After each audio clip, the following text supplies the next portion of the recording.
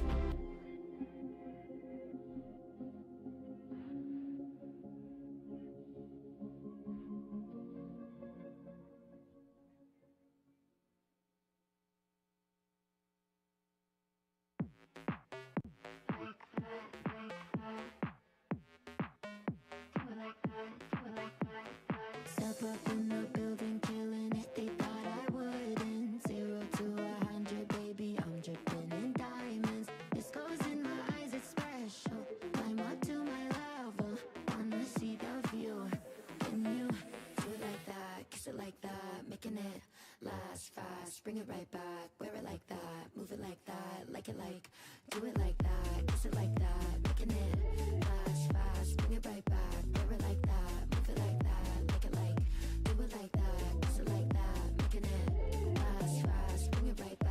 Wear it like that, move it like that, like it like that, like that, like that. Do it like that, do it like that, that. Like that, like that. Do it like that, do it like that, that. Tell me you're a winner without telling me your name. I'm the pieces, players, and the fans, baby, I'm the game. I'm stunning all of the lights, yeah. I'm taking all of my time, yeah. Baby, can you handle it? Handle me. Do it like that, kiss it like that, making it last fast, bring it right back. Wear it like that, move it like that, like it like, do it like that, kiss it like that, making it last fast, bring it right back. Wear it like that, move it like that, do it like that, kiss it like that, making it last fast, bring it right back. Wear it like that, move it like that, like it like, do it like that, kiss it like that, making it last fast, bring it right back. Wear it like that, move it like that, like it like that, like that, like that.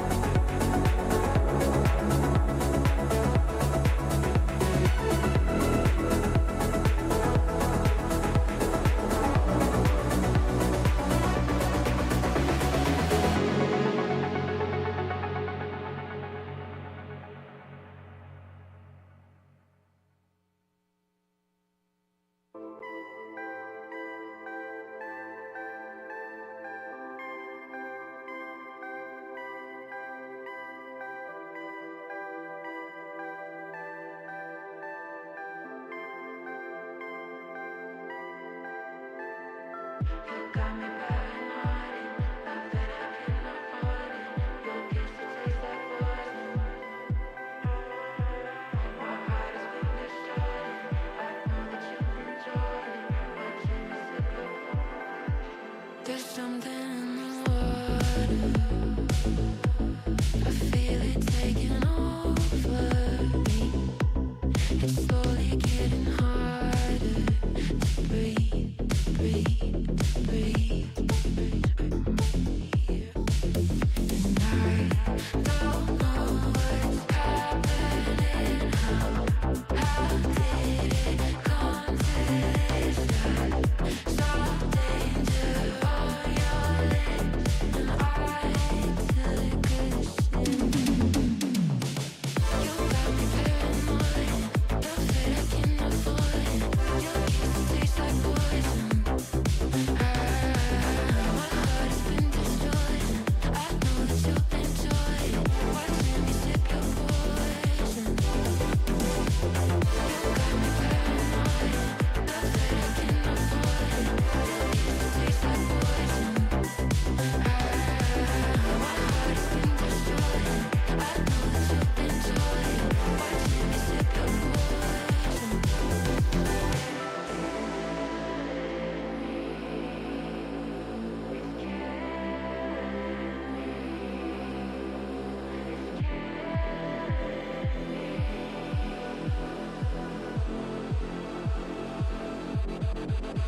And I don't know what's happening. How did it come to this? I saw danger on your lips, and I took a sip. You got me paranoid, love that I can't avoid. Your kisses taste like poison. My heart has been destroyed. I know that you'll enjoy watching me sip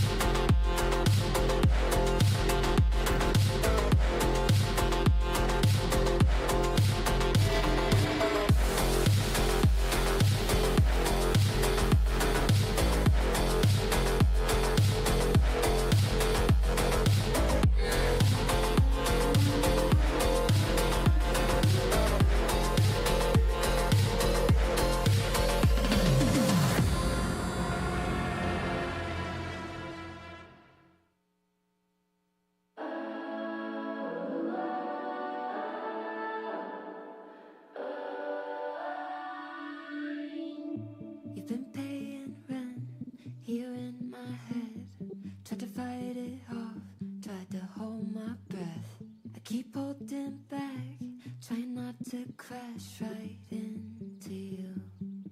But you look at me like you know something I don't.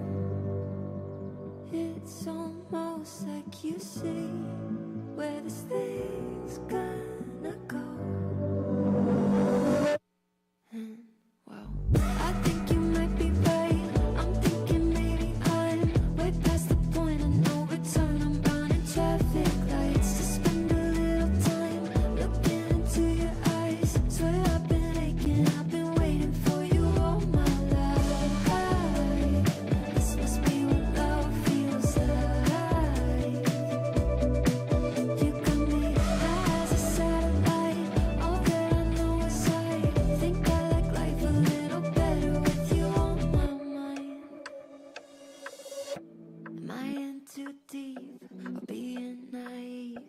Will you lift me up or send me to my knees? Start prophesizing that you'll wreck my life and leave me high and dry, yeah. But you look at me like you know something I don't. It's almost like you see where this thing's gonna go. Well, I think you might be right. I'm thinking maybe I'm way past the point of no return. I'm running traffic lights to spend a little time looking into your eyes. Swear I've been aching, I've been waiting for you all my life. This must be what love feels like. You got me high as a satellite. All that I know is I think I like life a little better with you on my mind.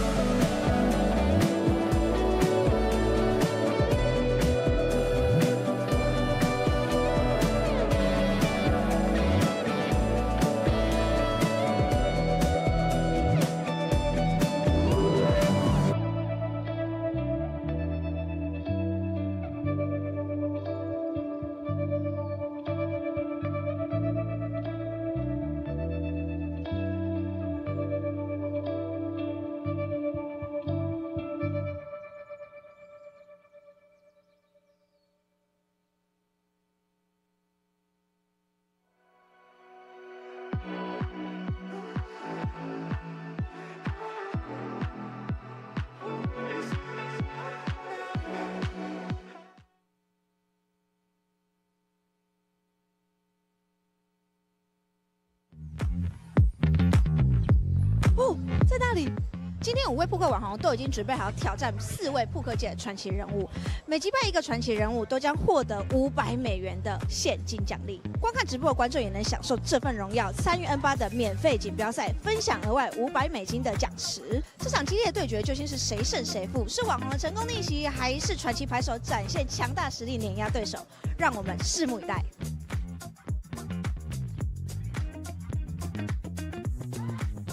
Jason， 请问你是怎么接触到扑克的？大概20年前左右就有开始打扑克，那个时候是因为看了一去讲扑克的电影。在加拿大的时候就经常跟同学还有朋友打 home game。像我为了今天的比赛，我已经在 N8上面打了很多场 sit and go 了，所以就是磨练我的实力这样子。Oh, I was totally shocked by the prize pool of this event. First off, I love playing against Kitty. We have a long history against each other, and then there's some very nice influencers. I also love being the pros too. So yeah, it was definitely an honor to be invited. 身为这次的外卡选手，你有什么心情吗？来到这里跟这么多神奇的牌手打牌，已经是非常荣幸。最具挑战性应该是 Puna 跟Michael Soiza， 很平常心才能走得这么远。I think Isaac plays very well. He's a level 4 pro because there's 4 patches on. You know, I have none, so obviously I'm a businessman. So yeah, I think the level of play on this table is actually quite high, a lot higher than expected. And you know, actually have to be quite serious. But you know, I've been doing this for a long time, so and I'm quite lucky. Obviously, I just beat Kitty with Ace 5 suited against Ace 7. So yeah, hopefully I get lucky. Oh, there you go. Not to be. 因为一般呢，他们不是职业牌手，针对这种结构，他们都还是跟之前一样，就是玩得比较急。他不知道，如果你把一个职业牌手踢掉是$500，所以其实你应该要跟的范围会比较广。走进了 Hands Up 环节，你觉得你现在心情如何？也是平常心，已经能在这个桌上打牌已经真的很不错，所以就顺其自然。A king for blue eyes. Oh, he makes the call. King in the window. Oh, king in the window. 10 of spades is safe. If we don't hit the ace on the river, this one is over, and blue eyes will be the Beat the Pro champion. The 3 of spades. We have a winner. The wild card yet again.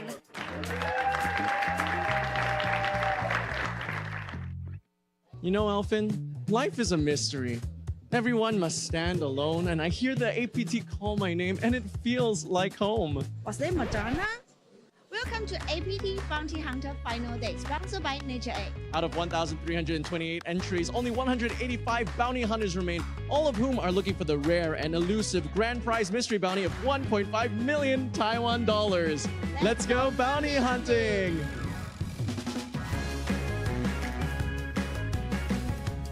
Okay. This one. Oh, okay, you wanna see two?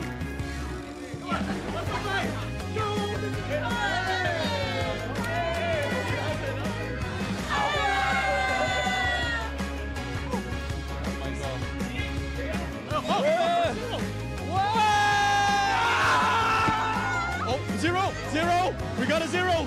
Do we have another? We've got another zero. Jacob, 500.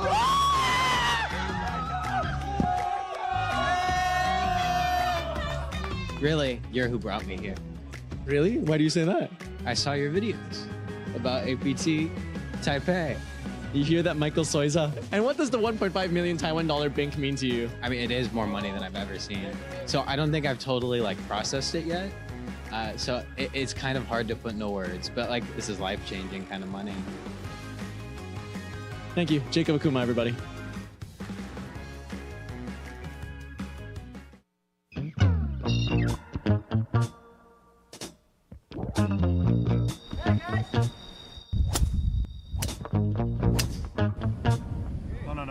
No, don't film that one.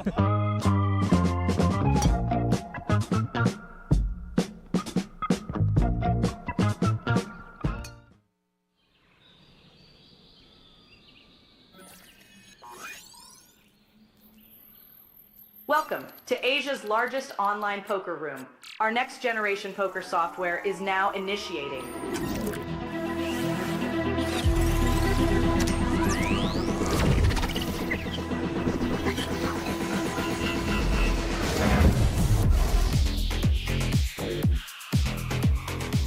Elevate your online experience with a wide variety of poker variations to choose from. Get fully immersed with fun and social features.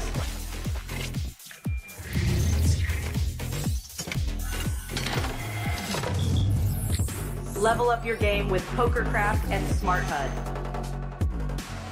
Unlock a wealth of rewards including cashback, bonuses, and jackpots.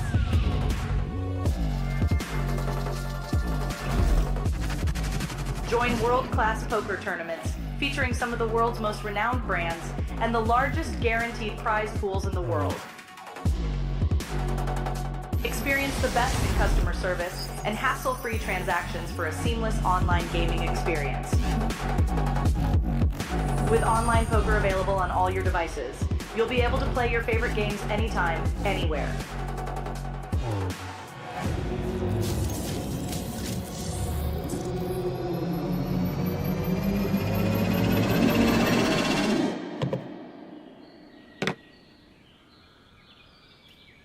Sign up now and elevate your online poker experience today.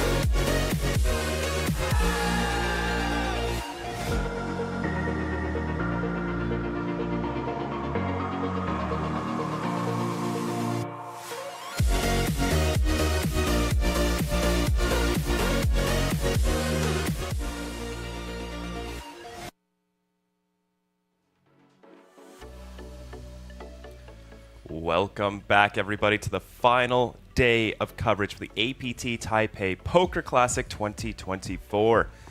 We are covering the APT High Roller final day today. We had an 11 mil guarantee. We smashed it. 27 million guaranteed in the prize pool. Over 150,000 USD for first. My name is Sam Insel. I'm joined here by Vidur Singhal. How you doing today? Doing very well, Sam. Bittersweet last day of coverage is always a bit of a downer, but we did have a fantastic main event final table yesterday.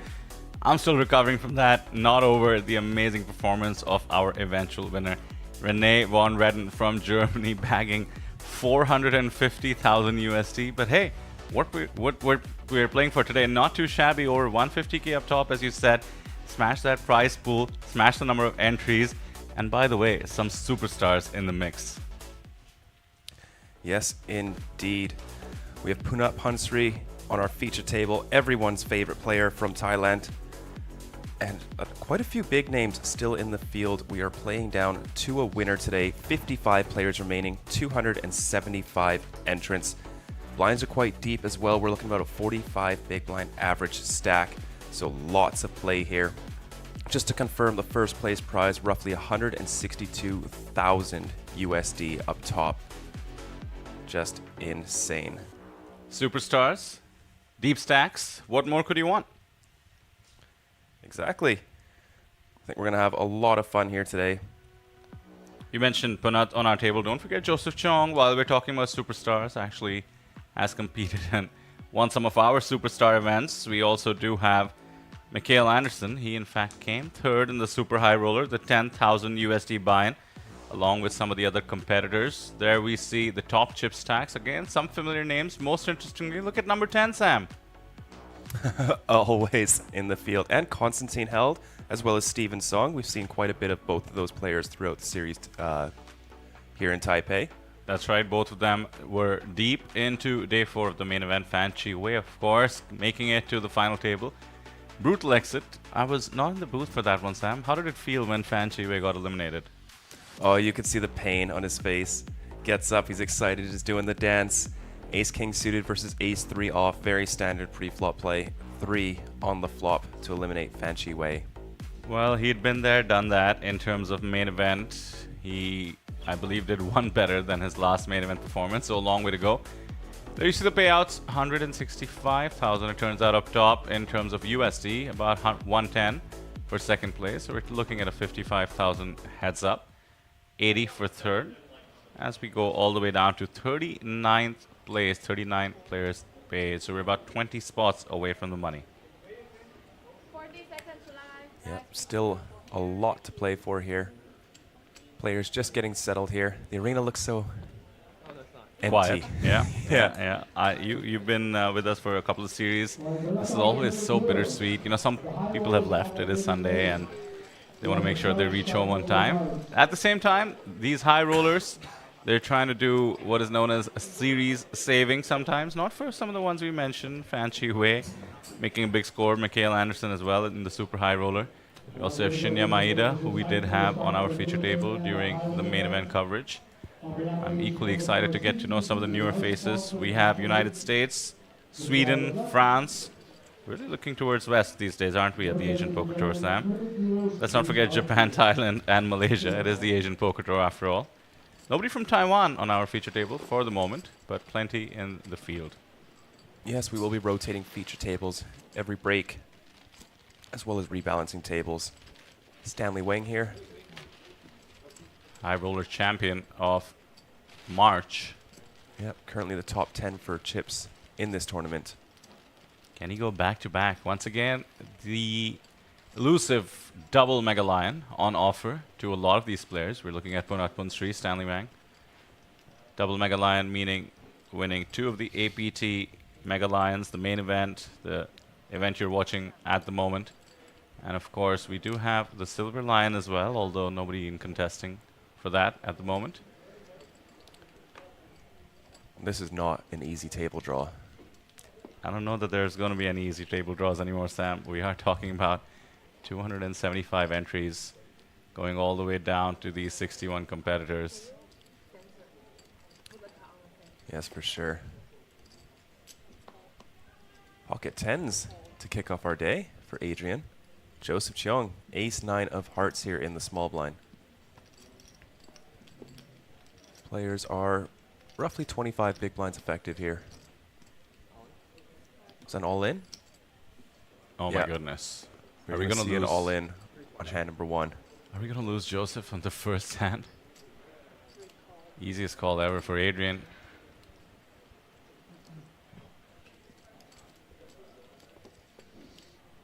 Not so fast. I want to see Joseph play. It's 39% to survive, taking into account card removal.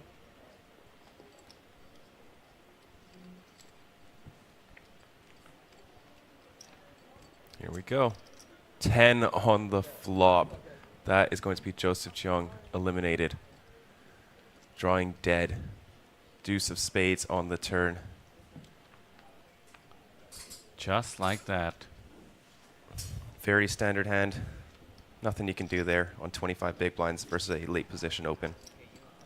And Adrian, look at that. 68 big blinds, now up to 817,000 in chips. Joseph has seen it all before, done it all before. One of the winningest players of all time. GG Joseph. Sad to lose him on the last day of our streaming. See you the next one. The next one being APT Manila, October 28th. I'm sure Joseph will be joining us.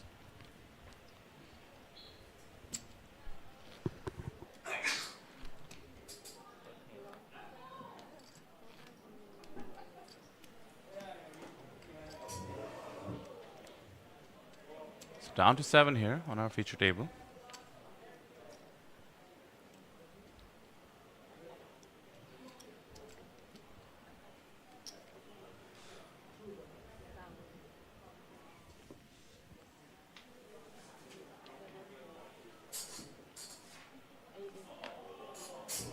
That's Lim from Malaysia. Folds it.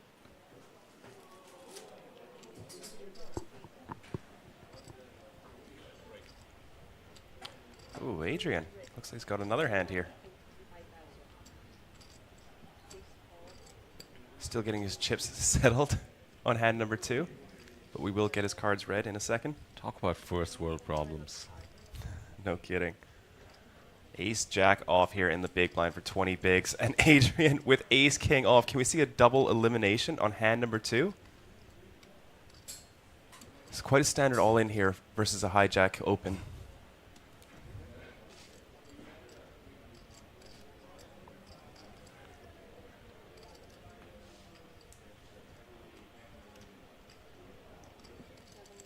Just makes a call. Wants to play some post flop here. Good timing for being conservative. Oh, never mind. Just the most cruel flop. Ace high. Adrian with the king of spades as well. 68k in the middle. This is one of those boards that you bet quite large against a big blind.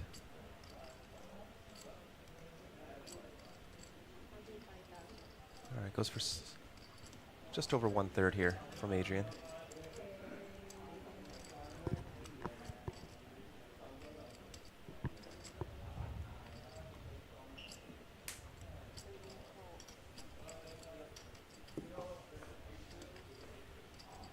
Five of hearts on the turn. 6-8 does improve. Some 2-pair combos like 7-5, 9-5 suited. Obviously ace-5, but not too much cause for concern here.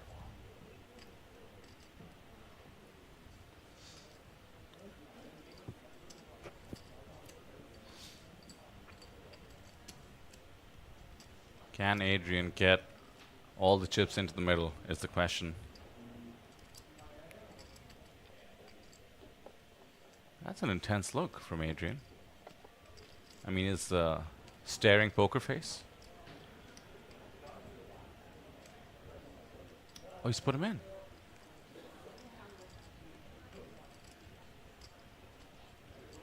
Yeah, wow. Just an overbet shove on the turn. 2 flush draws. I wants to make it look like he's got a bluff here.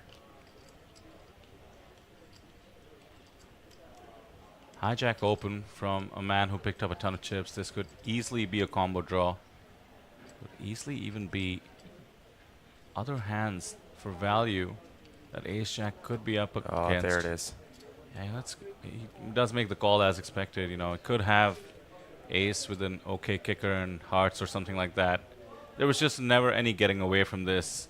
First avoiding disaster pre-flop, then with the ace on the flop, now 6%. Otherwise, I don't think I've ever seen that before. Let's wait until the jack gets faded, and there it is. Adrian up to over $1 million in chips. Hand number 1 and 2. What in the world? That's crazy. Would it be too much to ask for 3 in a row? I just feel bad, but it would be exciting to see a hat trick on hand number 1, 2, and 3. I've never seen that before. I've never even imagined that before, and we're not that short, mind you. There you see it, the shortest stack now, 26 bigs. If I was Lim, I'd be a bit worried. Yeah, right? Adrian is coming for you.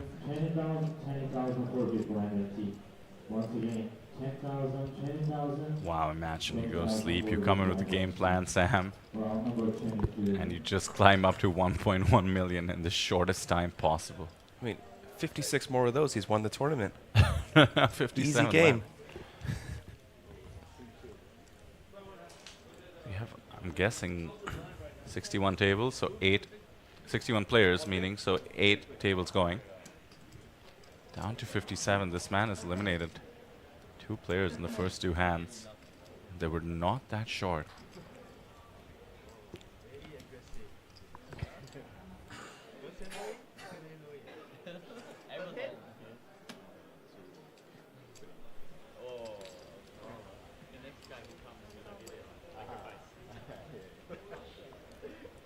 Table, having fun with what has transpired. That's Tanupat. Tie origin by the way of the US, and Mikael Anderson in seat number 2. Now has to deal with the monster stack on his left. Mikael is from Sweden. 3rd place in our super high roller. That's the 10,000 USD buy-in. Looks like we might have a slight delay here while something gets fixed. Or perhaps they're just waiting for Brett to stack his chips so he can use the card reader next hand. Gives us some time to talk about the main event yesterday, Sam. As usual, our coverage ends with this 2-day high roller, one of the Mega Lions awarded for battling with the best, and an incredible 275 entries in this one, certainly outperforming all our Taiwanese efforts in the past. What a main event final table yesterday. What a champion, from coming in 9th place in chips to winning it all. Both of us, I believe, got the chance to talk to him. Couldn't have happened to a more humble and just a warm person. Yeah, you speaking to him last night, you could just, oh no, ace jack offsuit for Adrian, stop it. Have some shame, poker gods. What is going on?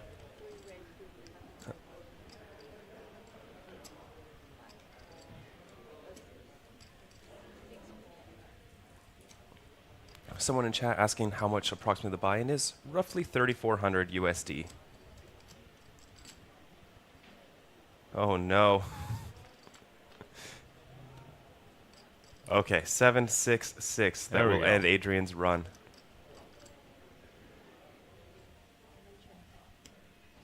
Poker gods giveth and the poker gods taketh. The only question is, how much can Lim extract?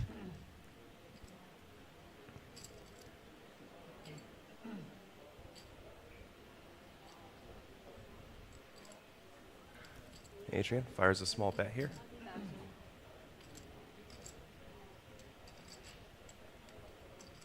$20K, 1/3.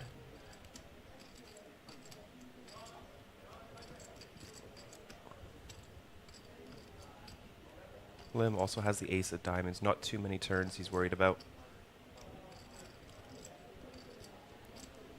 Proceeds with just a call.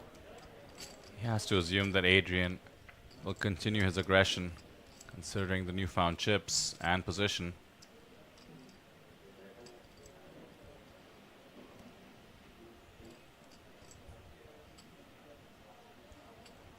Lim's range continues to be plenty wide. About 22 big blinds remaining in his stack.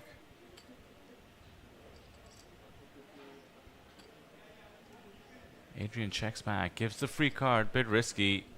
Of course, he doesn't know that his opponent has a 6 and it's a perfect check back. Now the 10 completes the obvious straight draw.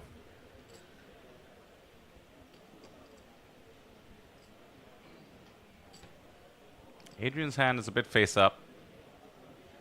Lim has to try and extract some value and rep a bluff somehow. Diamond seems obvious. Does have the ace of diamonds. Should try and go big here. Going polar increases the chance his opponent eliminates pairs out of his range. He does go big. Not fully polar. 70% pot though.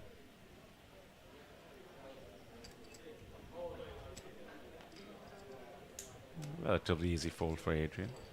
Yeah, gets out of there. Bumrah in chat asking, is there any Indian left in the field? Indeed there are, Bumrah.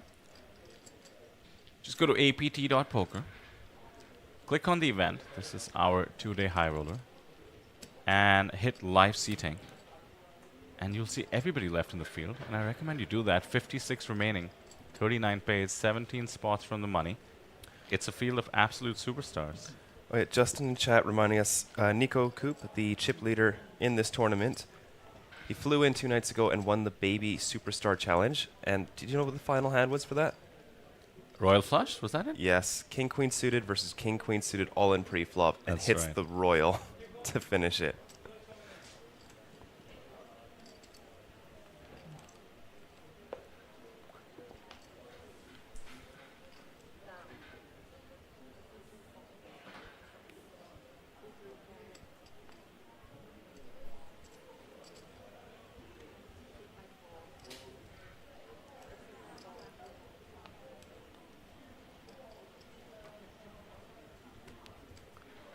Justin driving viewers away from our stream as always, reminding our friends in the chat from Thailand that there is a stream on Natural A Thailand.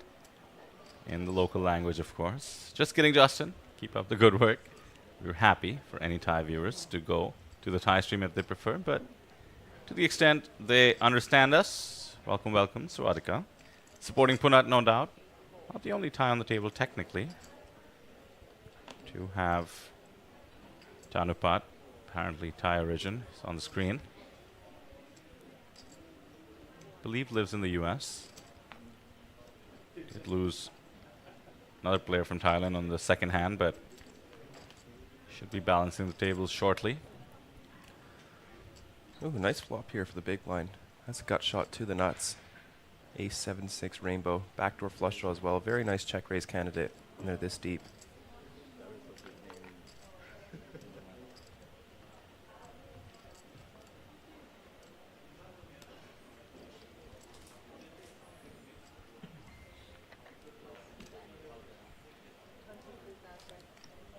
Not firing out a bet here, 22,000.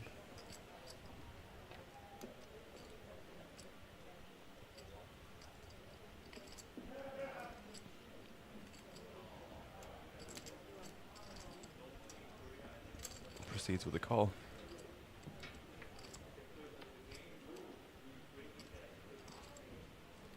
Five of diamonds on the turn. Punat picking up the open ender. Tanupat picking up the open ender plus the flush draw.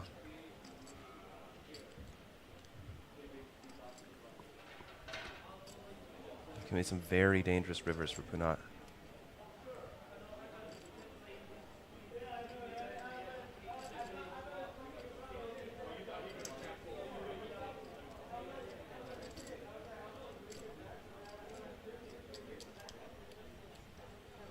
Does fire at it, 75,000 into the middle. For those of you wondering, the greens are 25K, the blues are 5K, and the yellows are 1K.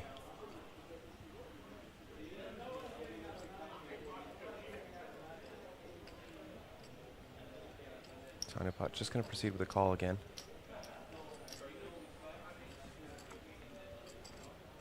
Queen of hearts, that is going to lock it up for Punat And this is probably just going to check here. Certainly can't be donking when the queen comes out. Absolutely disconnected. Yeah.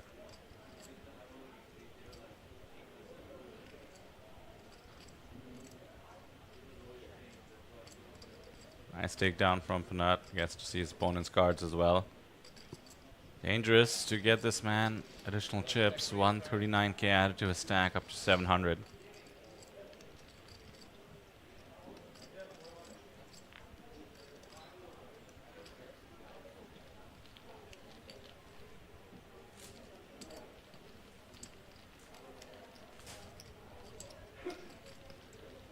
We've got to get him an APT hoodie.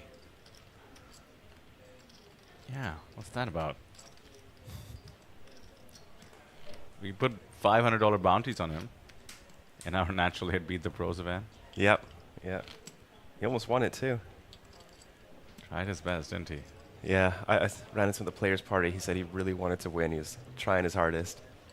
But that's poker. You know, sometimes a wild card or the amateurs do take it down against these high-stakes crushers.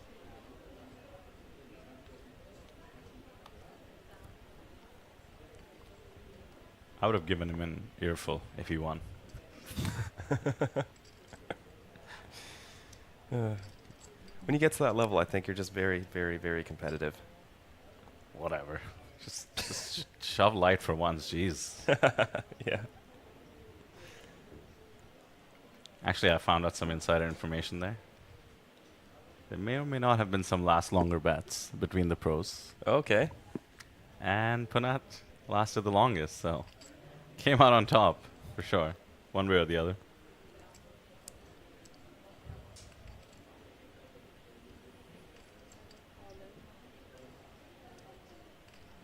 Queen 10 suited, 14 bigs from the cutoff, takes the spot.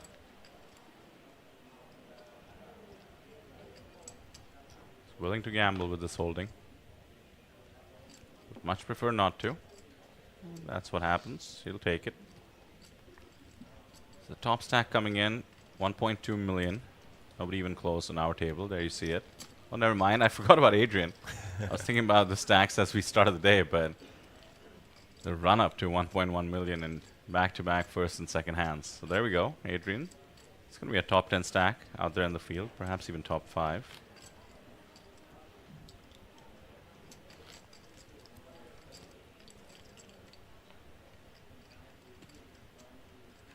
Nico Koop, German pro, over 4.5 million in lifetime earnings, leading the pack. Very impressive. It's going to be even more. Has his Hendon Mob updated since his win at the Baby Superstar? It has. Wow, that's fast. 100k or so added, just under.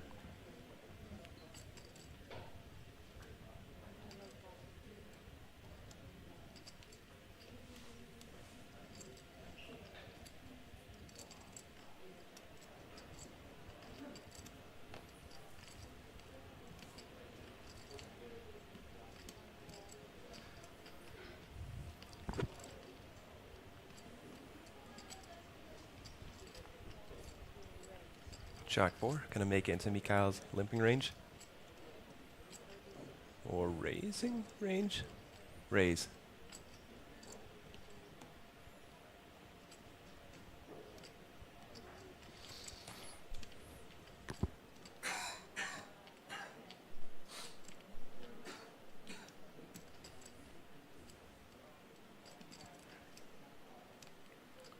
Adrian, not ready to give up the 5-3 off. Comes along.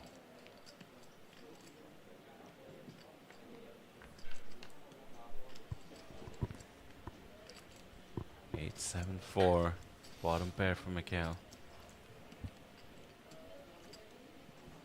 Just 5 high. Gut shot for Adrian.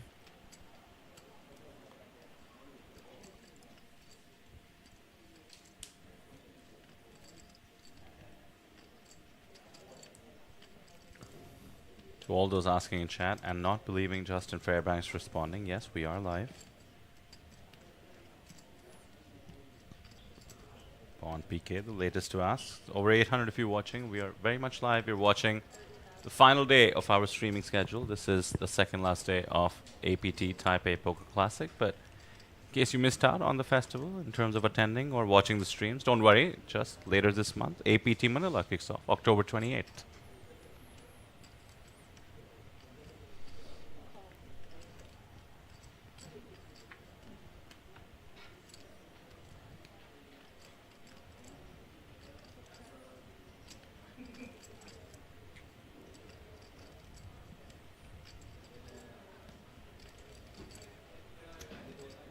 Very interesting to see what happens here. 12 bigs in the middle. Adrian with just 5 high is very likely to fire after all. You don't call pre and on the flop to just try and realize the gut shot equity with 5 high. And now Mikhail is left with just bottom pair on an extremely wet board.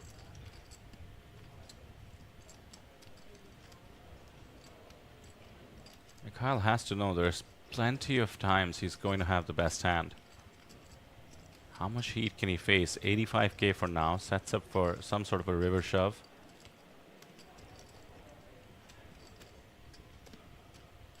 Makes a quick call. Would love for the board to pair. That is the opposite. It actually does give the straight to Adrian. That is just cruel. Yeah, very, very connected river. I think he'll be able to get away.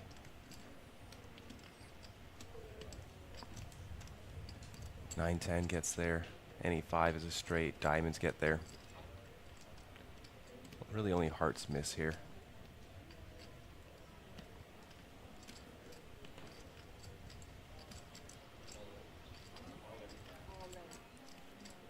There's the shove.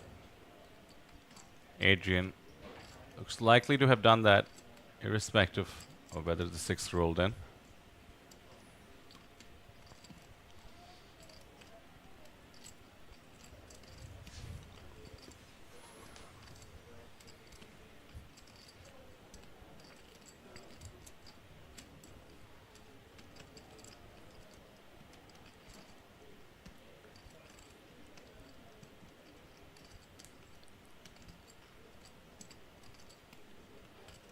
Gets away.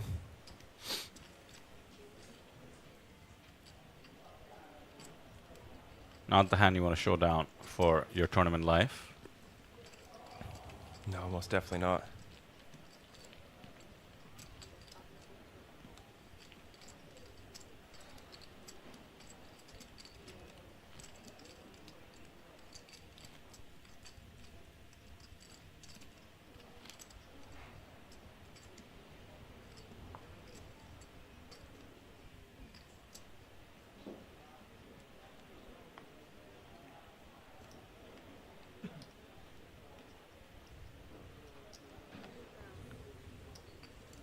Yet to hear from some of the players on our table. About 1 orbit in. First 2 hands about as exciting as they can get. 2 eliminations. But not with pocket 6s, +1. Justin rinsing Steven in the chat. I see Steven had as much success as I expected him to. Brutal. Absolutely brutal. I'll let him know you said that, Steven. He's referring to Stephen Lai, our co-commentator. Did make his contribution to the cause, including in this event. Ran pretty deep, I believe, but here we are. Not make it a day 2, I'm sorry to say.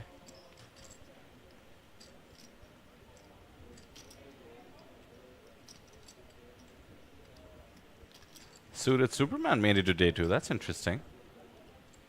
Frankly, I didn't know he was out there. Yeah, ran into him at the beginning of the series, but haven't seen too much of him. Probably out there playing everything he can. Yeah. King, King, 5, Punat's pocket 6 is still in the lead here.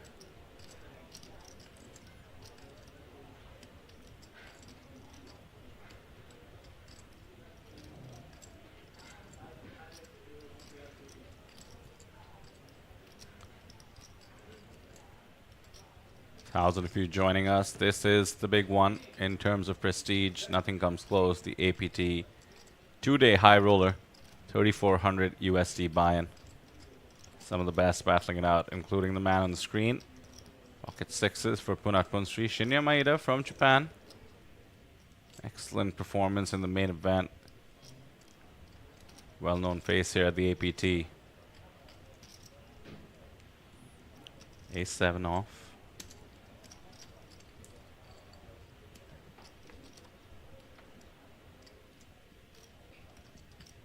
Hits the ace.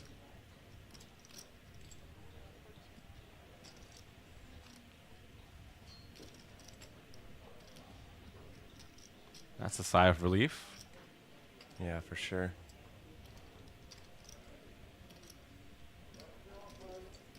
Some Punat fans in chat asking for a 6.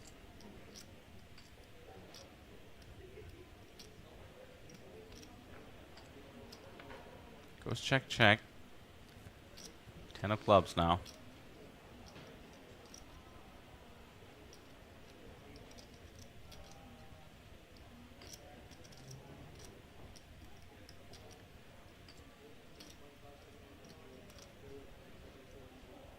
Shinya's kicker replaced by a 10. He's contemplating whether to value bet. Decides to check. Quick check back from Punat. Shinya gonna take down this pot.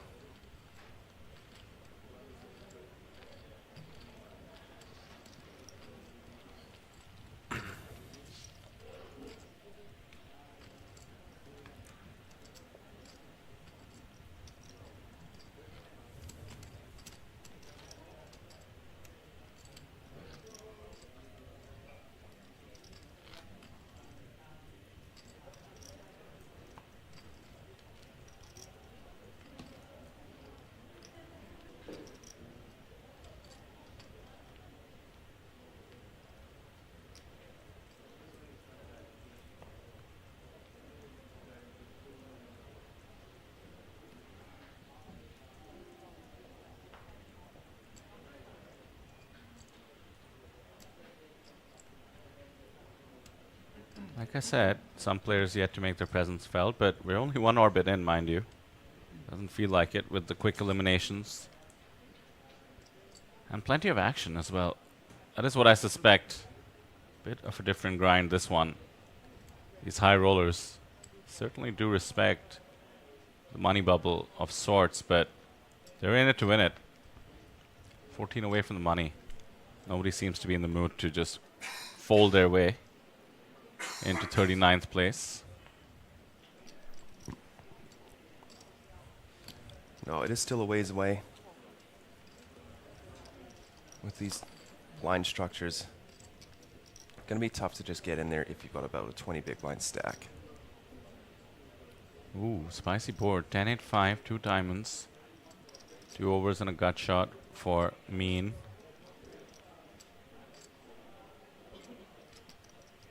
Tanapart with the open ender. We have replaced his flag there. United States now. Does live there.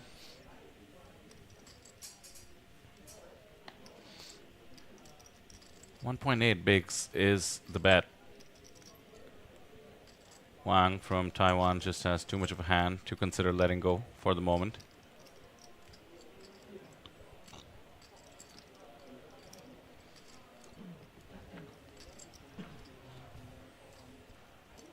Four of spades is a break. Only the 7-6 completes.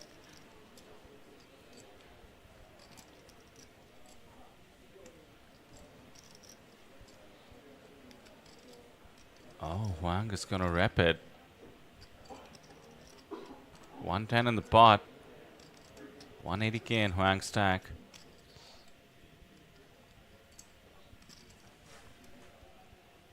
That's 30k. I don't think he's repping. I think he just really wants to see a free river for as cheap as possible. I mean, it's gonna cost him 2.5 bigs. Tanapat could have checked behind. This wouldn't be the right strategy to see a free river, but he has gotten the worst hand to put in more chips. He just doesn't know it. 4 of diamonds means the check mark for the queen high.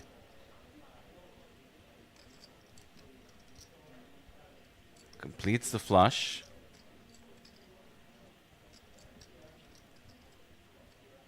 Wang does have the jack of diamonds. 170k in the middle, under 1 SPR. If he thinks he's bluffing, it's going to have to be all of it.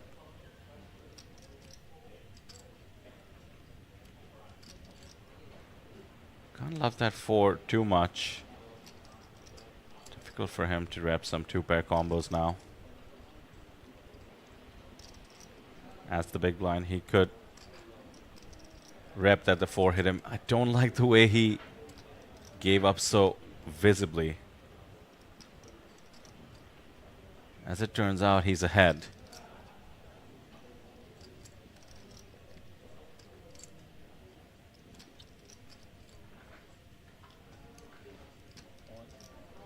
He just doesn't see a world where he has the best hand.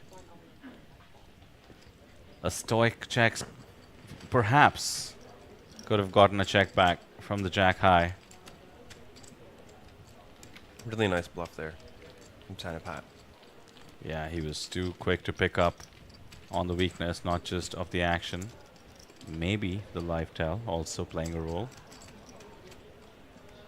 What do you think, Sam? Was that a bit too visible, or am I reading into it a bit too much since I can see the cards? It's tough to know if he's faking or not.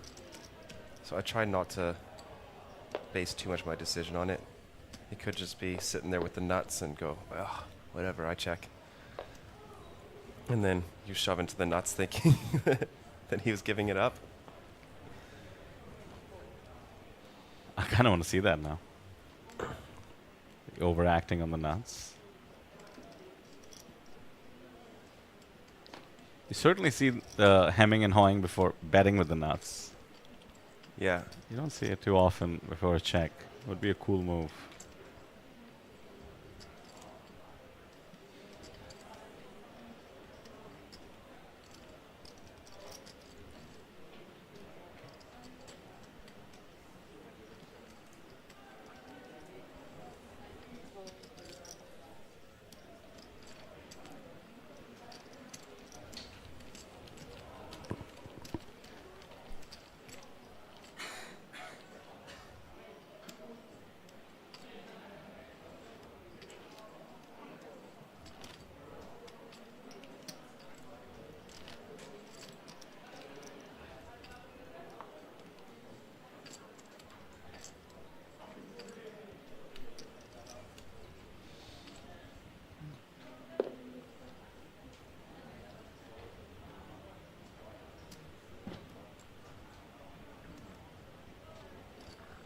Just a couple of Thai players left now in the field. Did of course switch Tanupat on our table to a more appropriate flag perhaps. Lives in the US.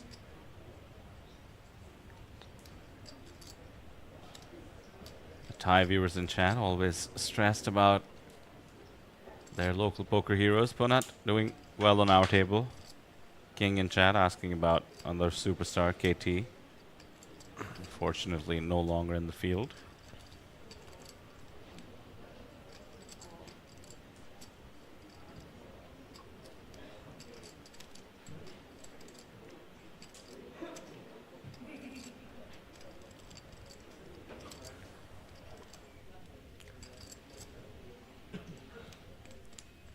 It's funny, you see different sort of card rituals when they check pre-flop on a stream table versus off-stream.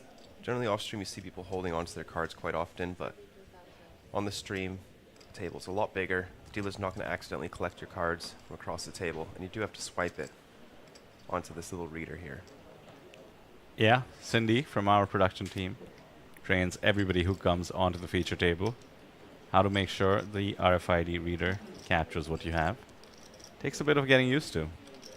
Would certainly change up your, what do you call it, like a card ritual? Yeah. Right.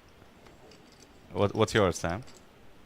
I check my whole cards like 4 times and then try and just hold them. Early on in my live poker career, I decided to try and memorize my whole cards. And if I'm wrong, you know, you forget it midway through the hand. Mm-hmm. So be it. It's a way of punishing myself and doing better next time. Then I started playing PLO a bit, and my entire philosophy came crashing down. Yes, of course. For mini event, final day, 10,000, 25,000. Do you remember this epic hand in, I believe, the 2009 World Series of Poker main event where Ivy misread his hand and folded a winner? No, I didn't. Folded, I believe it was an 8 high flush. I think he thought he was bluffing and he had the best hand, or maybe it went check on showdown, and unbelievably it was captured on stream. Wow. And I remember Norman Chad, the famous commentator, just yelling, "You have a flush, Phil! You have a flush! What am I watching here?" We've all done it. Exactly, and it just gave me so much hope. If Phil Ivey can misread his hand, maybe I don't need to be that hard on myself when I do. The only difference is it would cost me a lot more of my net worth every time I did.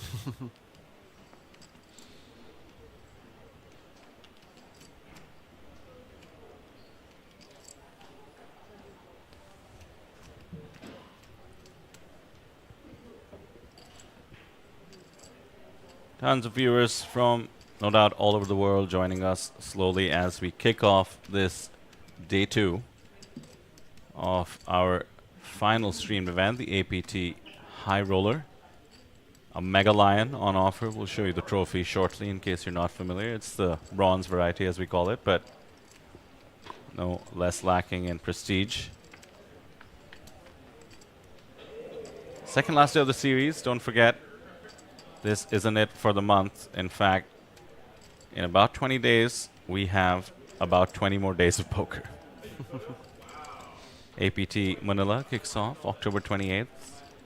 Similar schedule, 100 plus events. We had Neil Johnson, APT president, in the booth yesterday, excitingly telling us new games he's making up.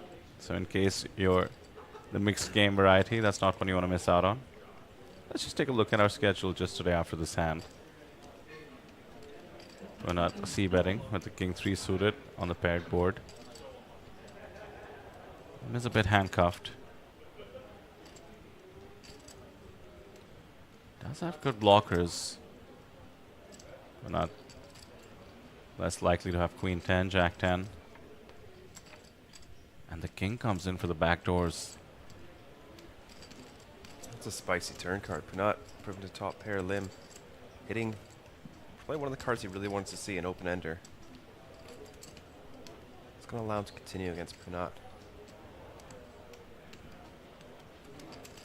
Don't think you bet too big here with just a king, no kicker. Be tough to get called by worse if you go too big. Just checks it back. 5 of spades on the river. Doesn't change much.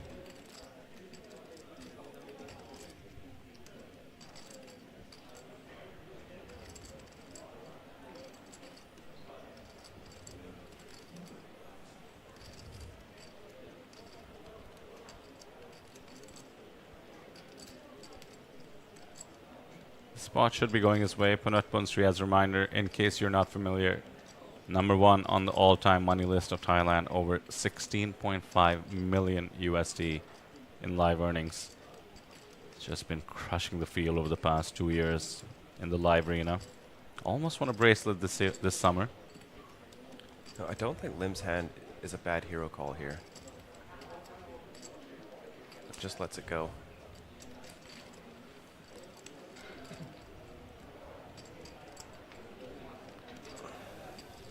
Taking a look at some of the events today, second last day of the schedule, as I mentioned. Do have the micro main event going on. Smashed all kinds of guarantees. The mini main event as well, down to 57. Watching the APT high roller, of course, the final day. You still have those single day high rollers. Those are the real series savers. 2,500 buy-in. Then the fun stuff, 8-game mix. All the mixed games you could ever ask for just 220 USD. And then some of the evening events, kicking off at about 7 p.m. A turbo, a hyper turbo, a high roller variety. We had one of those yesterday as well. I believe Steven went pretty deep. The Win the Button Hyper Turbo, 300 US. You ever played one of those, Sam? No, I haven't. It's really fun. Extra incentive to take a pot since you end up on the button. And because it's a Hyper Turbo, we actually played this in a sort of fun internal APT game. And I realized how fun it can be because when you get short-handed and it's a Hyper Turbo, the incentive to win the button is just so strong so that you don't need to pay the blinds. It just creates some madness. It's also a single draw mixed game just for 157 USD. And then one of the super Hyper Turbos to wrap up the night. Take a look at the schedule, apt.poker, then click on Taipei, see what's left of the series, then take a look at APT Manila, see what interests you, and come join us.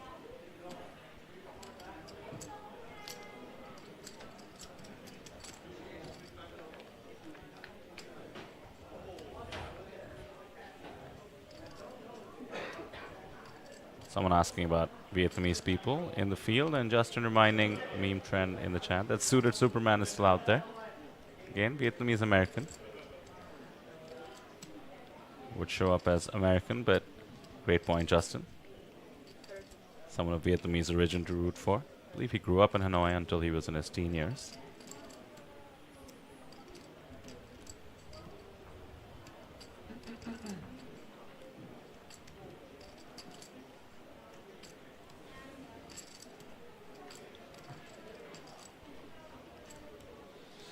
Anupad seems sticky with the 9-4. Let's go. Was in rough shape. Flop's covered. 5 on the flop.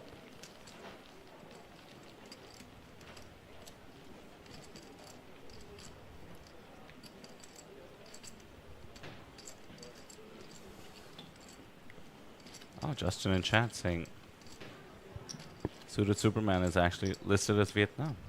Color me surprised.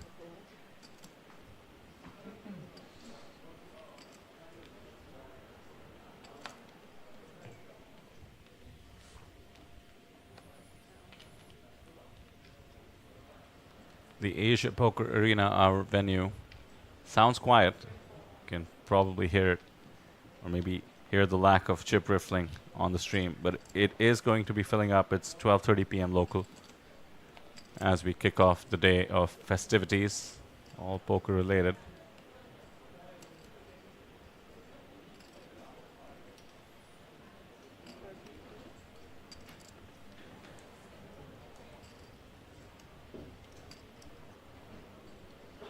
Not ace-jack offsuit in the hijack.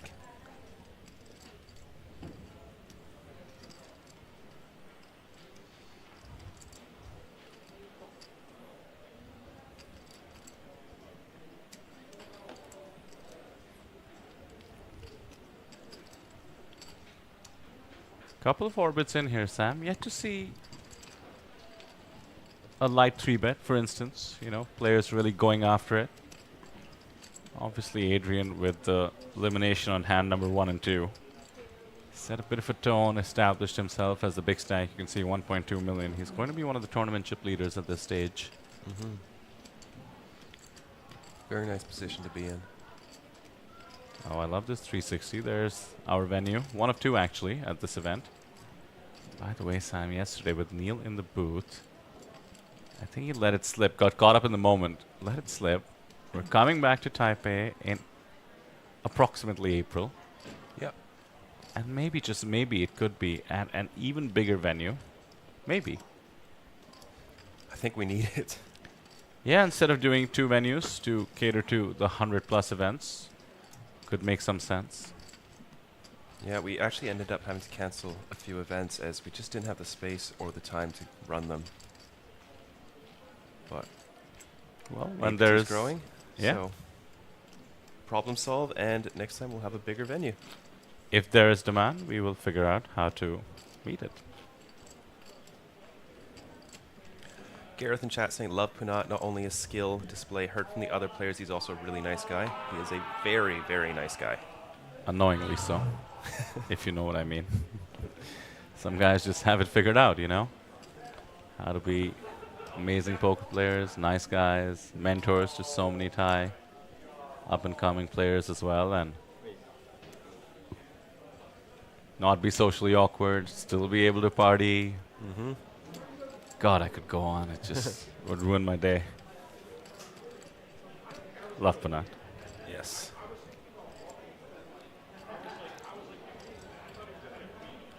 Justin says the dealers must be exhausted.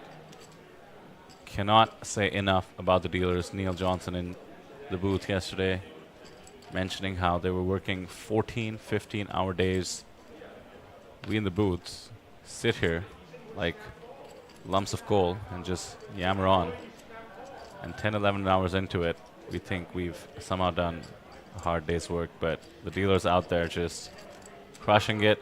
Fantastic performance by all of them, including some of the complicated mixed games I keep hyping about. So huge shout out to all the dealers.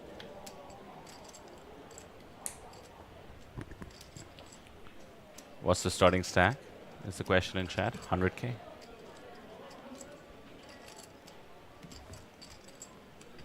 Average stack right now, 650, give or take.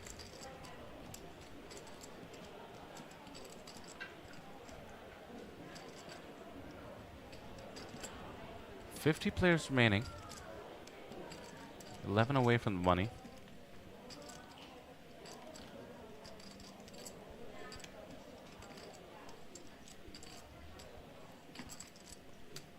C-bet from Shinya with top pair, and Adrian with bottom will come along. Oh, that man is running hot. Picking up trips here on the turn. Goodness. Just like that. Close spot here with the Queen Jack. Could go either way here.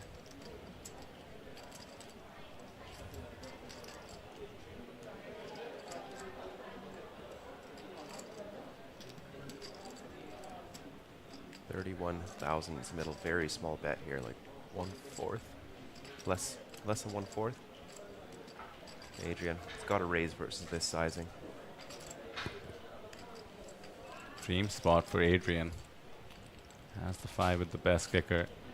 His opponent is suggesting with this kind of sizing, either he has nothing or he's going to come along to a raise. All the overpairs from under the gun open ranges and of course good queens. Simply cannot fold yet, and the chip leader is check raising a small turn stab.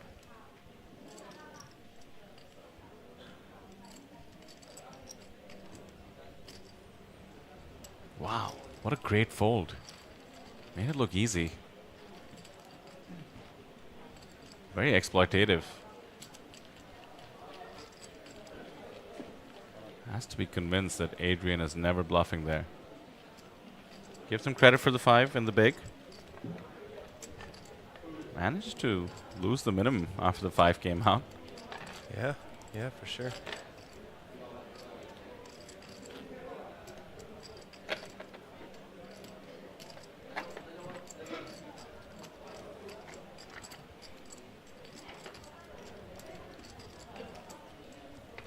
Wang from Taiwan. Shortest stack on our table, 9 bigs.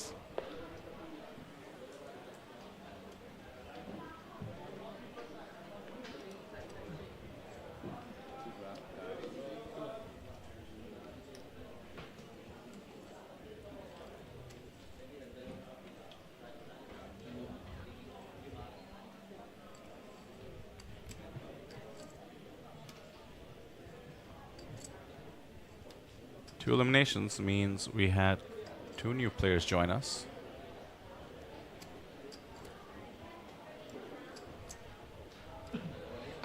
We'll tell you more about them once they get in the mix. For now, 3 high in the cutoff. Should be folded. Mikhail, 10-4 off. Adrian with the ace king. Is this man's day. Wow. Blinds did go up to 8,000, 16,000. Doesn't exactly have 100 bigs anymore, but everyone else is well covered by his 81 big stack. Wow. Jam and a snap call from the big blind.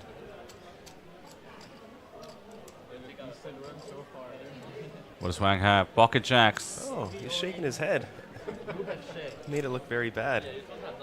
I mean, it's better than you'd want. Needs to fade the flip. When you have jacks and the man with all the chips jams it in there. You'd love to see at least one undercard, but Adrian running hot, ace king, and the ace 10. What a shock. Oh my god, 2 jacks needed. Oh, there is the jack. It's an ace, a king, or a 10. Adrian still 15% here versus the full house. Not like this. Oof, the jacks hold up after binking the turn. So, negligible dent in Adrian's stack, but he was going to be 3 out of 15 hands in terms of eliminating players. Thankfully, Huang sticks around.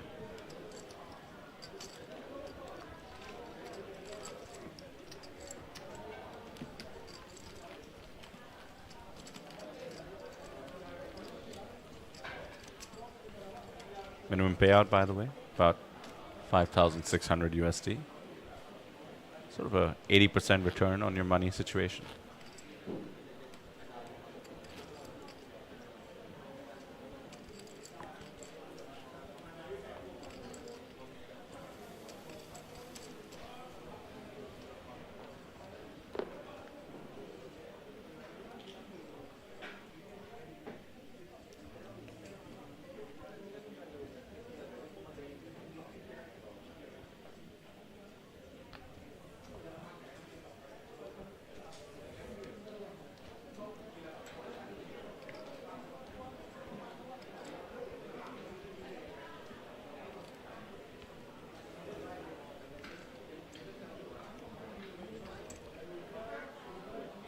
Here we are, moves all in here. Jack 10 suited under the gun for 14 bigs. Very large shove from early position here. Does have to get through 7 players. Oh no, there it is. Tiny Pat with the ace queen suited. Henry has been jamming light. We have seen very, very light jams from under the gun, avoiding that 2 big blind burden on the next hand.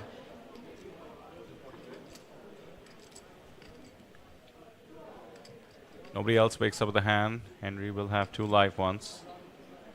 Well connected. Fair shot. Anupat surely ISOs. Yeah, I mean, call and shove is same thing. Maybe call lets you get away if there's insane action behind you on the off chance. Just goes for the call here.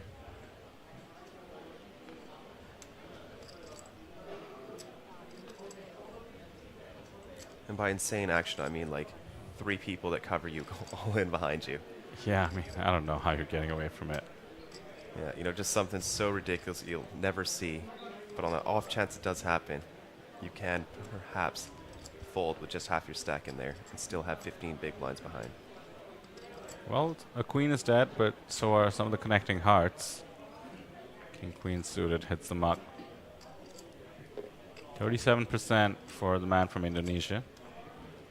Justin in chat says, yeah, I'd be shaking my head too if I had Jackson saw a flip.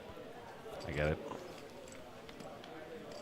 Here we go to the flop. 7, 5, 3, 1 heart. Still some hope. How about the 8 of hearts to keep it spicy? Oh, the 10. There is the bink. Anupat is not pleased. 5 outs. No dice. The Jack 10 suited gets the double.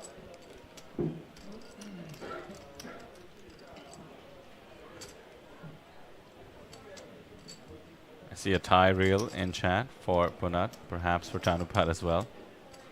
Any Indonesians in the chat?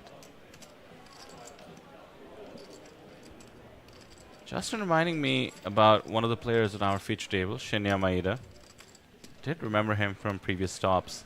Did not realize, Justin, that he is the one who folded queens pre-flop on the final table of Da Nang because of ICM. Somebody had 1 big blind. Those spots are incredibly tough to play when you have somebody so short with a pay jump being 20 to 30 buy-ins, 30,000 USD. And it's a spot that doesn't get studied much, but you will get faulted for a lot by people that haven't studied ICM. APT Danang was, I remember, uniquely wild in terms of folds.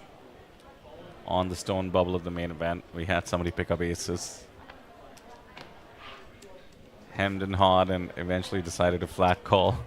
Whoa. Pre-flop. Went four-way. Board comes like 6-6-7. Yeah. Four-way. Obviously has way the best of it, but just refuses to bet even a blind to try and take it down. We were on the stone bubble, and then the chip leader decides he's had enough and simply fires a couple of bigs with the 9 deuce and gets it done. That's about the summary of it. I don't remember most of it, but four-way action.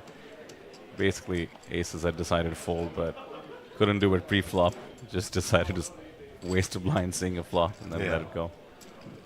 It's really tough when the money means a lot. I'm not one to judge. In fact, I'm appreciative of the entertainment, considering I still remember it. Wonder if you remember that one, Justin. Crazy stone bubble. Those are folds people make all the time, I realized. It's just that on the feature table, sometimes we happen to capture them. Mm-hmm. Adrian flopping very strong here on ace 5-3. Got shot as well as pair. And here we have a new player, Vincent, joining us again. One of the happiest poker players I've ever seen. Always entertaining to see him at the table. Very, very strong player. And he's a local. Now lives in Taiwan from the United States. Love his vibe. He's just super pleased to be here, it seems like. As we all should be. Yeah, he played the 25K Superstar Challenge. Got it in good. Did manage to lose and just smiled. Tapped the table. Off he went.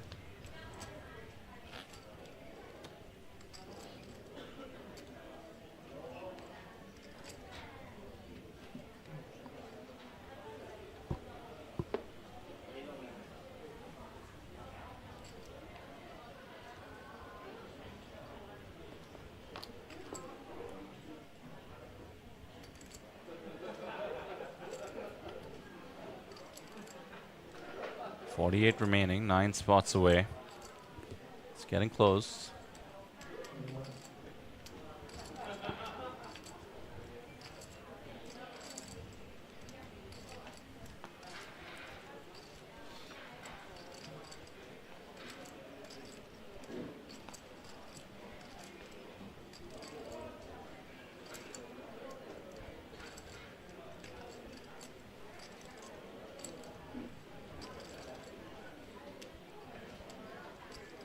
On our website, it's possible to even take a look at the survivors of the previous day, thanks to our amazing coverage and technical infrastructure, frankly. So with the blinds being at 8,000, 16,000, we came in at the 6,000, 12,000 level. About, I'd say, give or take, 20 stacks below 20 big blinds coming in now with the increment. Let's just say the short stacks are about 15 big blinds or so, average, 20 of them. We only needed to lose about 20 players to get in the money, so I suspect we're inching up there. Very spicy flop here. Top pair for Lim, Kunat with the open ender.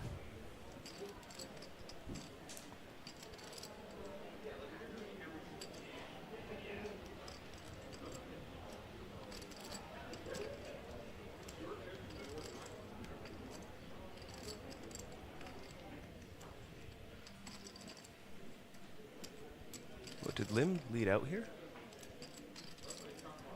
Yeah, donking into Kunat's button range here. Not gonna make the call.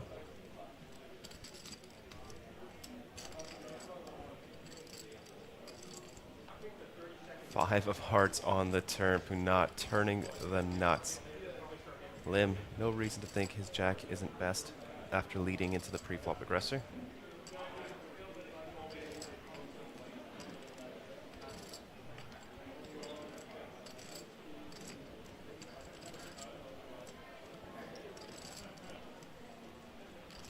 Two 25,000 chips fired in, 1/3 pot. It's a rainbow board. Not too many draws available. Lim probably is betting a very strong hand here, top pair included. And the only action-killing cards are the ones Punat blocks.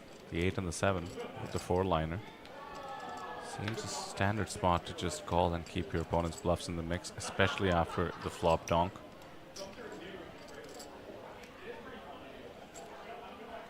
Ten of hearts. Proves Lim to 2 pair, top 2 now. This is just brutal. He's going to have the best hand so often. He's probably just hoping to stack off. Is Punat about to collect the full bounty? Wow, he checks to trap. Or is he afraid of King Queen in particular? Queen 8, I suppose, could also be in the mix. Would be a double gut shot on 4th Street. Yeah. Interesting check.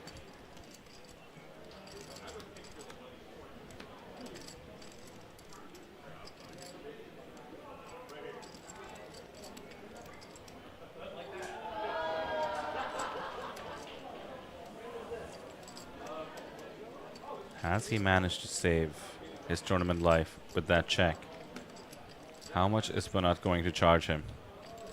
And is there any chance he can get away from it? That's the all-in from Punat. Lim hasn't snap called yet.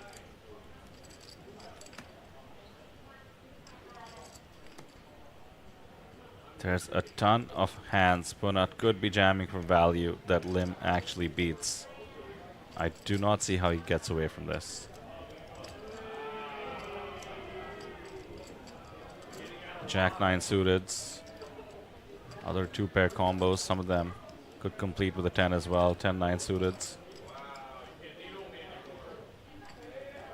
They don't even have to be suited. Could just be the offsuit combos. Punat just opened on the button. Got led into from Lim on the flop and turn.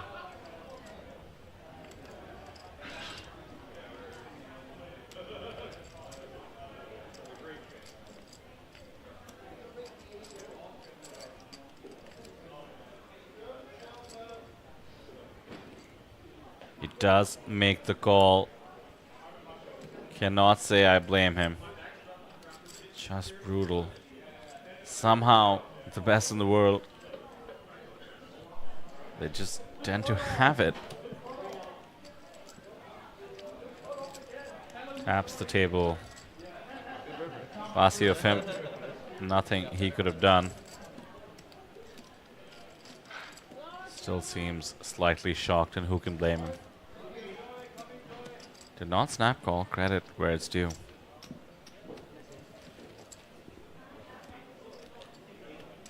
Oh my word, we're down to 44. Does that even include Lim? Yeah, getting close to the bubble. Will we see Neil running around again? Not this time. Unfortunate. And just like that, we're almost on the bubble.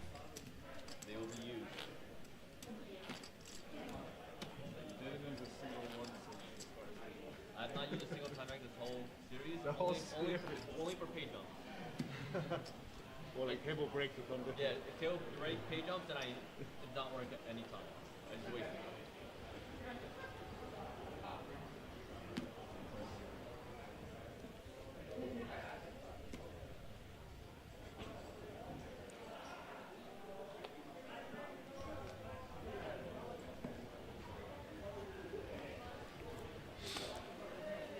Proper premium for Mikhail. There we go. Haven't seen too much of him, but nice to see him getting in the mix now. Ace Queen suited.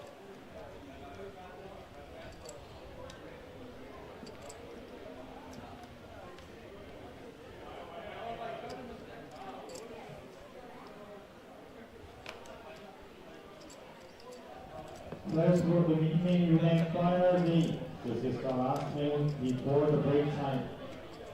We're going to a break time for 15 minutes.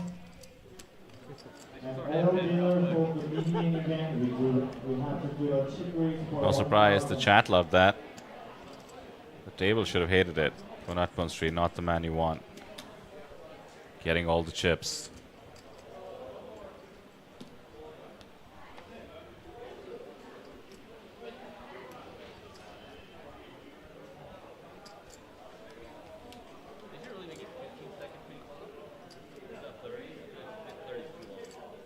Some banter between the opener and the big blind.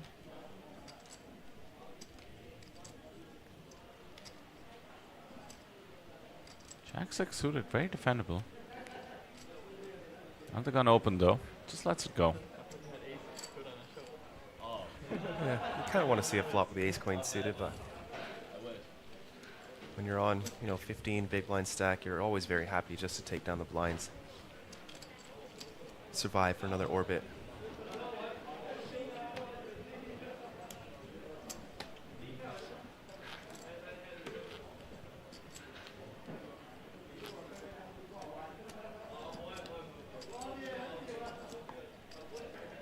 $43 now. Is this a soft bubble? 39 paid. Approximately 5,700 is the minimum payout.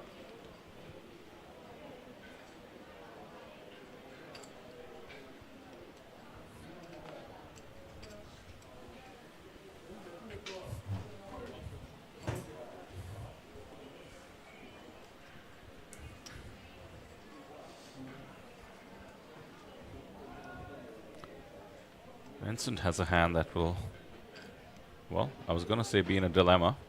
Dilemma solved, just lets it go. Yeah. Ace 10 suited +1 against the UTG Open. Conservative approach. Not to mention Adrian has a mountain of chips.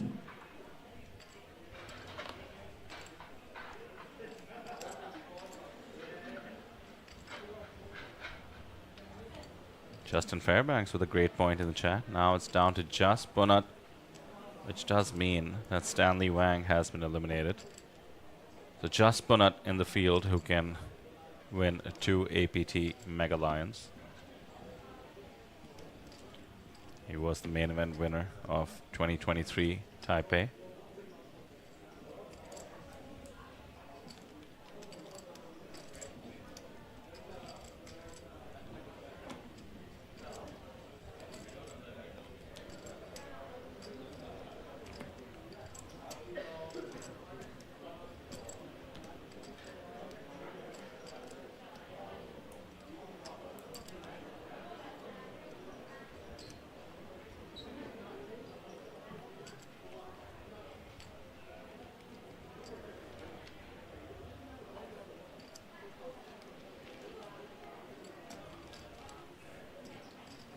Well, Jack 6 suited.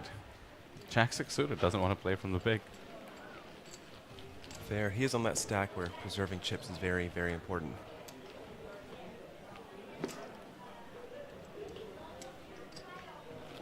Most likely will play it versus a late position open, but does have to be a little bit tighter versus the under the gun range. Shortest stack on our table is 15 bigs in the form of Tanupat. Very curious how these players approach the bubble. 2 big stacks on the table, Adrian and now Punat. This is where they want to press their advantage.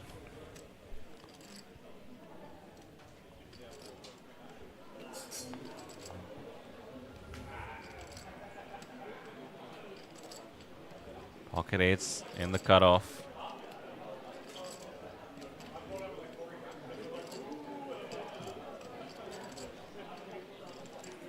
Henry with his newfound chips after the double up with the Jack 10 suited.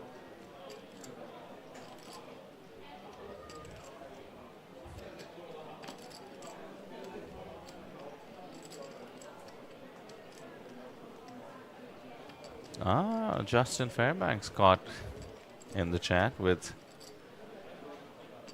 a very, very rare error, it seems. Stanley Wang still in. He's won this exact event this year itself.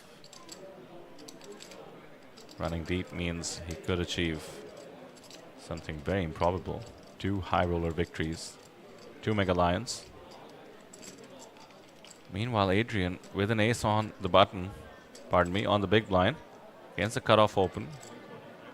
Well, it certainly was getting defended, but he wants to put the chips to work. 4 away from the money. The players can see that on their clock as well, of course, and decides to put pressure with a 3-bet from the big blind. Henry has about 29 bigs to start the hand.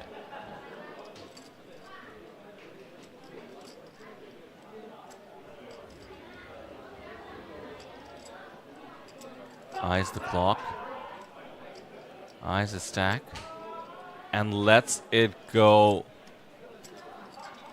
Bubble pressure in full swing. Adrian making sure he can see what he bluffed off the pocket 8s with. Ace-6 off. Adrian is going to be a force in this tournament, it seems, if he can extend his chip lead further here on the bubble.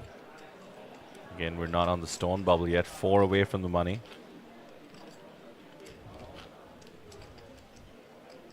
We did look up Adrian's hand and mob, as we tend to do. Very sparse. Player from France, about 22,000 on there.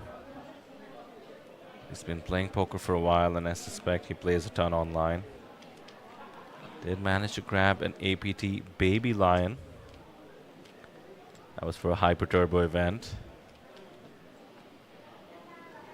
First place prize in that was approximately the buy-in of this tournament, and here he is about to coast his way into the money.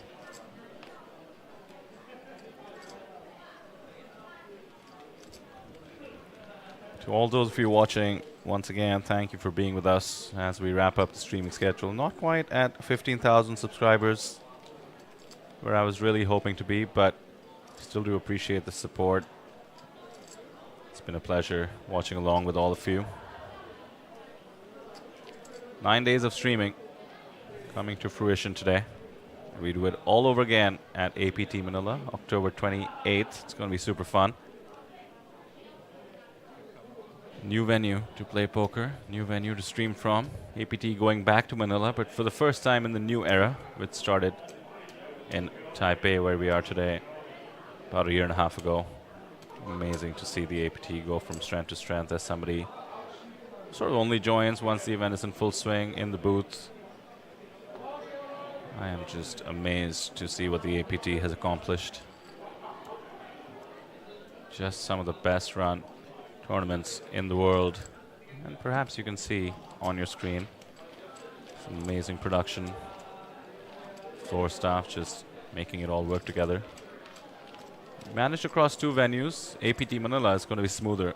City of Dreams is the venue, 80 tables. And then we head straight to Fukuoka. APT has been there in the new era. I happen to be there as well with the APT. It was just fantastic. Tropical paradise to play poker out of. Very family friendly as well. Look it up. Fukuoka in Vietnam. An island off the west coast. It's exactly how you're picturing it. An island off the west coast of Vietnam. Just very, very family friendly, poker friendly.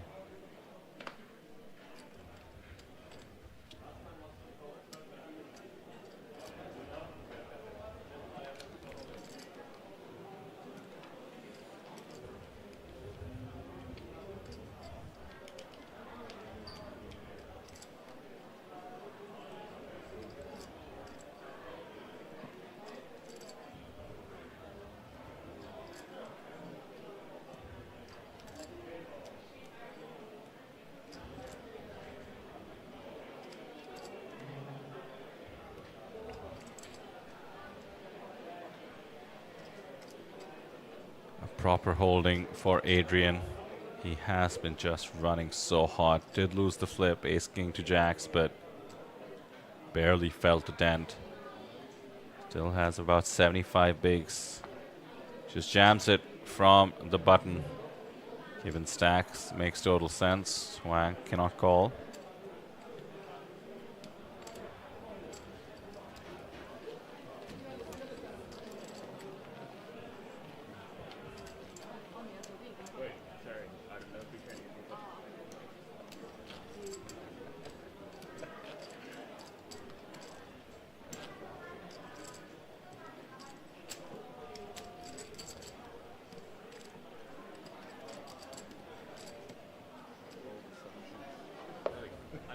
My phone was already in there, right?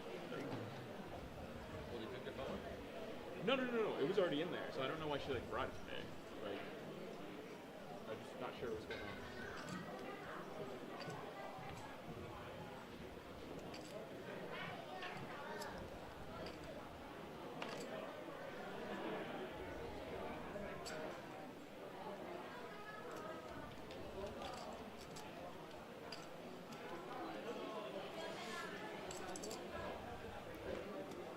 Danupat is the shortest stack on the table, and just like that, we are 3 away from the money.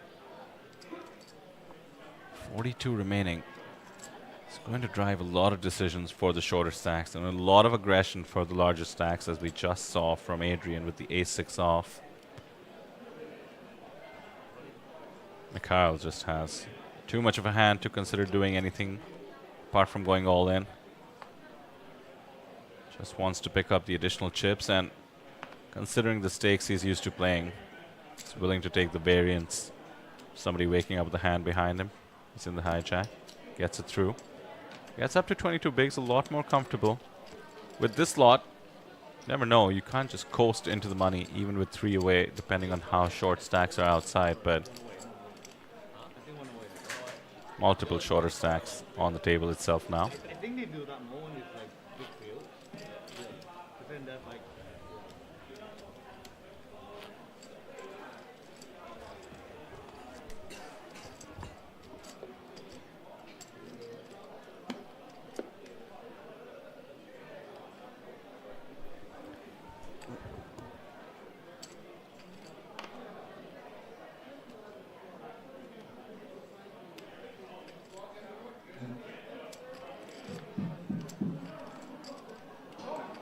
Anyway, final break, less than 3 minutes left for the break time. 12 players, please come back to the table. Once again, anyway, final break. Adrian getting involved. King 3 suited, putting that big stack to work in the hijack. Uh-oh, pocket queens here. Very quick all in here. 14 big blinds. Gets to pick up a few extra bigs here. Putting up to 19 big blinds. Imagine this just goes fold.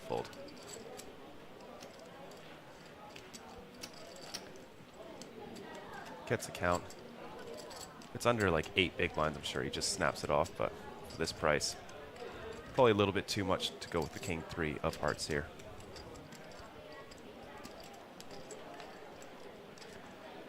Let's it go.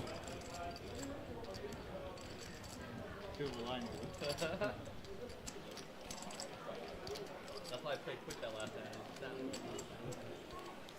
Lots of pressure on these folks here. 42 remain. 39 places paid.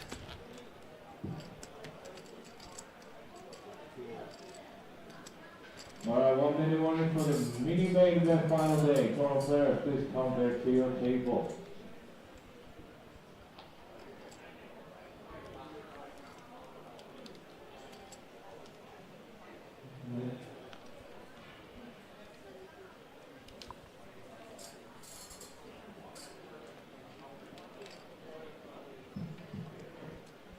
APT High Roller, final day. Blinds are going up next hand.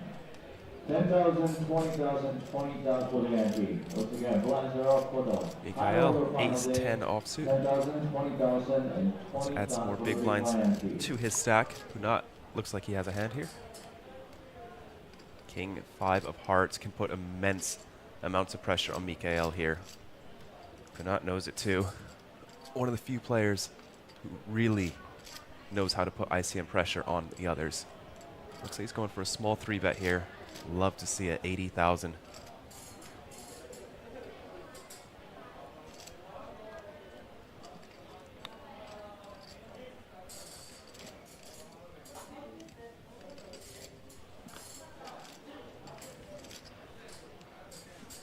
This is why having someone with 16 million in lifetime winnings on your table during the bubble is just so difficult for you. Here we go, new blinds in ante, 15 and 30,000. With a 30,000 ante, shuffle up and deal.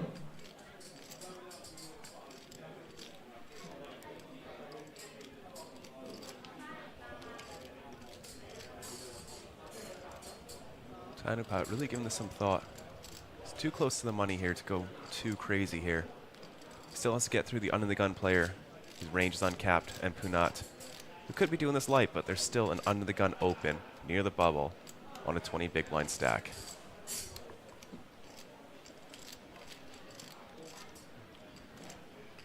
Stack down, bro. I don't want to use all of it. I want to use 2 at a time.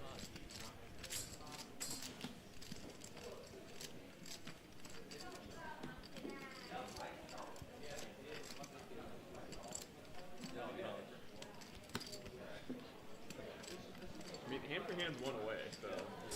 I'll take 2 just in case I need to.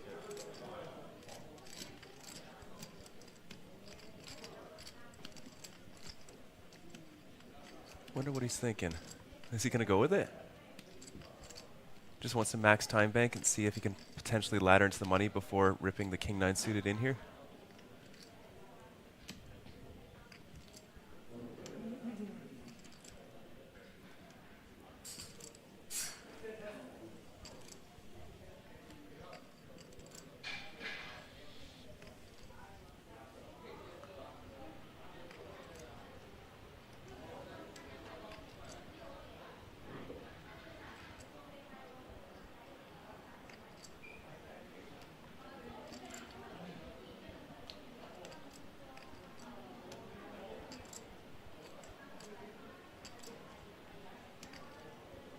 A lot of people saying all in. It'd be kind of crazy to see an all in here.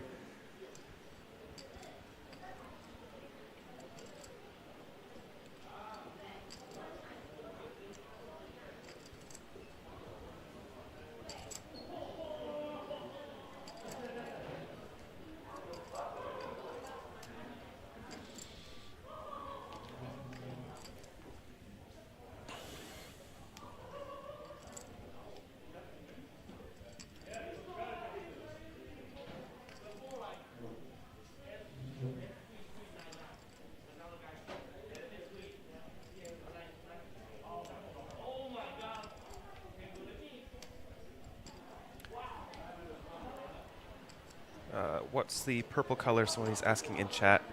I think it's more of a blue. Those are the 5K chips. Yellows are 1K, greens are 25,000.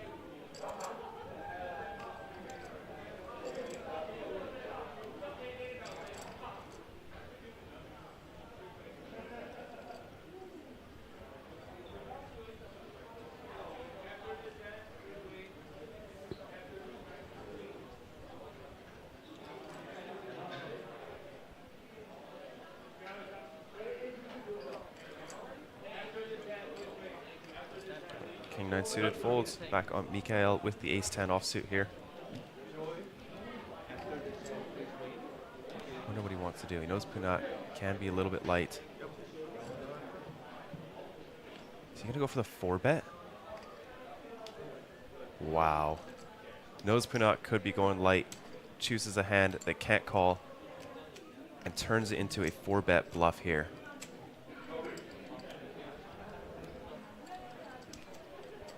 This is why these two have multiple millions on their hand and mob.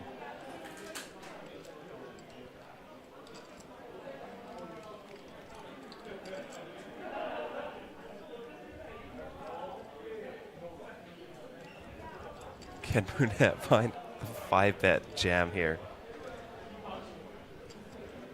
I don't think so. It seems a little bit crazy to do. Just lets it go. Very nice pickup there from Mikael.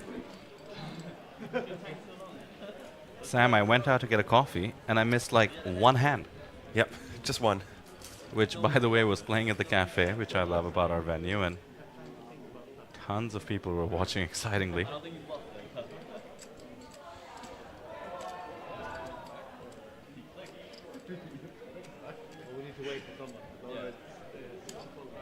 Yeah, Mikael does get a little bit of an advantage there. You know, he's got an extra 3 minutes to think about his decision due to the King 9 suited tanking in the big blind. I doubt he picked up anything from Punat. I mean, No, Punat is but not giving anything away, but gives him more time to think about Punat's past tendencies. He knows that he could be applying ICM pressure because You know, you open ace-10 offsuit under the gun, you get 3-bet from someone that covers you on the bubble. Your first instinct is just, this is a fold. But if you give it some thought, 2-3 minutes, you can start to think about what hands Punat's doing this with. What other plays make sense? How much of my stack can go into the middle? How much do I need to get into the money if this doesn't work? A lot of factors that do take some time. It's easy when you can see the chips here. Know the exact stack depth. Have all the details on apt.poker. But when you're there at the table, there's a lot more to think about. Personally, I find seeing the cards helps me the most. Yes. Make perfect decisions. Even then, actually, I cannot. Never mind. And with that, stone bubble, 40 remaining.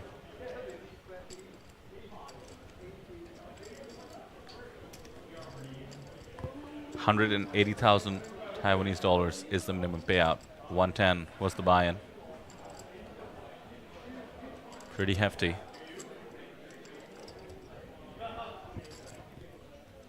About 5,600 USD or so.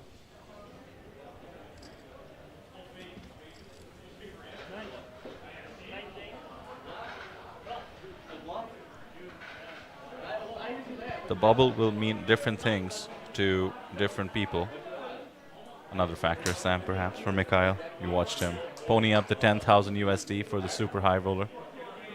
Come in third place. For others, this is, for lack of better words, a big deal. As it should be, cashing. That's over 5,000 US.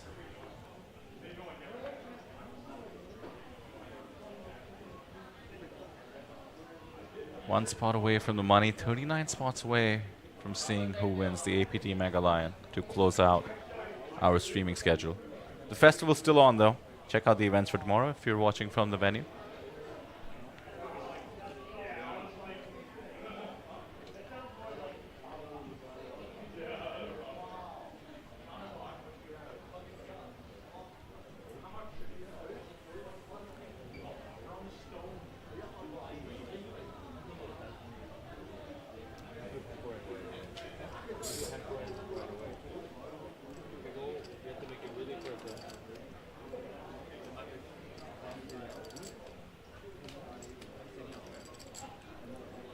At the outer tables, Fan Chi Wei seems excited.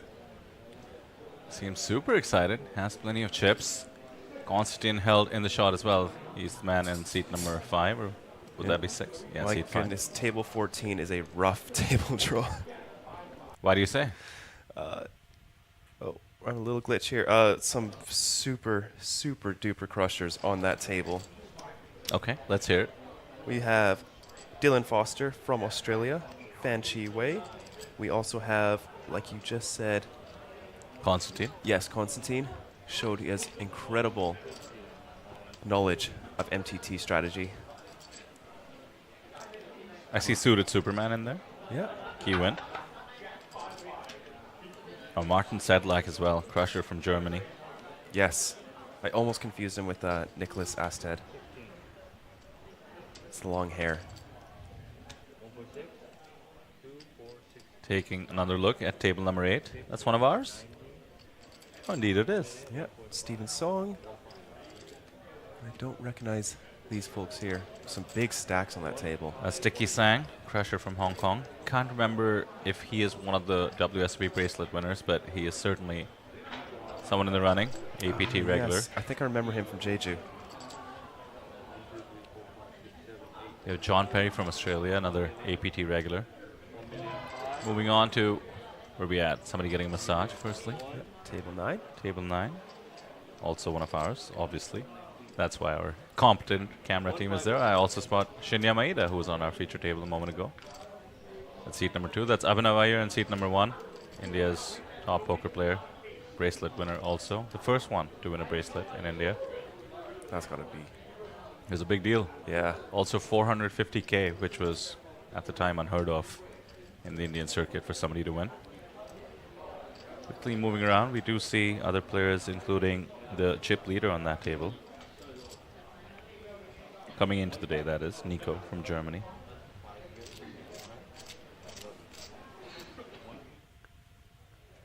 So we are hand for hand, needless to say, on the stone bubble. Our production team will capture the action as it goes, to the extent we have an elimination on one of the outer tables.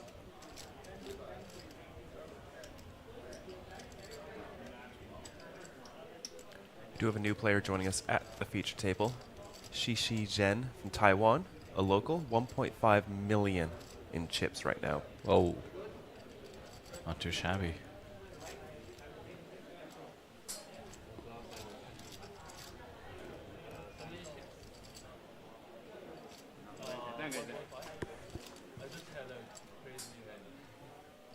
Table 13 also us. Who are you looking at?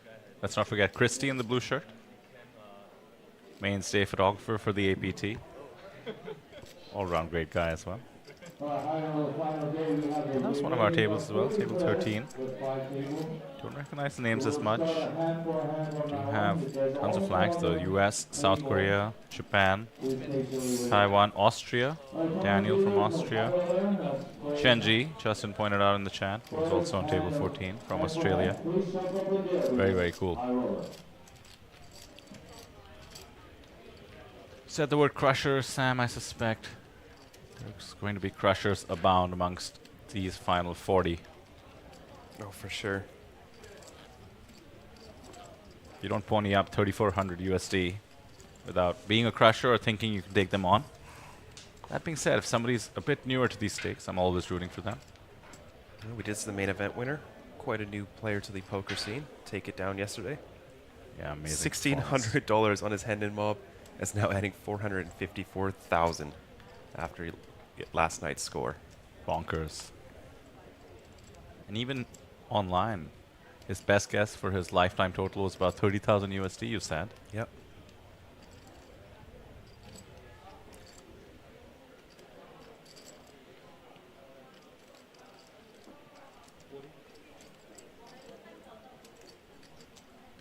We're not opening up the ace-queen suited in the cutoff.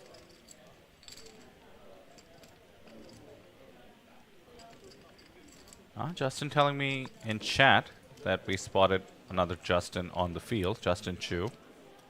He's a Taiwanese hero. Millions on his hand and mob, if I remember correctly. He ponied up the 25K for the Superstar Challenge at Jeju and came in 3rd place.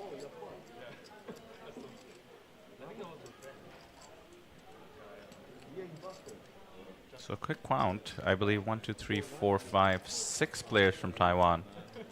Not too shabby, 40 players remaining. It's been a great performance by the locals. It does include Justin. Vincent on our table, of course. Fan Chi Wei, we just spotted. A couple of others. Oh, Huang on our table as well.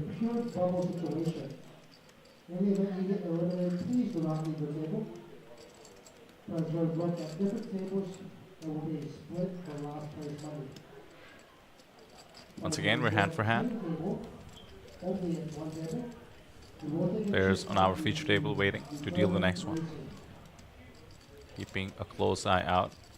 And the clock does get paused during hand for hand, by the way. I can't remember this. Once again, this would be the right question for Neil in the booth. But we subtract some time, right, for when each hand is played? Yeah, I think it's a set amount of time. I think they go like X 2 minutes or something? No, amount of minutes per hand, yeah. That sounds about right. Keeps it fair. Can you imagine if hand for hand the clock kept running? It's so brutal in these short stacks. Yeah, that's not ideal at all. Could force action though. That'd be fun. It definitely would. You're sitting on 3 big blinds under the gun. Someone's max tanking. All of a sudden, your blinds go up and you're forced all in next hand. Actually, what you're saying doesn't even make sense because the whole point of hand for hand is to stop tanking and then you're incentivized to tank. Yeah, right. Who not? Big stack, ace-10 offsuit here on the Stone Cold bubble. Mandatory open for a man that knows what to do on the bubble.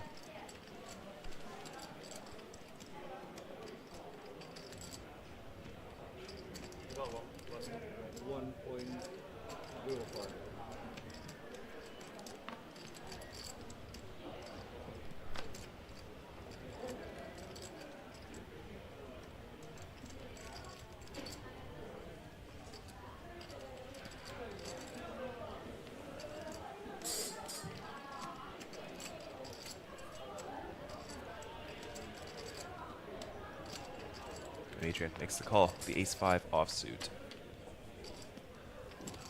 9-8-7. Punat flopping the open ender. Adrian with a very bad gut shot that will be very disastrous for him.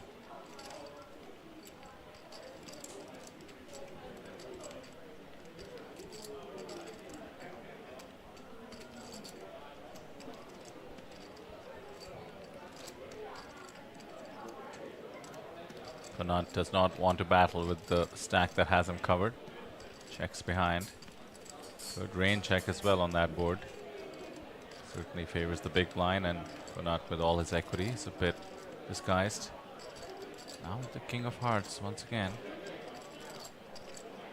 A range battle going on. The king should connect with Punat a lot more often, but the chip stacks come in the way. Just check behind, try to realize, and the 6 is the perfect card for Punat.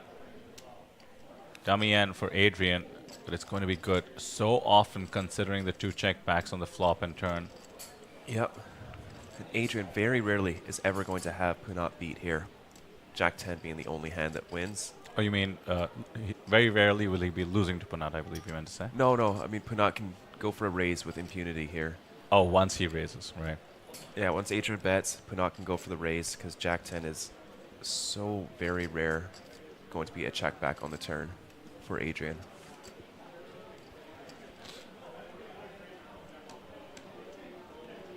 I was thinking from Adrian's perspective as well.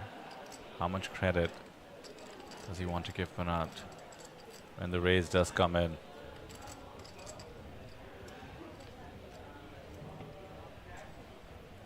Time bank being used by Punat. Moonsun in chat says there will be blood. Let's see how much. Yeah, let's see if Adrian can get away. Very strong hand. Oh, he's just called. Oh, wow. Respecting the bubble. He's not going to be happy with that showdown. He's going to see that he could have gotten some value. Punat did not want to be jammed on if and when he raised.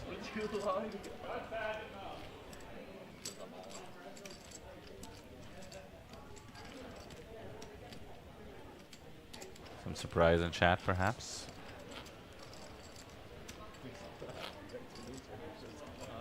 Did not expect to lose when you just. Yeah, no. You were gonna raise. Yeah, but I thought if you jab there, I can't call it stone bubble. Yeah, no, you mean There is one of the Taiwanese players remaining. Wang. That's the ace-10 go instantly, as he should on the stone bubble. Henry from Indonesia. Oh, that's Fairbanks was saying in the chat, that's Justin on our table. Chu Shizhen goes by Justin. Justin Chu. Gotta love the look. Dodgers t-shirt, multicolored, and the headband. I'm loving it. It's a very cool look. I like it.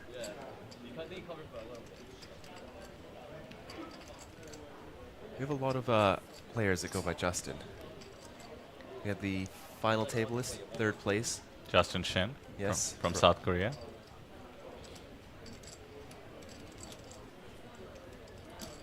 Not to mention Justin in the chat. Pocket 9s for Vincent on the big blind. Chu has come in with the monster stack. He's opened it up, and Vincent will take the spot. Well used to these stakes. Great understanding of the game, knows that Chu will be opening up about as wide as anybody ever can with the mountain of chips on the stone bubble.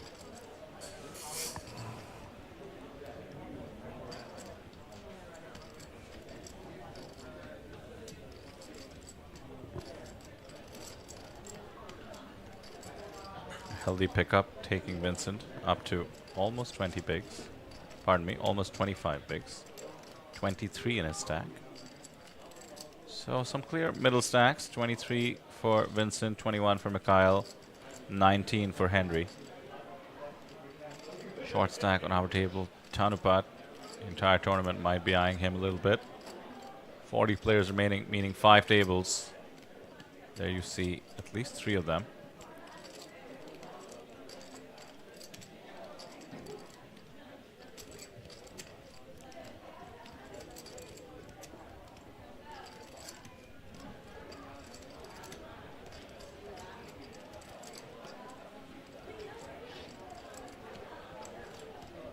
Now we're sitting on 35 average big blinds. Still quite a bit of play. There you can see one of the players watching the live stream doing his homework as he plays in the high roller. A pretty healthy sized pot here, played between Dylan Foster and I didn't quite catch who else was in the hand.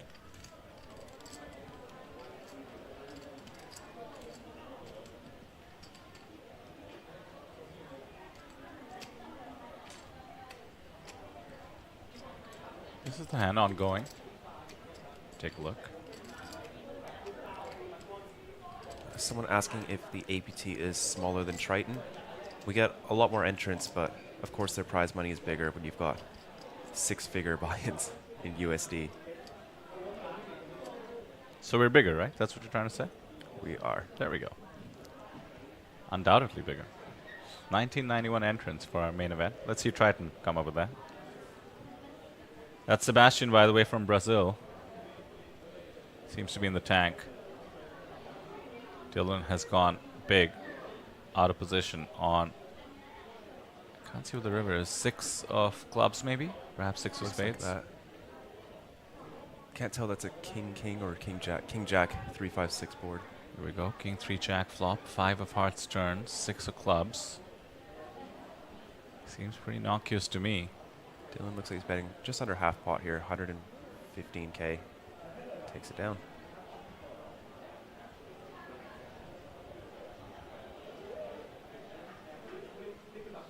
I know we had quite a few people in chat wanting to see him on our feature table yesterday. Has not made it over yet.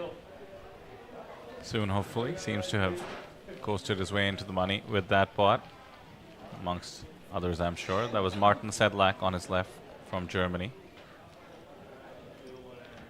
Frequent face at our big buy-in events.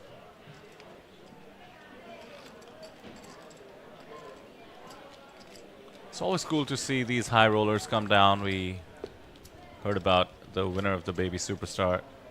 Flew in a couple of days ago from Jeju and shipped it. And at the same time, I do like, and Sam, we saw this in Jeju actually on the outer tables when we were roaming around the venue together.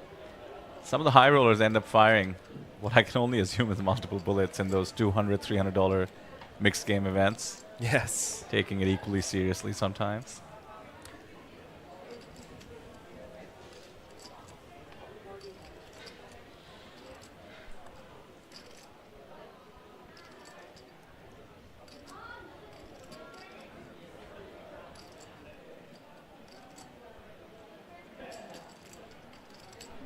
Adrian, king 10 of hearts here, can put a lot of pressure on Mikael's 20 big blind stack in the cutoff.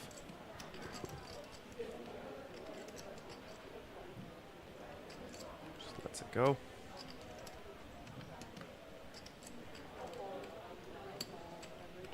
Mikael had the unique position of having shorties in the blinds, decided to take the spot with the queen jack off despite the bubble.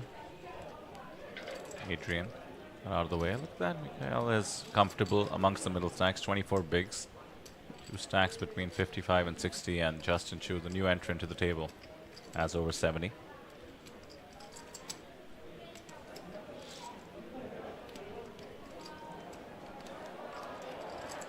Justin Fairbanks in chat says, well, it's hard to go crazy in mixed events. I humbly disagree, Justin. Clearly you've never played Lazy Rivers 3-2-1 PLO double bomb pot. I'm just Mad Lib making it up, but then again, so is Neil Johnson. He's the mastermind behind many of these events. Could join us in the booth today like he did yesterday. Save all APT related questions for him.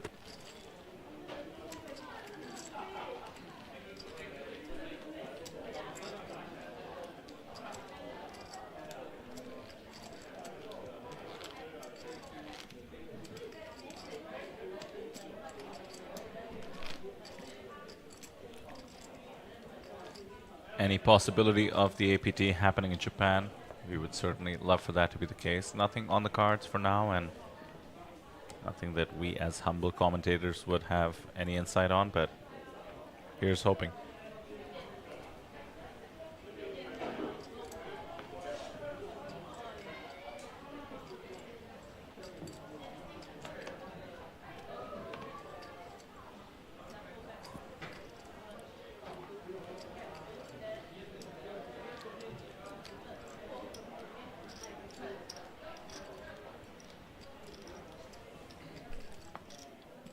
Be good for me.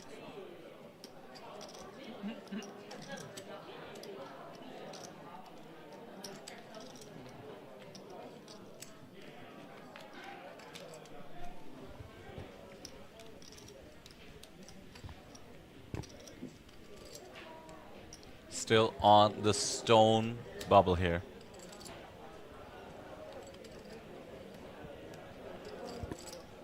Hand for hand in progress. I see cameras rushing over. Ooh, players had an over. This could be an all-in.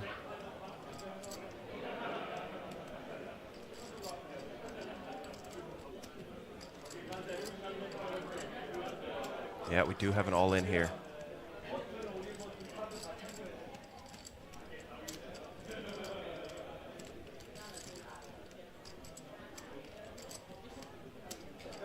Players need to wait for the cards to be overturned.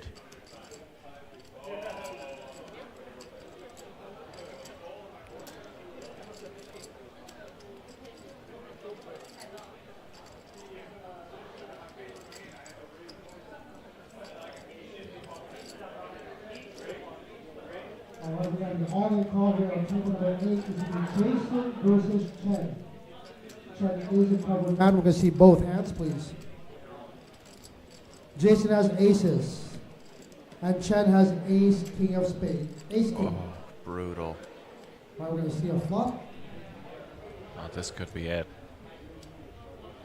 Jason Lau from Malaysia Right, facing. 10, 6, 6. There's an R2 spades. He's a player from. Chen does have an ace of spades. He's running runner to stay alive. Pardon me, we'll just get back on that as we see the flop. There's a spade for hope. Turns A4. And that's it. And the ribbon card to make it official. And congratulations, guys, for making it in the money for the APT High Rollers event. There we have it. Jason Lau busting. I believe the player's name is Chung. Or Chung, pardon me. It's very close together. Goes by Yuhang, I suppose. Oh, once again, I'm getting confused. There are two Chungs on the table.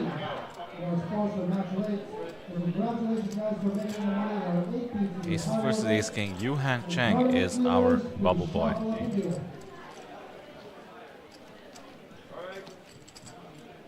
Yeah, there we have it. It was indeed the player from China. Leaves with nothing. Somebody has to be the bubble boy, Sam, but always brutal when it's in a prestigious event like this. And also Ace King versus Aces. What a way to go. Not much you can do there, eh? But congratulations to our 39 players for making the money.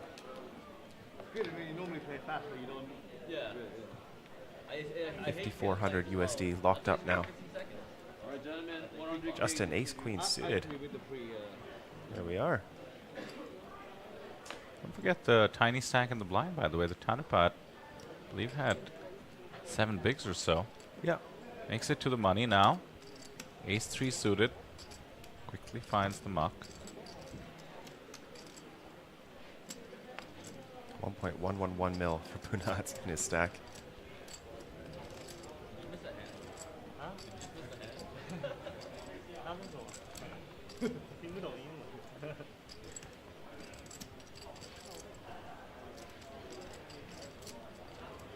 5 deuce getting defended. Why not? Bubble has been reached. Let's loosen it up. Ace 5-3 could be trouble. Pair and the wheel draw for the 5 deuce. The flop looks relatively ideal once you defend the 5 deuce. Justin with way the best of it.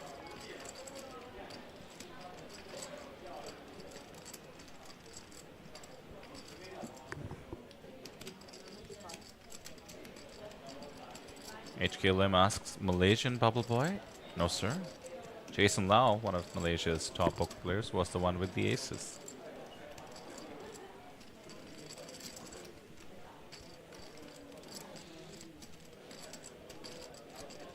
We are playing down to the winner today. It is the final day of our streaming schedule. We will be crowning a Mega Lion champion. Meanwhile, the 10 of hearts is just super favorable for the ace queen of hearts. 299k, let's just call it 300 in Henry's stack, 160 in the middle. Any sizing works really in terms of setting up a river shove, but with 2 draws on the board, Justin can start amping up the action.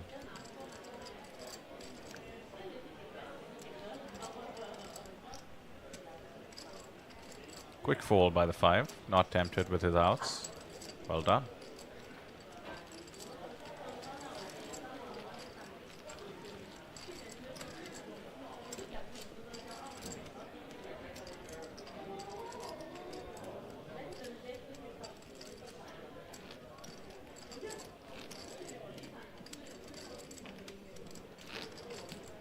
Final 39 players. We are going to start to see quite a few eliminations in rapid succession, as you often do after the bubble bursts. And they'll all be playing for the 163,000 USD up top.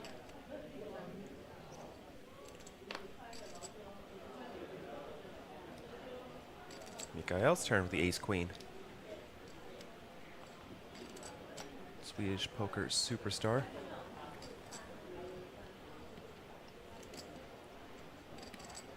He's made some sick moves already at our feature table. Now, with a decent amount of chips to navigate the post-bubble play.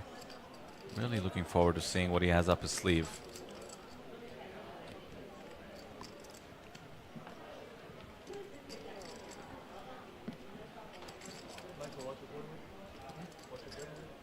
Seven deuce for the chip leader and the big blind.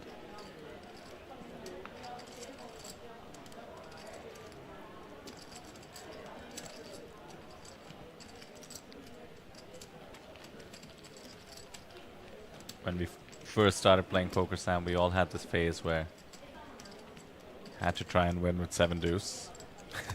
Yeah, of course. Then in the era of profile pictures being a big deal, especially when at college, I'm talking early days of Facebook, revealing my age here a bit, but we all had that profile picture with the 7 deuce on it, and it said, "I don't even fold laundry." Oh yeah, I've seen that one. Maybe not on the high roller feature table though. Just in the 5-cent, 10-cent cash games. But we did see Michael Soiza win a high roller with 7 deuce off. Is it? Yeah, I think he limped the button, flops top pair, gets check raise, gets it in, and holds. So he has a photo out there with 7 deuce as a winning hand. Wasn't that Greg Goes All In stream? No, his stream's a little different. He wants to look down at 7 deuce, show his opponent, and then shove all in.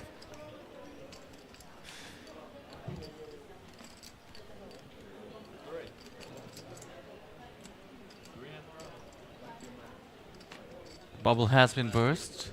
The way the clock was paused means we should be, I believe, 10 minutes away from the break.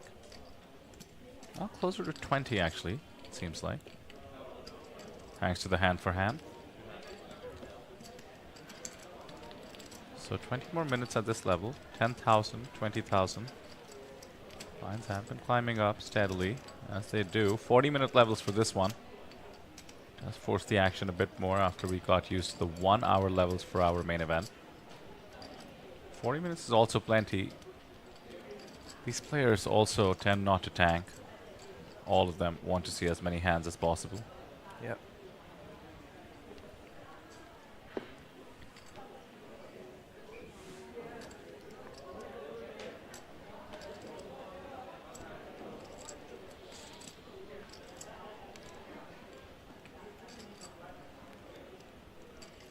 The queen suited. Never liked that term, but figured I'd get it in there once during the whole festival. Queen, they call it these days. Queen? Yeah, I don't like that. I like calling it like Royals or something. Pretty cool name. Okay, yeah.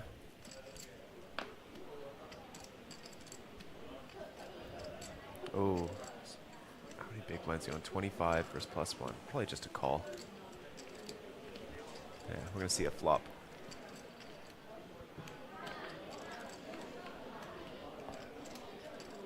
Queen 9-5. No set for Mikhail, but Vincent improves to top pair here.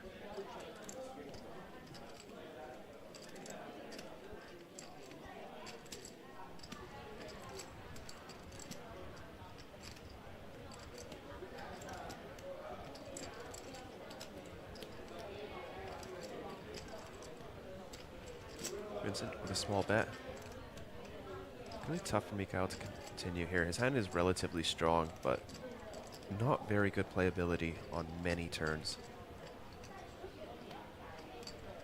And Vincent's bluffing range almost always has 2 overs anyways. So, does make the fold.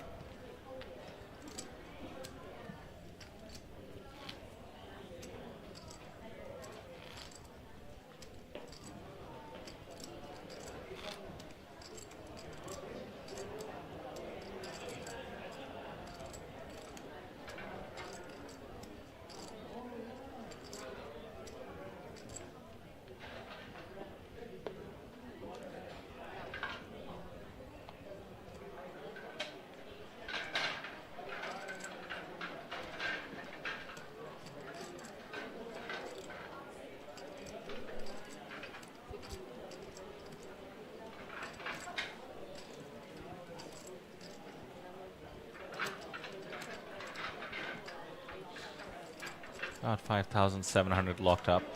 The next pay jump comes at the 31st spot. While to go. Not much to think about. It's a small one. Extra 24,000 Taiwanese dollars or so. Just 20% of a buy-in for now. Do start to see those really big jumps on the final table. Does mean people should be going for it a lot more. Sort of double the current payout only at 14th spot. 15th to be precise. So 180 locked up. 180,000 Taiwanese dollars. 5,600 US, give or take, and 360,000 on 15th place. Something to note as we make our way to the final table. For the next 24 spots, I suspect the players are eliminating ICM from their consideration.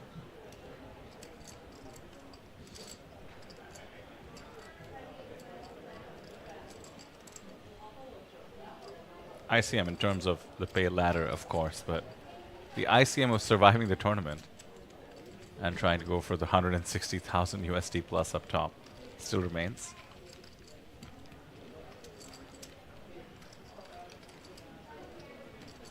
Tanupat down to just 5 bigs. It's been patient. It's made it into the money.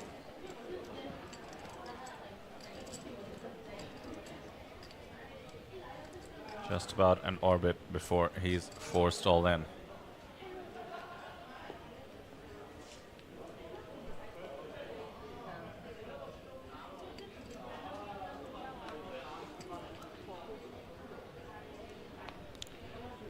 Nine-8 suited for Panat. Very close to the bottom of the open range here. In +1. Eyeing the stacks, seeing who has reshoved stacks behind him. Does go for the open. The thing with being in Panat's shoes is that you're at the bottom of your range and have a hefty amount of chips. You need to think you have an edge on the table to still open. And the problem is Panat thinks, and probably correctly, has an edge on every table. Despite the superstars in the mix.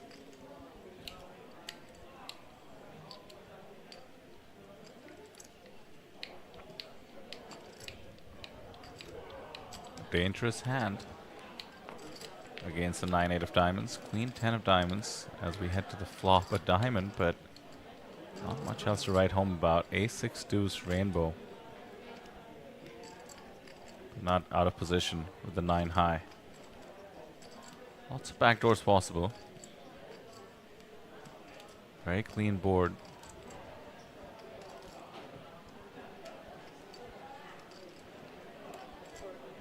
Yeah, Punat's range is going to be so strong here. Opening under the gun. He's going to have all the strongest hands. Mikhail really can't. Deuces won't be in his range. In either player's range. But it's going to go for the float here. Has backdoor straight, backdoor flush draws.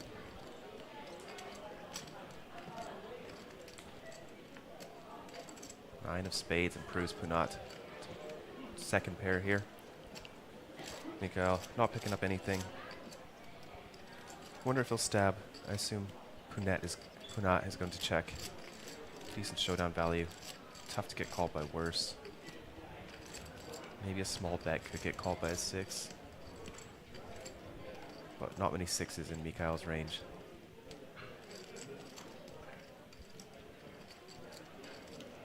Well, you floated queen 10 of diamonds on the ace 6 deuce 1 diamond and bricked the turn absolutely in terms of backdoors. And I think he feels compelled to stab.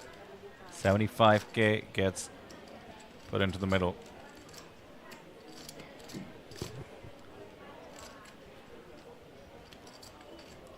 Lots to think about here. Obviously, Mikhail could convincingly have an ace. And Punat would just be drawing so slim with just a 9. Wouldn't blame a fold here out of position. Lets it go. Well played by Mikhail. Getting a fold on the best card for Punat in the deck.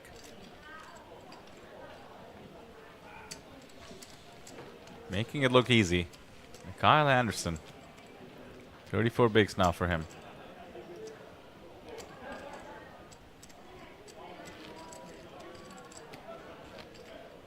Swedish pro, as you mentioned earlier, Sam. The European invasion in full swing here at the APT. After Rene shipped the main event yesterday. German player, of course.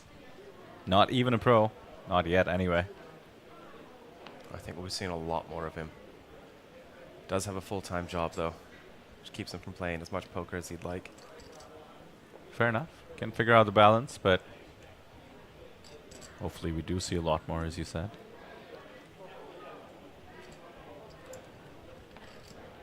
I'm not big on exclusionary behavior from poker pros, you know. I think it is possible to balance things, and we saw that with the runner-up as well, Abraham Seesman, apparently. Does not play full-time, but his attitude was that of a seasoned poker professional. It was. Maybe even better, actually. And maybe because he doesn't play full-time is why he still has that attitude. All smiles, happy for the short stacks, treating it like a game.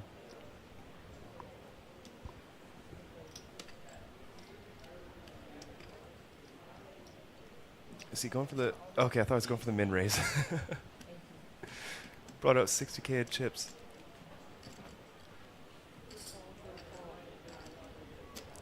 This is going to be a flip. Yes. Left himself 20k behind, so Punat should just put him in there once action gets folded to him. There we go, cards are face up. And a nod acknowledging good luck to the short stack. Down to 38. I've only lost one player actually since the bubble burst. Surprising. You'd expect short stacks just like Tanupats to eke their way into the money. And now he can double up to a reasonable 12 bigs or so. Just needs to fade the 55% thanks to the folded cards that Punat has in terms of equity.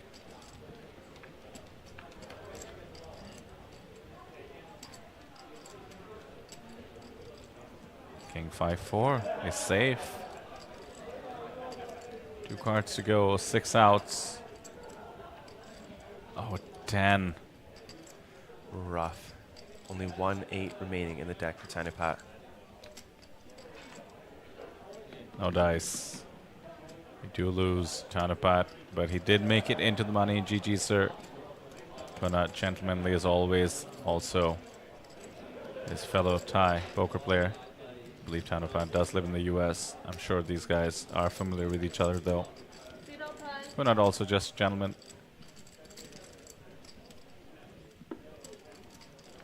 Love that camera shot following Punat's walk around the table. Excellent camera crew we have here at the APT.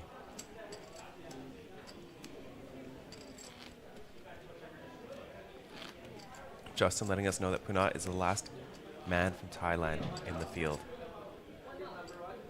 at our 2-day high roller.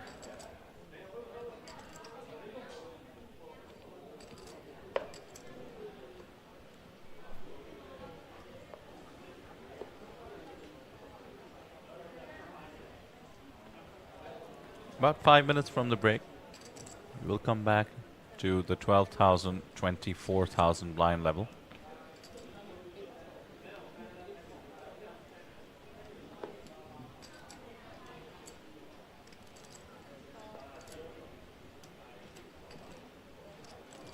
Ace on the button for Vincent. He's been patient since joining us.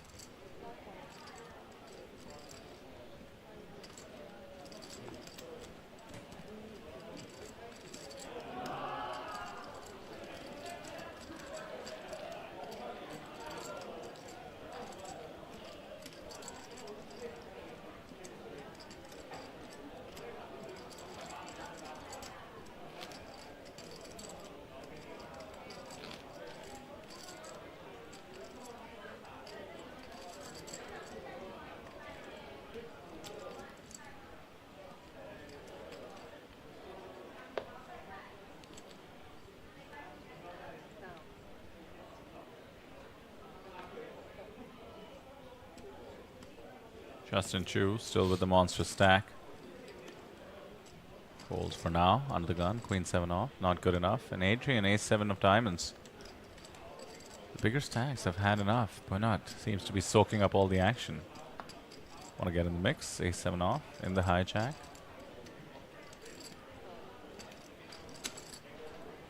Henry with the king 6, pardon me, of diamonds.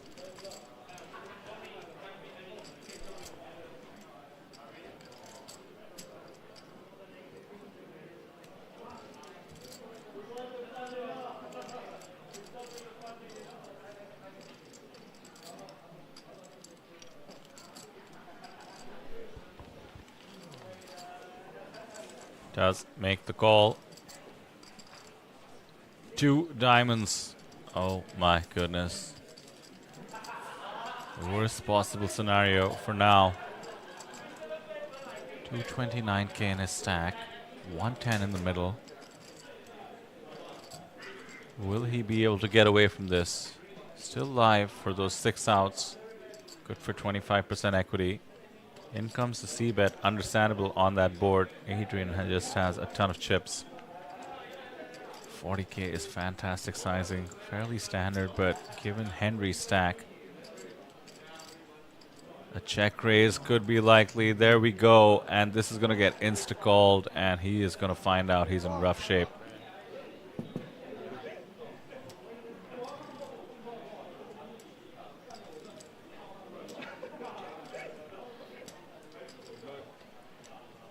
King 6 suited. Indeed was a dangerous second nut flush yesterday. The ace just seals the deal. We lose a man from Indonesia. I suspect the last Indonesian contestant.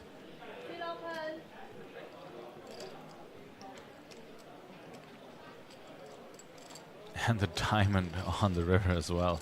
All right, guys. You know the break coming up here? We are doing a swap. Oh, Justin reminding me King 6 was also the hand that C-Spin lost to Renee in heads up for the main event title yesterday. That is correct. As the 2 diamonds come out, you know, after that hand gets defended. It's just so brutal sometimes. Like I said, the diamond did come on the river there, so it would have been nut flush, be second nut flush. So we're down to 35. Announcements being made, which means we're about a minute away from the break. It's going to be a quick one, as always, 15 minutes or so. 2,400 of you are joining us here very happy with your decision because it's going to be a fun one. 35. Next milestone, frankly speaking, is just to reach the final table. The payouts start getting a bit ridiculous then. 165,000 USD up top. 110,000 for second. 80 for third. 64 for fourth. 50 for fifth. All off a 3,400 buy-in. I'm not a betting man per se, but I think with this lot, 40-minute levels, should only be a couple of sessions before we make it to the final table with those huge pay jumps on offer. Looking forward to seeing which of these superstars, two of them in the mix, mind you, on our last hand before the break. Punat Punsri, Thailand #1. Justin Chu from Taiwan in the top 10. 1.7 million plus in his lifetime earnings. Jack King 7. Nothing at all for Justin. Will often be the case with the 6-3 offsuit. Top pair for Punat. Wet board. Any chips put into the middle should take this down.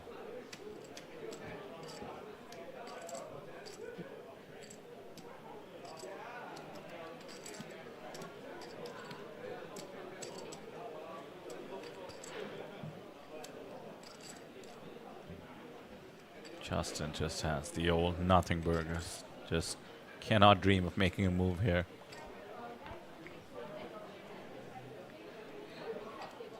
Or can he? Nah, never mind. On to the next one, especially on break. That break equity. To just get to the restroom, maybe get some fresh air. There you have it, racks being brought out. Feature table will be rotated. Dylan Foster on the next one, as is the person who was the chip leader coming into the day. Nico, should be a fun one as we continue to see who wins our last remaining APT Mega Lion. 2,400 of you here. Do not go anywhere. 15-minute break. Do hit subscribe so that the feed pops up when you come back. We will see you shortly.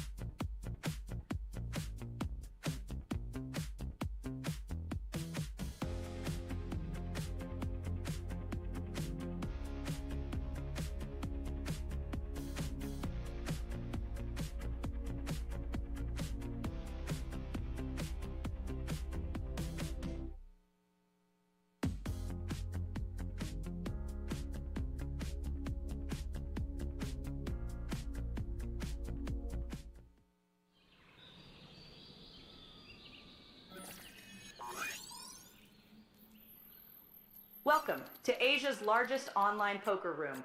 Our next generation poker software is now initiating.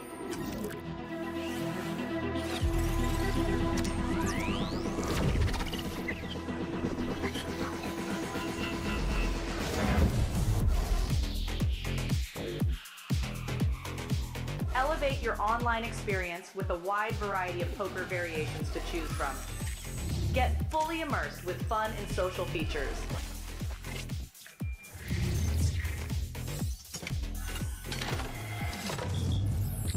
Level up your game with PokerCraft and Smart HUD. Unlock a wealth of rewards including cashback, bonuses, and jackpots.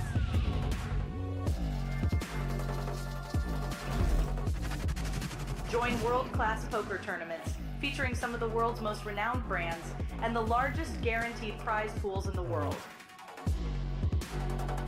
Experience the best in customer service and hassle-free transactions for a seamless online gaming experience.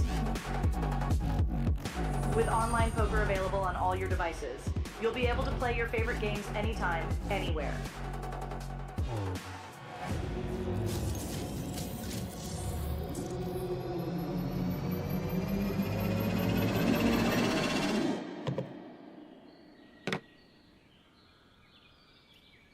Sign up now and elevate your online poker experience today.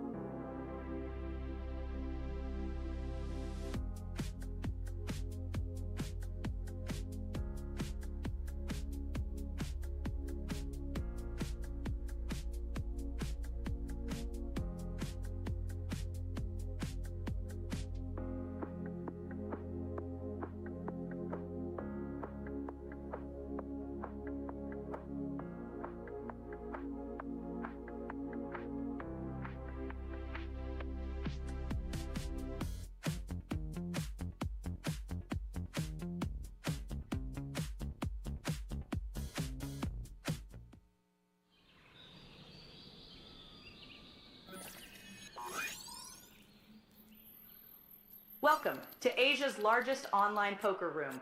Our next generation poker software is now initiating.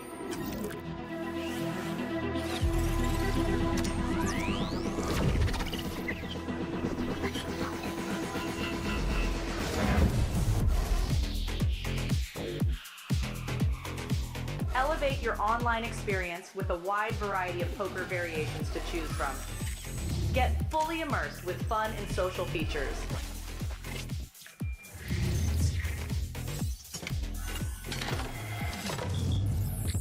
Level up your game with PokerCraft and Smart HUD. Unlock a wealth of rewards including cashback, bonuses, and jackpots.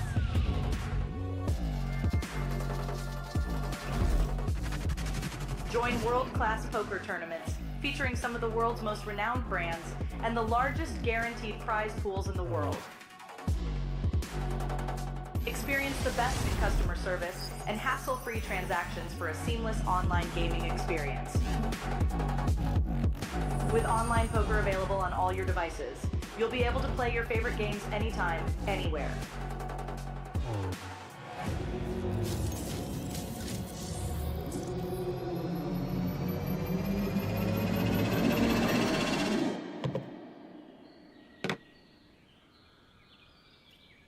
Sign up now and elevate your online poker experience today.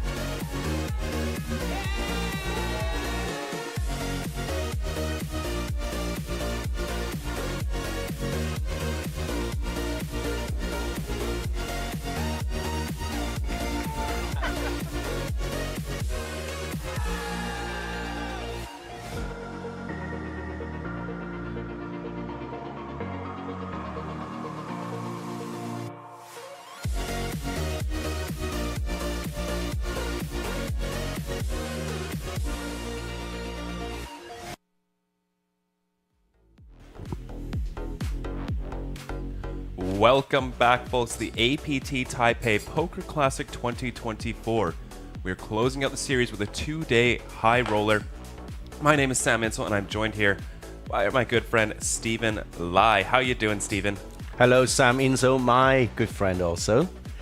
This is the scene we have been looking at for the past week, the streets of Taipei. I can tell you exactly which spot a red car will drive by. Yep. High roller. Okay, so this is how many runners? I think 270 odd runners. 275 this is entrance. Pretty big for a high roller 2-day high roller event. And then I think we are in the money already. The top 39 players will get paid. The bubble just burst, and we are in for some real exciting poker coming up. Yes, that sort of pressure has been alleviated. Everybody guaranteed $5,600 USD. Playing for that $165,000 up top. No small payday there. And of course, our final mega line, the bronze one. And of course, there are still many, many notables in the field, including Punat, including Sparrow, and also, I think I'm going to tip one for you, Justin Chu from Taiwan. Yep. He's a high roller regular, and he always gets there and thereabout. So watch out for these names. Yeah, he was just on our feature table. Oh, with his funny headgear? Oh, yeah, I like it. Good on him. We are swapping over the final feature tables. A fan favorite that's been much requested, but we have not seen yet. Dylan Foster.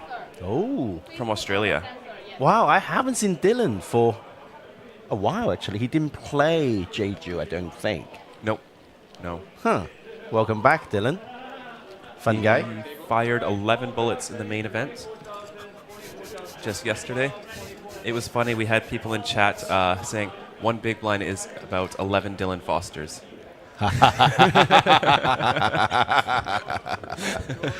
Unkind, but funny. I think being an Aussie, he could definitely take that kind of humor. We also have Stephen Song joining us, having an incredible year. Ang Lin. also a high roller regular from Taiwan. Been around the business for a long, long time. And our chip leader. Hey, Suitor Superman. Hey, Win. there he is. He's made a cash. I don't think he has one yet this series. I think he's been firing a lot, running bad. But also our chip leader coming into the day with just over 1 million in chips is now sitting on 3.7 million. Nico Koop from Germany. Wow, that's a lot. How many Dylan Fosters is that, Stephen? I don't know how many Dylan Fosters has been involved in the high roller. Yeah. Stephen Song? Yeah, having an incredible year. I think he just surpassed 2 million in lifetime winnings just this year alone. Did Justin Love fold Queen Jack suited? What? Was that a jam? Yeah, I think so. Must have been a jam. Yeah. Okay. Okay, I have a story about Dylan Foster to tell you. Fantastic. So, first time I met him was Taipei last year, the first ever Taipei APT New Era. And I sat down next to him playing one of these high rollers. I wasn't a commentator back then. I was just a regular DJ high roller. You know, they were measuring how many Stephen Lai is Dylan Foster at the time. And then I didn't know who he was. I started talking to him. He said, "Oh yeah, I'm a trust fund baby. You know, I don't play poker for a living. I don't know anything about poker. I just get my money from my dad." Okay. He's a funny guy. Just to like, I'm like, "Oh, okay, that's good." Well, I mean, you know. So I told him I sell LSD for a living, so that's how I get my money. Ah. Two bullshitters at a poker table.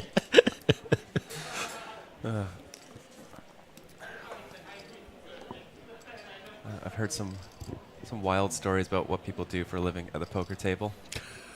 I had a friend that I played with in Houston who owns racehorses, very wealthy. He tried to come up to Vancouver to come play, and he had $300,000 US in his backpack. And they asked him, "Hey, where's this money from?" And in that moment, he just panics and says, "Oh, I'm a hairdresser." And of course, he gets turned away. Well, you know, one time I tried to tell the truth. I say, "Oh, I teach philosophy at a university." Okay. And we were just like, "Bullshit." So you can't win. No. You can't bloody win. Ooh. Oh, this is not a good flop for Nico. No, Stephen Song just flatting with the ace-queen off in the hijack.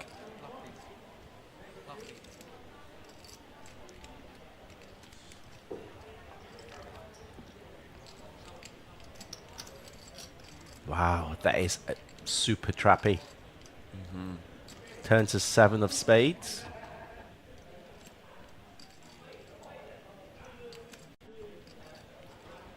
Gonna be tough for Stephen to get 2 streets here. He might just go for the check back and then try and... The river, yeah. Yeah, bet river. He could have some hands like Queen Jack, Jack 10 suited. They could play this way.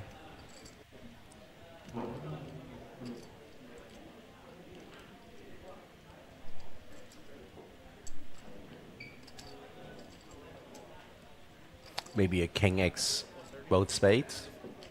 Maybe that will... Oh, actually, he's going to put a bet in. Okay, well... Wow. Wow. That is so good. Well, that's why he's got all the chips. That is so good. You didn't even think about that. That is amazing. Oh. Okay.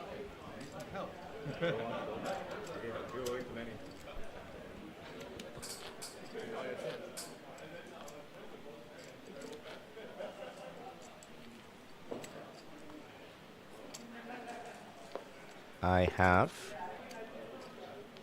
to say the flag. I'm going to talk about flags.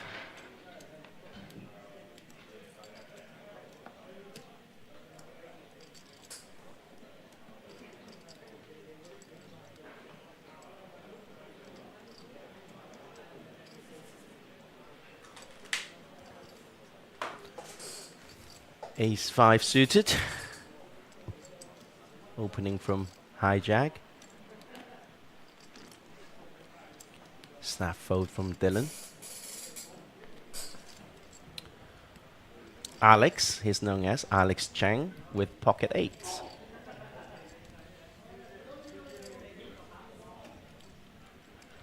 His natural 8 screen name is Shiba Day Trader. Yes, I remember that one. How did you do in this event, Stephen? 7. Close? Close to the bottom? Close. But I think he needs to 3-bet here. No, you. How did you do? How did I do? Yes. Oh, in this event? Yes. Well, not great.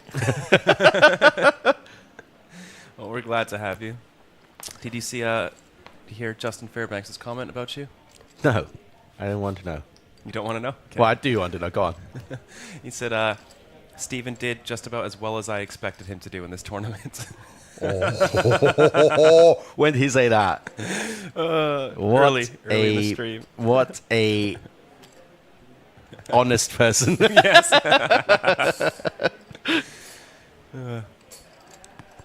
Love the banter.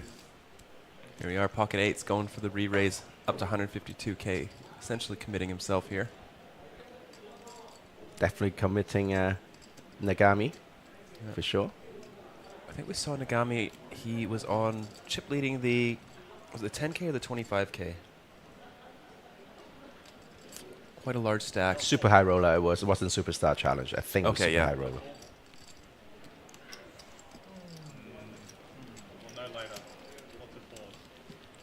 Jeez, 147 big blinds. Now, Jason Lau has an impressive stack, and to be dwarfed by Nico's 3.5 million in chips.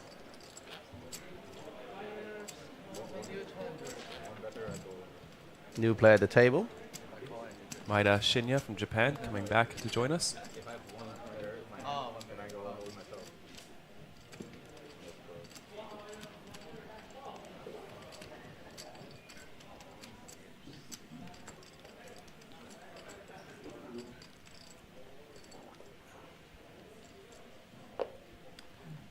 Oh, Justin telling us Nagami won a baby lion in between. One of the smaller trophies. Still, very nice looking trophy.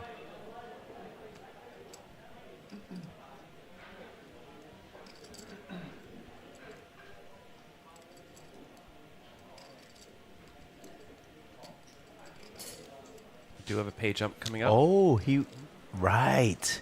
Nico won the Baby Superstar Challenge. King Jack versus King Jack pre-flop all in. Right, okay. Yeah. King Queen. Well, Fairbanks is never wrong. No, it's King Queen. Maybe autocorrect. It was King Queen suited versus King Queen suited. Really? Okay. And then one of them got a royal flush. Yeah. Well, Nico did, of course. One of them.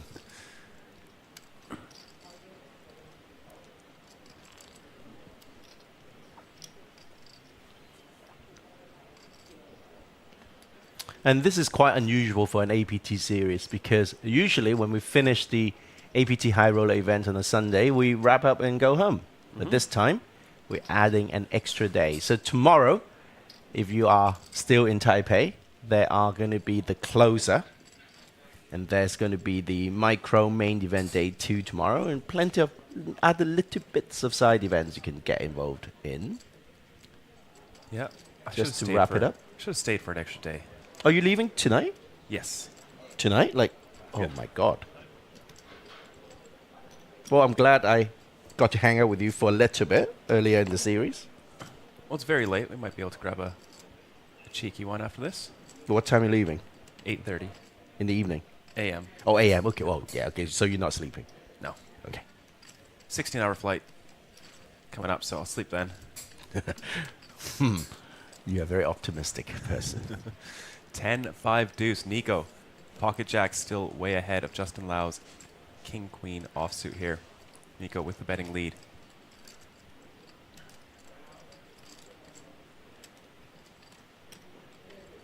I like the big bet here. Half pot to 66%, 10 high disconnected. It's one of those boards that your top pair wants to pile in as much money as you can because like 80% of the turns in the deck are going to be very rough for top pair to continue getting value. So you just pile in money on the flop on the Jack 10 and 9 high disconnected. And that's something that I've been talking to Alan Lau, like King Loon, quite a lot. Like he You know, oftentimes we think of scare cards as in, oh no, I'm getting outdrawn. But you actually can look at the other way, which is the scare cards is actually scaring the opponent, not paying you extra. Yes. Yep, exactly. Love running into King Loon. Always a big smile on his face. He's a goofball. Yes.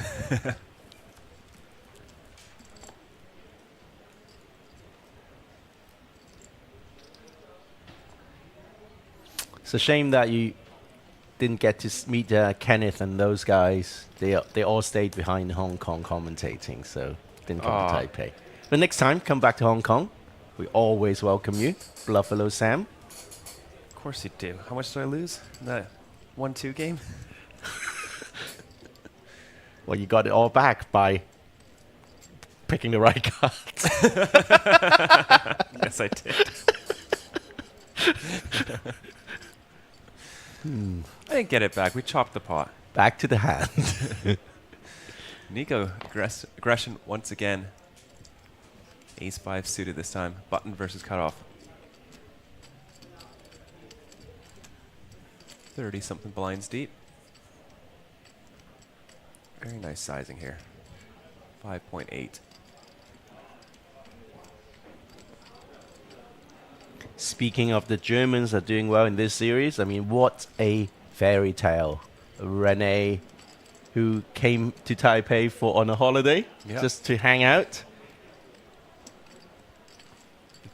took down the big Golden Lion trophy and almost $500,000 in the process. Yeah. Did you hear his previous tournament experience? Go on.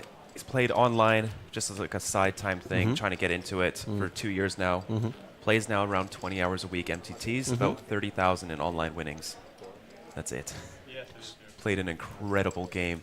He did very well, actually. Very well.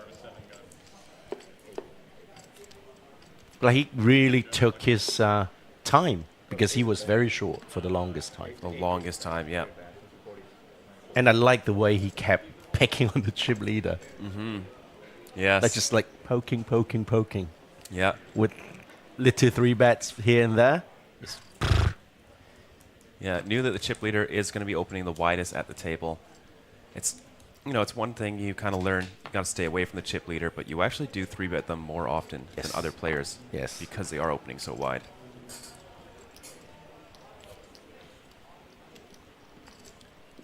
A button jam from Kishimoto. Ace-5 off. We'll get a walk. We'll take down the blinds here.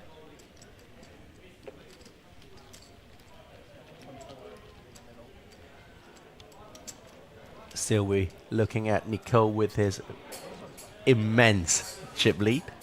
162 big blinds. He's going to pass 4 million soon. The way he's going. Just vacuuming up chips. Dylan Foster, relatively quiet at the feature table. Well, Jason Lau isn't the talkative kind of guy. He doesn't really talk much at the table. I don't imagine Nicole is cracking a joke a minute. No. It's not like the super hyper turbos at night. Everyone, there's beers everywhere. Everyone is yelling. It's a lot of fun. All right, Ace-Jack suited here. More of a playable hand. He's going to go for the raise.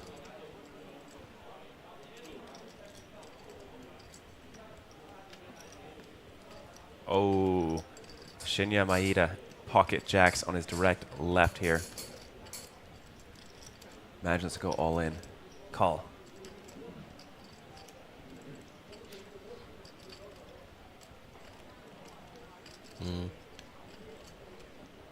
Oh, Steven waking up pocket 10s in the small blind.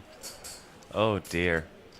This is going to be very tough to get away from. They're 13 big blinds effective. I think we're going to see a 3-way all in here. Let's have a look at Steven's stack. Yeah. Don't think he can get away. No, he's going to dominate the shoving range cutoff for his button too often here.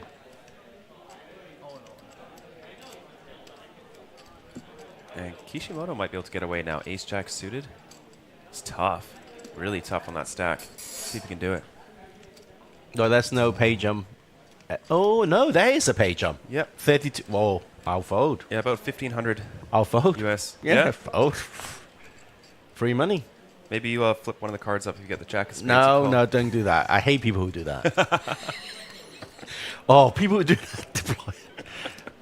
I mean, like, I've met this guy who did this once. Oh, never invite him back. Does get away. Very nice. Maeda, very good shape to double up here. Shinya did have one of his outs folded, though. Of course. Yeah. Harder to come back from a flop set of Steven's Song. And that's a no. I think Steven also had one of his outs folded. Yeah, he does. Yeah. Just the 10 of clubs. Or 9-8. So it's just to make it fair, yeah? Oh, there's the 9. Picks up 4 more outs. The highest equity he's had. It's true. In the hand. Ooh. Close, but... Kodak. Yeah. Maeda, doubling up here. Ace-Jack suited would have won. Runner, nut flush. So sick. Should have picked a card. Should have. Yeah. Yeah. They don't know what they're doing. Well, no pay ladder. Still on 32 players remaining.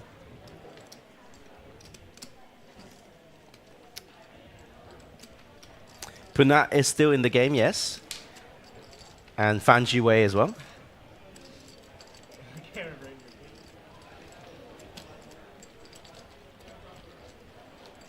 Justin from Taiwan also. And Anglin. All these high rollers from Taiwan.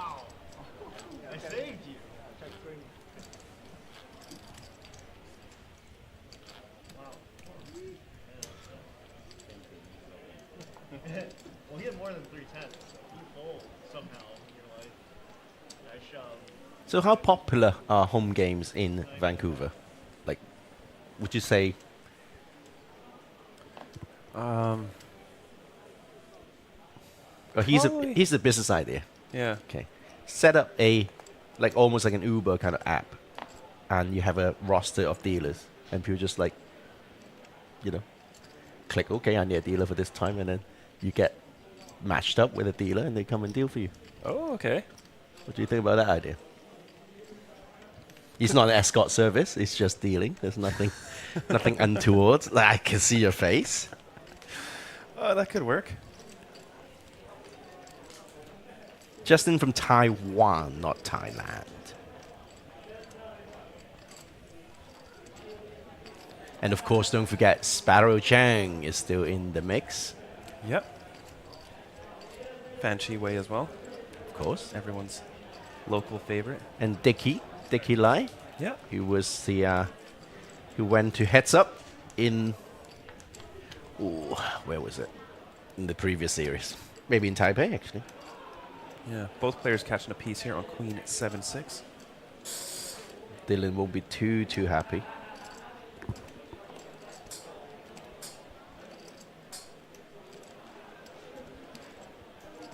Nagami checks and checks back. Very cheeky check with top pair.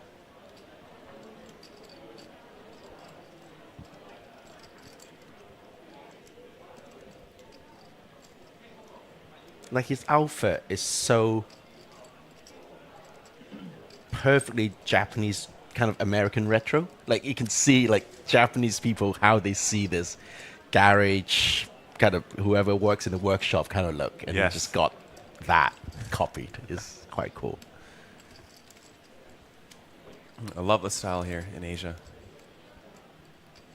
Everyone's got their own little thing. Yeah, like you. Totally. Wow, Dylan doesn't even pay off a bet. Just gets out of there.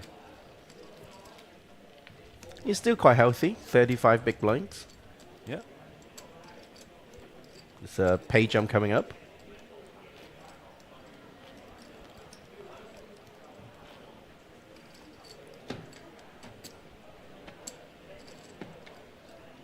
Not many Taiwanese viewers today because there's no Fan Jiwei just yet.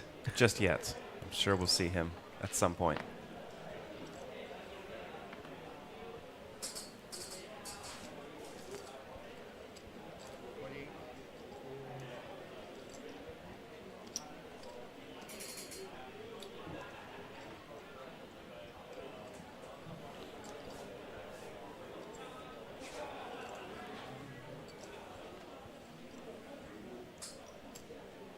Nico just running hot here, picking up ace, king suited, +1.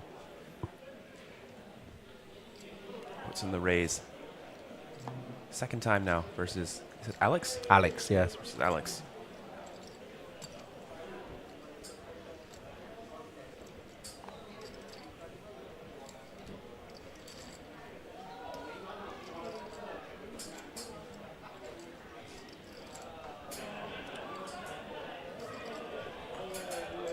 What do you think people perceive these like the high stakes regulars in tournaments? Do they think that they're trying to bluff them more often than other people? Depends which stage of the tournament, I think. Okay. Yeah.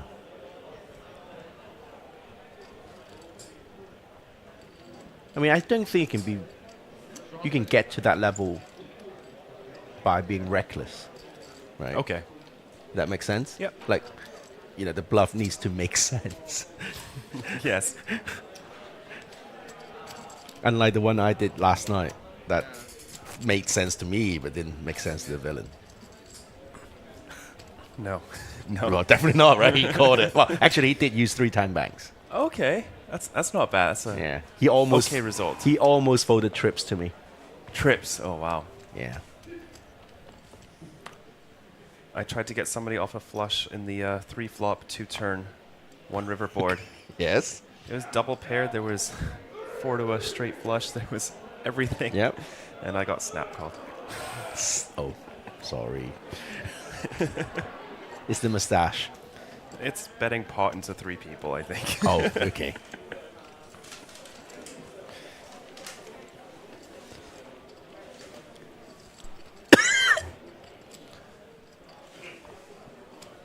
Nico picking up tons of hands here. Almost sitting on 4 million in chips. Ooh, Alex. King, queen offsuit here. Makes the call. Yeah, that's a good call.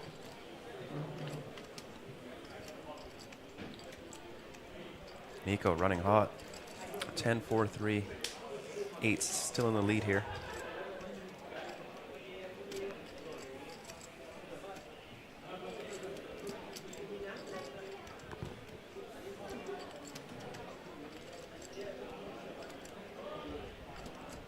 Turns at 9 of clubs.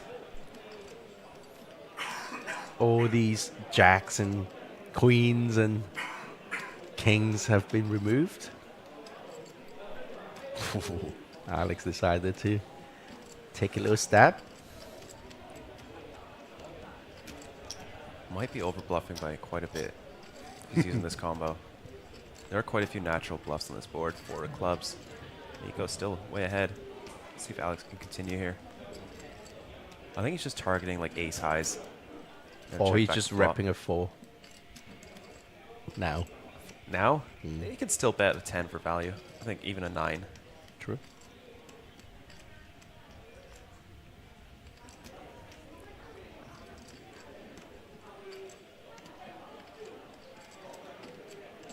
Well, he's got heart. I'll give you that. Yeah, for sure.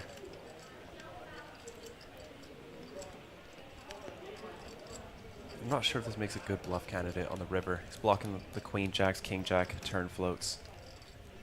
King queen as well. A lot of hands that are Yeah, it's getting him off the hand. Looks like it though. Nice. There we go. Picks up 326,000 in the middle. Go for it, Alex.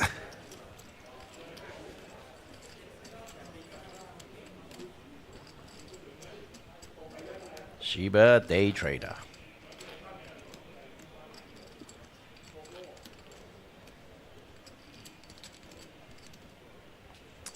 Let's see. We got someone in chat asking, what will we play down to? Play down to a winner today on this stream. We play down to 1. Yes. 31 more eliminations we will see today.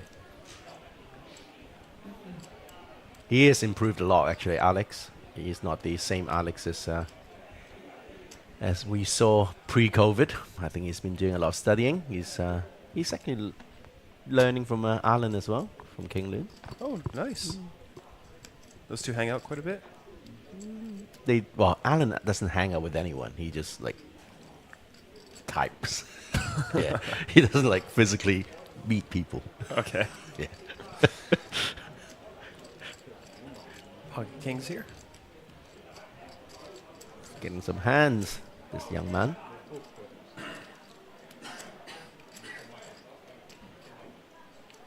I'm surprised you still have a voice, actually, Sam. Like, you've been talking for the whole week. Yes. Yeah. Well, I got a break for 3 weeks.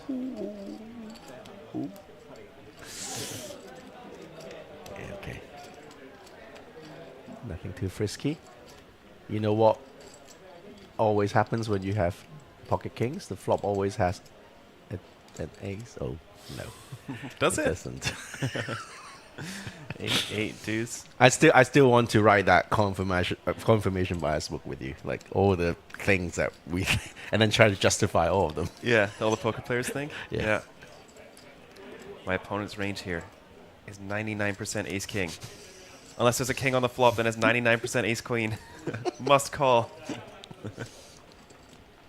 Oh, he's picked up a piece now, Nico. He's got the 7 on the paired up board.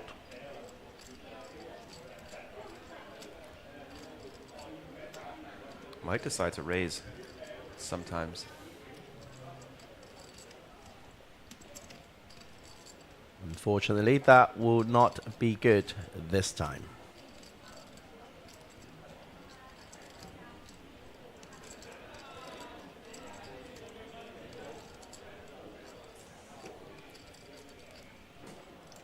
There it is. There's the raise. 275,000. You know, if Alex was betting a 7 that just turned, Nico's going to have him in very rough shape. Wants to get a little bit of extra value here. A lot of draws to get value from as well. Do you like this race? Yeah. You do? Yeah, I really like it. Mostly because of the ace kicker here. Mm-hmm.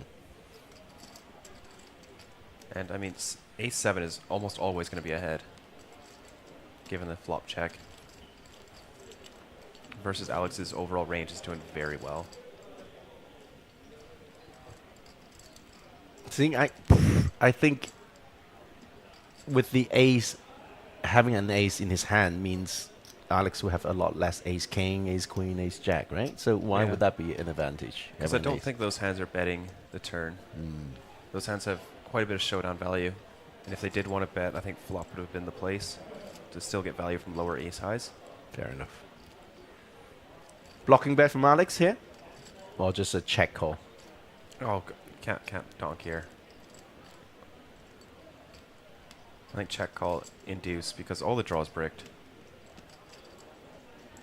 And block bet gets called by literally only a 7. Could get raised by a 7 as well. Good check. Hey, check behind. Sorry. Oh. Yeah. Yeah. Yeah, you win. Nice hand.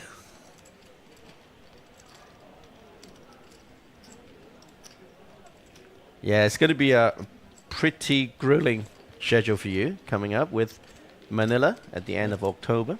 Yep. And then Vietnam. Right after. Kind of But right we after, don't back to do back. commentary until the second half of Vietnam. Okay. So only live streaming, I think, 4, maybe 5 days there. Okay. And I will be there to play as much poker as I can. I actually haven't seen the schedule yet, so I'll find out from Michael. Let's see if we have it all ready to go. Oh, there we are. APT Food Quack, 8th of November. Here we go. It's on apt.poker if you're interested. Ooh, National Cup. Single day high roller freeze out.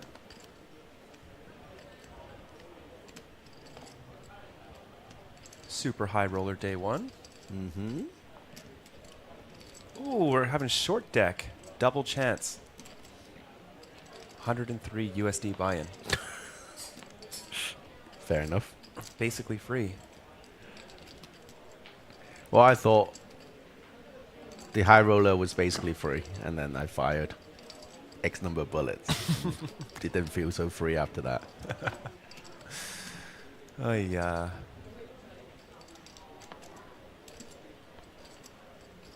Well, at least some of these players will be chopping up your money, Stephen. Ace 10-5. There we go. Nico back to running hot. Top 2 here. Goes for the small bet. It's almost, the board is almost too good because that means your opponent can't hit anything. Yeah. Yeah, Kishimoto has just a tiny bit enough to continue here with the backdoor flush draw and the king high, but after this card, can't continue. So one of our Hong Kong commentators, Leo Pang, I think you met him as well.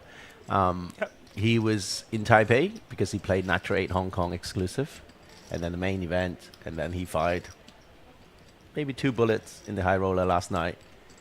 Didn't get to day 2. Got to fly home this morning, and guess where he is now? He's in the booth commentating in Cantonese in Hong Kong. And then he is telling the audience, oh no, he's got to come back today on Sunday because it's his wedding anniversary. And then I'm like, okay, so why in the commentary booth? Anyway, yeah, hard poker worker. players have a funny way of dealing with the world.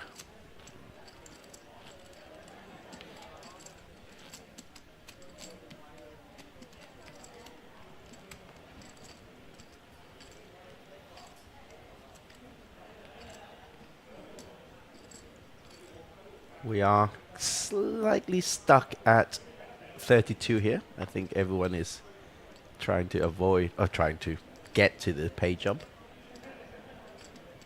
Yep. It's been almost half an hour at 32 out of 275.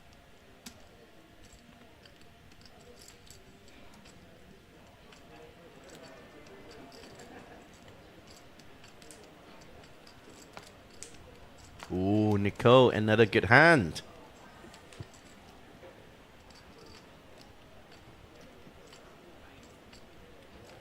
Ace-Jack suited on the button. Beautiful looking. Oh, here we go. Pocket sixes, 10 big blinds. Chip leader opening. Sixes never loses. Boom. We'll put that to the test. Oh, pocket queens. Oh, no. Okay, so here's a story.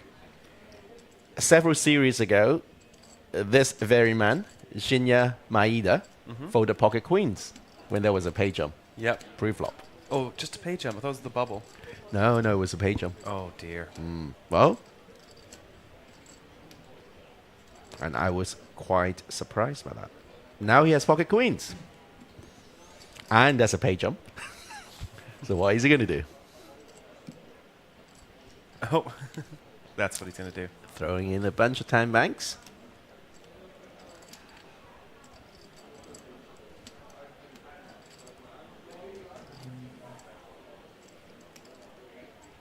Doesn't have to be too worried, though. Like, he covers the small blind by quite a bit. Nico is going to be opening very wide. You know, something like 70% of hands. The chance of him having a hand that can call after all this action is going to be very low. Yeah, okay. And then he's going to get out of the way. Do you think he should do the one card flip? See if he's going to call? I hate people who do that, and I'm glad. I respect Nicole for not doing it. All right. Once again, ace-jack suited, making the fold. But yeah, Shinya, 30 bigs. Queens versus sixes. Kishimoto at risk here for the pay jump. Wow, Ooh, pretty good flop for ace-jack of diamonds. But Shinya still way ahead here with pocket queens.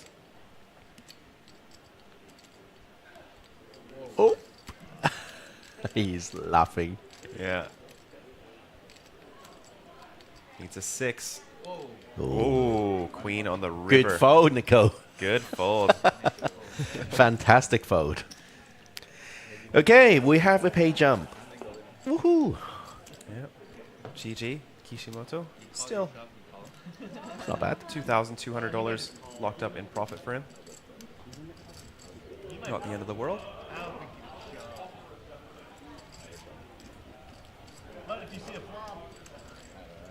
Don't forget to pick up your phone. Yes. That means we're going to see a new face coming onto the feature table. Yep. Looks like it will be Joseph Wilkinson from the United Kingdom. Oh. 621,000 in chips. Okay.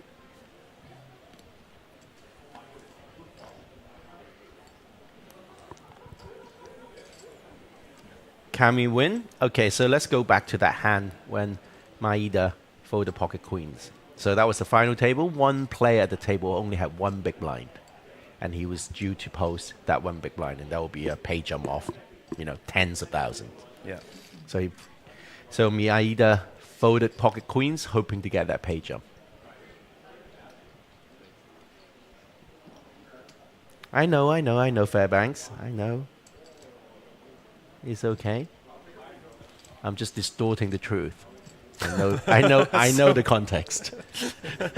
You're so honest. It's fine. Oh, Fairbanks has been honest. Yeah. I'll be honest back. Two decent medium-ish hands here, blind on blind.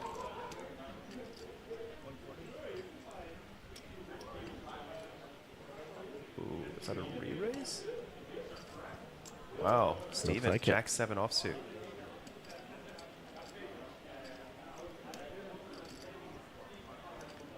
He was getting like a sizing tell from Maeda, going so small, blind on blind. Generally, small blind opens are 3 to 3.5 big blinds. He sees a 2 point something. Maybe he's got some reads. Cammy Win is saying he is playing for the trophy, not for pay jump. Well, yeah. Justin is rinsing you today. Hey, learn how to spell, Justin. You are old, not you're old. But it's okay. Young people don't know how to spell these days. Jabbing, jabbing, jabbing. Oh, me caring so much about spelling must mean I'm very old. So Dylan is holding on to the cards. Freezing. Very good poker face there. Yes, just not moving at all. Oh, and then he released them. In Europe, they start banning having the phone on the rail now. Ace 8 off from Alex Chang. Go, go, go. Puts in a race. Oh man, Nico, pocket sevens now.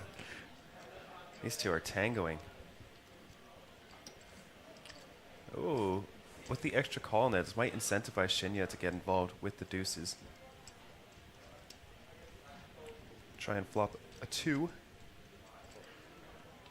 Does go for it. I think without the call in between, he was just fold, but...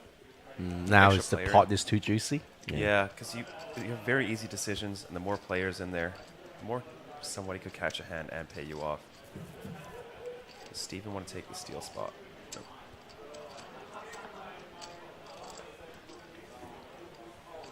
It's almost pricing Nagami in. I think with 2 players, 2 callers, you actually fold big blind tighter than heads up. I think 1 caller, you call slightly wider, and then every person after gets tighter and tighter. Despite having a good price? It's way harder to realize your equity with so many players in the pot. Somebody's going to bet. How are you going to hang on bottom pair? Kind of thing. No sets. Either player. Alex. Ace in the lead.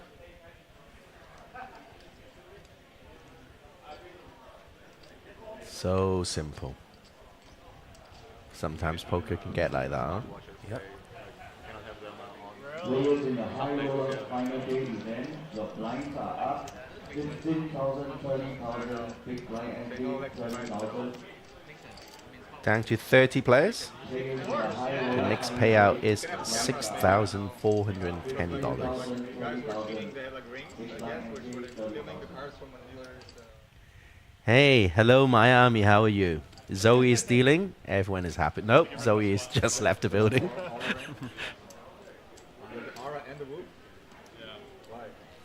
哦，台湾的朋友，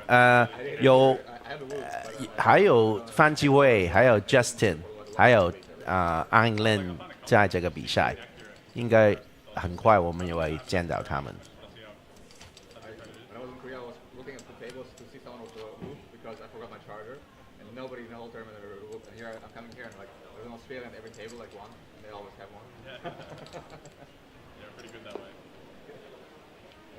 How was the viewership for the main event final table yesterday? Very, very good. Very good, right? Very close to 4,000 concurrent viewers. Brilliant. Huge. Very good stuff. And it was a good final table. Yes. It was yeah, a good very final exciting table. final table. And good quality poker too. Yeah. Yeah.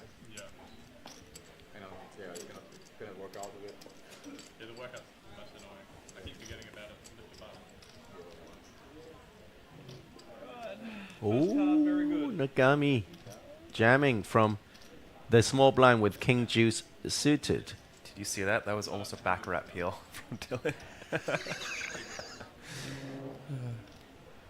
Oh, trust fund baby, apparently. Yeah, apparently.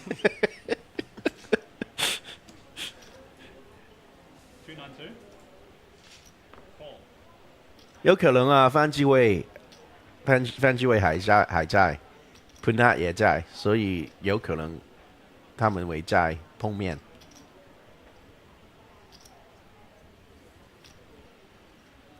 Right, so Dylan elected to call off this jam. Nagami slightly ahead with a king high versus a queen high. Just 6-4. Oh, and that's a queen. And or a spade we draw. Oh dear. Yeah, nice Yeah. hand. Yeah. Yeah.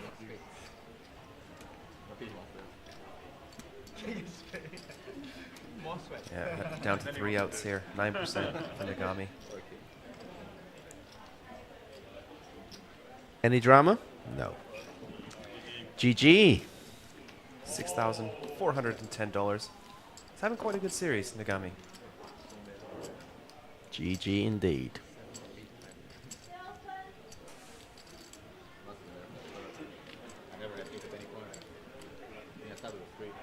But like speaking of the main event vinyl table yesterday, you know, remember that hand when all 4 players got a piece of the board? Bottom 2 Oh versus my flop goodness. flush versus flop flush. Yeah. Whew. And Fan Chiwei also turning top pair, top kicker with the 3rd nut flush redraw. Is incredible. Very balanced though from him. Yeah. I know numbers in Japanese. Can you help us fix the television, please? Okay. Yeah, that'd be great actually. Yeah. Okay, we can play blind. I mean, there's one there for us. But Yeah. for you, I can't see it. You have that one, right? You know that one? It's small. You got the lenses. I should have glasses. I just don't use them. I got them once. And I don't know where I put them. It is annoying. I did LASIK like 4 years ago. I'm gonna get LASIK at some point once I man up. Don't be scared. That was the best ever. Stephen Song with the very legitimate hand from cutoff. Ace Queen suited. Yeah, it's great. When the moment you're done doing it, like, I mean, it only takes like a few minutes, right? But then, like, you're light sensitive, so you're supposed to keep your eyes closed or like sunglasses or whatever. I went for a coffee right next door after. Like, I just couldn't, I couldn't open my eyes. Takes it down, pre-flop. Not because of the light, I just Straightforward. didn't have the strength to open the eyelid. Stephen Song is the short stack at the table with only 20 big blinds. Still quite healthy. How long was the recovery? Huh? How long was the recovery? The next day was fine. Oh really? Yeah. I just needed to sleep over it. Maybe already in the evening. I'm not remember for sure. Justin Fairbanks wants to join the writing group of the confirmation bias book, huh? He says, a guy busted today with King 6. Danish lost the flush versus flush 4-way with King 6. Abraham lost the tournament with King 6. Classic confirmation bias. Brilliant. Don't play King 6. Now you know. Oh, maybe don't play Ace Queen either. Yeah, Ace Queen suited. Muck. Well, it depends. Maybe Ace King loses. Maybe. Yeah. High-level poker strategy being shared here in the booth. Someone did joke with me at the high roller table, saying, "So now you can't see other players' cards. Can you still play poker?" I said, obviously not. Obviously not.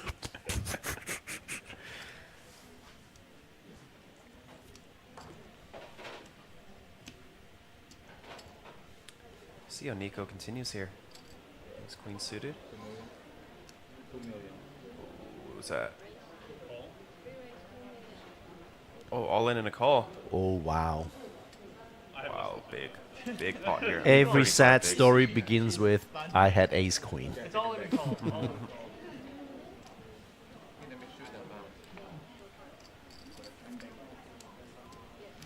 Is it getawaitable? 37 bigs. It's a lot. Little deep. Yeah. 30 bigs, ace queen off, I think, gets in there quite often. But you're also against Dylan. Yeah. He's going to be 3-betting often. No, ace king. Oh, well, it is what it is. Ace King versus Ace Queen, both suited. Oh. See, every happy story begins with, I had Ace Queen. Yeah. Dylan needs running diamonds or one of the 2 kings remaining. Untouchable. That's not one of them.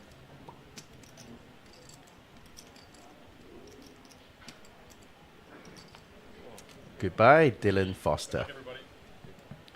Brutal way to go. Wow, that's a lot of chips. That is a lot. He had a million to start the hand. 37 big blinds, very healthy stack. That would have been an enormous pot for him to take 2.3 million, put him pretty close to the top of the leaderboard. But Nico, back up to 155 big blinds, crossing that 4 million mark. That is okay. I don't I say that is sick quite often, but that was actually sick. Yes. Very uncomfortable viewing. Oh boy, yeah. GG, Dylan.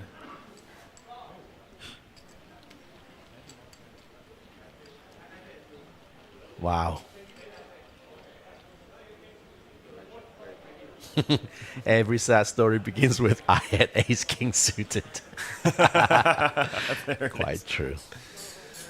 Justin telling us, Renee said that he only came to Taiwan because he saw a Frankie C vlog from the APT at a previous series. So there you go. We also had our Jacob Ikuma, who pulled the 50,000 USD mystery bounty, 4th place for 14,000, won another event, and ran deep in the main. It was our chip leader on flight C. He said he only came to the APT because he saw Greg's videos. Oh, there you go. Yeah. Well, I had a long conversation with him during the break yesterday. Jacob? Jacob, yeah. Okay, yeah. And he's going off to the UK after this trip. Yeah, just see his girlfriend. So. Oh, nice. Yeah, say hi to him, and maybe you guys can meet up in London. No, I'm gonna miss London. No, I'm not meeting him. That's not what I mean. He's a very, very nice fella. He's cool. Yeah. I only struck up a conversation with him because he was wearing a Train Spotting T-shirt. Yes, he was. Oh, yeah. I played him in what a film! What a film. Second one still great. I actually like the second one better.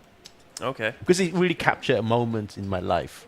I felt like I grew up with the characters because same age, really, practically. Yeah. And it really resonates with me. But anyway, keep going. Oh, flag is correct. Yeah, Alex is now from Hong Kong. There we go. Second in chips. Yeah, so, Jacob, interesting guy. Very well spoken. for American, you know, very well spoken. No, I'm just kidding. I'm kidding.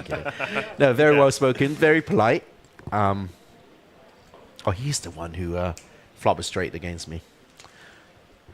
No, I don't like him anymore. Now I don't remember that. Maeda with pocket sixes from UTG.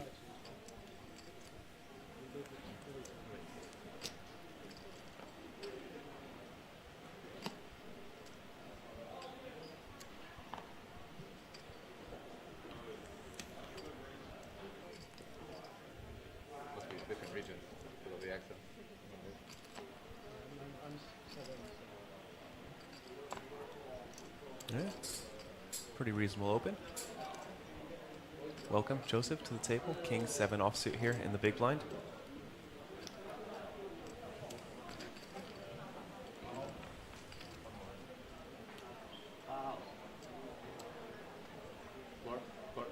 Well, Justin, that's why we are here, just to be the fact checkers, just to make sure that all the flags are correct, etc., etc.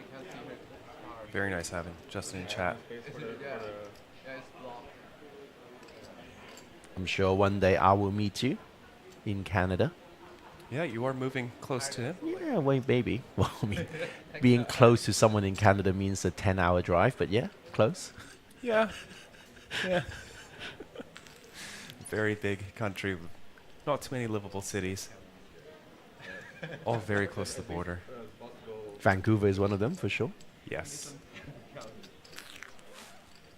King 7 here. Does go for the float. Shinya has a lock on this hand now with bottom set. Cash games, they want to have like this many chips. Yeah. Everyone. Super high. In Europe, we have like this stack cash games. Very efficient. I'm getting so much FOMO because my Instagram, Facebook feed is full of people showing off their trophies. No. It's not too late yet. No, you still have one more day. Yeah, exactly. You still have 2 more events for this year as well. 2 more series, yeah. Yeah.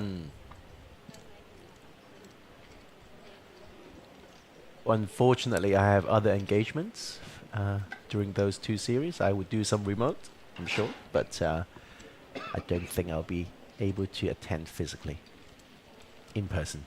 That's a shame. Maybe I'll come visit you in Hong Kong after Fukuoka. Oh, I'm fully expecting that. Are you? I am. I think you should. Now that you're drinking as well, which makes you better at poker. Makes you approachable. I'm not approachable when I'm sober.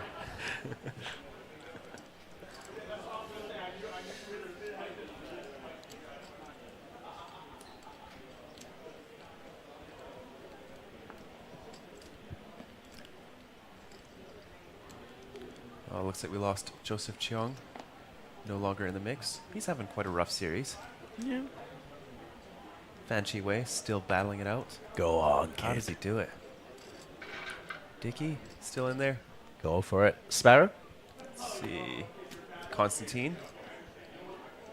Very, very good player. Punat still in it. Sparrow still in. Yeah. Good lad. Justin's doing. You see his name? Justin. Chi, right? Yep. Yep. Okay. Good, good, good. Justin still in. That means we're going to get a few viewers. Yes. Yeah, we don't actually care about them. We just wanted to have people you care about to be we need the on thumbnails. YouTube. Exactly, yeah. Do you see Rampage posted on Instagram or Twitter or something about giving away 1% of his tournament winnings from now on? Oh, really? Yeah. That's very cool. Yeah, ran into him, met him at the 10K. Very, very nice guy. Yeah. A very hard worker. He is, isn't he? Yeah.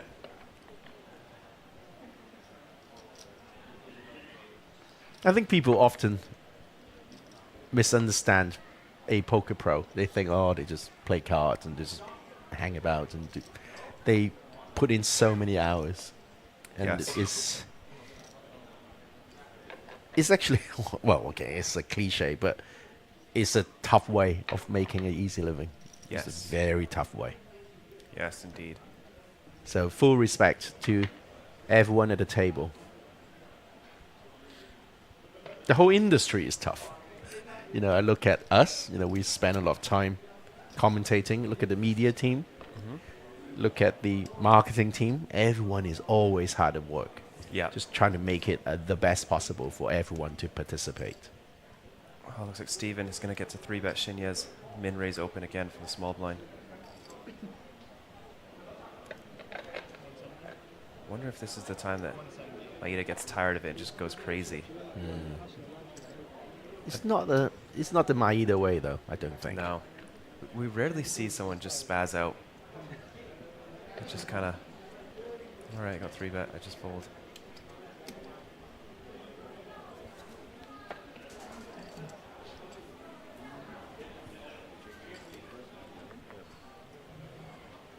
He's considering it. No. He's considered folding. Yes, there it is.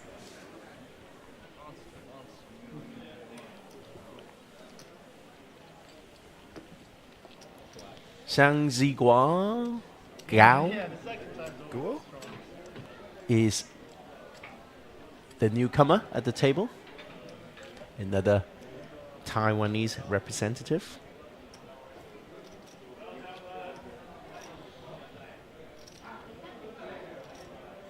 Oh, Dickie isn't in anymore? Okay.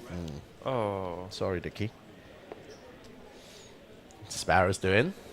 We all want to see him.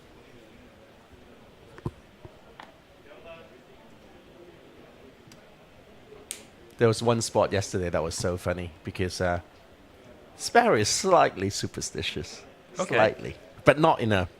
No, actually, no, there's no justifying it. Anyway, so, so he kept saying, oh, I've been doubling up Joseph Chung all this week. Yeah. And then he went all in with Joseph Chung. He just walked away from the table and went, I don't want to see this. So he was really angry walking away. So, oh, what happened? You know, have you busted? Oh, he just like walked to the toilet and hid in the toilet. Wow. And he wasn't, like, he was covering Joseph, right? Yeah. So he knew whatever happens, he'll come back over his stack. Yeah. And he came back with a boom, a big stack. Oh, okay. There we go. So he's the one that knocked out Joseph? No, well, yes, but Joseph rebought. Okay. Yeah. That was very funny. I liked, Joseph had a funny tweet for the Superstar Challenge. Okay. Said, flew halfway around the world to play with these guys in the 25K, and it's all his regular players he plays against in the States. Yeah. Yeah, just the luck of the table draw. 8-8-3, neither player connecting here. More backdoors, though, for Alex. And the betting lead. How do you rate this flat from the cutoff, Queen 10 suited? I prefer a raise, I think. I think it's not strong enough to flat.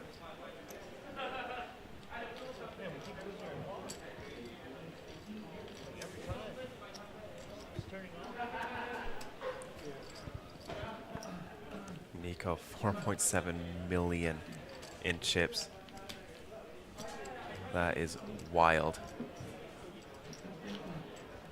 Starting stack, 100,000 in chips.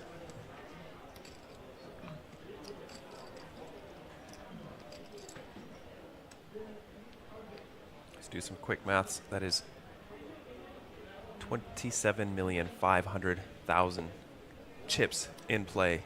And this man has nearly 5 million of them. Nearly 20% of the chips in play sitting in front of Nico there.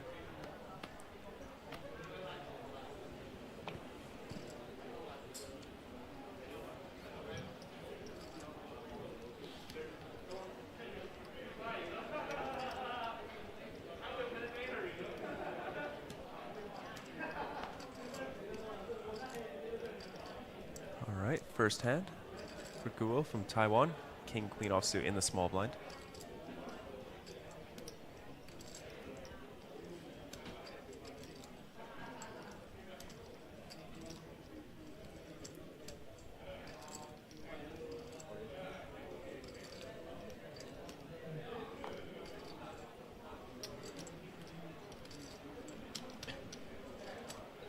All right, takes it down.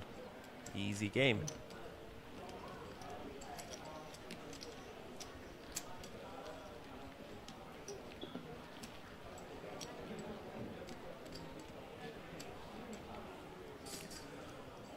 Oh, we hit another pay ladder now. 27.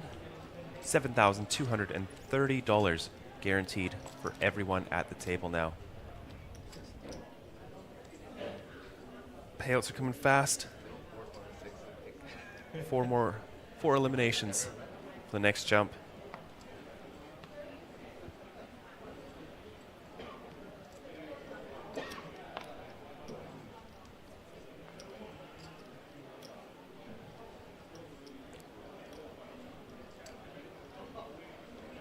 Joseph lets the queen jack offsuit go.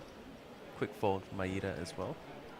Steven, king 7 suited here in the cutoff, playing off of a 21 big blind stack. Stanley Wang also busted, so Punat is the last player in the field who could take a second mega line. Oh, hello, pocket aces. The best hand in No Limit Hold'em, and my favorite to play.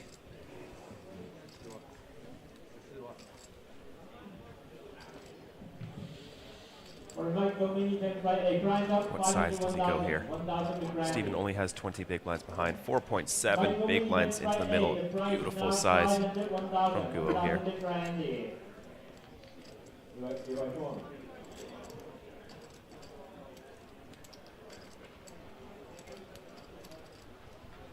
Relative newcomer, 13,818 on his Hendon mob. Showing some very nice pre-flop sizings here off this 20 big blind stack. And Steven has one of those hands that does like to 4-bet, king 7, king 6 suited, but just decides to let it go here.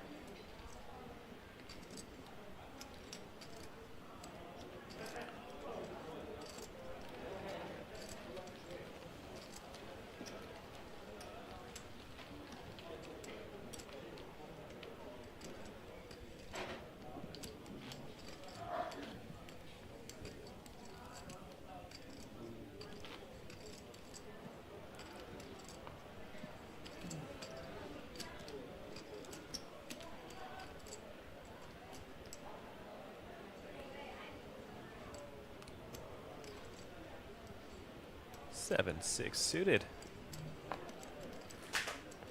Probably can't open that in early position though. Yeah, has to fold.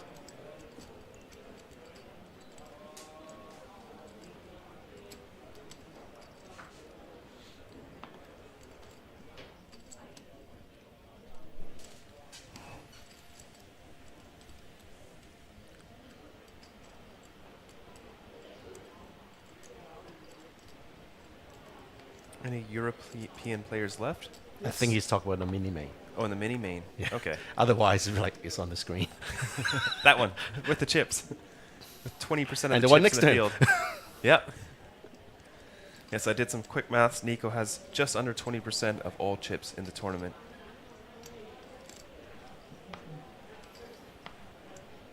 Pocket sixes here.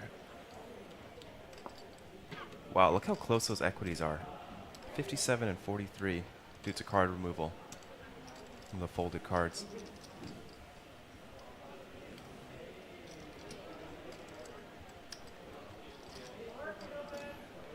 Takes it down. Denying 43% equity. That's a lot, isn't it? It's a lot. For such a small bet.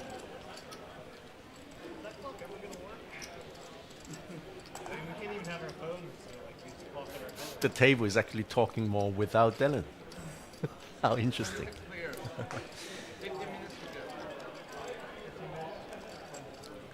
Wonder if he'll play anything else this series. Probably. There's a hyper turbo this evening at High Roller. Oh yeah. Yeah. Might be a bit fast for him.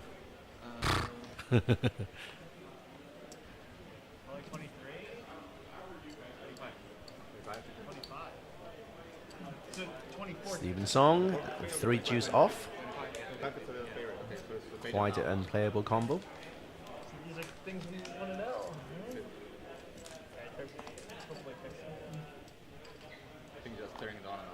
I think the standard of poker in Taiwan is just come leaps and bounds. All these coaching sites are localizing the strategy, kind of education in Mandarin has really helped a lot of players. Yes. Yep. Yeah, Fan Chi Wei, Eric Tsai both have coaching sites. Correct. And Nevin also Nevin coaching. as well. Yeah, 24th gets nothing.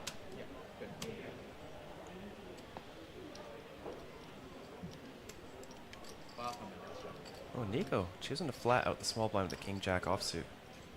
Do you do that? I don't. 3-bet or fold? Mostly fold, actually. Mostly 3-bet for me.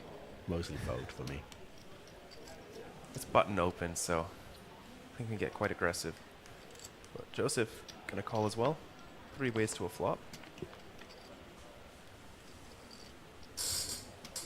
Oh, dangerous. Everyone catching a piece here. Alex is laughing right now. Every happy story begins with... He's queen suited.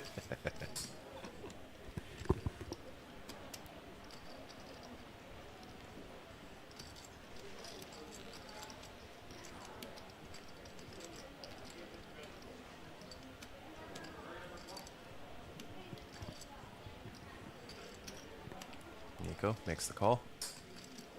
See, I can't quite get my head around the fact that Nico still has 21% equity. Yeah, it does have backdoors. Some straight draws. Flush draws. 2 pair draws. Backdoor quads.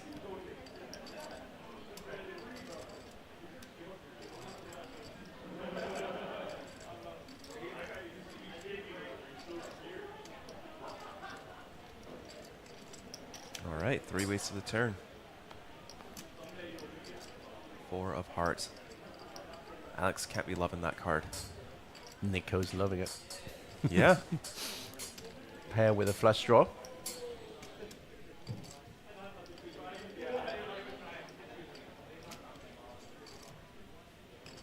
In Cantonese, we say 大隊抽花必輸身價, meaning the best way to go bankrupt is to hit a pair with a flush draw. You have a full saying for that? Yeah. I think we just made it up. Okay. Like, it's not like Confucius never said that, you know. It's not like a classic. It's just something we say. It's not like an idiom. Yeah. Hey, Joseph is in deep trouble now. Yes. Deep, deep trouble for Joseph Wilkinson here.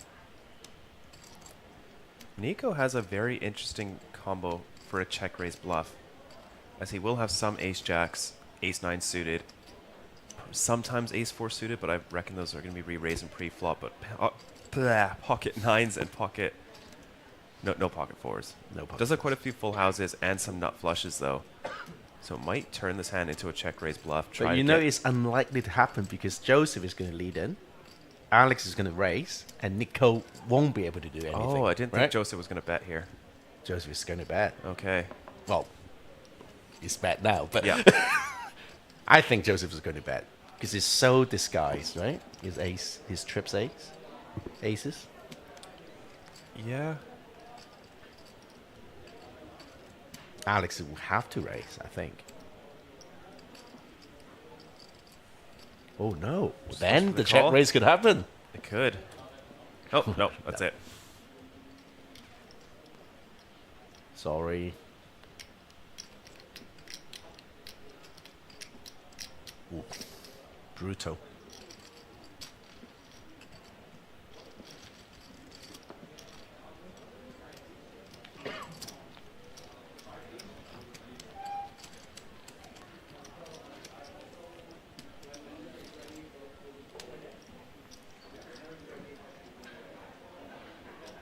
No, I'm liking Alex's play. Well, he's getting good cards. It seems quite together. You know, he's not phased by the occasion, by the streaming table against all these big winners. This could be his biggest cash for Alex Chang. Yeah, for sure. I found Renee's composure to be very, very strong for somebody playing for that much money. You know, on a feature table, very new to live poker. Yes. And the interview was great because, you know, his companion, I don't know, wife, girlfriend? Girlfriend. Girlfriend, okay. His companion, let's just call it his companion. You know, was just like so excited. Oh, I never knew he was going to, you know, just so, such a fairy tale. It's fantastic. Yes. Yeah, they're very, very kind of sweet paid together. for the trip. Kind of, yeah. Maybe he'll cover food. Oh, here we go. Classic. Pocket Queens. Again for Shinya. Ah! Okay, Justin Fairbanks, I know the context. He is going to 3-bet here.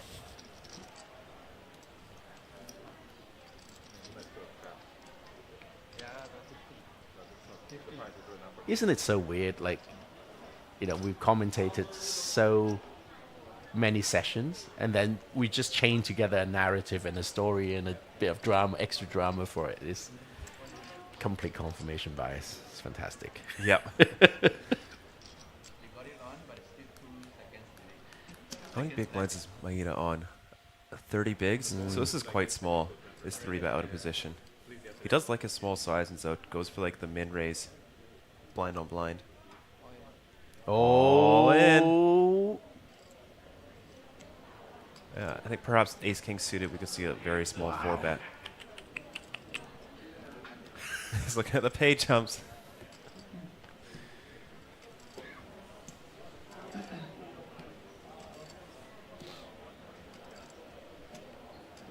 Wow, that's a big chunk. Big chunky race. Yeah. Alex, if he wins, well, if Maeda calls and Alex wins this flip, Alex could be very close to the chip lead. Maeda's not going to fold. I think he's just going to try and wait for the pay jump. 2 more players eliminated for another $2,000. He's going to wait half an hour so that he can see the cards on the yeah. Yeah, everyone just walks away from the table. Yeah, it's already 60%. Oh, by the way, it's a key hand, just to Yeah. remind you. Even if he folds, I'd still call it a key hand. Here we go. Key hand coming up.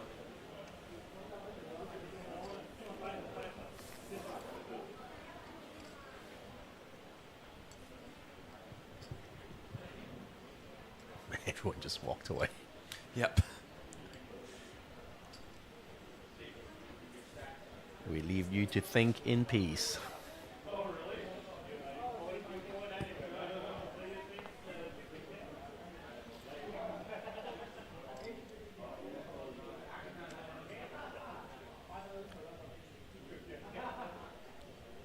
No, I don't think there's too much to think about here. You can just throw your time banks in, lean back in the chair, just tell the dealer to wake you up from your nap when you have 15 seconds left. You know, is going to stall for the pay jump. What? What? What? There you go. What? Justin Fairbanks, it's not just because someone had one big blind. Yeah, Justin, what is that context? Context. Be damned. What? There it is. Oh my goodness. Pocket queens fold pre-flop for 30 bigs. Wow. Live to die another day.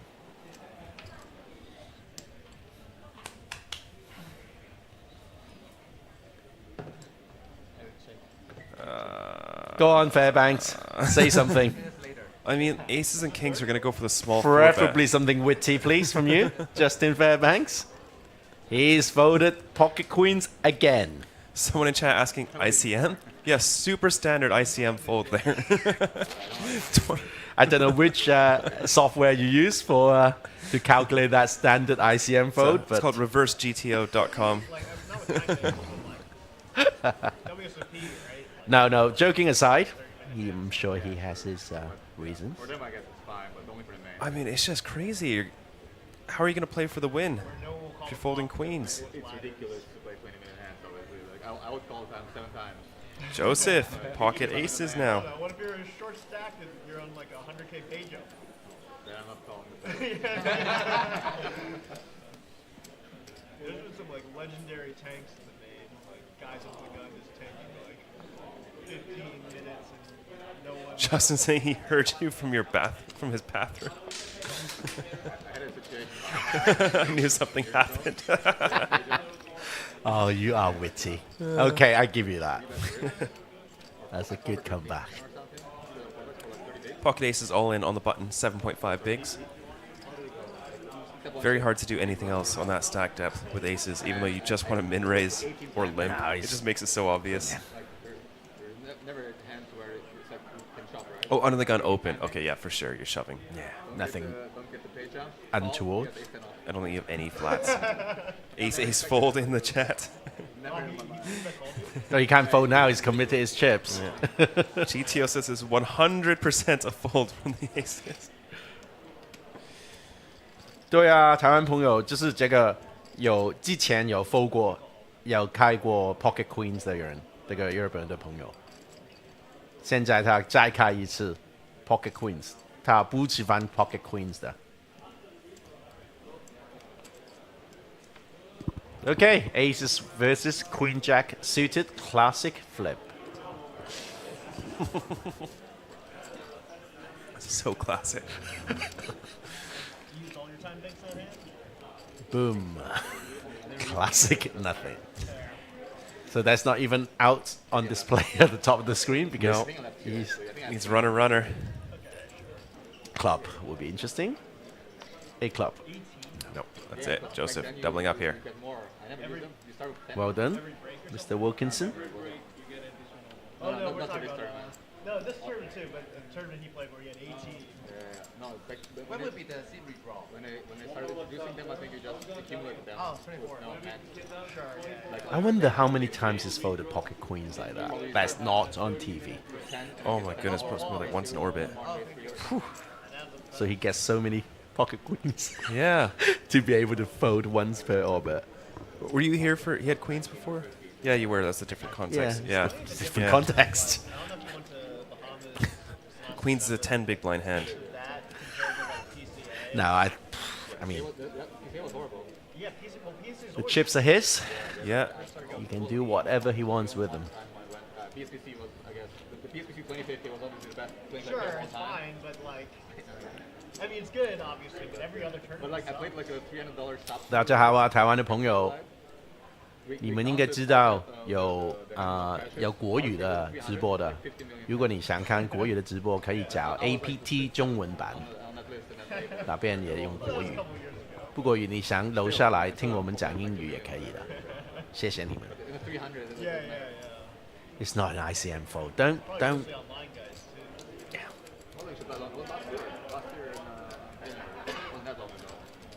No. For that to be ICM, it's like final table. There's 3 short stacks all in, and you're second in chips, and the biggest stack is shoved into you. Then queens for sure. Get out of there. But I'm sure he has his own reasons for the queens fold. Maybe he's just super superstitious. Hates pocket queens.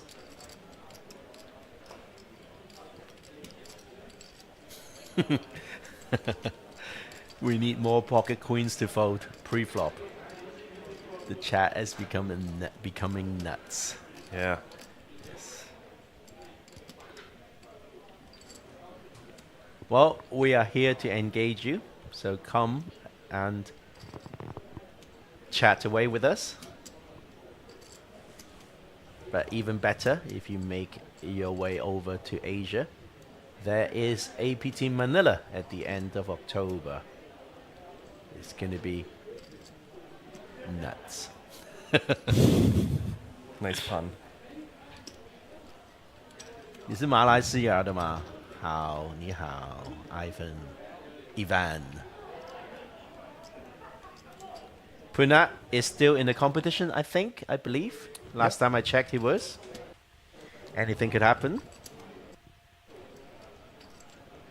Then again, he's not the one donating to the prize pool. Well, yes, correct.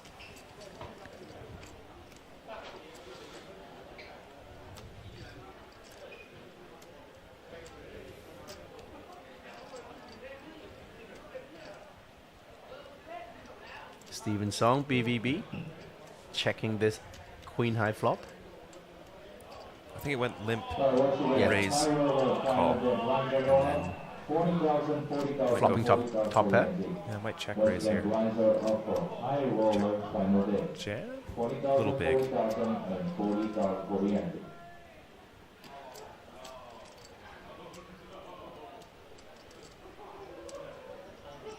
Jam it is. Fold it is. Like Kim D, would that be streamed for the other tables? Unfortunately not, because we are only catering for one TV table. Yeah. We already have like 40 staff working just to get this one table operational. The camera angles, the overlays, editing, us two in the booth, camera people. There's a lot of work that goes into just one TV table. It'd be tough doing multiple RFID readers. I still think our main event Stone Bubble coverage is excellent. Yes. Yes, with Neil running around. Camera crew following him. It's fantastic. It is.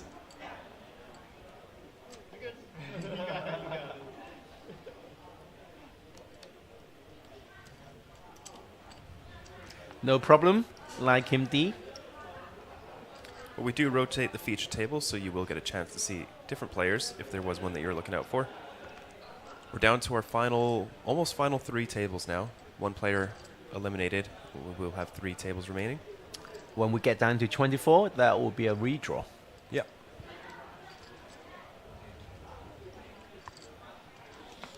I have to say, Alex has been playing very well. Very. Nico as well. I agree. And Maeda is still here. Mm-hmm. Well, actually, Nico got very lucky with the ace-queen hand versus Yes. ace-king, to be fair. I think it's pretty standard hand there. 38 big blinds, a little big, but I think with ace-queen suited.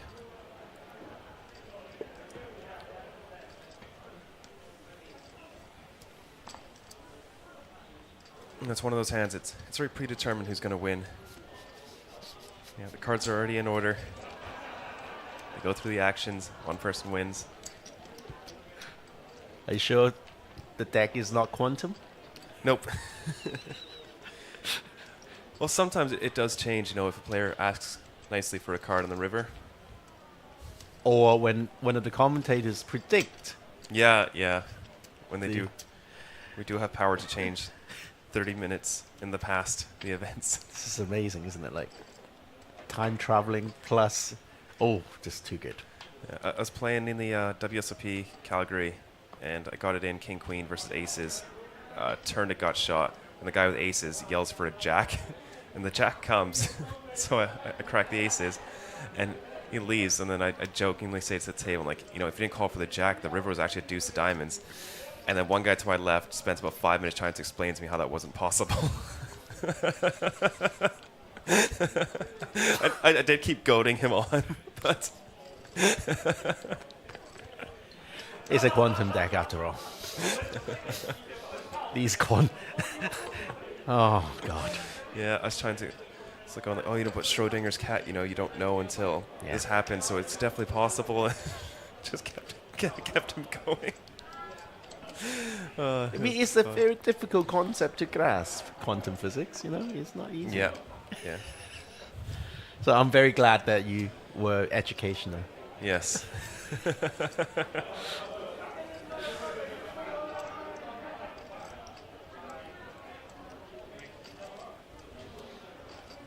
Ooh.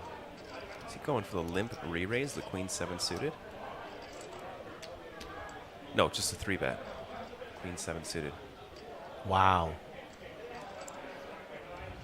Strong by Alex. Very strong raise from the big blind. Mm-hmm. He's sitting second in the chip count. I think deservedly so. Yep. 不在啦，小廖已经跑了，对不起 Wayne Chang. Someone is railing for Nico. Nice. Nice. Glory Hunter. Easy to back a chip leader. Yeah.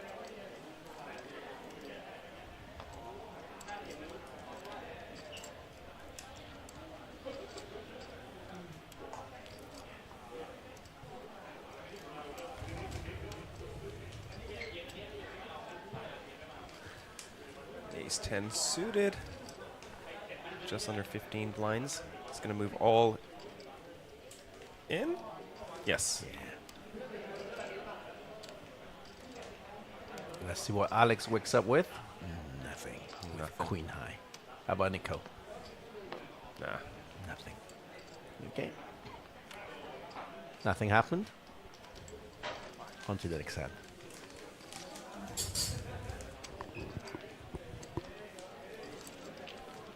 So it seems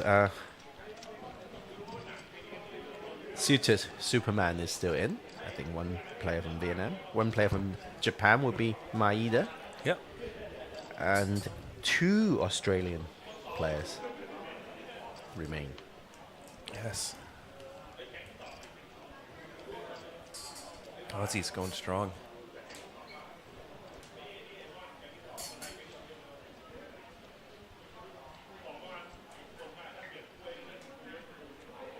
You know, the world could have worked out so differently. It's crazy that the Aussies are considered Westerners. So close to Asia.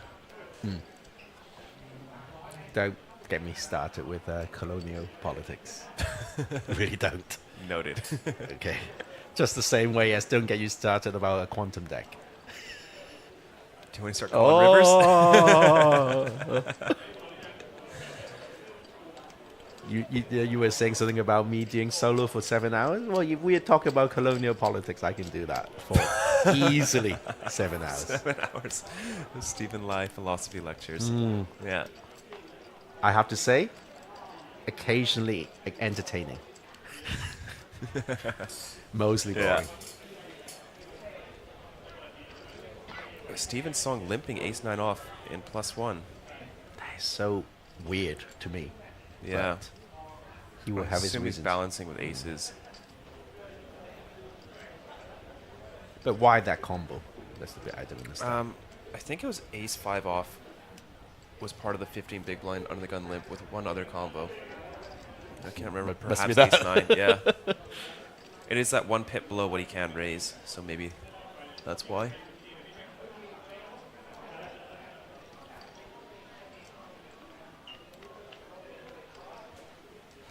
Flop comes queen high.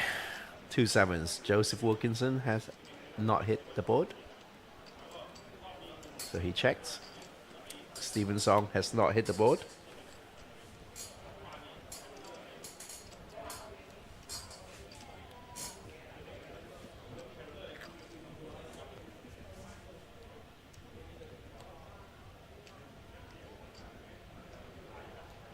And bets.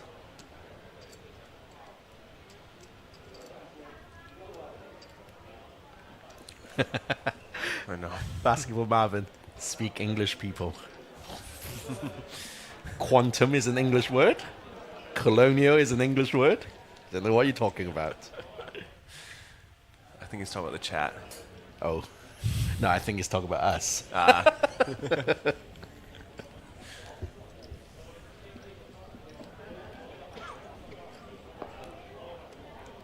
I like your automatic translation on your YouTube. That's pretty cool. You can have it too. No, but I don't want to because the translation, because I read Chinese, right? Yeah. The translation is always going to be less good as what I can read. Yeah. Right? So, might as well keep it. Does it do Thai as well? Everything. Oh. Some words it just doesn't. If I refresh it, it will. Okay, so what is... It should be gone. Okay. Albert Tong is saying... I think he's out. I think Eric is out. Oh, okay. Yeah.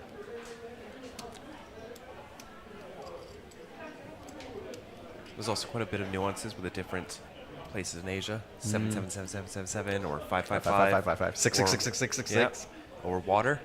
Yes. Water means nice. Shui! Shui!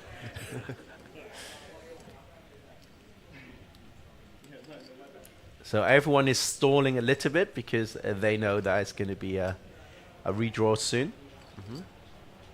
So waiting for one more player to bust.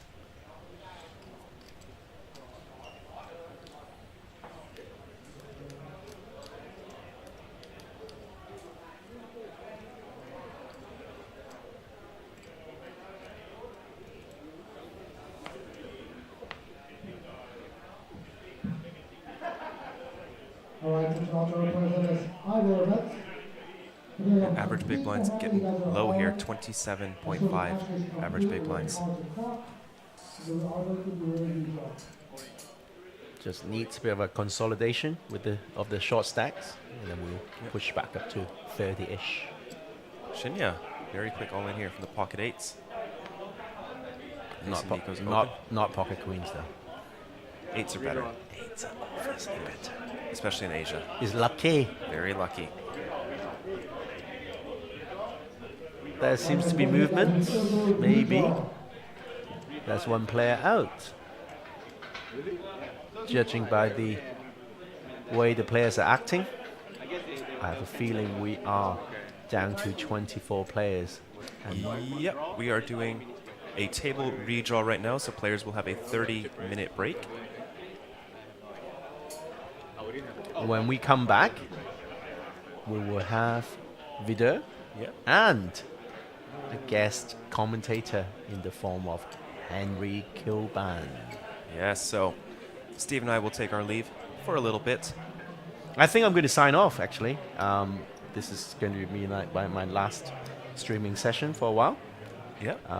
Thank you for your support, and thank you, Justin Fairbanks. You've been a true loyal friend. And thank you, Sam, for being accommodating and going along with my antics, my high quality commentary. Yeah.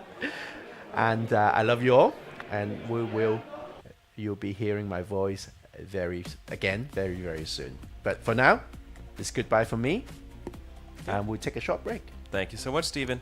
Stick around, and we'll see you all in just a moment.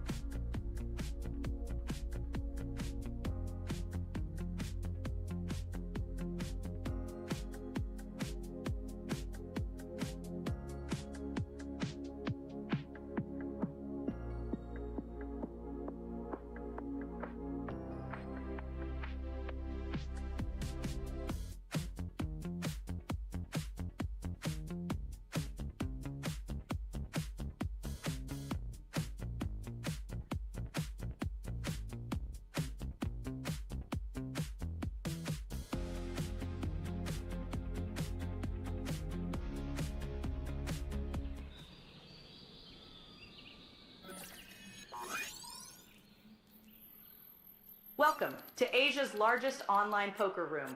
Our next generation poker software is now initiating.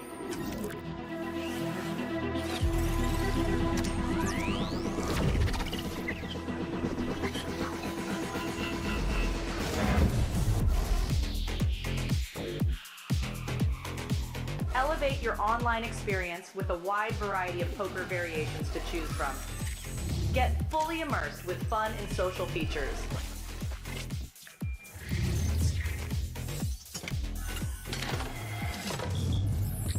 Level up your game with PokerCraft and Smart HUD. Unlock a wealth of rewards including cashback, bonuses, and jackpots.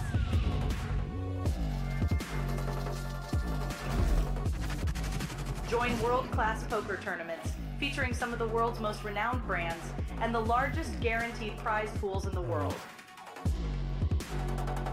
Experience the best in customer service and hassle-free transactions for a seamless online gaming experience. With online poker available on all your devices, you'll be able to play your favorite games anytime, anywhere.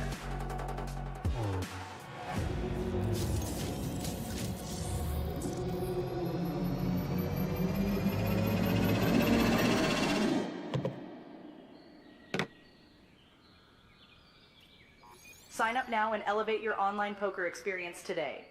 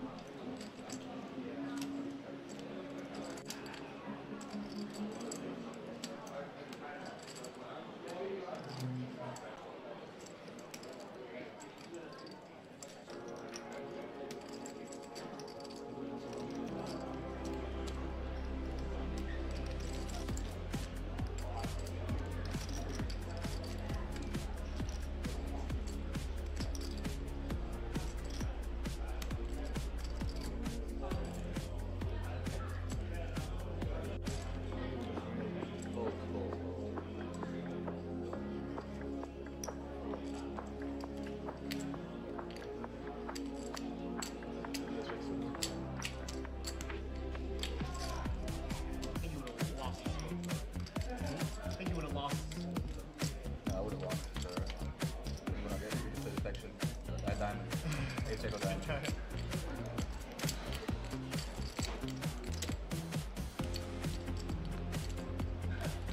of course.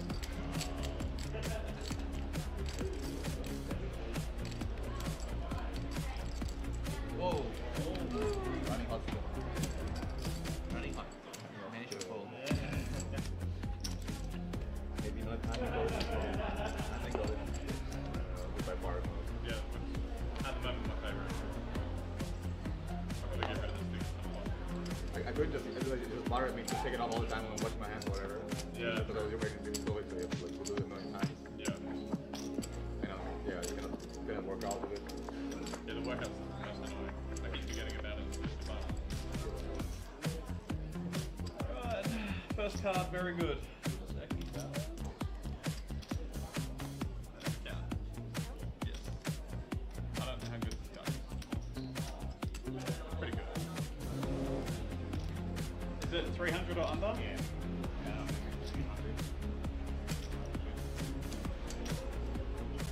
292. Call.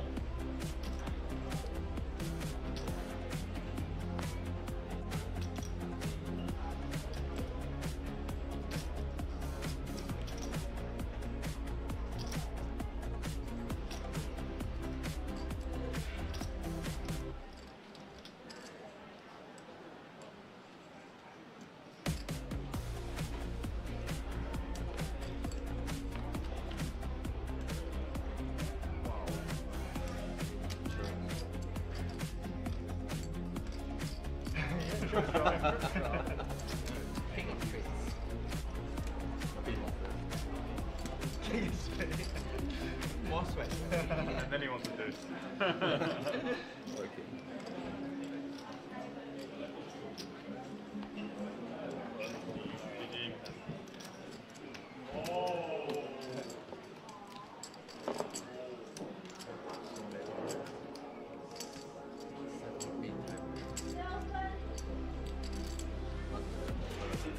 I never had to with anyone.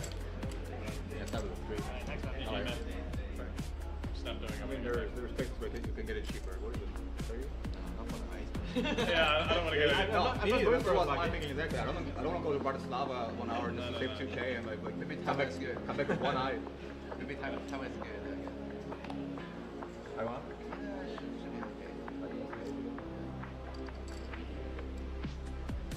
But I also just wanted to go home where I'm gonna start down. So 10 minutes walk home.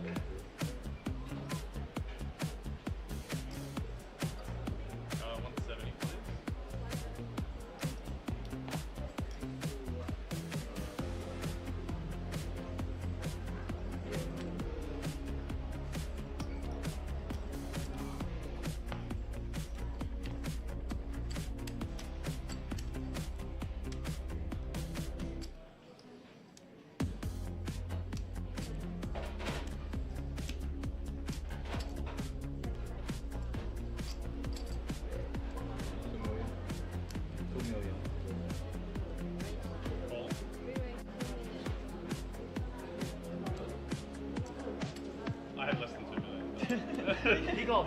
She's stunned. Okay, It's all in the call. All in the call. Let me shoot them out. I had to think for a second when he said 2 million. I was like, maybe what?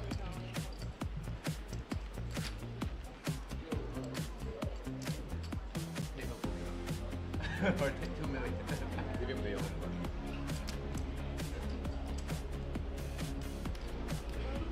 The ace king. Yeah.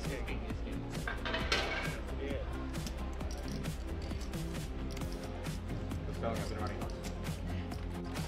So it'd be I ran deep in a few spots. Whoa. And I'm busted everywhere like this. So. But. Diamond for a sweat deal? Untouchable.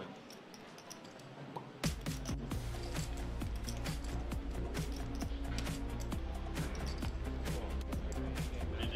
Good luck, everybody. I'm just gonna let you guys do it. One more. They're feeding these tables. I think just turning it on and off. Just turning it off.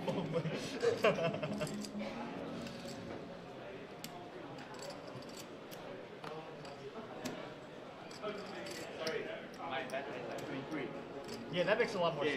So we just hit it at 27. Yeah, 24th gets nothing.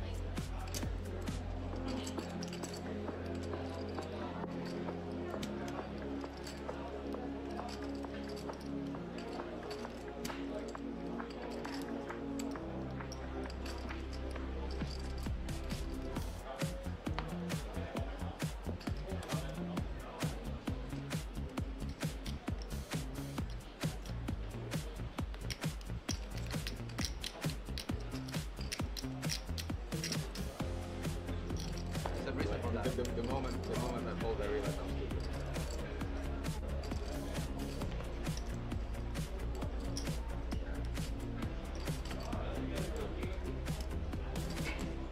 You're not a greedy guy. You're not a greedy guy. Greedy. I can make the best play. Very good, very good.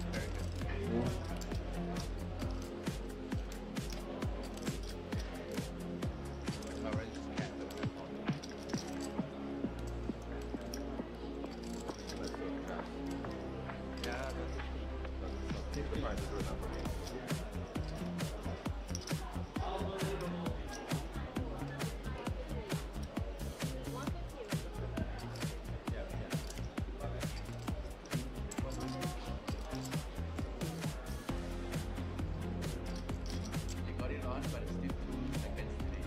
2 seconds lag. 2 seconds lag? Oh, 2 yeah. seconds lag. Yeah. It's not It's a second accurate. difference. On the bonus, it was like 8 seconds difference. Already? Yeah. At least yesterday.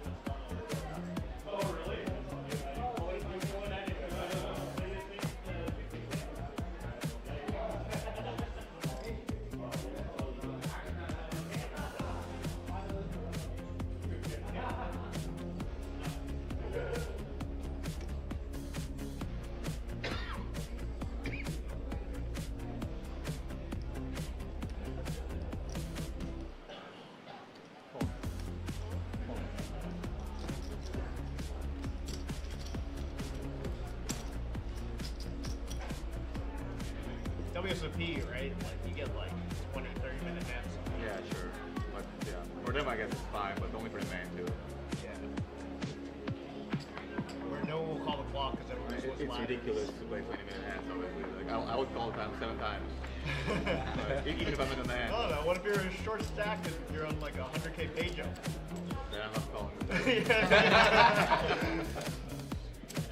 There's been some like legendary tanks that made like guys on the gun just taking like 15 minutes, no one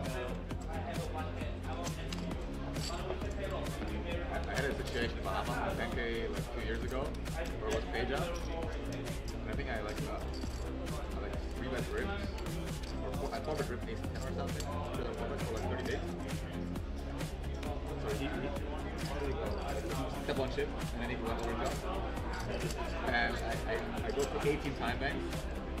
So like there's never a hand where it's like you can chop, right? So I go for 18 time banks. Don't get the pay jump. Call. He has 8-10 off. I've never expected that. Like, it was like never in my mind. He called you? Yeah, he did something ridiculous. Wow. Well,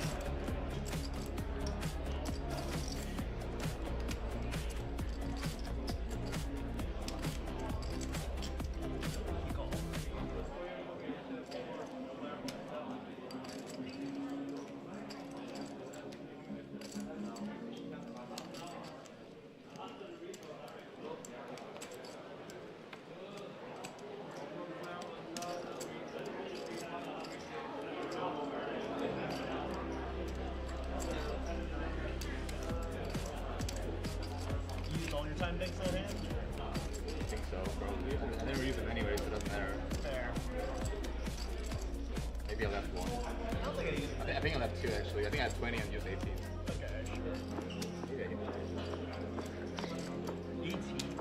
Yeah, because back then you get more. I never used them. You start with 10 or? Every break or something? I remember. Every break you get an additional.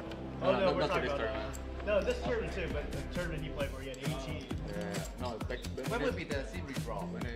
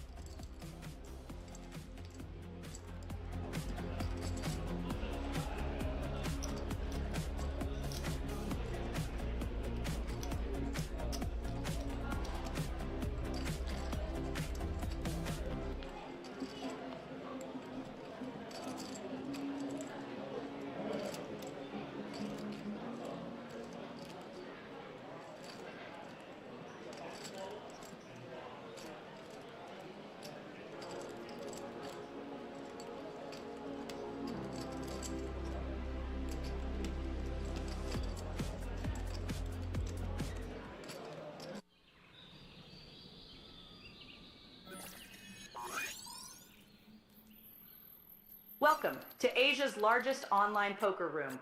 Our next generation poker software is now initiating.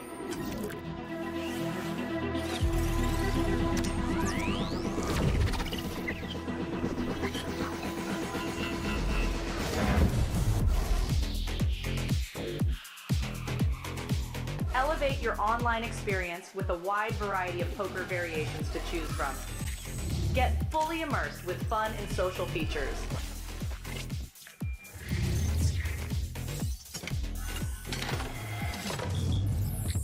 Level up your game with PokerCraft and Smart HUD. Unlock a wealth of rewards including cashback, bonuses, and jackpots.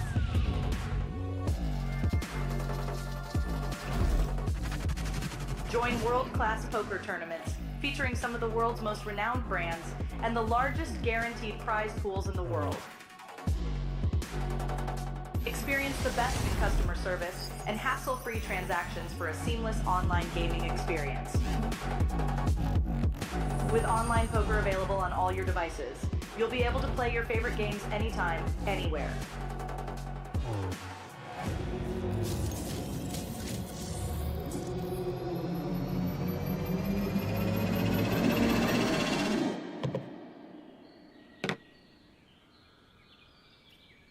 Sign up now and elevate your online poker experience today.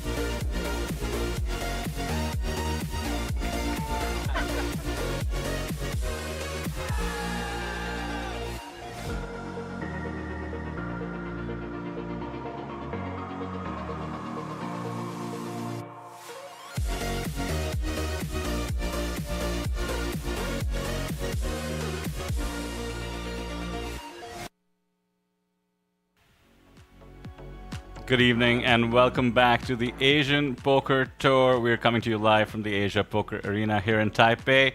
And we are at the final day of our streaming schedule, second last day of the series. And we're here to see who bags the final Mega Lion trophy for the APT 2-day high roller.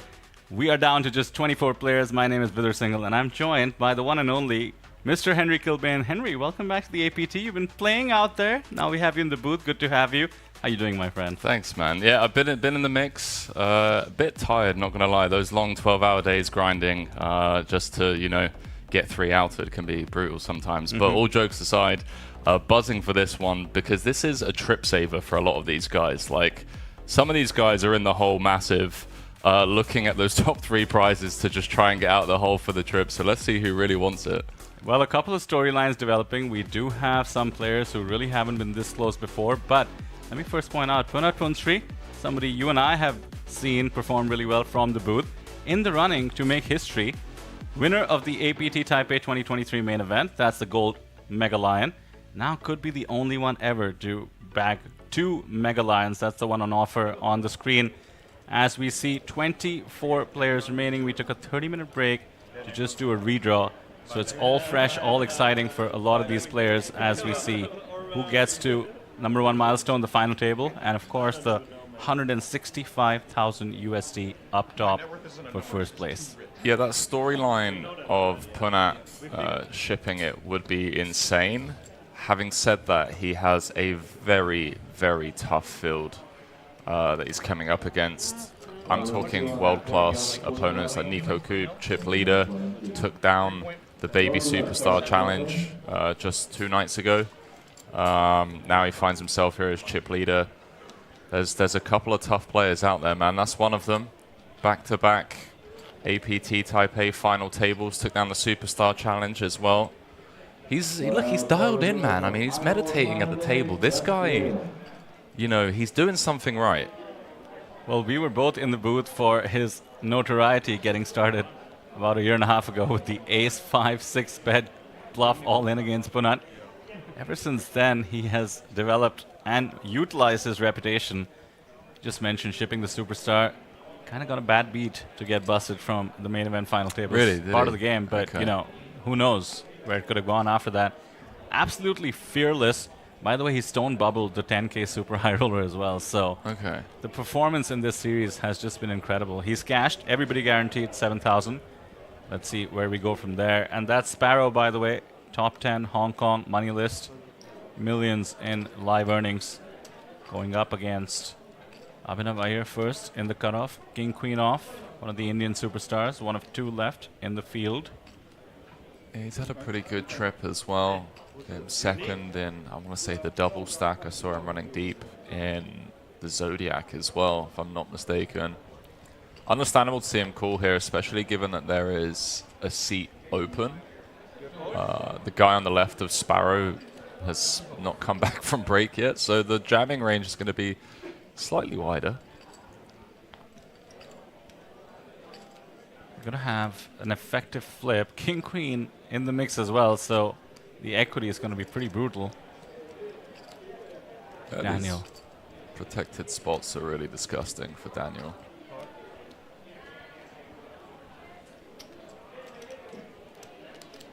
Gonna make the call. 3-way affair. I mean, Sparrow's loving this.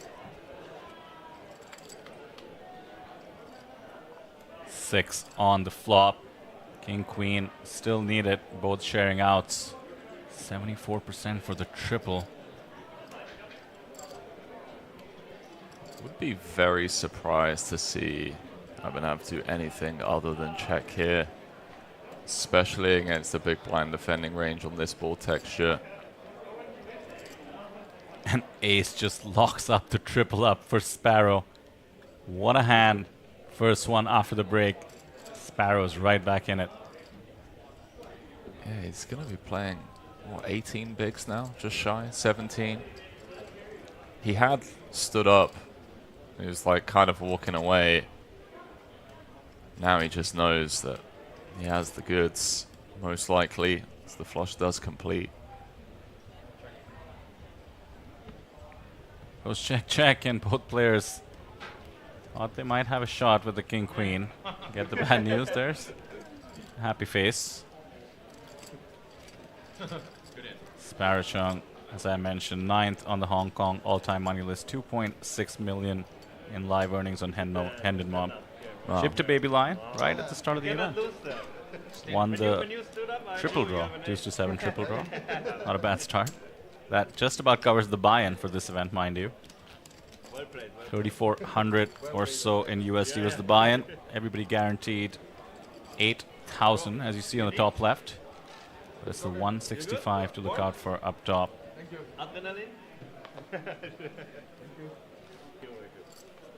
There's a man who's seen it all, done it all. Punat Punsri on the left. Super hyper focused as always. How does he do it, Henry? The posture, the composure, the focus, the results. Listen, I tried tempting him at 2 a.m. to come out for some drinks last night, and very, you know, in the Punat Punsri fashion, said, "I'm sorry, mate. I need to get my 8 hours beauty sleep. I've got day 2 tomorrow." Declined a night of drinking.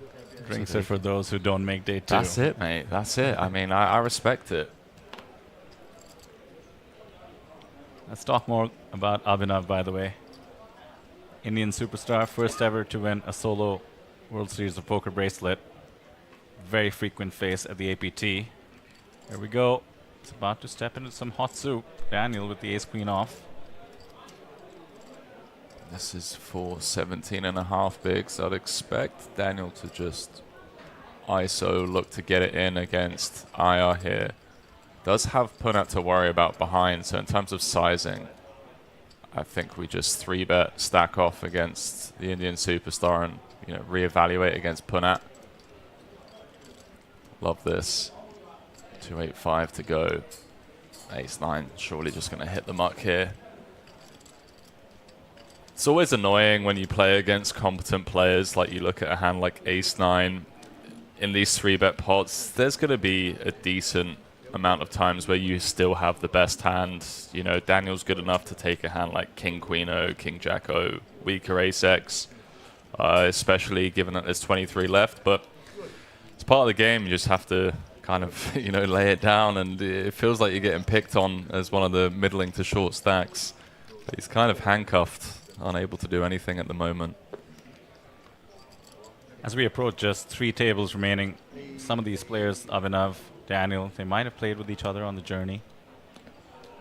Could have picked up reads, if not, at least have a lot of respect, as you just mentioned, Henry. Forced to make that fold. Pocket Tens has entered the building, +1, easy open. Might just be an open jam. What's this, 8 big blinds? I mean, I would love to see a min raise in juice, but I don't think you really get to play many min raises of this stack depth. Let's just go for it.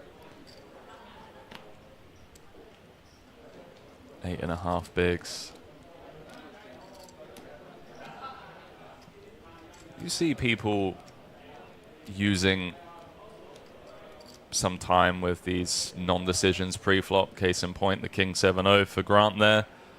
You're going to be seeing that as we work our way down to the final 2 tables. It is an annoying part of the game, but it is within everyone's rights to do so. I'll admit, in the hyper last night, final 2 tables, I was using all 15 seconds before folding. How close from the bubble again? It's okay, man. We don't need to. That one gets through. That's Rishi Mehra, by the way. Not that familiar with him from the Indian circuit, but clearly competent enough to make it way into the money here, and has a healthy stack, 1.8 million.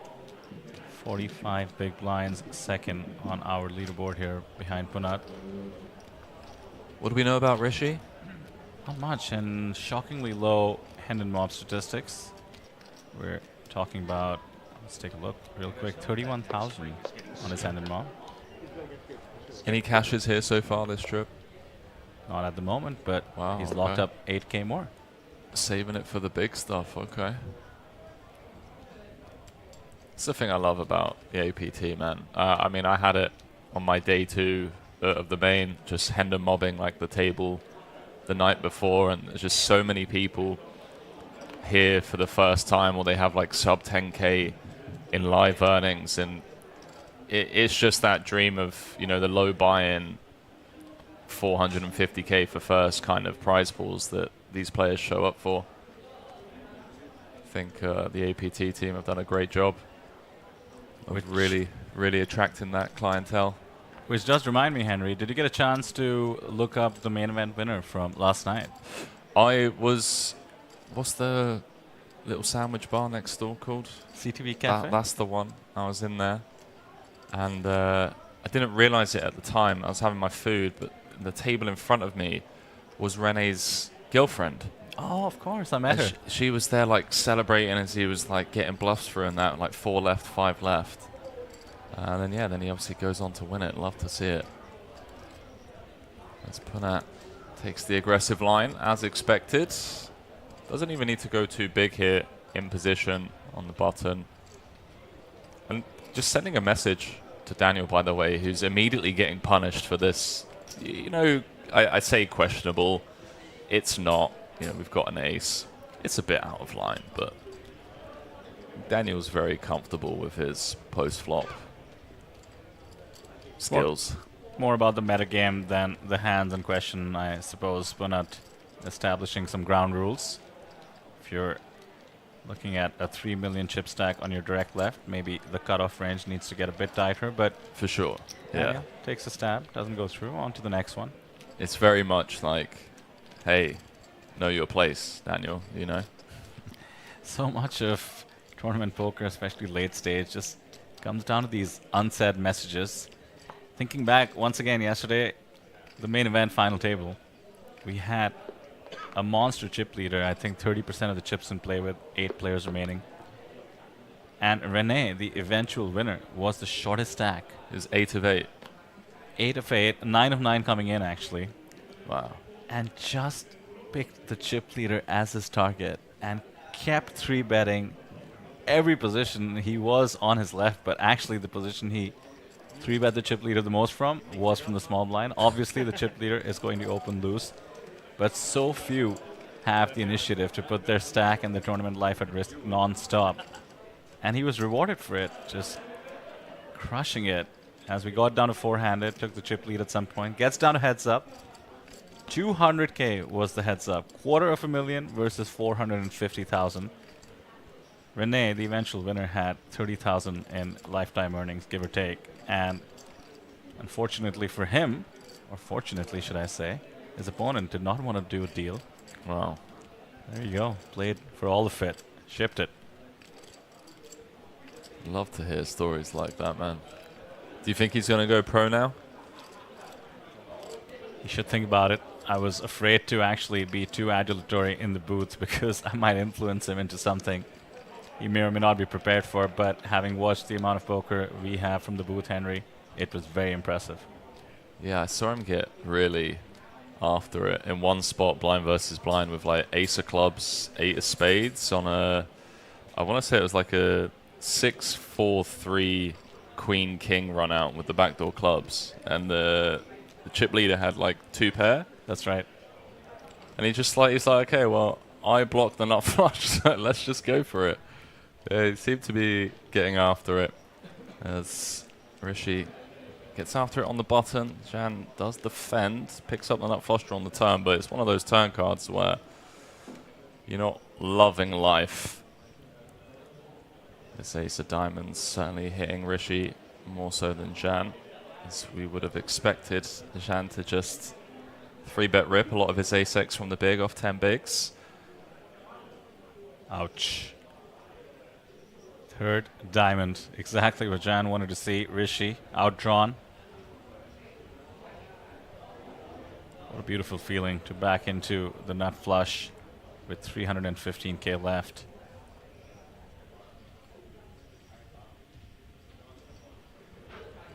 Interesting one for the sixes. I mean, most ace-x you would hear from pre-flop, as I alluded to. So it's going to be really polar here when Jan does eventually bet. Tough to figure what you're getting value from. Rishi's hand looks like what it is. Small pocket pair, perhaps an 8 considering the check back on 2 streets. Either needs to go super small or super big to try and get value from those kind of holdings. I'd love to see him go big here. He's going to have so many 1 diamond hands.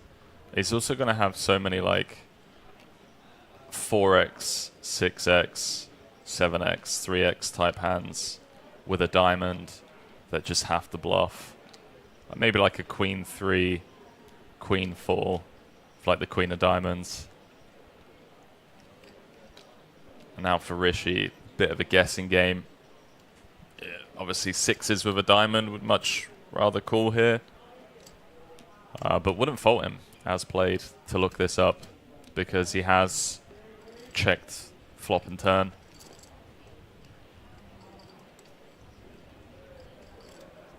Doesn't look it, but a tough spot.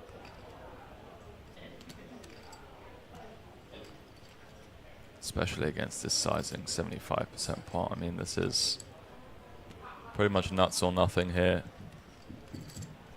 Saying like 2 pair or better. Does make the call. Nice little pickup there for Zhan. Just got the 10s jam through. Now picks up a nice little 520k pot. He's back up to, what, 17 bigs.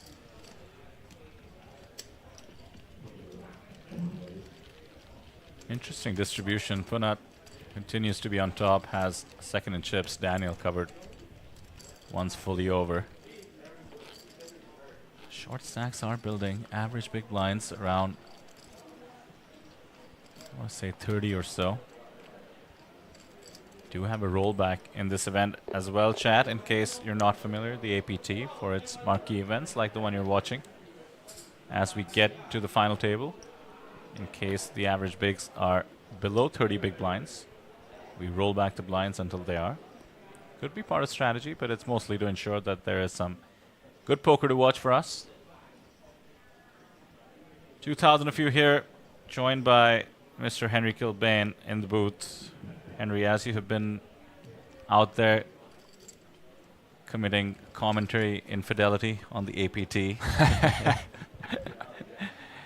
tell us what you have in store in terms of how you're looking at poker these days as you return back to this beautiful game. Yeah, well, happy to share. Just want to see how this hand plays out as Punat does come in with the raise, the ace queen. There's some short stacks behind that could certainly re-jam, given that it is the chip leader opening, but 9-4 for Zhan, not going to cut it. Yeah, taken a year off, mate. Almost a year from commentary and poker. Just really been enjoying the health and fitness grind. Got myself into Muay Thai. Just been enjoying that out in Thailand. But yeah, I'm back. Decided to change disciplines. Was predominantly playing PLO for most of my career. And now very much looking forward to playing and studying the great game, No Limit Hold'em, man. So we'll see. This is trouble, by the way, for the Indian superstar. 220 out there, middle pair against top pair. I mean, a modern day cooler, especially against the chip leader. And I wouldn't fault Abhinav for just check jamming here. The reason I say that is because Punat's going to have so many like ace X, king jack, jack 10 that just over c-bet a queen 7 deuce board. And 7-6 doesn't have much clarity on like any turns. Just going to come with check call. But like any king turn, any jack turn, any 10 turn, it's just so difficult to actually realize our hand here. How's that for a brick? Yeah, he's in trouble. Punat has absolutely maximized his chances of getting the full stack from Abhinav with that 3 of clubs. Let's see what size he goes with. Expect something in the range of 1/3 to half pot. Set up like a 0.6 SPR going to the river. You really just want to keep the 7x in. You're always stacking a queen anyway, so no need to go big. Something like 80, 110.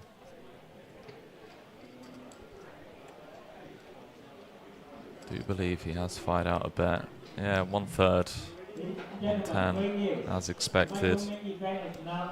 And immediate discomfort for Abhinav here, right? Like, he knows the message that Punat's sending, and that message is very much, hey, I'm going to be putting you all in on the river. Are you willing to stack off? That's the question that's being asked here. The SBR just so low, 335 effective, 550 in the middle. There's one of the 10s you spoke about, Henry. Essentially a brick. I assume it goes check jam here, and what a spot Abhinav is going to be in. It's grim. Very grim. Diamonds, brick. Trying to think where some of the natural bluffs come from, like the ace-4s, ace-5s, diamonds. Maybe not diamonds like ace-king, because ace-king of diamonds still has very decent showdown. Would Punat now value jam like ace-10? Potentially? He has asked for all of it. Abhinav calls, he is going to be out of the tournament. Unsurprisingly, the Thai viewers losing it in the chat, no doubt, in support. Abhinav needs to find, once again, a harder than it looks fold. Punat is very capable of bluffing in this exact spot, putting the pressure. 22 remaining. Very disheartening. You fold, you've got 8 bigs left. If you call in your right, you're playing 1.2 million chip stack. It's Punat as well. Punat definitely gets called up lighter than most in this spot, just because of his reputation of being able to have bluffs here. Abhinav should show up with better hands in this spot frequently. Should have plenty of queens that go check call, and would want to stack off perhaps on the river. Could have some 2 pairs and sets in there as well. Most of them should be jamming, but the absolute bottom, the deuces and the trays. But against this opponent, how is he supposed to lay this down? Almost 2 million in Abhinav's hand and mob, by the way. No accident. As I mentioned, he is simply one of India's best poker players. Super respected. Yeah, he's fantastic. Got a lot of love for him. We only got to play briefly on day 2 of the main. He got coolered kings into aces. A bit of a cooler here. I think he's looked him up. He's paid him off.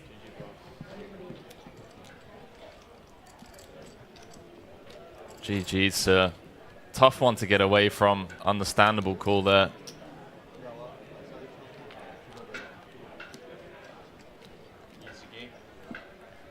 That one's going to sting. That's going to sting for a couple of days, that one. You could tell, just cursing the poker gods a bit, to the extent he still does that after years and years of experience. Modern day cooler, you called it, Henry. Tend to agree. Top pair versus middle pair. Big stack, hijack open versus the big blind defense. So we lose one of the 2 Indians on the table. We still do have a bunch of flags. Thailand, of course, in the form of Punat, Rishi. Indian by the way of Singapore, I believe, so maybe that's like a half and half. Grant Wang from the United States. 2 players from Taiwan, and we did have a tassel, the triple up Sparrow from Hong Kong. Pretty cool to see the performance from the locals here as well. 5 players from Taiwan still remaining out of 20. That is super impressive. How pure does Punat run, by the way? I mean, not only does he get top pair against middle pair, he just gets the dream run out as well. And the dream opponent who's going to look him up. Abhinav is not going to be worried about pay jumps, about his hand strength in terms of Absolute hand strength. Just took the spot, went with it. Hard luck. GG. On to the next one. Punat once again playable, even at shorter stack depths. But when you have 100 big blinds and you're looking to make history, 10-9 suited is plenty.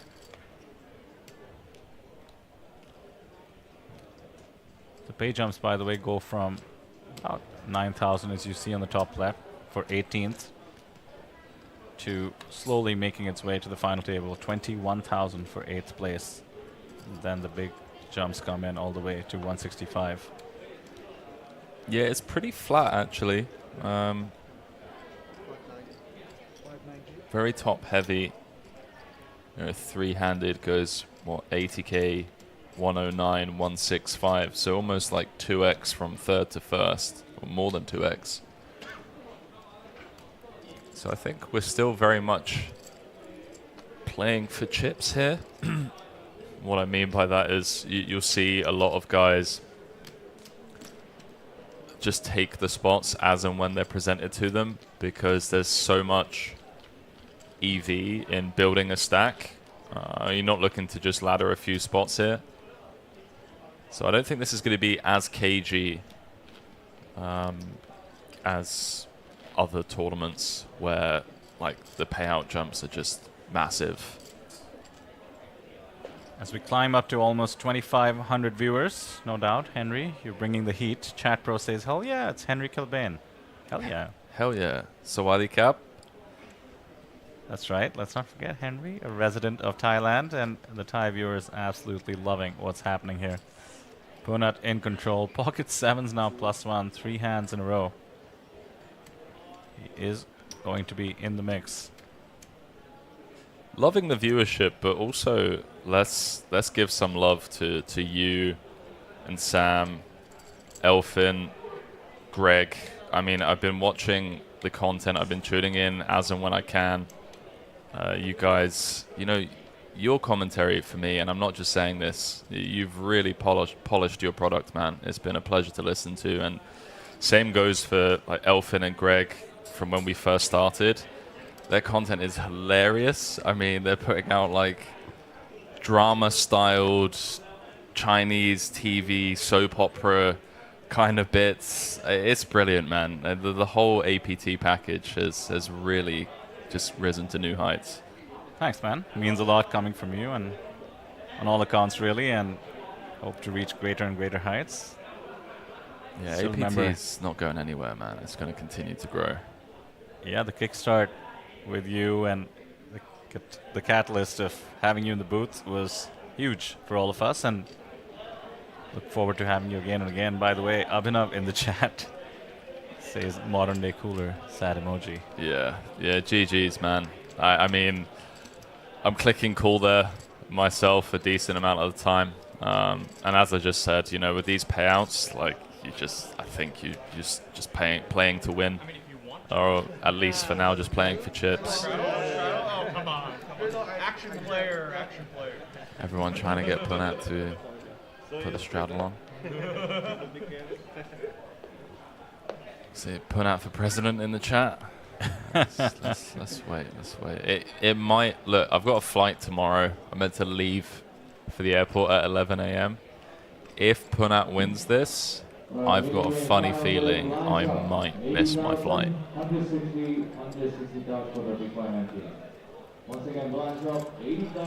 And what is the desired outcome you're hoping for? I mean, look, I'll be honest with you. I want to catch my flight. I'm very much in need of just a week in Phuket, chilling out. It's been a very intense month of commentating and traveling and playing, so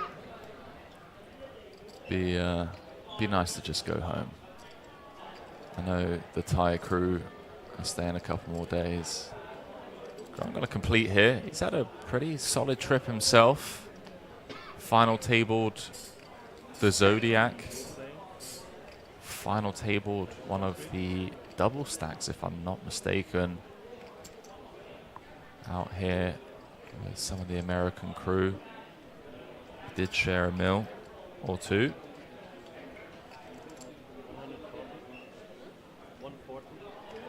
Yeah, I love this from Daniel. Your 3Xs out of the big are meant to be really polar, and mixing in top of range with hands like Jack 4-0 that, you know, there's a lot of benefits to doing this. You know, you fold out some hands that have you dominated, something like Jack 7, Jack 8 offsuit, Jack 9 offsuit, some queen highs, some king highs.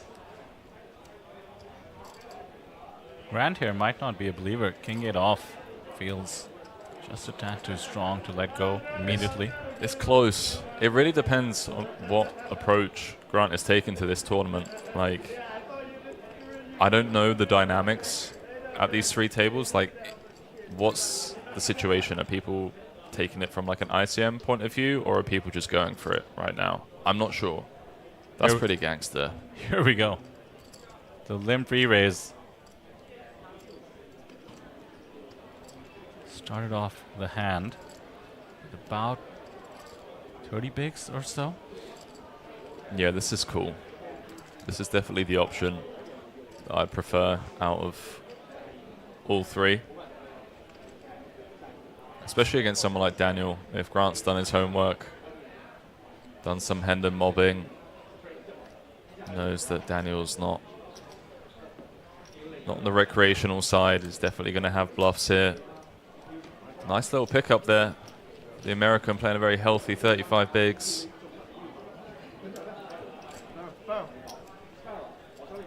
That's one you'd love to see on the stream. Over 500K for Grant Wang. Most recently at the Asian Poker Tour. Over 10K score in the double stack, I think you were mentioning. Okay. You could have gone all in. You could have gone all in. Looking to exceed it with just a few more pay jumps, but all eyes on the prize, surely.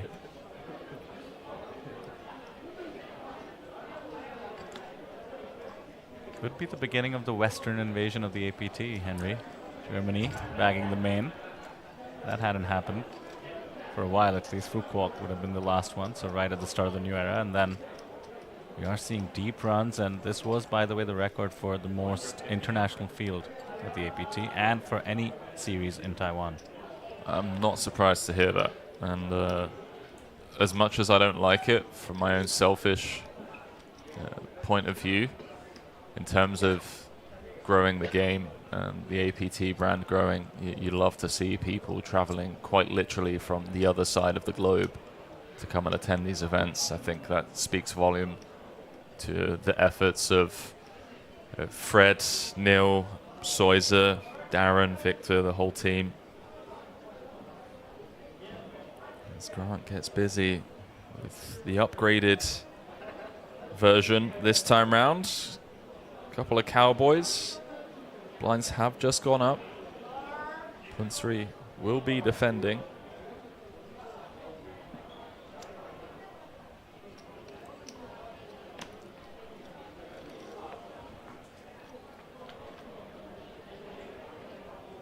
Jack 6-6.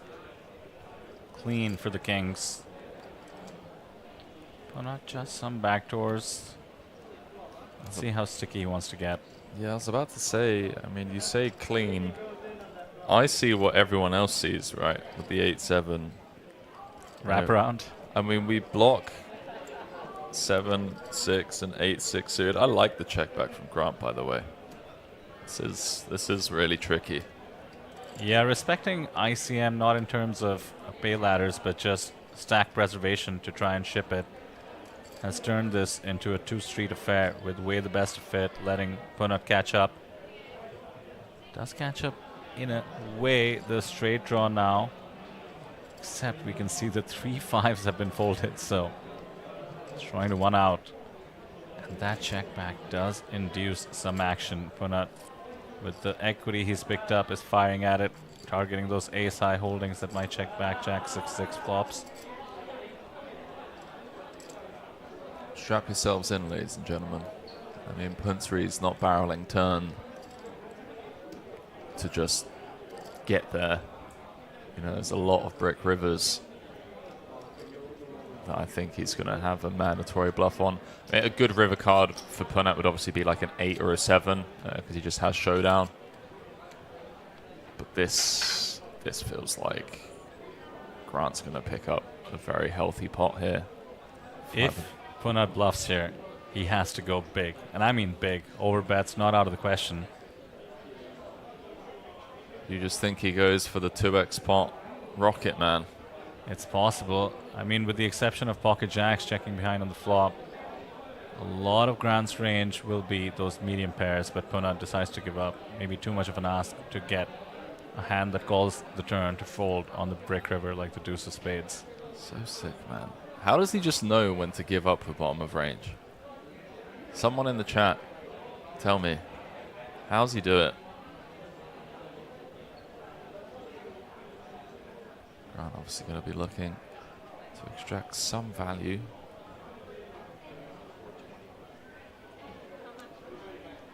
Instamonk. I don't know. Grant, by the way, one of the most outspoken, boisterous people at any table. Oh, that's very true. Very true. He reminds me of Lin. He's like the male version of Lin. Some support for Punat to give up in the chat. No surprise there. The tie rail absolutely fantastic. 2,700 viewers and counting. Just a reminder, we are here at the last day of our streaming schedule. I have Henry Kilbane with me in the booth. You should count as half tie at this point, Henry. I mean, I'm not sure about half tie, but I'm getting there, you know.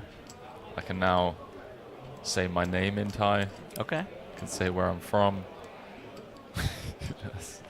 That's it. I'm getting there, man. You know, grinding. As far as expats go, that's fluency. We are 1 day away, not counting today, to the end of the festival, but don't forget APT Manila, October 28th is the kickoff, just about 3 weeks from now. Then the APT goes back-to-back. Vietnam is next, 8th of November in Phu Quoc. I'm gutted that I can't be there for that. You know, thinking back to when we first met Henry, it was in Phu Quoc, and what a venue to play poker. I mean, I've been to different parts of the world, APT and otherwise, and Phu Quoc is up there. I think it's going to be a mainstay in the global poker landscape if we can have big enough series, you know. I completely forgot about that stop. Yeah, that was literally the stop before I had my motorbike accident. That's right. Yeah, because I remember playing tennis with Soiza. That's right. I was loving life. I was like, okay, I'm back on the tennis grind, and then 2 weeks later, I'm in hospital. But yeah, that's wow. I forgot about that. Punat just relentless. Daniel opens Queen Jack of clubs. Looks so reasonable until Punat wakes up with a King Queen off with 3x the stack. Puts the most pressure possible on the 25 big blind stack. Daniel's had a rough stint at this feature table. I mean, there hasn't been a hand that's gone his way. Blind versus blind. Grant with the limp 3-bet. He opened the ace-4. Punat punished him. He's now opened the button. Punat's rejammed. He's really not enjoying it.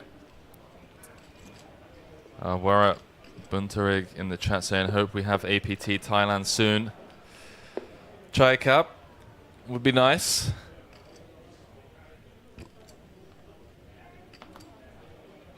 If we have APT Thailand,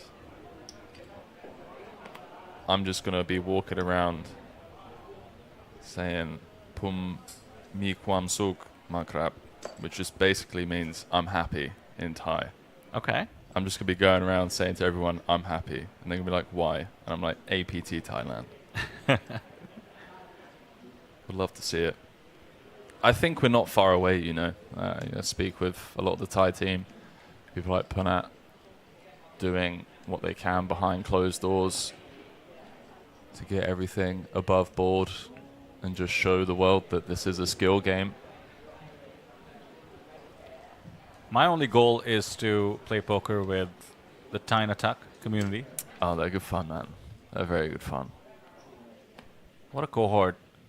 They just absolutely have grown the game from Thailand, and clearly we can see in the chat, the viewers loving it as well. Hard to see anybody from Thailand not rocking the badge. Sparrow just defending. I think offsuit, maybe this goes in. How deep was he? 14 bigs. It's unfortunate. Again, we can see he's got the best hand, but just by calling, he's allowed Grant to find a way to victory here, one would assume. Don't want to be overly presumptuous here. Although the Queen 9-9 rainbow, maybe not mandatory. He has tons of equity with the gut shot. Would hate to be jammed on. Yeah, checks behind, wants to realize. There is the jack, 91% now for the king jack. Sparrow down to the 3 aces. A 10 would be disaster. Dummy end versus the better straight.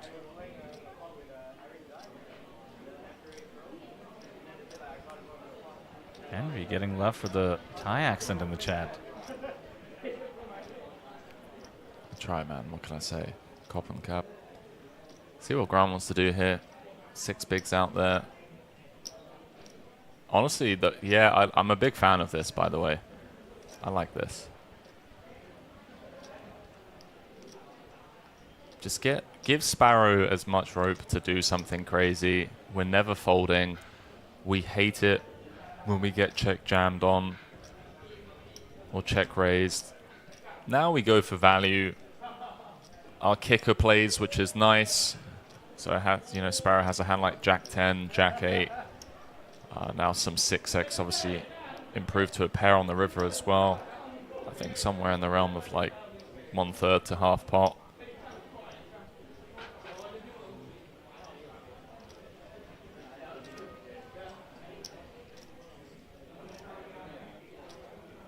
Tough to rep too many bluffs.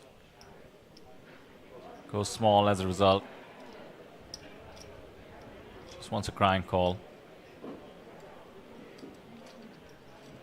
Not a spot you'd be bluffing too often, but small sizing still made sense given the dynamics at play, the stack size domination. Here we go. Punat still very much in the chip lead. Grant with a minor pickup still. Less than half of Punat's stack. They're trying to get him to say naughty things in the chat. No surprise, we did open the window to that. One of the Taiwanese local players remaining, Huang, is the shorty. 6.8 bigs in his stack, 340. And he is under the gun. Ace 10 of diamonds is what he will be very, very happy to see. Next hand, he would be committing 30% of his chips blind. Goes in. 6 bites at the apple, and the very next player, Grant Wang, has pocket jacks. Wang has done well to get to 19th place, but he will need to survive this all-in situation. All options on the table in terms of how to navigate. Can flat call, can ISO small. Just a call. Looks balanced against even stronger holdings such as aces and kings that might play this way. Ace 10 off for Rishi now, a much easier decision to fold.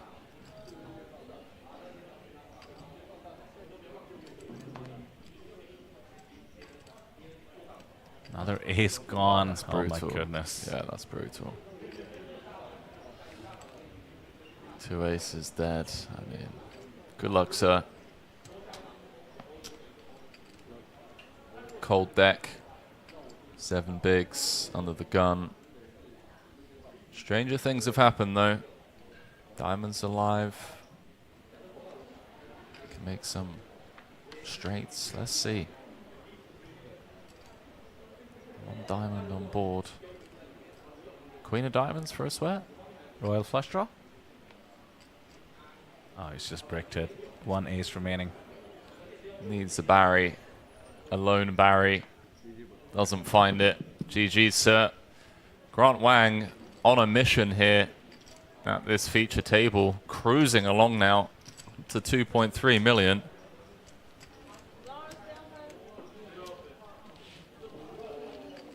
We're down to 6. And as we just see, the player count down to 18, so 3 tables of 6. One table breaks at 16. It's getting close. 2 more eliminations will get us to 16, which means we do 2 tables of 8. No break needed, but should have a good mix of players we see already here at the feature, plus whoever the redrop brings along.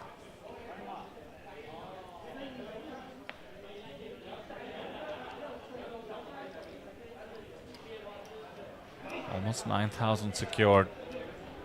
165,000 up top and the APT line.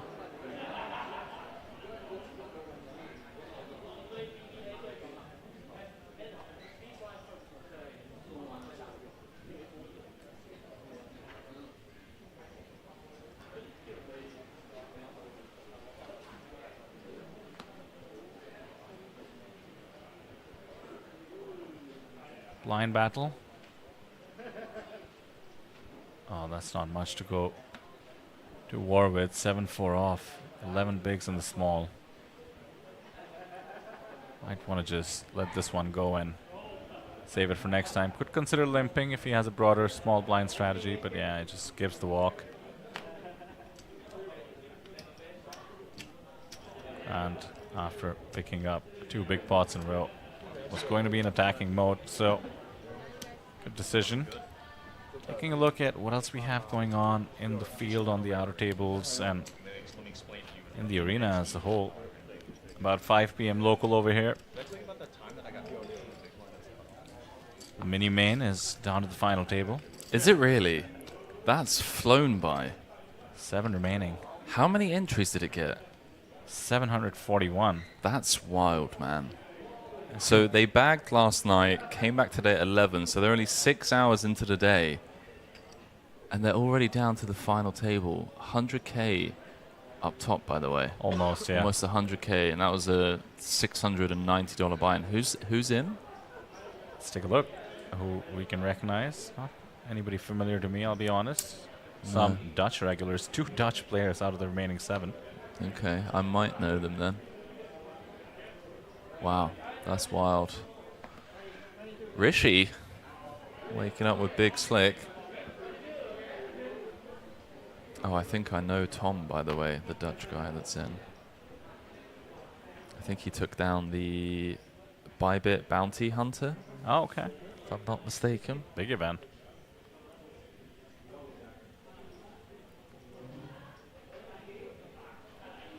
Folded to the big. King 9 off should come along. Very similar stacks. Too good to fold.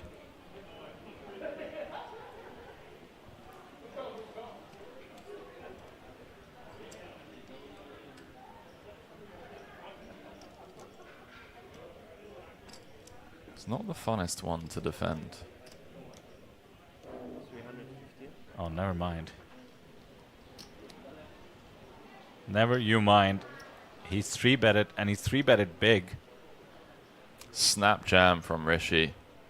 And a snap fold from Daniel. You know, I'm a firm believer in things like momentum. And the momentum really hasn't been going Daniel's way. I mean, has he won a hand other than the 3-bet with... Was it the ace-queen earlier? And he's also being played back at, thinking back to the Jack-4 against Krantz, King-8 off. Exactly. You know, those are situations you sometimes can feel you've been outplayed, out-hustled maybe, in a blind situation. Mate, can I just give some love to that sleeve? Oh. That is quite the art piece going on right there. Join the club, my friend. I mean... The chat has been all over it. Is that, like... I don't even know. It's amazing, though. It looks like something that belongs in a museum. How about the other arm, by the way? Is that the Statue of Liberty? Or am I just reading into it? I think you're stretching a little bit there, pal. Projecting my own. I've seen The Godfather 2 way too many times. That's really it.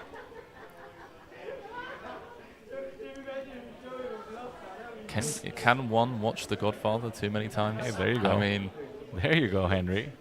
Cinematic masterpiece. They don't make movies like that anymore, my friend. It does annoy me that we live in a world where the best movie ever made was made 50 years ago, and for some reason we're okay with it. What have we been doing since then? I mean, everyone's selling their souls now, aren't they, for these green screen, whatever you call it, fantasy shit. Pardon my French. The latest Netflix Ryan Reynolds collaboration. Look, man, like, shout out Deadpool, by the way, massive fan, but aside from that, it's wow. I mean, Punat Punsri. Shout out Punat. Oh my goodness. With the Jack 5-0. I mean, good luck plugging this one into a solver. This is purely message sending here. It's like, hey kid, if you play your cards right, you can get top 5. I'm Thailand #1. My name's Punat Punsri. Remember the name. Leave my big blind alone. You know, he's now got more than 4 million. That's a very disrespectful 3-bet, and I'm all for it. Taking it to the streets, this reminds me of the old school mentality. You just said it. Leave my big blind alone. Johnny Chan used to say, these are my soldiers. I want them back. These are my children. That is just hyper aggro. Complete situational awareness, and just yet another reminder. It was Daniel earlier. It's just that you have a big stack. If I have a bigger stack, you know the golden rule. You can tango with anyone as long as it isn't me. Wonder if Bernat is hamming it up for the fans. He knows. Always follow him in the chat now. No. You know, you're right. It's like that is very much psychological move, and you'll see it. Like, people will start backing off. They'll start playing more passively. They're just like, hang on, like, every time I open this guy, it just goes after me, and you'll see they just end up passing up on like marginal spots. I agree. It works whether they know it or not, by the way. The brain does not like stress. I agree. And it just unconsciously will target someone else, really. I was joking about Punat doing it for the fans because he was in the Natural 8 Beat the Pros event as a pro. And you could just see, you know, why wouldn't he want to give a bounty to one of the influencers? But he couldn't do it. He had to make the aggro move. He had to find the 3-bet. He couldn't find the light shove. So annoying, man. Just wants to play good poker at all times. Had a fun final table the other night in one of the hypers. Would have been high morale if one of us had taken it down. But alas, he's just saved it for the high roller. 80 bigs has most of the chips on the table. It's definitely the man to beat. Top 2 stacks covered. Combined, that is. Any word on how Nico's getting on the... I'll check the live reporting. Ask in the chat, apt.poker. Click on the event and follow along as our fantastic live reporting team does give us some updates. Once we get down to the final 2, by the way, they're amazing about not spoiling us. So we're about 1 elimination away from the live reporting. No longer following real time while we're on a 30-minute delay for integrity. Yeah, shout out to the live poker team, by the way, working pretty tirelessly around the clock. Those are long days. I mean, they've got to be here from the start, and they're here until the last hand of the day has been dealt. Updating the website. It's not easy.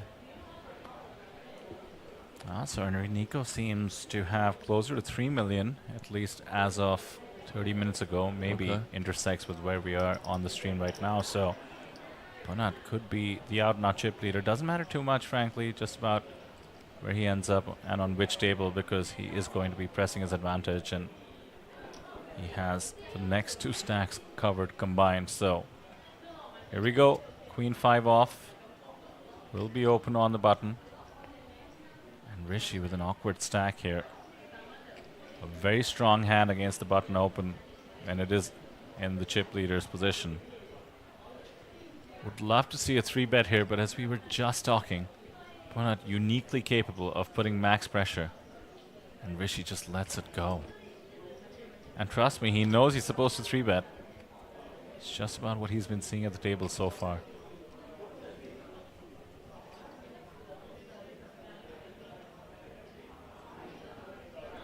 Yeah, that just proves everything that we were talking about, doesn't it, really? It also does remind me once again of the man I've been hyping, our main event winner from Germany, René von Redden.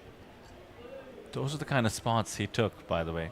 Constantly just jamming against the chip leader, knowing how wide they're going to be on the button. And if I could give him more praise, as I happened to catch chat with him and his girlfriend at the end, like maybe an hour after the festivities are over, the champagne is popped, the photographs are taken.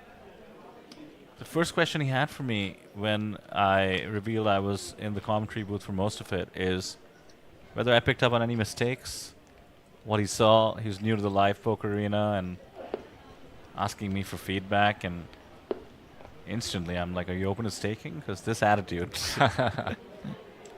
Unfortunately, he said no. He's won almost $500,000 USD and he's good for now. 200k heads up match, eh? Love to see it. Just out and outright champion. Because I remember there were talks with that super short stack, 4-handed. It was like, okay, if he busts, then we'll look at numbers like a 3-way deal. But then he just kept doubling up and surviving. So the fact that there was no deal made is pretty incredible. Punat has folded. The rest of the players get a chance. Rishi with the jack deuce off.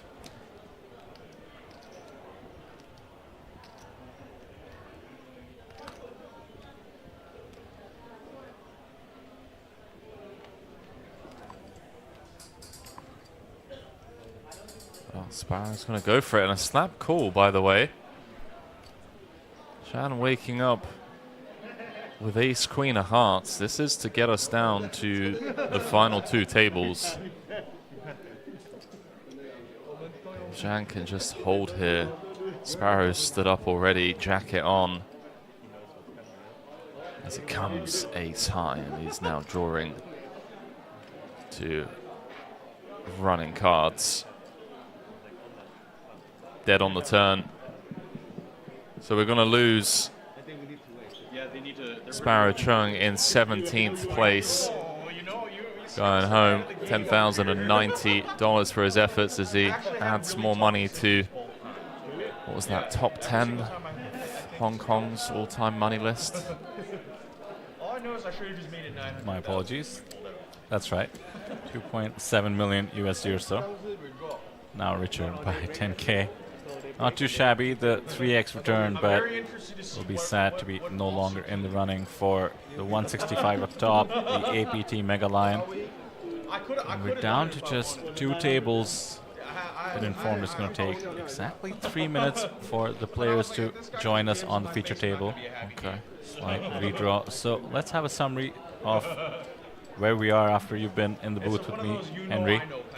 Down to the final 2. Started off with 3 tables, so we've lost a third of the field. Punat Punsri extending a chip lead. No surprise, perhaps. Certainly did not do it with the aid of just card distribution. This table has gotten a feel of what it's going to be like with Punat. Do you think there's resistance coming, or they just have to sit there and take it? It depends who joins. I mean, there are definitely some players left in the field who very much so take the good old-fashioned ICM is for poor people approach. And what I mean by that is they're willing to play big pots, they're willing to put their tournament life on the line, compared to what we've seen so far, where people are passing up playing hands against Punat. There are some people out there that are relentless, the likes of Nico Coop. Right there on the screens, Constantine held, ran deep in the main, very competent, No Limit Hold'em tournament professional. He's had quite the year. So there we go. That's one of the players joining us, one of Malaysia's best, Jason Lau. Do you have some insight into the rest as well, Henry? Constantine Held, in fact, is about to be moved to the feature. Yeah, he's played 2 days in a row of him in the main. Half of day one and all of day two were sat right next to each other. Can we talk about that, actually? I forgot. It's been a few days of main event coverage, but had the pleasure of seeing you on the feature table in the second session of, was it day two? Yeah, it was good fun. I mean, amazing experience, by the way. Just being at the feature table, under the bright lights, the cameras, had very tough competition. The likes of Constantine, fortunately, he was on my direct right. But excited to see him here. Excited to see him in the mix. Very solid player, ran deep in the main. Got unlucky, queens against ace-king, I believe, with like 24 left for like a final table average stack. So looking for redemption here. This is shaping up to be one heck of a tournament. I mean, we've got some world-class players left in. All eyes are going to be on the final table. We're 8 away. This is an 8 max event. Might have an unofficial final table at 9 as well. But yeah, back to you for a moment, Henry. I'm thinking back to this hand. Top set, I believe you had. Top set, no good. No good versus no good at all. One of the big grinders from the Taiwanese scene, apparently. Afterwards, Stephen Lai in the booth told us your interlocutor in that hand, Wu, had a record at one point for the most ITMs in a year. Wow. Live poker. Okay. So there has to be an image you're working up for him versus getting that piece of information. But what did it feel like? The club came on the turn, he made the nut flush, and then he asked for a huge value bet on the river. You managed to find the fold, which was incredible, by the way. How did it feel knowing that we're watching, firstly, to be on the other side?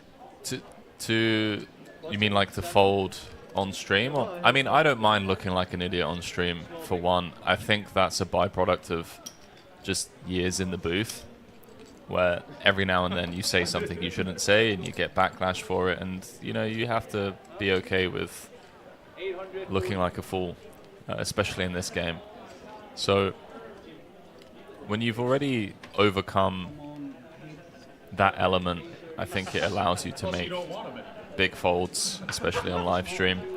There was a lot that went into that hand. I mean, the guy was just giving me every live read possible to fold. So I'd love to take credit for it, but he was salivating over my stack. Made it a lot easier. Certainly wouldn't do it against most people. He was solid though, by the way. I mean, he was a very tricky customer. I mean, he was like flatting queens and kings, and he was up to all sorts. I'm not surprised to see or hear that he holds that record. This is a really fun table. Let's go. Final two of the high roller. Like I said, trip saver for a lot of these people. I mean, some people are in for multiple bullets.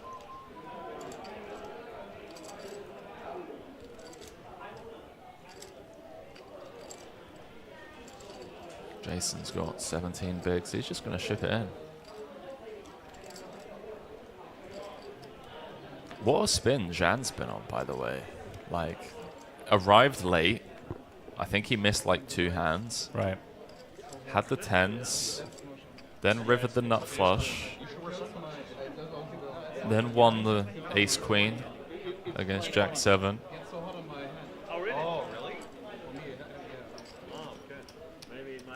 Constantine mixing it up today. He's got the hoodie. It's like Darth Vader. Yeah, a bit spooky. Meanwhile, ace 10 off in the big. That's Alex Chung, by the way. from Hong Kong. 77,000 on his handed mob. Near to the live arena, it seems. Here he is, hoping to more than double his total live earnings. Don't see how he gets away from this one. He's going to get the good news if he calls, but 17 bigs, it's got to be close. Does have a stack that can afford it. Makes the call. Wow. Give us some color. You like blood. Should be a chop unless there's a deep, deep upset coming. Oh, 2 clubs. Here we go. Free roll time for Jason. Free roll, come on. Alex does not look happy. Queen ends it. Chop it up. Chop it up, boys.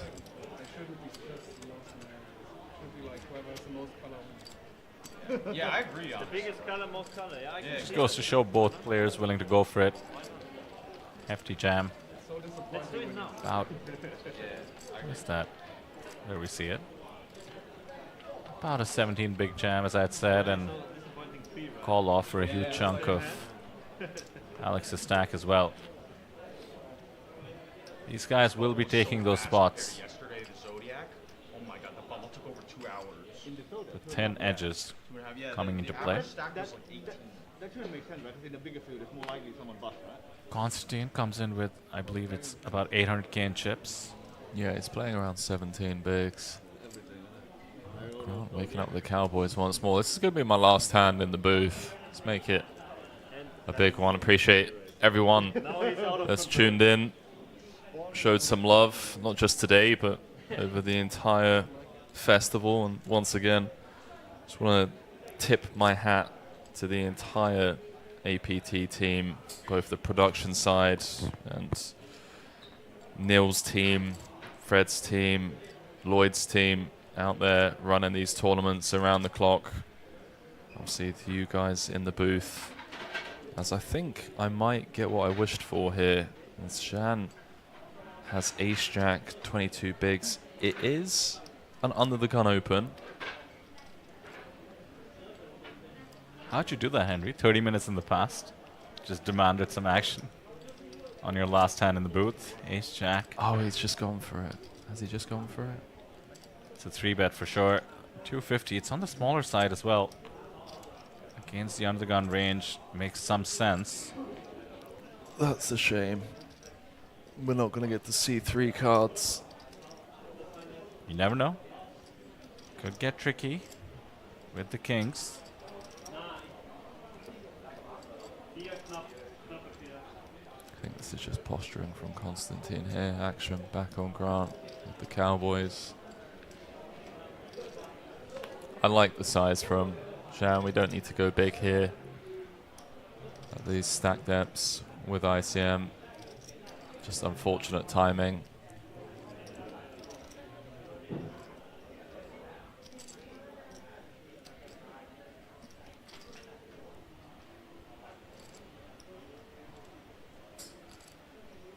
Given the sizing, I can only imagine the amount of online experience Jan has. Yeah. In terms of live, though, 13,000 on his hand and mob, about to be crossed if he can ladder a few more spots. How does he perceive this 4-bet jam from under the gun? The strongest of all ranges. Should find the fold fairly easily. Let's it go. Yeah, that's an unfortunate one. Big fan of the 3-bet. Just running into top of range with Grant, who's on a bit of a spin up to 2.6 million.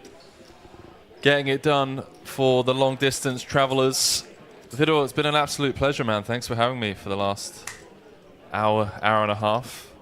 I wish you and the team a fun journey to the champion here. I think you guys are going to enjoy the next few hours. This is shaping up to be an APT classic, and there are some potential huge storylines developing here. So wherever you are in the world, do stay tuned and enjoy the show. Yeah, thanks for having me, man.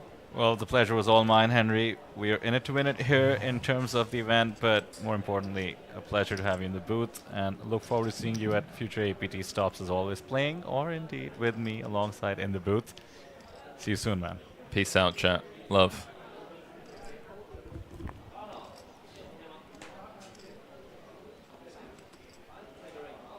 Oh my goodness, here we go again. Pocket Kings, and this time it's Punat pressing his advantage. 4 million in chips, good for 80 bigs. Has open +1 with ace-5 off.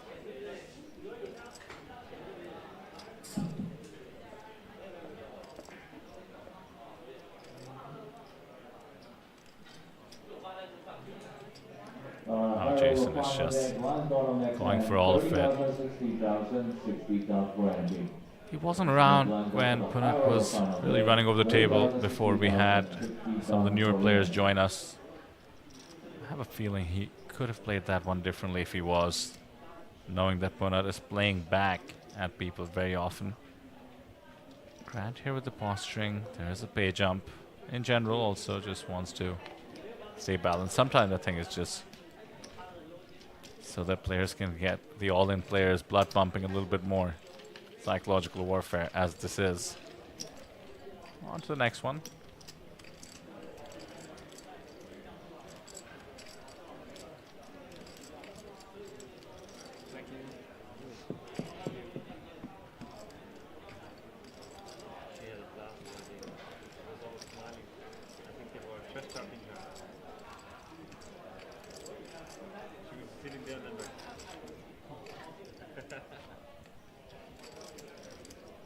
Two tables of 8. Plenty of short stacks on our table. I can only imagine it's the same on the other side. Especially with some monster stacks like Punat's. 165,000 USD up for grabs. 10,000 locked up. 16 players to get through. 16 times the payout.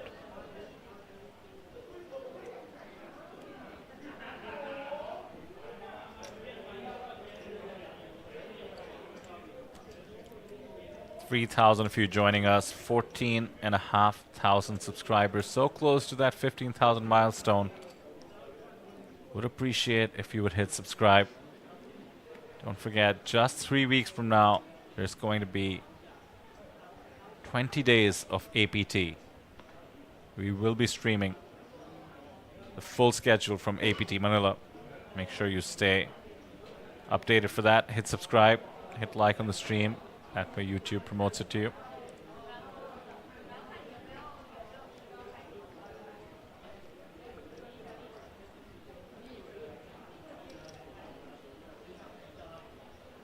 Oh, is Constantine thinking about it with the 6s now? Under the gun open from Punat. His VPIP is extraordinarily high. Constantine has counted out his stack. He's getting it in there. And Punat has a real holding. He's saved a chip behind. He wants to make it clear to the dealer. That's exceedingly irrelevant at this stage. Wow, is Punat just going to climb up to almost 5 million? Constantine is going to need a ton of help unless the blinds wake up with some madness.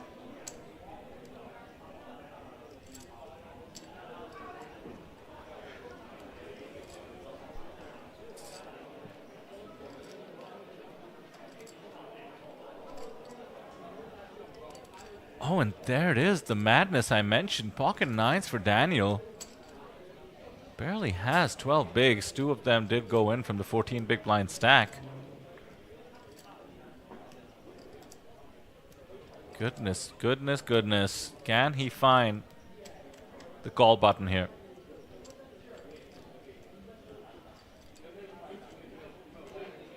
Thinking back to something Henry mentioned. Oh, he's let it go. I was about to say how the pay structure could reward taking these spots in favor of what is sometimes known as chip EV. The increments a bit slower, top-heavy structure to the point that you might want to be going for all of it. But the pocket 9s hit the muck and the pocket 8s will call. And Daniel already facing a bit of run bad. was just bluffed out of a few situations on the previous iteration of this feature table. Now has to watch how he could have got a double up.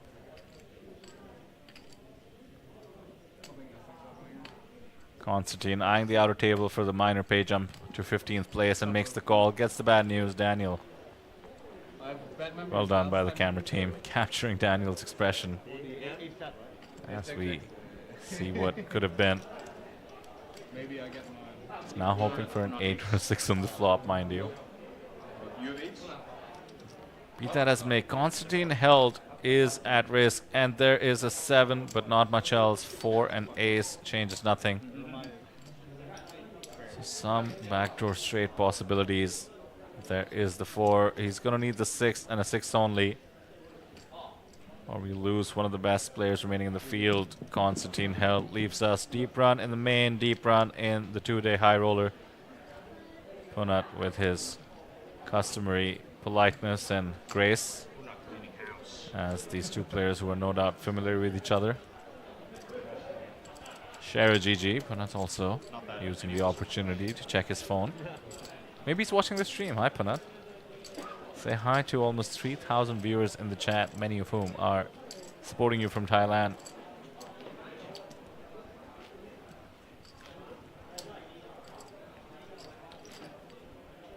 And Daniel will just be miserable, knowing what could have been. Needs to shake it off. It's part of the game. Went for the lower variance option there. Mind you, the jam with the pocket sixes was against an under the gun open. Now it's Punat opening under the gun, so you have to weigh that as well. But certainly all the hands that beat 9s will be in that range and play exactly like that. Pocket 8s for Rishi now.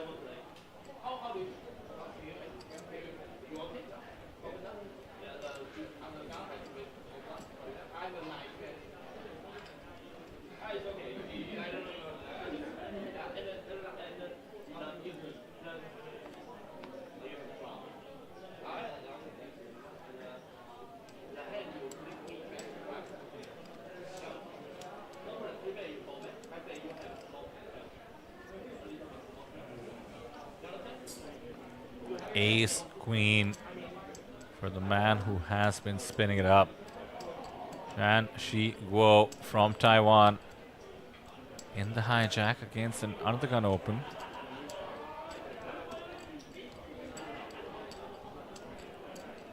And Shinjan's scores live amounted to 13,000 or so on Hendon Mob just a moment ago. Seems to have tons of experience online. Perhaps in unrecorded events. He's finding the spot. He's effectively going for it. Will need to commit.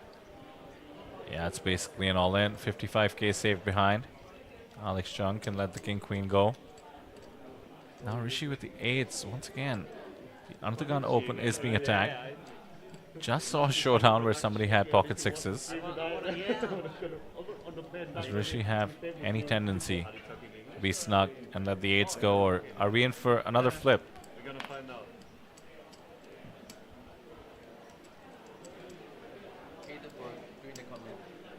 Yeah, but they hear the.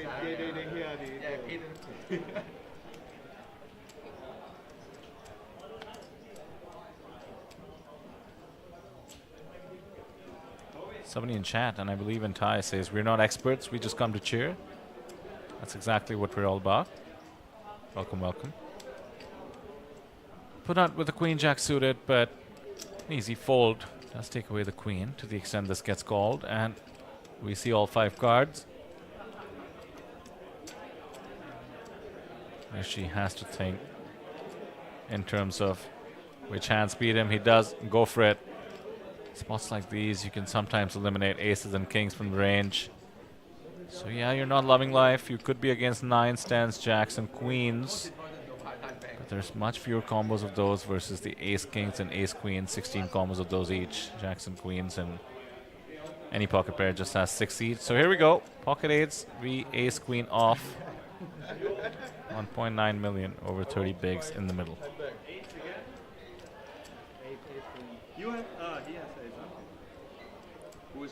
9-4 deuce, and I just noticed the ace queen wasn't a flip, it was actually just a 3-1 dog, thanks to card removal, and the 7 of hearts maintains it.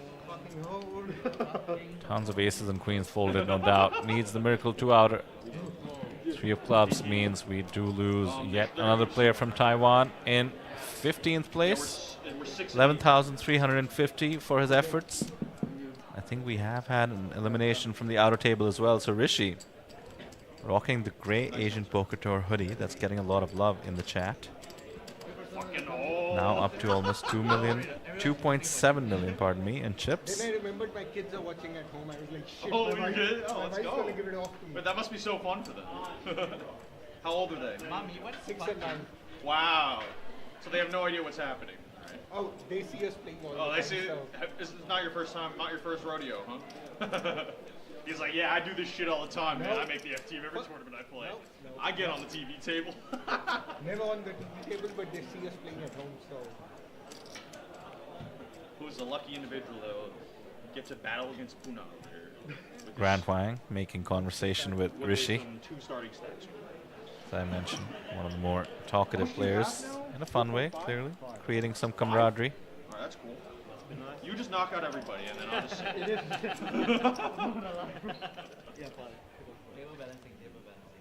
Minor rebalancing as we are down to 14, so should be 7 and 7. The eliminations coming fast and loose. Grant and Daniel rushing to either use the restroom or take a closer look at a potential elimination happening on the outer tables. Live updates now will be delayed by 30 minutes so as to keep up with our 2 tables. No spoilers will be available. 15th place and 14th place payout up on the top left of the screen. Next up is 12,580.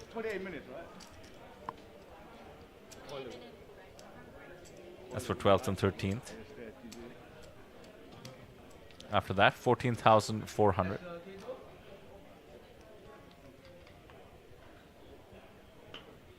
That's our outer table, by the way. Fan Chi Wei getting a head massage. Still in the mix, and his chips are at risk. That's Martin Sedlak from Germany calling it off, I believe. Situation developing as we speak.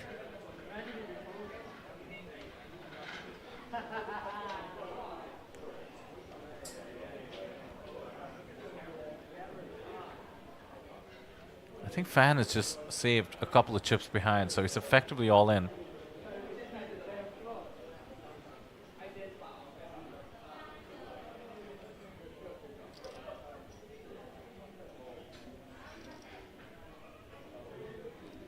And are they tanking for the payout? Because we've already reached 14th place.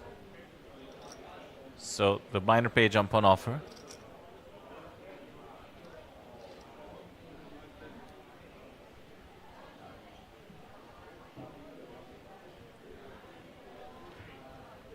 Here we go. Fan seems to be at risk. Flop. Catch a deuce 9-9 or deuce 10-9 rather.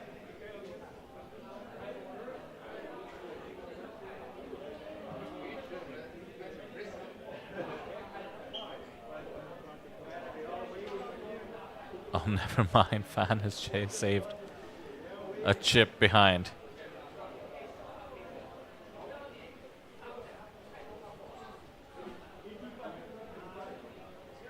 This is getting weird, but I think we're heading towards cards being flipped up really shortly.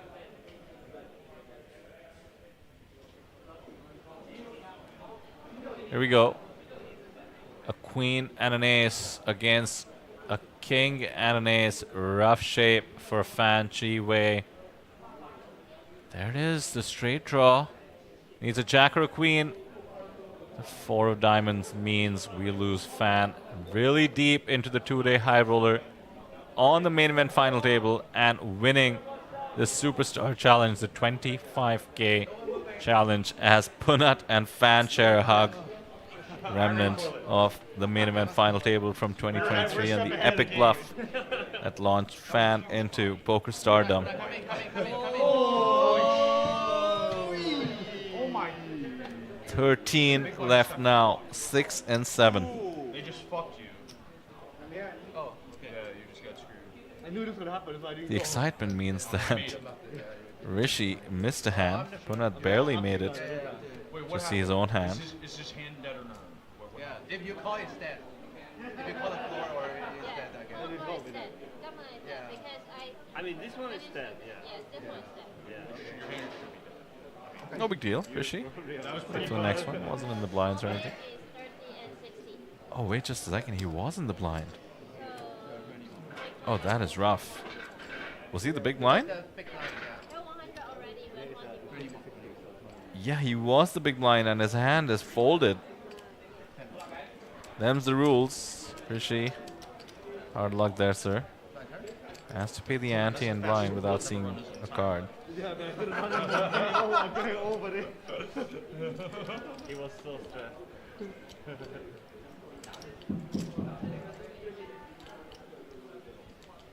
Players will have 12 minutes away from the start of micro in flight B.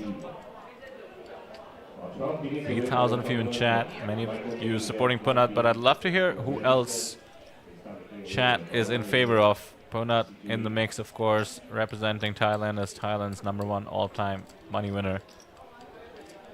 We see Sparrow from Hong Kong. Had a ton of Hong Kong support when Stephen Lai was in the booth. Maybe continuing. That's Grant Wang making some decisions on the left-hand side of the screen and is deciding to raise it up with the ace-jack off. Hailing from the US, he has 3-bet. Extremely loose open by Sparrow. Who else? Oh, I see a Go Rishi in the chat. I know who that is. Neil. Maybe lucky. Supporting India, of course. Green locality. More chips than 20 minutes ago, so that's a very good one. Let's see the nationalities left in the mix. Taiwan, of course. Just eliminated in the form of Fan Chi Wei. That actually ends the Taiwanese attempt at this APT 2-day high roller.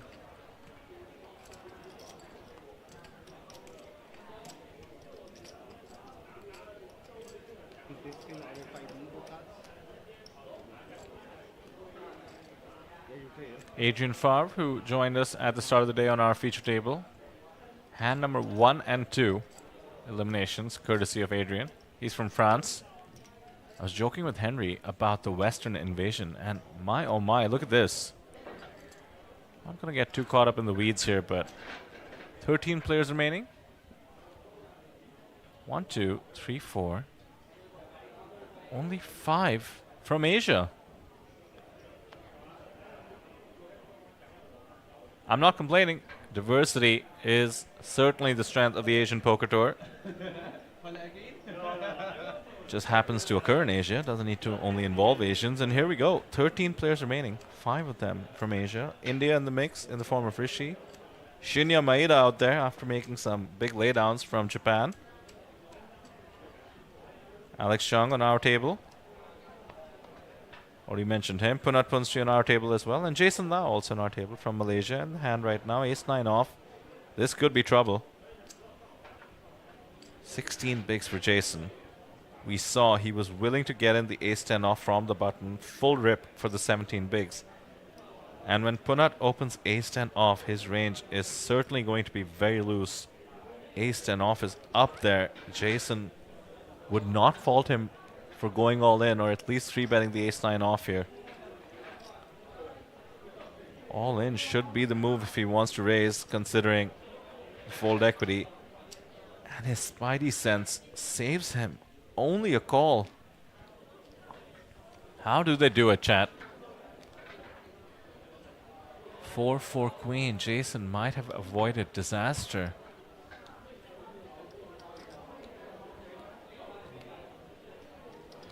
Impressive intuition there.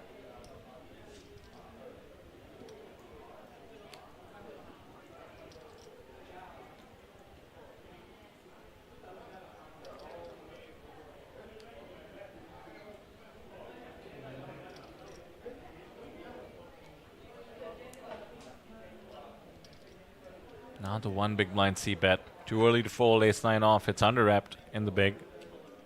Board very favorable for ace-high to be the best hand. 7 of diamonds shouldn't change much. Punat's range is very, very wide, so it all comes down to how he bets it.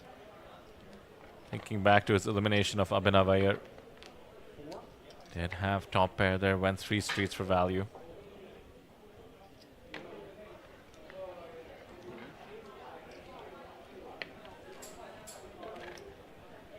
$450 in the middle, $850 in Jason's stack. Standard check and now a chop for Jason. I suppose going all in and getting called would have yielded a chop, but question is that the same outcome? He's value betted, by the way. Blocker, but value nonetheless. Ace high so likely to be good. His range containing all the full houses, considering Punat check to turn. We call and we go to showdown. Punat will take note. Ace-9 off, not jammed from the big blind.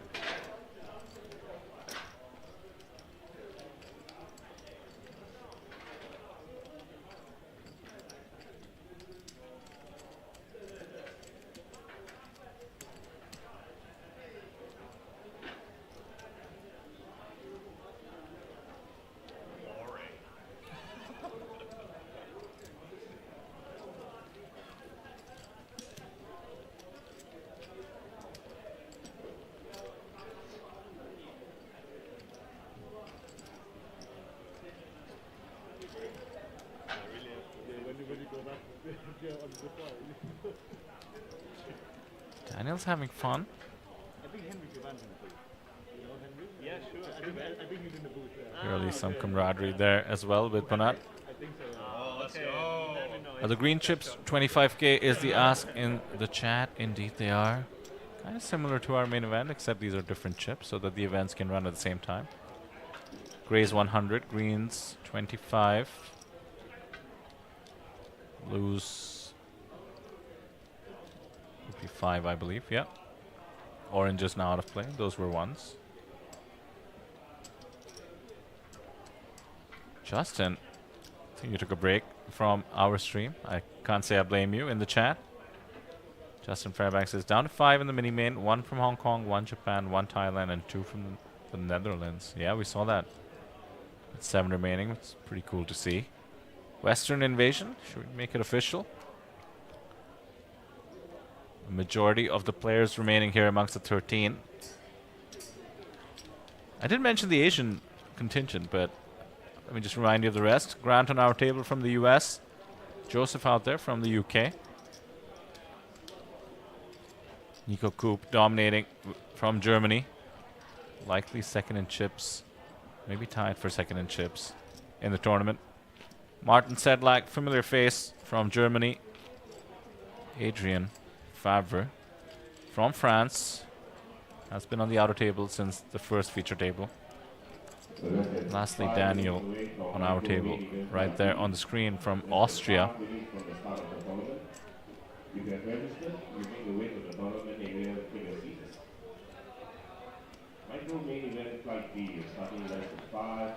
Punat with the rags, but with the chips as well. Eyeing the stacks he wants to target, decides this isn't the moment or the holding. 10-8 off, hits the muck.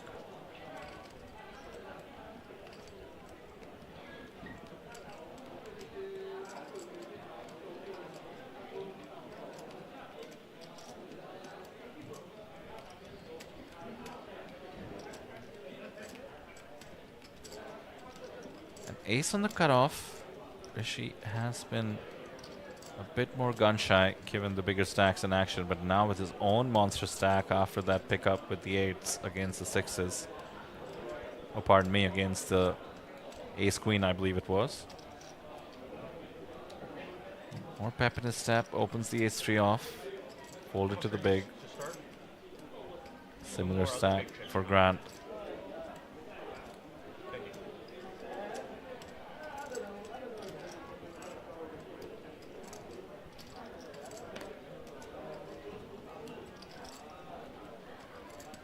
King deuce off, one of those hands where all options on the table. Goes with the fold.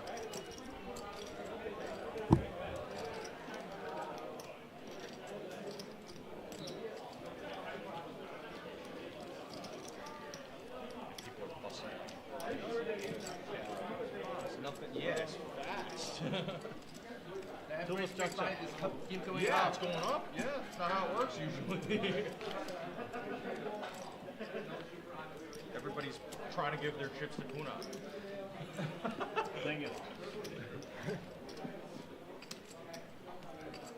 The other table was quite fast as well. Probably not.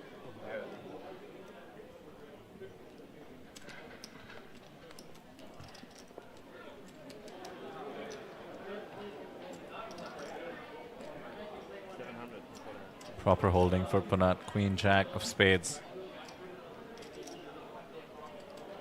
Michael being event flight B, winners, button starts on seat number 6. Button starts on seat number 6 for micro main event flight B.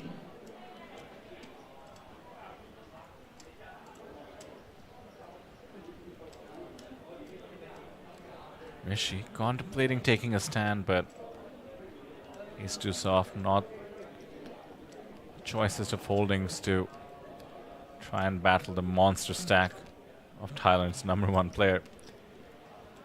Jason with 6-5 off. Could be posturing. Not sure. He would get involved from the cutoff too often. Pay jump on offer, by the way, almost $2,000 for 11th place.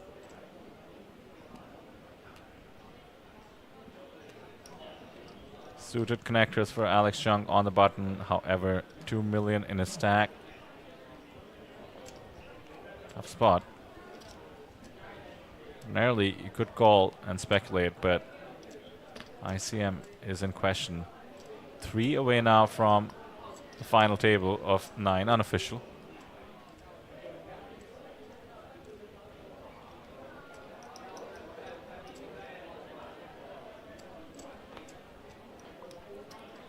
We will pause when we get to the final table of 9, but I suspect we'll hit the break before that.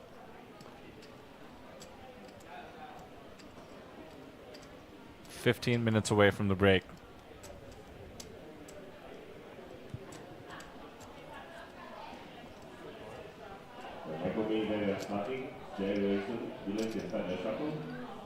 Daniel will come along.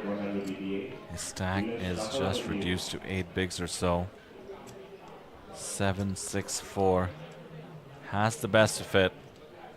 If he somehow could have found the jam with the King Jack against the under the gun open, he might just have got it all in. Now he's donking, using his range advantage after flatting the big blind.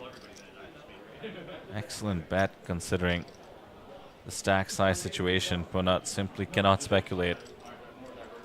Cannot try to raise Daniel off any pair that he might have connected with.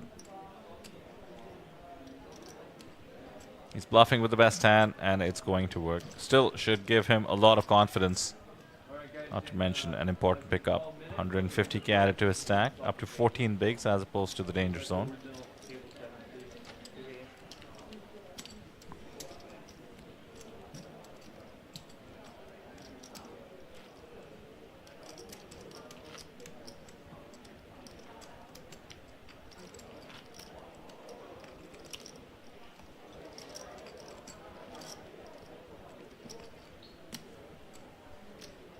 But not taking those stabs when they don't work. Loses just a bit when they do. Picks up the 2.5 bigs uncontested, sometimes even more. Things looking a bit easy mode for him right now, or at least he makes them look easy.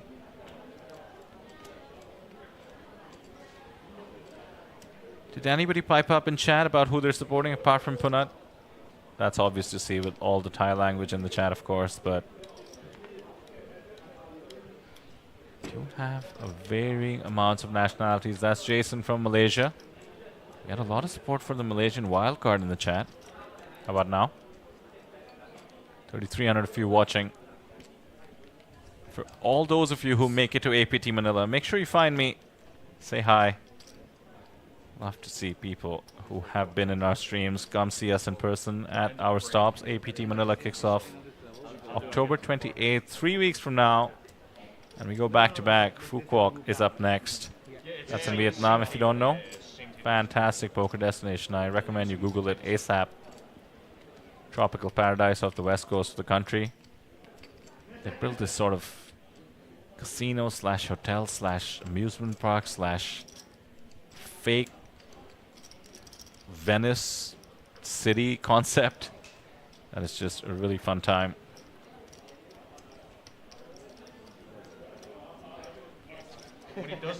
Some shout-outs rather for Adrian, not yet on our feature table, but perhaps soon, very likely to make it to the final table. Somebody asking Rishi to smile, is that support? Rishi from India. Hendon says Singapore. Maybe I'll find out more on break, but guessing he's living there at the moment. Justin says, are you saying it's Vietnamese Jeju? Actually, when I went to Jeju, I thought of it as Korean Phu Quoc. I actually think they should do hand for hand with it. Yeah, they should be. I don't know why they don't. No, they don't. It is kind of like Vietnamese Jeju. If you're more familiar rather with Korea, think Jeju, which is also a beautiful island.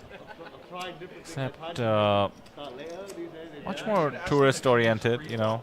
Much more international tourist-oriented also, I should say. That's the biggest thing. Like, really big on showcasing the best of Vietnam, and in a very different way than maybe say Hanoi or Ho Chi Minh City. Feels a little bit more luxurious. Check out the schedule, apt.poker for both. 100 plus events for Manila, maybe 70 plus or so for Vietnam. It's going to be a fun time. I agree, yeah. That's all I have to look forward to as we wrap up the streaming schedule today and shortly this series. I don't know about you guys, 3,000 plus of you in chat. I get super wired, excited to watch good poker, and I'm itching to play. I know I get a lot of flack for not doing that sometimes. There's an extra day of the series this time, so your boy will be firing all he can on the final day. Go check the schedule. Let's see, actually. Let's see if we can figure out what I'm going to play after this hand, because it could be an interesting one. Bernard has a real holding, which is not what the table wants. His aggression has been relentless, and now just calls with the ace-jack off on the small. Is respecting Alex Chung's stack here a little bit. Does not want to 3-bet and face a tough decision. Also seems to be in the middle of the conversation. Knowing Punat, that's immaterial to his decision-making, but seems very animated about it. And Rishi will come along with the King-7 suited. Nice price for it. I was like, what are you talking about? I know. They said you speaking ridiculous numbers. Infinite. But I said a number. If I 10, 6, 3, no connection for anyone. Ace of clubs for the pre-flop aggressor, Alex Chung. This was at the Borgata. Yeah. Well, I mean, some of those fours are just really stupid. But like, yeah, like it's just an incorrect ruling. Gilbert in chat asks if we're streaming the closer tomorrow. No, Gilbert, I'm sorry to say we are not. Do like to close our streams, rather the streaming schedule with this event, the APT Mega Line event, the 2-day high roller. In fact, Abhinav Iyer, who we lost in the money on the stream not too long ago, was telling me how it's basically the most prestigious event there is. Got a pony up 3,400 USD, battle with the best. 275 runners, which is just incredible. Great structure as well, 40-minute levels, just the right balance. As you can see now, our average bigs hovering around 30 to 35.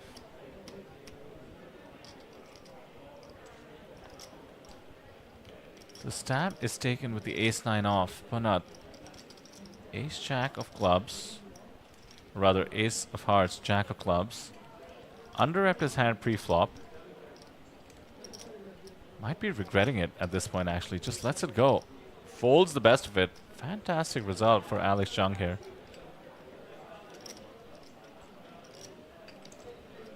somehow just did not get Punat to 3-bet the ace-jack off. And the stab takes it down, and that stab requires some gumption.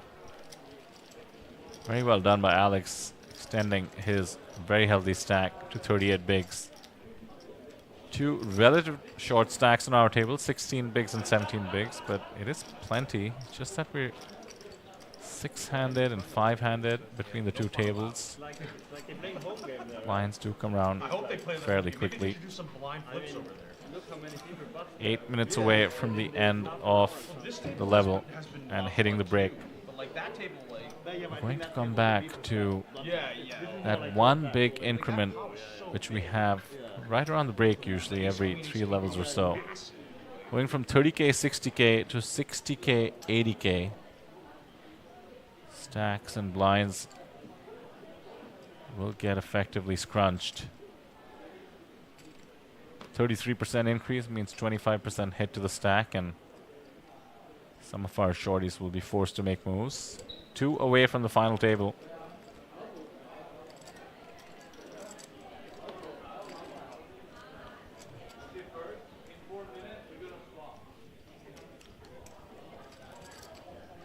Life is short in chat asks, any Germans still in? 2 Germans still in.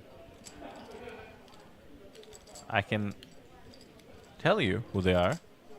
Give a man a fish. I can teach a man to fish. APT.poker. Go to the live seating on the event and you'll see. And I'm kidding, I will tell you who they are. Nico Coop. 1 point, the overwhelming chip leader, I suspect. Now second to Punat and perhaps tied with the likes of Rishi, Grant and the others. We'll get an update on the outer tables during the break, but Nico Coop is in there and Martin Sedlak, both on the outer tables. Martin yet to make it to our feature table, at least while I've been in the booth, but very, very frequent face at the APT. He's played many high rollers here as well.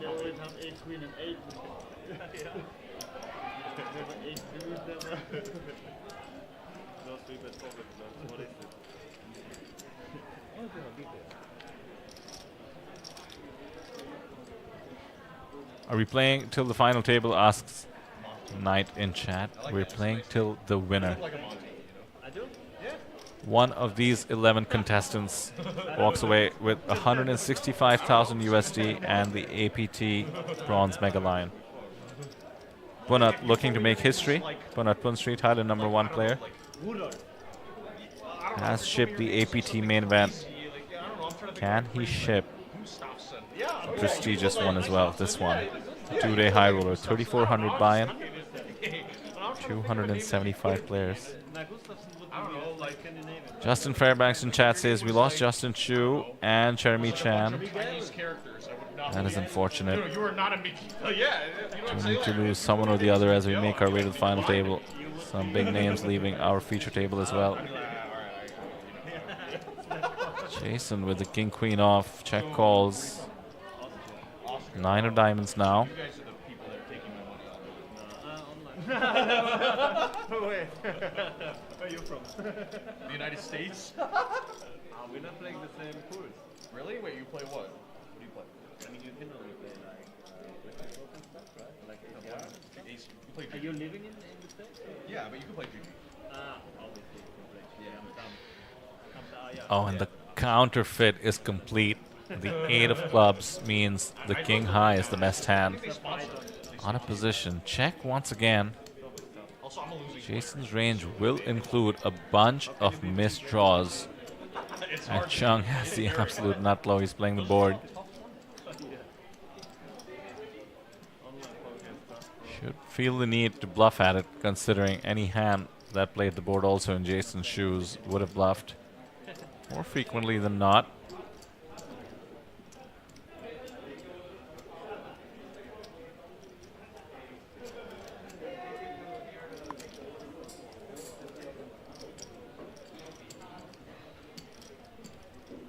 Deciding how much.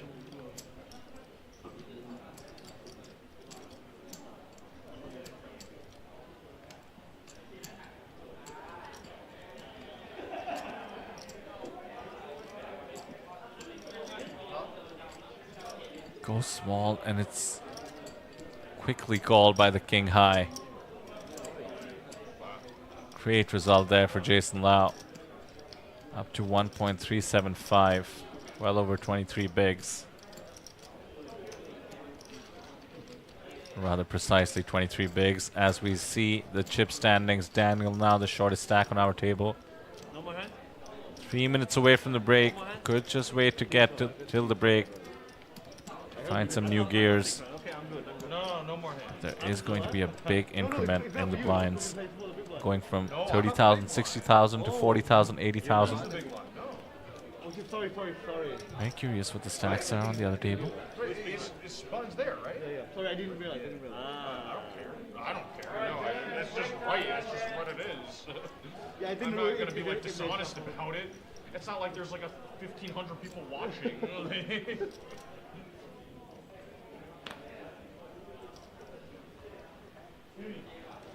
15-minute break now, right? They won't start it till they will finish.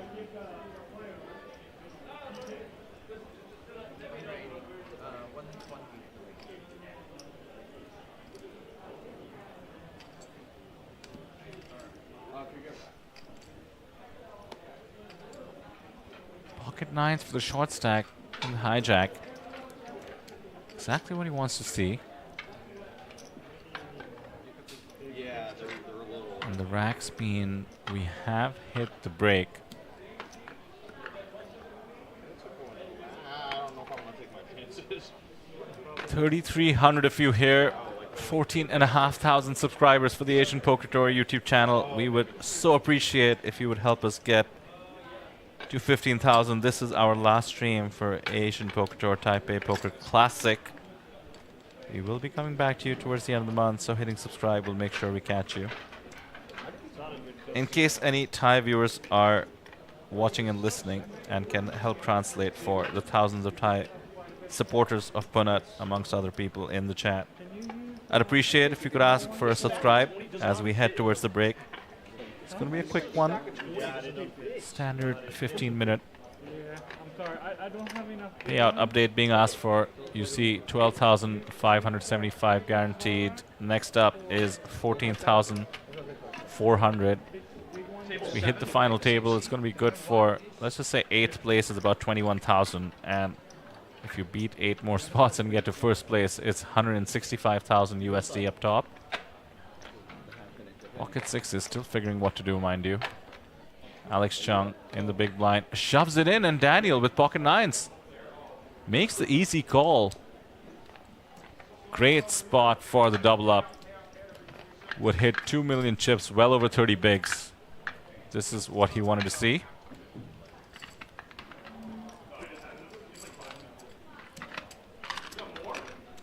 Alex Chung takes the spot. We've been seeing this with 6s a bit. Thinking back to how we lost Constantine. Can he catch a 6? 8-8-7. No dice. 4, 5, or 6 needed to keep things spicy.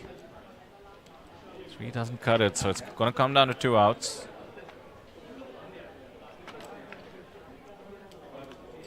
It's clean. Daniel with the full double up to 2 million. It's actually Alex Chung who's crippled a bit, and with the blinds going up is going to be very short stack, just about 12 bigs or so. But with that, we have hit the break. Once again, guys, would appreciate if you would hit subscribe. It's going to be a quick one, 15-minute break. We are playing down to the winner. You're watching day 2 of the APT High Roller, our final streamed event, coming to you live from Taipei. When we come back, we play down to the final table, and then eventually the winner all the way. See who takes the 165,000 up top and the APT trophy. Do not go anywhere. We will see you shortly.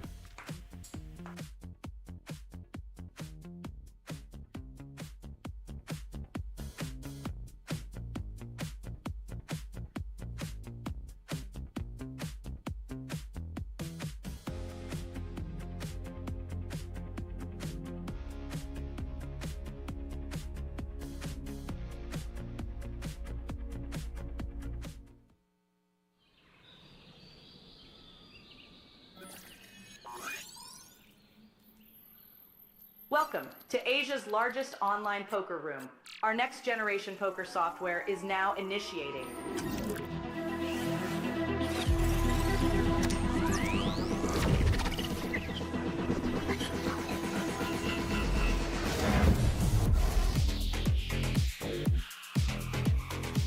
Elevate your online experience with a wide variety of poker variations to choose from. Get fully immersed with fun and social features.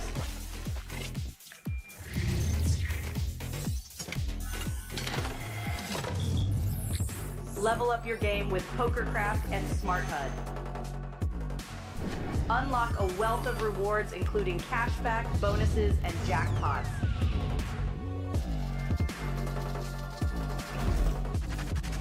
Join world-class poker tournaments featuring some of the world's most renowned brands and the largest guaranteed prize pools in the world. Experience the best in customer service and hassle-free transactions for a seamless online gaming experience. With online poker available on all your devices, you'll be able to play your favorite games anytime, anywhere.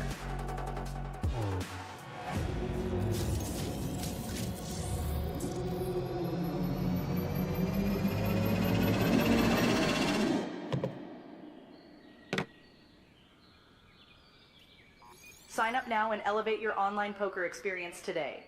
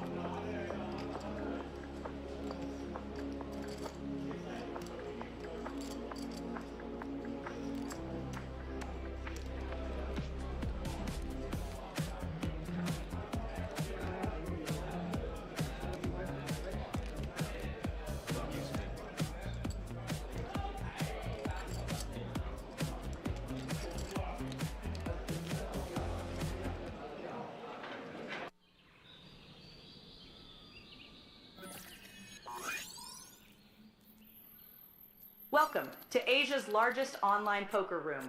Our next generation poker software is now initiating.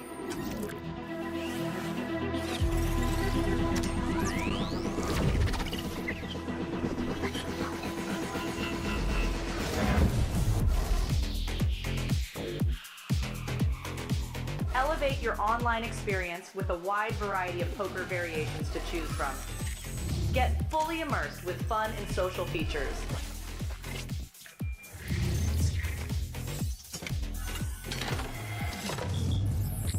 Level up your game with PokerCraft and Smart HUD. Unlock a wealth of rewards including cashback, bonuses, and jackpots.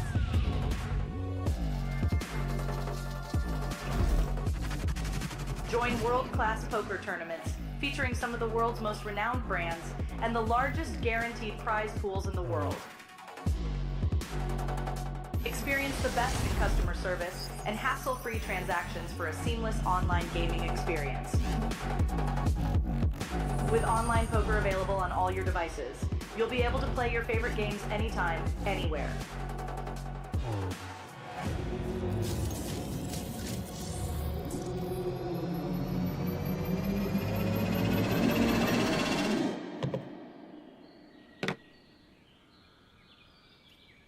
Sign up now and elevate your online poker experience today.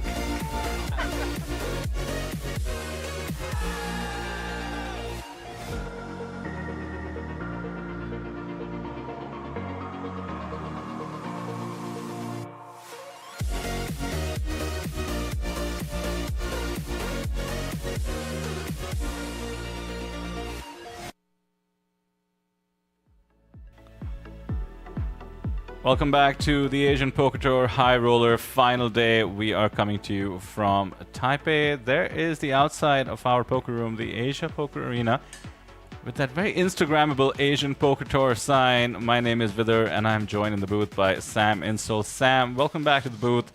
We have whittled down to just 11 players, and it has been quite a battle to get this stage. One man on our feature table was the talk of the town. Punat Punsri has all the chips in the world, but let's not forget the German on the outer table. Nico was not too far behind. 11 players, meaning 6 and 5. 8 max tournament, but official final table is going to be 9 players, so 2 away. All to play for, 165 up top. Yeah, very nice. Who gave Punat the chips? Come on, you guys. You know better than that. He is a monster. We saw him get involved with Mikael on our feature table early in the day. A lot of back and forth between those two, and now we're down to just 11 players. And some very big names still in the mix. Well, Punat is looking to make history, by the way. See that trophy on the left-hand side of the screen, guys? That is the APT Bronze Mega Lion, as we call it. It's a beaut, as they say. 165,000 USD up top, and that trophy is up for grabs. Punat is the only one in the running to make history and win 2 of those Mega Lions, since he did, of course, win the main event at this very venue, at this very feature table. And he would be the first one ever to nab 2 of those. Currently on the outer table, there it is. That was our feature. Punat, Daniel in seat 3. Or I guess 4 that would be. That's Grant Wang actually in seat 3. Jason Lau in seat 9. Rishi Patel from India grabbing some chips as well. Everybody had healthy stacks thanks to that double up found by Daniel right at the end of the break. On our new table, it is going to be fun to see these players mix it up. Just 2 away from the money. We do have some of the players we've been hyping from the other table. The monster stack in the form of Nico from Germany. 5.83 million, the only stack bigger than Punat's. And there is the 360 of the trophy. Much appreciated. Sam, some familiar faces. You'll recognize Adrian, of course, from our very first couple of hands of the day. Just elimination after elimination. And he's still here. Yeah, very nice to see him still in the mix. 3 million chips almost for him. Not too shabby at the 40,000, 80,000 big blind level. Did have that big jump, Sam. The 1/3 blind increase. So let's see how scrunch up the short stacks become. I'll let you comment on the man on the screen. I was watching the stream, but that's Shinya Maeda. And we're going to have a few things to say as he runs deep about some of his interactions with the one particular holding, pocket queens. He hates that hand. He must. Who hurt him? The answer seems to be queens. Yes. He must just look down and go, oh, fuck. I do not want to see this. Not again. Yeah, something must have happened. But like you said, Punat going for the second Mega Lion trophy. He could just go for the Superstar one after that to get the bronze, the gold, and the silver. What a thought. Be very cool to collect all 3 of them. 10 away for the moment from that dream becoming a reality. Does have that monster stack of Nico Coop to deal with, but for now on a different table, which just means he's terrorizing everybody else on the outer table. I haven't heard from some of these players in a while. That's Martin Sedlak, has participated in some of our high roller events. I mean, even higher than the one we're playing right now. $5,000, $10,000, $25,000 buy-ins on the table for Martin. So from Germany.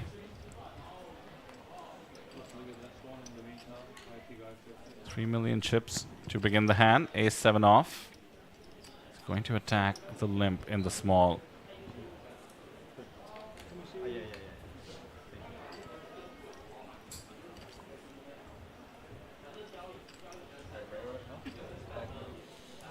And gets the job done. Very nice. I can put it here. I can see it from anywhere. So it's supposed to be the same as this? Yeah. It's not the same. Just one is off. Lagging. Different tournament. I go back and come back. Close it up. It's fine.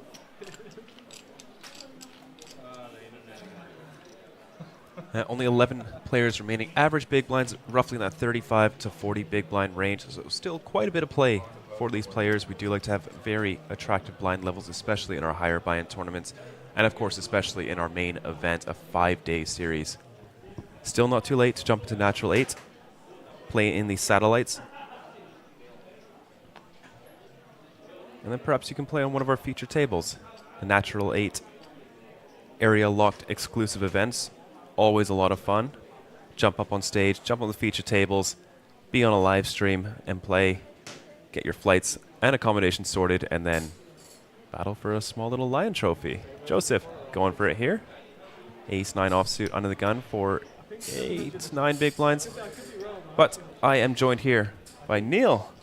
Neil, how you doing? I'm doing good. Thank you guys for welcoming me back. It was fun to play for a little bit yesterday. So that was my one chance to see the main event. So now I get a chance to watch the high roller, and I'm going to watch Ace-9 run into Cowboys. Adrian having a pretty good run today. The very first 2 hands of our stream, he stacked 2 people in hand number 1 and 2. That is definitely how you build up. So what, 2.785 against 40? Where are we at? 40-80. Okay. Yeah. Yeah, Joseph has gone essentially all in here. Yeah, I was trying to figure out. I was like, am I misreading it? Or does he literally just have one small blind behind? And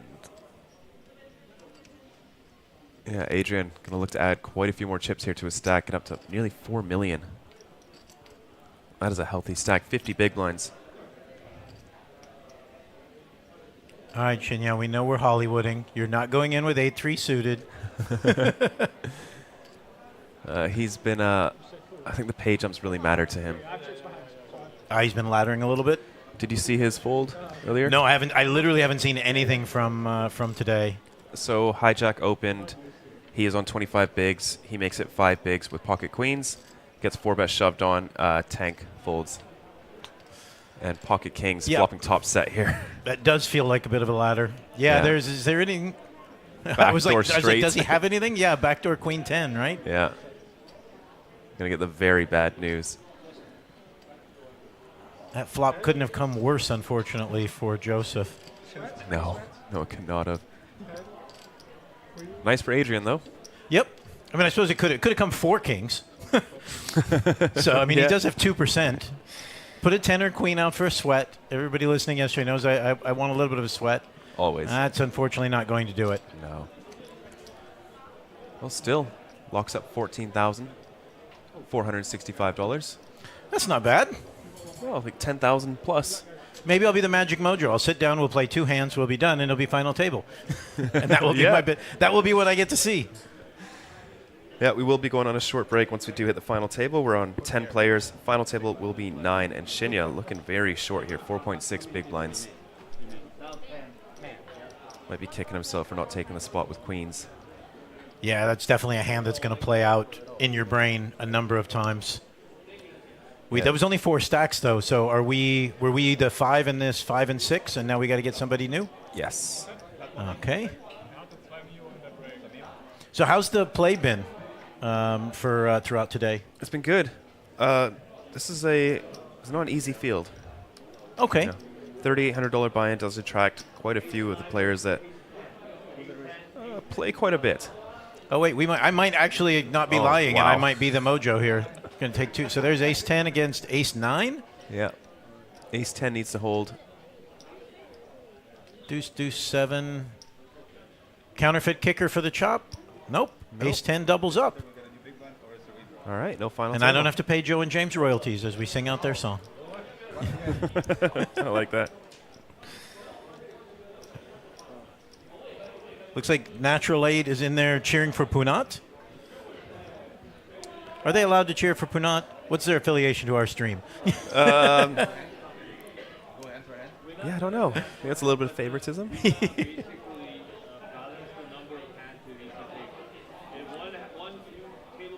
All right, so we're racking up. Who are we racking up there? Is it? Looks like Punat. Yeah, it looks like it. We are racking up Punat. Yeah. We got to get him. That'll make the stream people happy. Certainly the Natural 8 commentator in the stream, he'll be happy. It's the patch. He's got the Natural 8 patch on. That's why. Fair play. Why is she making a sad face? Just because he has to go? Shouldn't she want him on the feature table? Maybe she doesn't get to talk to him then. It's too far away. Fair play. All right, now we got the 2 very big stacks on the feature table. Punat and Nico. All the chips yeah, over bringing here. in 2 racks of chips for Punat, so. I'm sure he's used to it.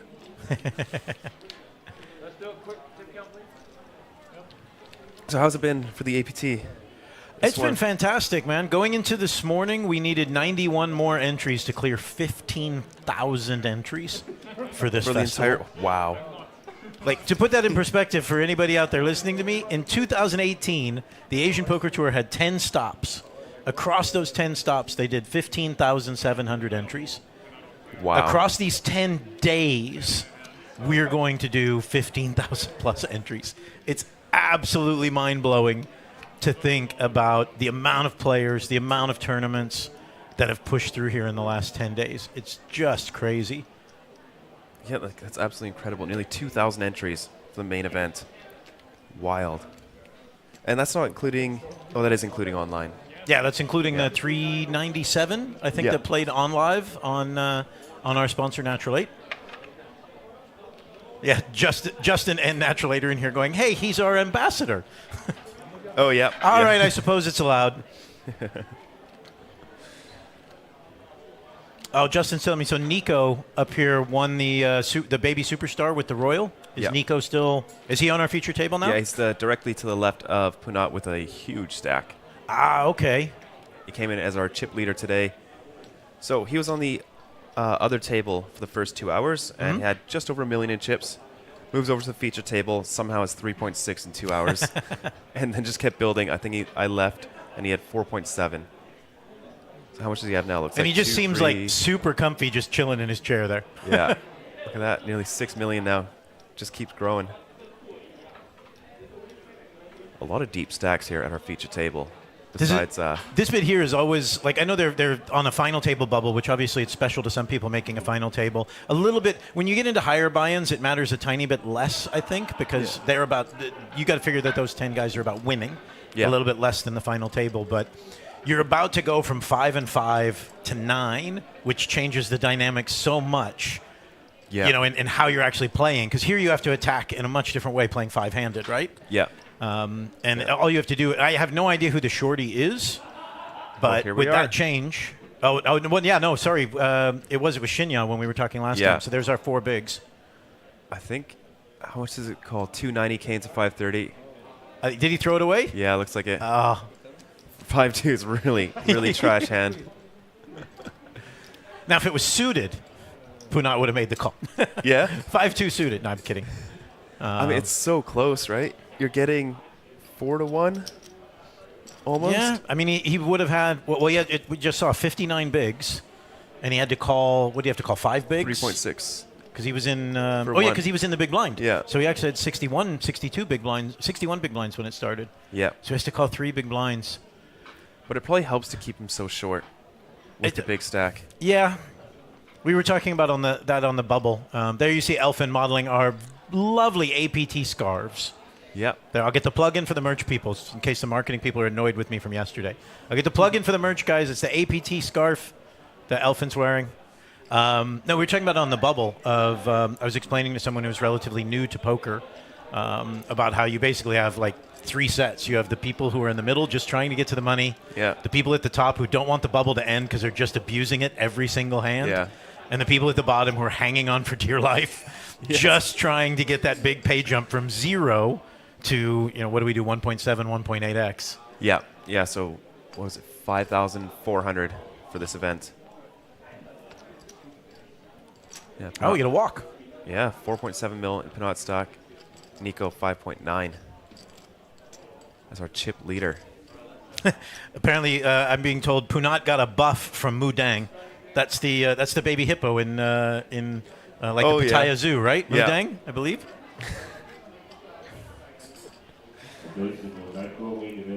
I had no idea what Mudang was until like 2 days ago. Very popular in Asia.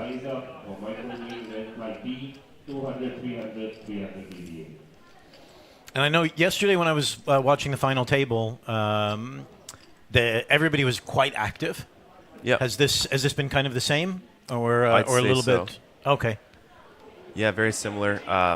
You got one person making tight folds. There's always, 1 or 2 where the money does mean quite a bit. And then the people that are just playing for the win are just going to pounce on it.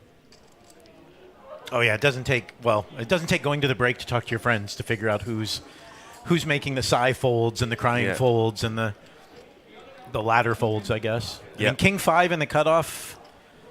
What is he sitting at now? About 7 bigs? Yeah. Or 6.5, whatever he got after he took it from Punat. Yeah, it'd be 6.6. Did he just say all in? Yeah, he did. Nice. Ooh. Oh, wow. Wow. Quick fold from Nico. Yeah. Maybe he saw the pocket queens fold and is thinking he's shoving very tight.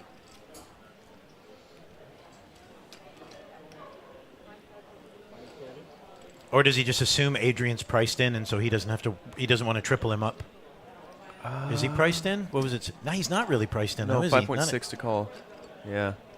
Look at that. Imagine shoving twice with that short and getting it through both times. Yeah, I mean, Adrian's on, 44 bigs. Yeah. So, yeah, he's not... I mean, he can't call any 2. It's actually got to be something decent. Yeah. But he's just doubled up to 9.1 bigs, just like that. That was a story yesterday. I was sad to see Chan go out in 4th after he basically put on what someone in the chat was calling an ICM masterclass. Yeah. From just grinding along down to, I think, less than 3 big blinds at one point and just hanging on and hanging on. Yeah, but none of the short stacks wanted to die. Yep. It just, every time it was all in, short stack would take it. I think it finally came down to Chan losing on the river. Oh, I can't remember. There's so many all-ins. We were talking about it after because there was one point, I think Chan had a 3-outer or a 2-outer on the river, had to come king. Yeah. And if that goes away, the other 3 stacks are like 43, 44, 45 bigs. And the assumption, me and Vidur were already talking about what the deal might look like and all that because the stacks were equal. Yeah. And he hung on so long that the stacks went out of whack. Yeah. and then they ended up not making a deal, period. Yeah. And so, it's like that river card is like, yes, okay, it kept Chan in, but it potentially cost Justin came third, right? Yeah. Potentially cost Justin $100K. Yeah. Potentially even cost second place a tiny bit of money. Yeah. Because of the fact that there was no deal. Well, we actually heard from Renee. He spoke to Adrian, or sorry, Abraham, the second place finisher. Yep. And he said Abraham was not going to make a deal. Really? He said he's a sicko and he just wants to gamble. So he's not even a full-time poker player. He has a job back home, but he says he wants to gamble for the $200K. It definitely puts a certain type of pressure on the other players. Oh yeah. If you know that there is no deal in the future, there is no anything. I don't have to just get equal stacks. I don't anything. It's like this guy's never dealing. Yeah. Then it puts a really interesting bit of pressure on. I think it's sort of like running it twice. Yeah. Yeah, for me, always once, so people know. If you're getting it in, we're going once. Exactly, we're going once. You're getting in behind. I'm not going to give you 3 to 4 chances to suck out. Yeah. Your stack is at risk. So King 2-5. Martin's got middle pair. Ooh, a check raise here from the big blind with middle pair and the back doors. It's going to work.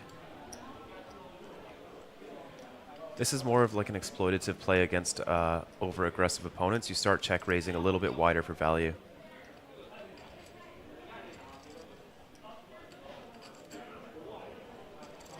Yeah, it just gets it done. Very nicely done.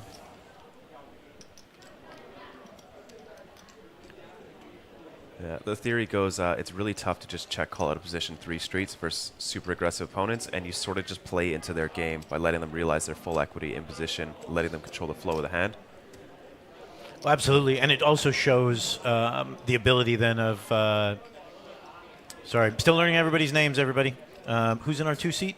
From Sweden? Is it Mika? Well, basically... Martin Sedlik. Martin, that's yep. right. It shows him recognizing that as well. So, like, to get the hint of the caliber of the players that are up there, knowing that Nico's going to open the button quite wide. He's a chip leader on the table. The other big stacks are already out with Punat behind him, who's already folded. So his opening range is very, very wide on that button. But as you said, if you check call all the way down, you're going to allow him to make the pot so expensive you can't call. Yeah.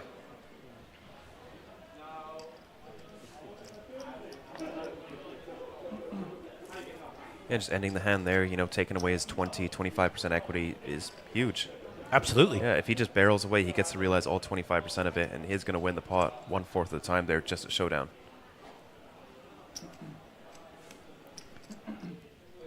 This is probably the weakest portion of my personal game, playing small blind against big blind. It's tough. It's such a unique thing because you're the aggressor, but you're still acting first. Yeah. Do you know what I mean? Yeah. It's such a and you don't. We were talking about this yesterday. Scenarios when you're playing short like this, it came up about Renee. Is somebody in the chat mentioned that we were talking about the fact that you don't play short very often in live tournament poker and stuff. And with Renee being an online grinder to an extent, he probably has faced more of those scenarios where he's playing 4-handed or 5-handed and having to adjust to those types of things. And so you just, like, it's one thing you could be playing 6-max on natural 8 all the time, and yes, you'll be like this, but not with this much money on it. Nope. Not on a final table bubble. No. These are spots you cannot practice No. unless you play 1,000 live tournaments a year or something like that. Yes, and because you have so many different dynamics playing live too. The players play so differently, especially when some people the money means insane amounts or they're not studied in and adjusting to the short ring format. Well, and can you pick up on all, because there's the physical tells, there's the almost like expressive tells of like the face, what they do, like all of that stuff that you, again, if you play online, you're not used to looking for those. But and it changes. We play, what do you play, 25 hands an hour, maybe? Yeah, at this point, little quicker early stages. But at this point, we're in at 25 hands an hour. And the changing in the chips, all that stuff, it means that when we're in the small blind next time, his scenario could be quite different in how he has to play and what he has to play there. Yeah.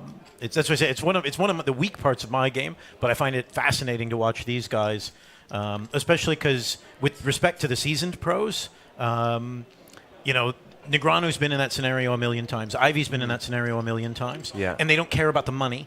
They care about winning, or they care about, you know, the 400 million in bracelet bets they have or whatever. Yeah. You know what I mean? So watching them is different than watching these guys. You know, Shinya is staring at that, trying to make a final table, trying to make a ladder. Yeah. And his scenario is completely different than what some of these other guys are at. Yeah. Yeah. And like, I mean, small blind versus big blind, incredibly complex. Like 7 big blinds effective is a completely different chart than 10 big blinds, which is different than 15, 20, 40, 100. Like so many different factors. And then you can also choose to play limping. You can choose to play raises. Well, and we saw it with Chan yesterday where he was... Oh, wait, here we go. Ooh. What is that? Ace Is that a king. race? Wow. We are racing. I don't have a triangle, so who's at risk? That is a flop. Jack, Jack, 10. Okay. I don't know if this is good or bad. Oh, Queens wow. make a straight. Wow.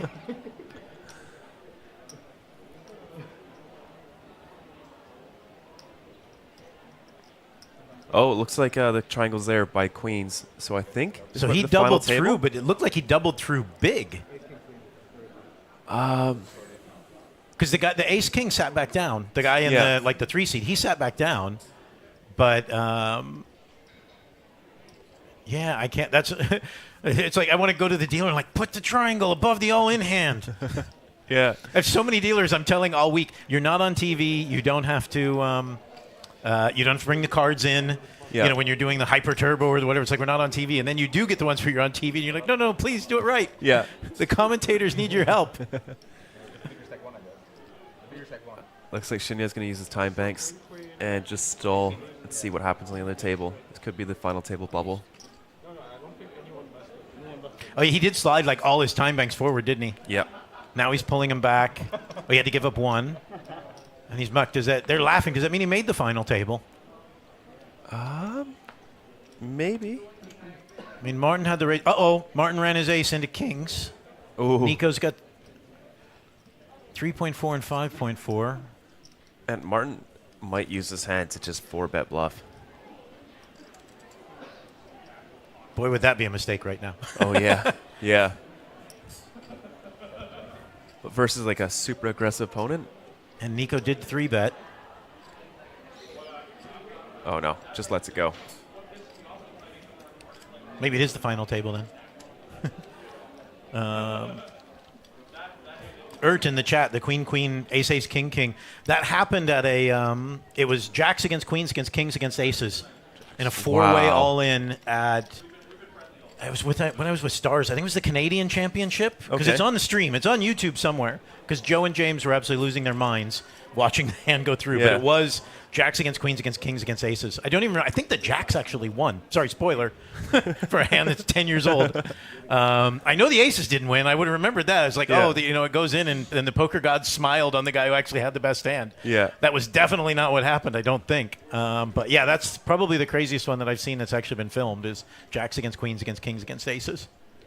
That is gross. It's an action dealer right there. Yeah. How do they do that? Oh, thank you, Justin. So Shinya is our second place Da Nang main event player? Yep. Well, so he's been here before. So it's maybe about just trying to secure the final table and maybe pick your spot a little bit less than I want a ladder, I want a ladder. He also did famously fold pocket queens in the final table pre-flop. In Da Nang? Yes. A knit after my nitty heart. Yeah, I respect that fold. I don't remember, but I think the situation is quite different. There was a 1 big blind stack on the table, and they were going to be in the blind the next hand. So that one is, you're looking at like $10,000, $20,000 pay jump. Yeah. Just wait one hand. The situation always matters. Mhm. It always matters. Like, I understand. I used to joke with people. You know what pot odds means to me? Pot odds means I know I'm beaten. I'm going to put my cards. I'm going to put my chips in anyway. Yeah. Like, you know what I mean? That's like, situationally, sometimes the other person has it. Yeah. And it's like, I understand. Yes, I'm 40% or I'm 50% or whatever. It's like, but I am swimming upstream. Yes. He has it. I know he has it. Yeah, it's I'm like I supposed to need help fold. to get there. Exactly. Well, Nico got his help. Outflopped the Jack 4 blind v blind.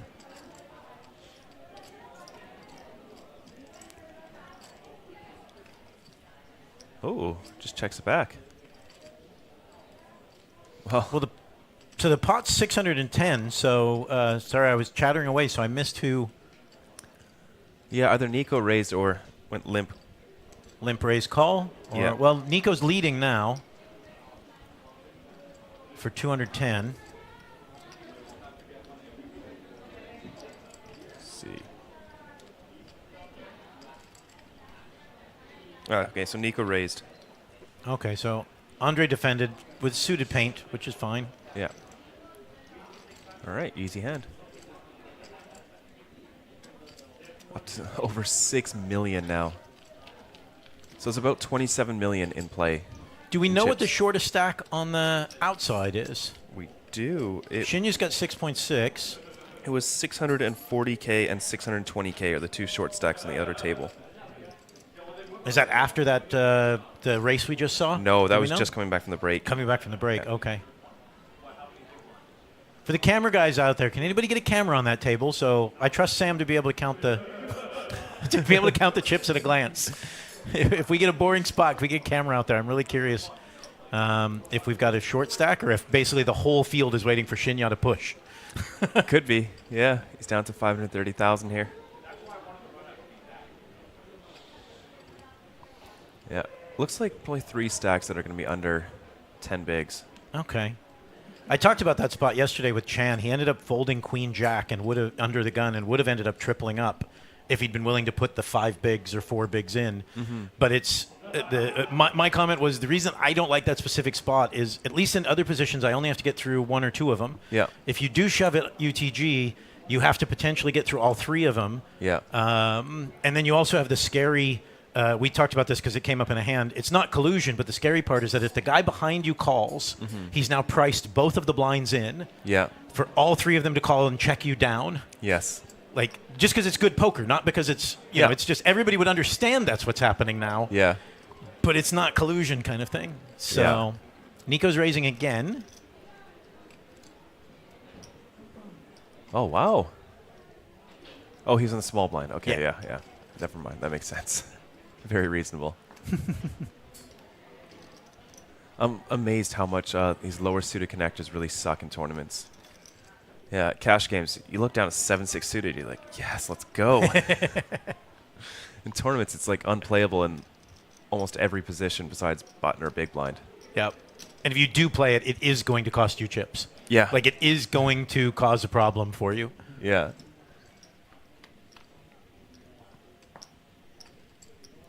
Well, that Yahtzee's Martin, sort of, because it's still 2 overs to his 9, but...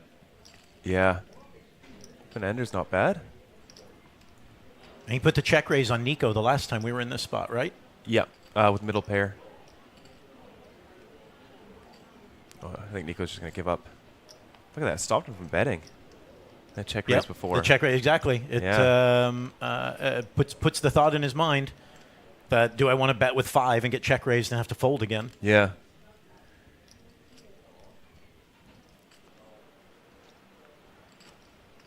I wonder if these guys are familiar with each other at all. I mean, they've got the same flag. I know I'm making a broad generalization. Not everybody from a country knows each other. But also, there's probably not that many flags in our Asian Poker Tour field. Yeah. So I wonder if they have any familiarity with each other I feel like as they players. do. You know, they're both playing pretty high stakes. Both like 7-figure lifetime winners. Oh, yeah, they have to have run across each other then. Yeah.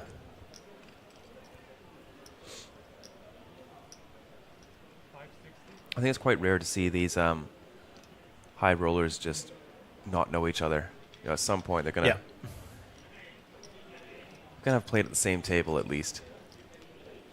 On the it's German, right? Yes. Yeah. The German high stakes crowd is pretty close knit as well. Yeah. But I mean, that's from my familiarity in Germany. I don't know about the the high stakes crowds out here. Like, unless everybody's chilling in Macau at cash games. Yeah. I don't know the.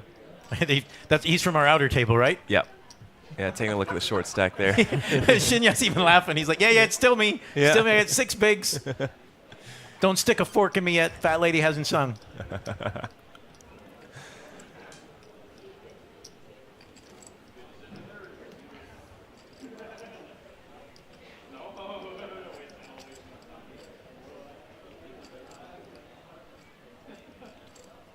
It always looks so composed. Do you think he's just bored? I don't think he's played a hand since he sat down with us here at this table. Is that why he's staring at 9-6 so long? He's like, well, I haven't done anything yet. Yeah, maybe. Being card dead will do crazy things to you.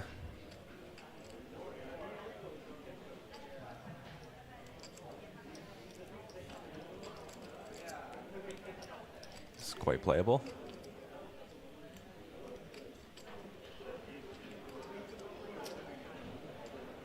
$175.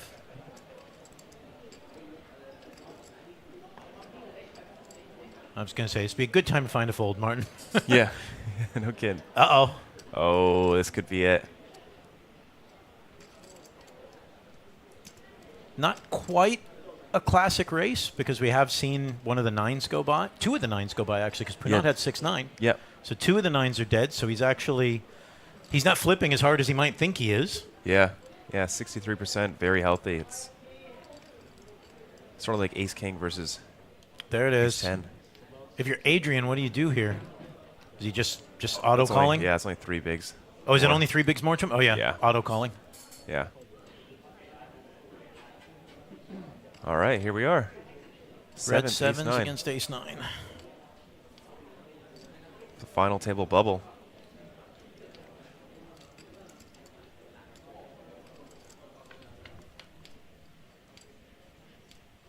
Oh. Wow.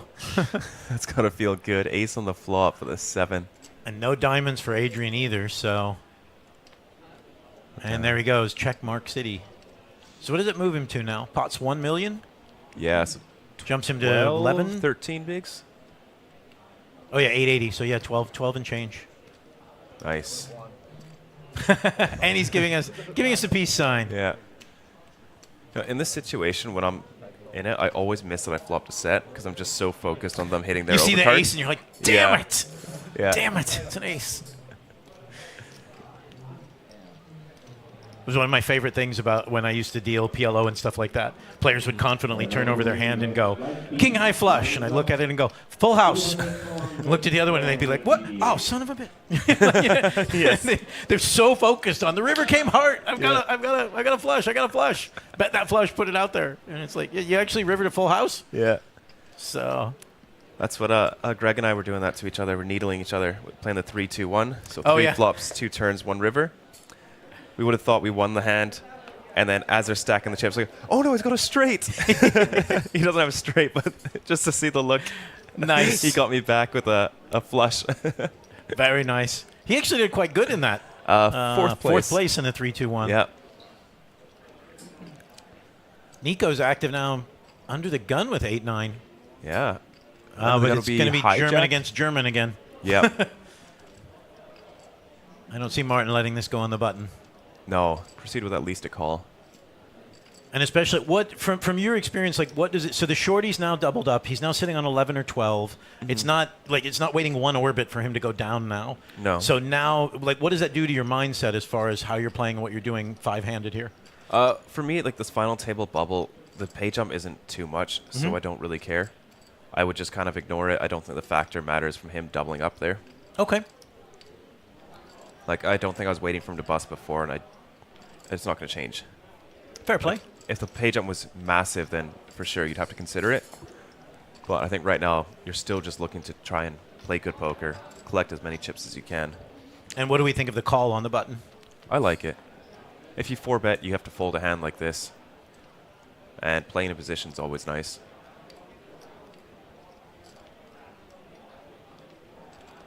I think this might be the first time Nico's actually hit a flop in the last few raises he's put on. Yeah. Does go for the check.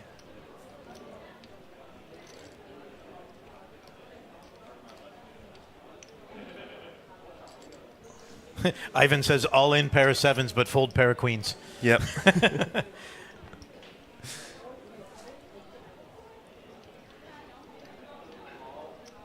Oh, Justin's got a question for you in chat. Yeah, I was thinking about that. I loved the I love to run the kitchen table poker tour, kind of thing like that. Just all the games you play in the kitchen table. I don't think it could make any money. I'm not even sure I could pay the dealers off the, what gets run through there. But no, Justin, I would definitely. Ironically, I was looking right before COVID hit, so I guess I'm glad I didn't start it. When I'd left Stars, I was looking at doing something like that with a business partner, and then COVID came along, and then right after it, Lex actually started doing his. Is it called Lex Fest or Lex? Lex. He does something, but he was doing it in London, and again had some silly games, had some stuff, and it was really, really popular. So if nothing else, I know my idea would have worked. Just somebody else did it. Yeah. Well, so Martin, I think it went. Did it go check, flop, turn? Check on the turn as well, I think. So Nico's still checking. Is this, thin value? Thinking his ace high is good? Or is he... Because I think he is trying to get called by worse ace highs. 360K, so that's about 60% pot? Yeah. I think he does want to go polar if he's trying to get called by worse ace highs, just to make it look like it's a bluff or nothing. Yep. Because if he goes... And it works. Wow. And he looks confused as well. He's got that look on his face of, I thought he was going for value, but he got a worse hand or better hand to fold. Yeah. He turned his value bet into a bluff and didn't even realize. Yeah. Yeah, because ace jack has enough showdown value just to check back. It's a nut high card. And you'd think that a single river bet wouldn't do it. Oh, here we are. Another all in. Okay, so he's the one who doubled up the guy down in the 7 seat. Yeah. But he looks like he's still got some, right? That's close. That's got to be $1 million in green. 2 stacks of green. 2 stacks of green. Plus yeah, 2 stacks. So he's over $1 million. But it does put him pretty short. Yep. In comparison, because that's what 12, 13 bigs, same as. That's what we just doubled up Shinya, right? Yep. Yeah.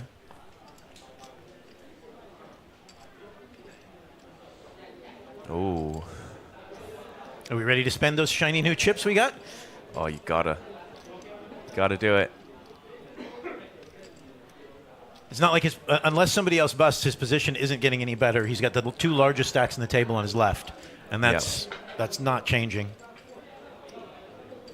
There he goes. There we go. Nice.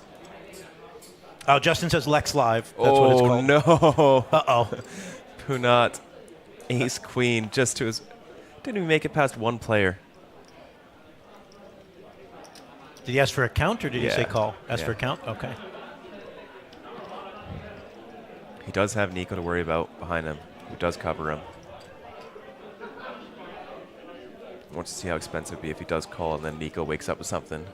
Goes over the top. I was going to say, do you flat here, or do you... Always flat. Always flat, yeah. Because if Nico shoves, you got to fold. It's really tough for him to be bluffing, because he still has to win the all-in, but he could bluff with some hands like... I don't even know. Because you get a decent price. And Nico's not going to be in this pot, but he does have one of Shinya's outs. Yeah, yeah. 22%. He's got the spades, but he even loses the hearts to Punat. So he's only got spades, and he's missing a jack. Yeah, it's going to be rough. He needs 2 remaining jacks. Or sorry, just one jack. Or a lot of chop opportunities. Yeah. Well, there's part of one. Yeah, could hit some deuce and a 4. Nobody's got diamonds. That makes it a lot simpler. Yep. Just needs a jack. One of the 2 remaining jacks. And yeah, good. Well game. grinded, sir. He did everything he could to stay in. Yeah, 14,465. It's not bad. Not at all. Over 10,000 US. Yeah, that's the buy-in was what, about 35, right? So 4x. Yeah. 4x final table bubble. Yeah, very nice. Final 9 now. Going to the final table. I believe we'll be taking a 30-minute break. Yep. I think that's right. We got to do the song and dance. Got to take the pictures. Got to get everything updated. So. Yeah, always fun to take a final table photo. Of course. I've only done 1, but hoping to do some more. Oh, we have it all in out here. You might have the final 8. Slow down, dealer. Slow down. Oh, come on. No sense of adventure. No sense of the moment. What was that? Jack 6? Looks like versus pocket eights. Well, the guy on the left doubled up because they're counting his chips, and he's not getting up. So Jack 6, I think he made clubs. No, he didn't make clubs. Ladies and gentlemen, he doubled up somehow. Maybe that's 8-7? Maybe it's not Maybe pocket the other eights. guy, maybe the other guy bricked off entirely and just called him because it was short enough. Yeah. But now we know why Shinya was standing around, is he might have gotten a double elimination. Yeah. But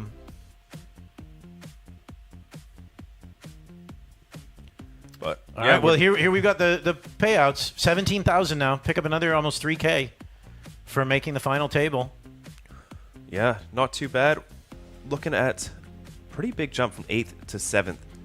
Not too much from 9th to 8th, just another 3,000. Almost a buy-in, but they start getting serious around the 8. And then second place and first place, $50,000 pay jump. That one's going to be very fun. The lion's share, as I'm contractually obligated to point out. Of course. Yeah, and we did mention if Punat wins, he'll be the first person to have 2 APT Mega Lions. Oh, that's right. Because he won, was it the main or the high roller? He won the main last year when we were here. Yeah. That's right. So, well, he'll be 2/3 of the way to the set. Yeah. Yeah. He's almost going to go full Lion King on us. Trademark pending. Sorry. Yeah. Trademark pending. Don't sue me, Disney. Yeah, so I think we're going to take a 30-minute break here. All right. Will you be back?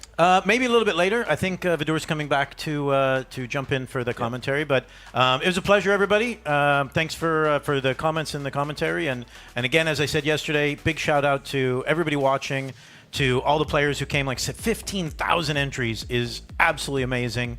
And the dealers, the floor staff, the content team, TV team, everybody's been absolutely amazing, slaving away for 11 days here in Taiwan. And as soon as we're done, we're going to take 3 weeks off and then go do it twice. Yep. Looking forward to it. All right. I may see you guys later. If not, I'll see you in Manila. Amazing. Thank you. See you guys soon.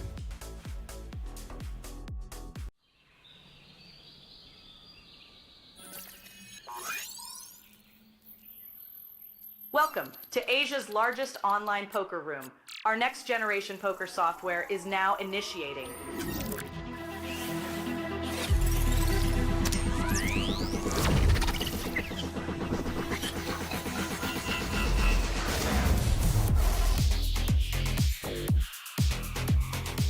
Elevate your online experience with a wide variety of poker variations to choose from.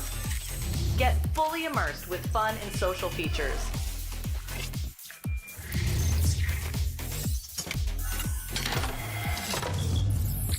Level up your game with PokerCraft and Smart HUD.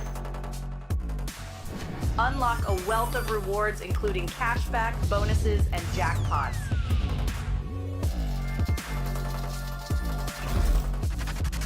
Join world-class poker tournaments featuring some of the world's most renowned brands and the largest guaranteed prize pools in the world.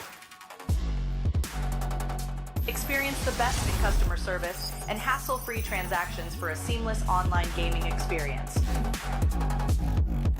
With online poker available on all your devices, you'll be able to play your favorite games anytime, anywhere.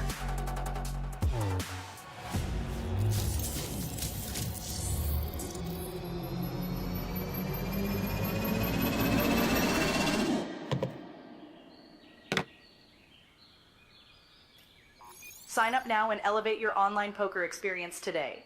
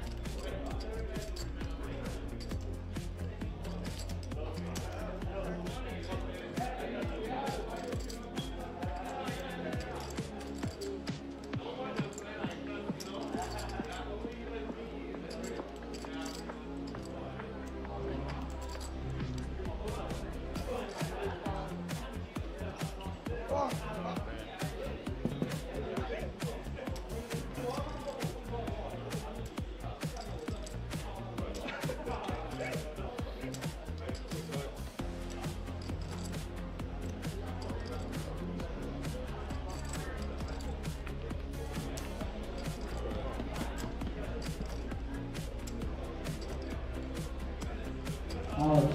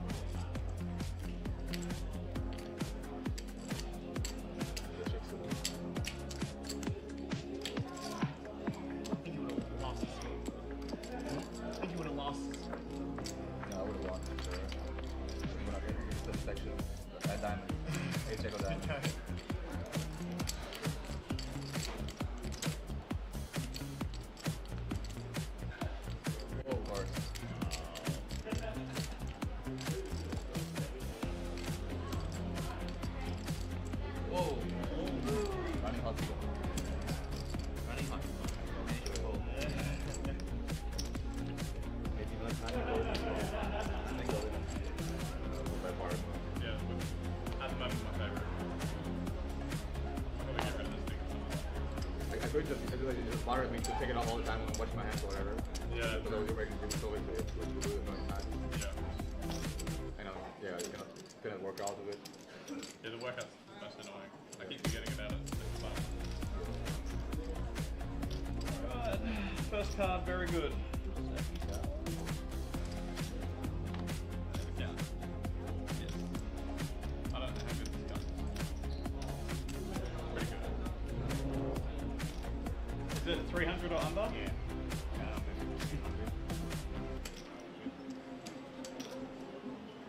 292. Call.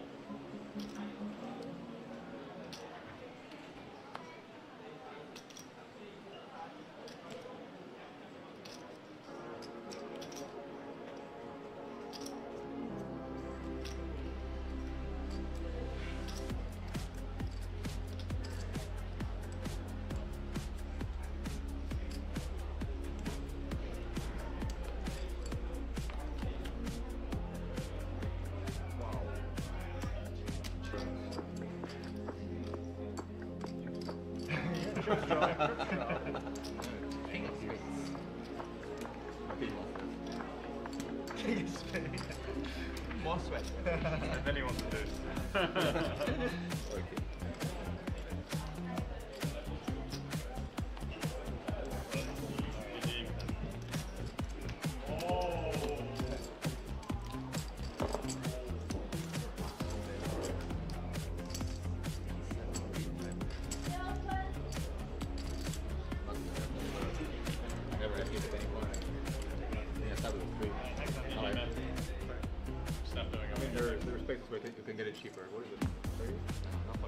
Yeah, I don't want to get it. No, I'm not going for my thinking exactly. I don't want to go to Bratislava 1 hour and just save 2K and like maybe come back with one eye. Maybe time is good. Taiwan?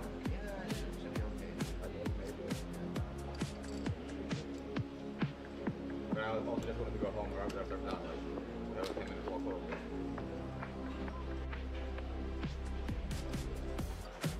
170, please.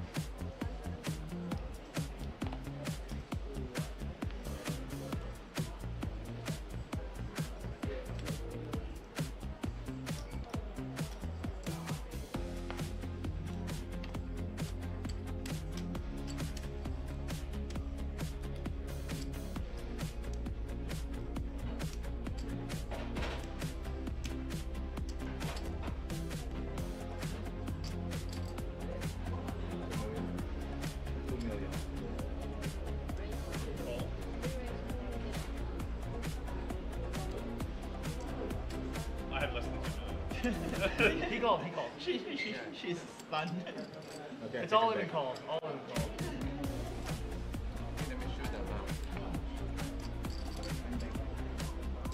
I had to think for a second when he said 2 million. I was like, what?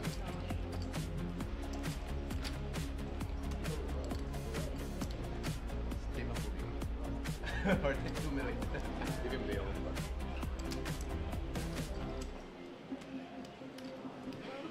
The ace king. Yeah.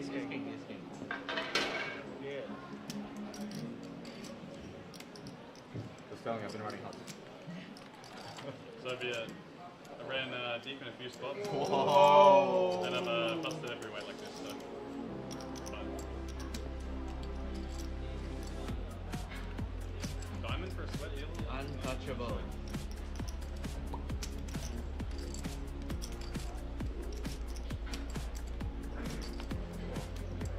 GG. Good luck, everybody. I'm just gonna let you guys do it. One more. They're feeding this thing. Someone here. No, because sometimes maybe they complain or something. Oh no! We don't wait for the guy just started. It's 48 minutes, right?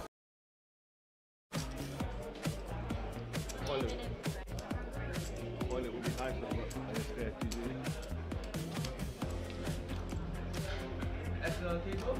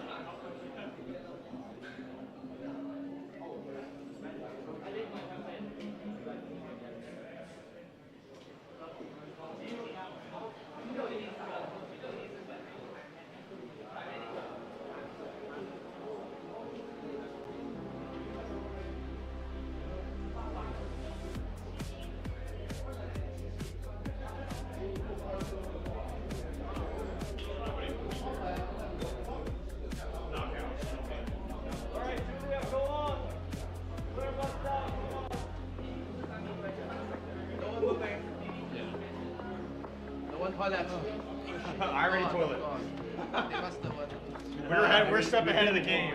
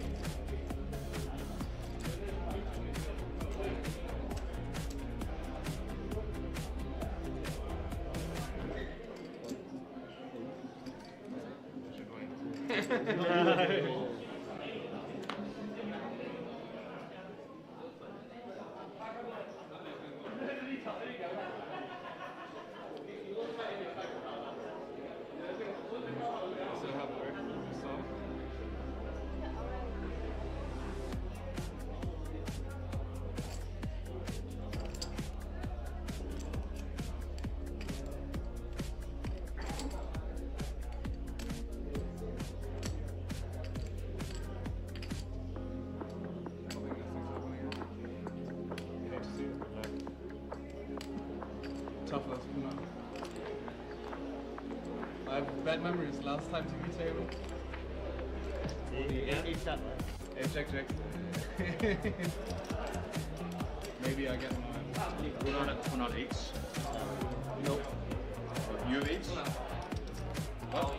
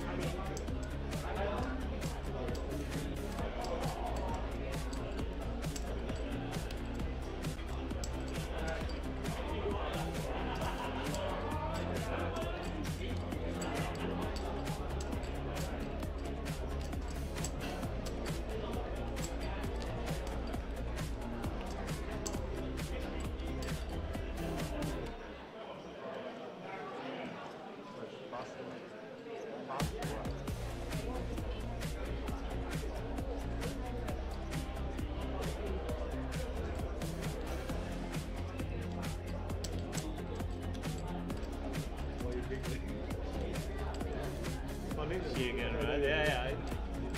Must be funny production. Okay, did you want to I do want- that? yeah. On the plane back, maybe you stay with me.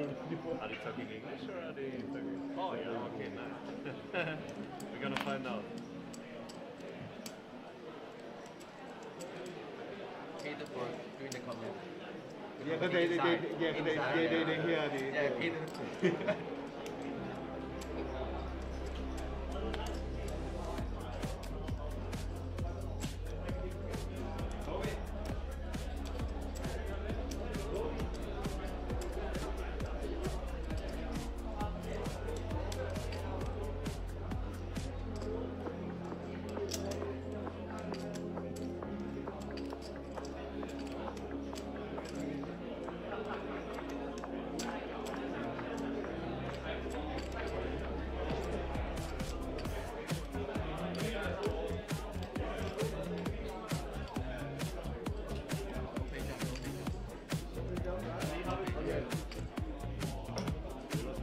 Most important, no part-time bank.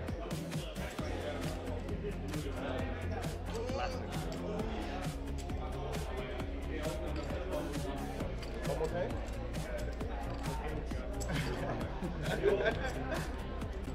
I want to buy type back. 8 again? 8. You have, he has 8, huh? Who is this queen? Me. Good luck.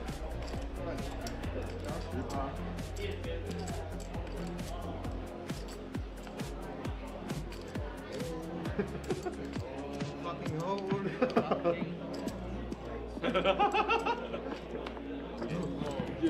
GG. They're gonna move someone right here, right? Yeah, we're 6 and 8 right now. Good game.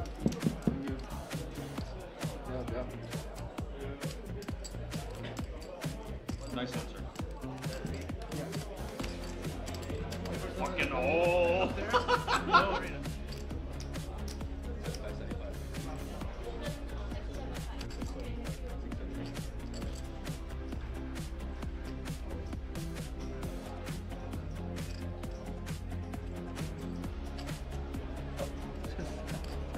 Wow.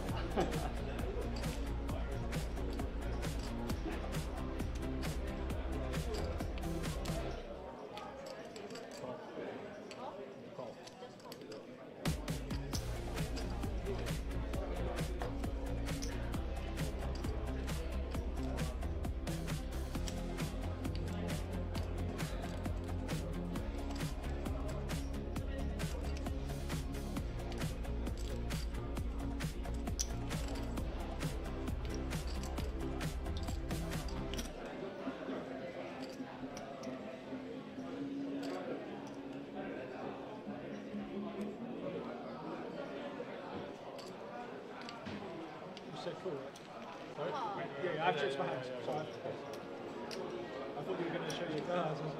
I was going to. Yeah. I'm not used to it.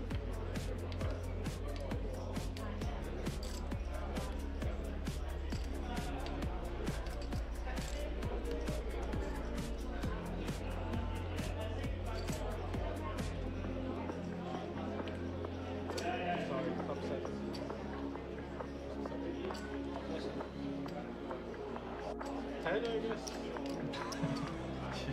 Sweat? Any sweat? Head? Cream? What's that?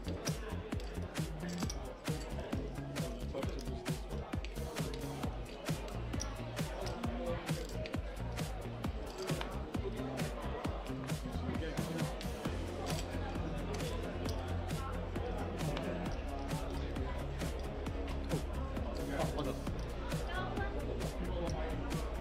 Good luck, guys. Thank you.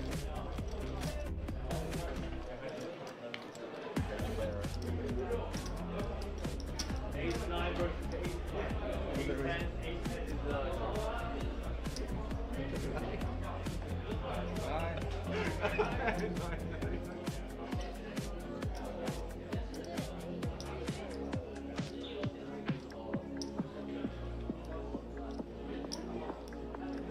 Either we're gonna do big bet or it's a redraw.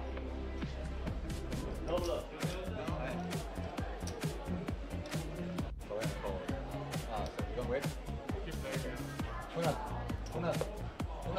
We're playing. I didn't know either.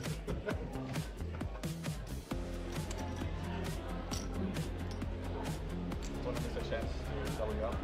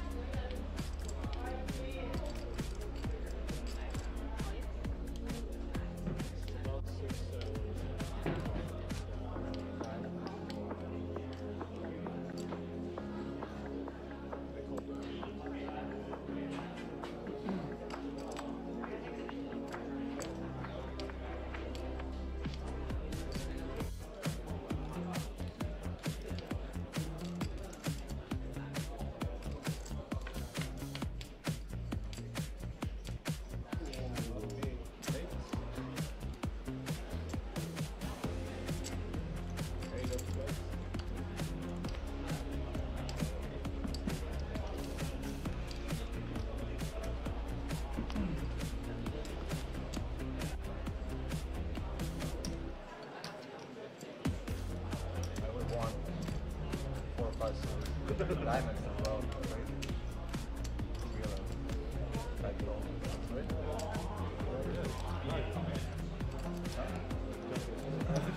Crazy.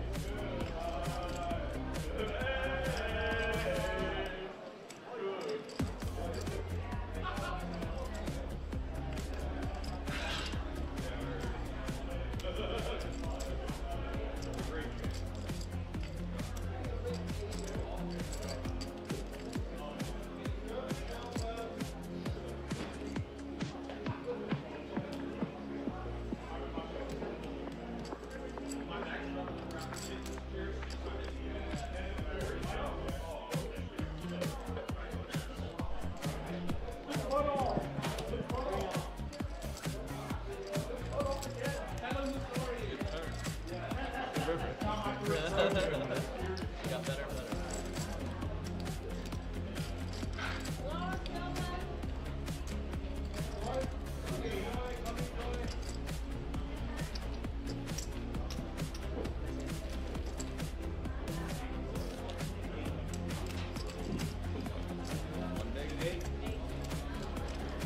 Coming up.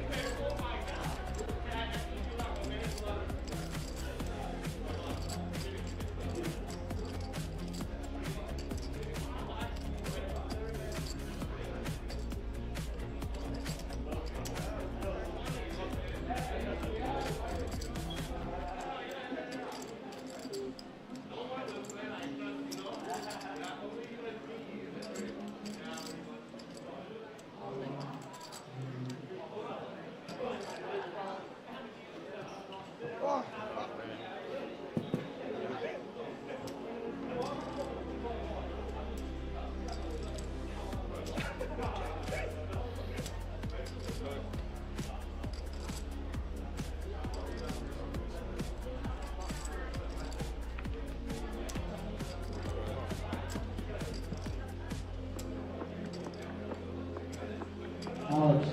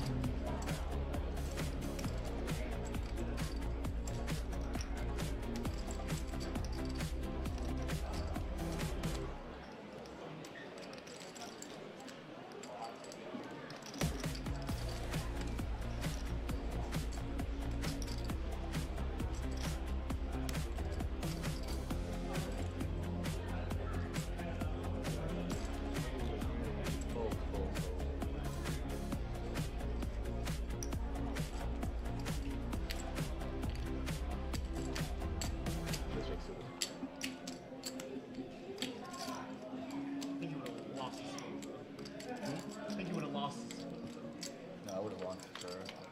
You're gonna get into the satisfaction. That diamond. Hey, check out diamond.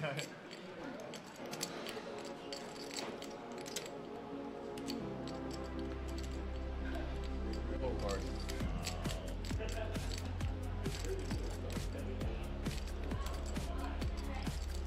Whoa. Running hot. Running hot. Managed to hold. Maybe not time to go. I think go by far. Yeah, at the moment my favorite. I'm gonna get rid of this thing. I could just bother me to take it off all the time when I'm watching my hands or whatever. Yeah. Because you're making it so you have to do it a million times. Yeah. I know. Yeah, you cannot work out of it. It'll work out. Most annoying. I keep forgetting about it. Alright, first card, very good. Yeah. Yes. I don't know how good this card is. Pretty good. Is it 300 or under? Yeah. Maybe 300. 292? Call.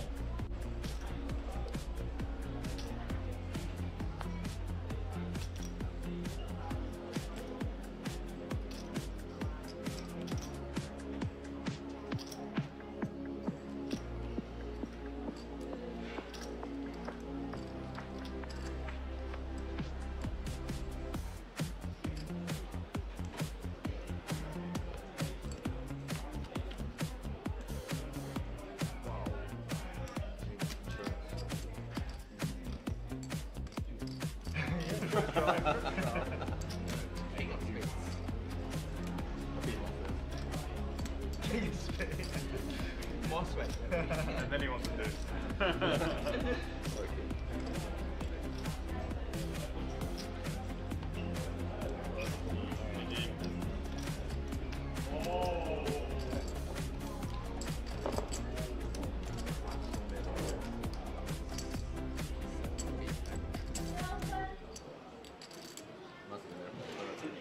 I never had 8 at any point.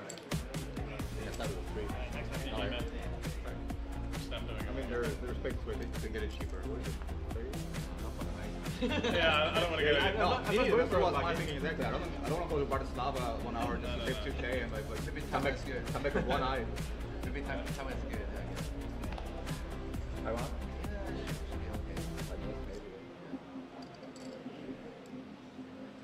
But I also just wanted to go home rather than serve that. That was 10 minutes walk home.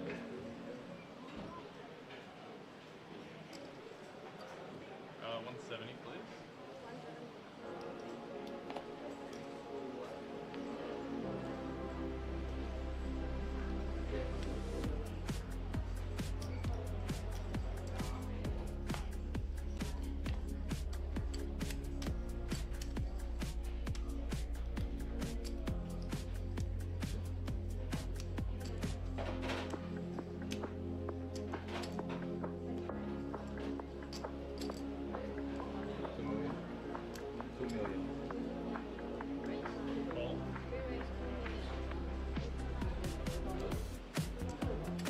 I have less than 2 million. He called.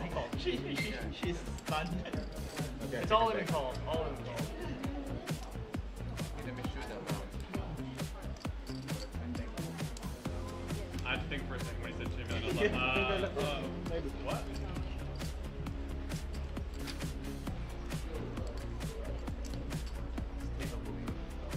Or 2 million. Give him the other.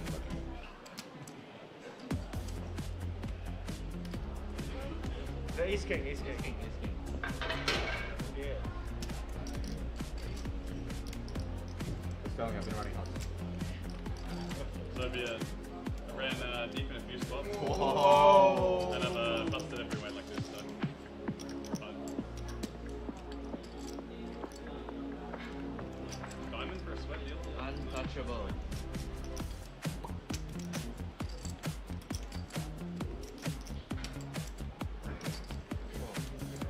GG.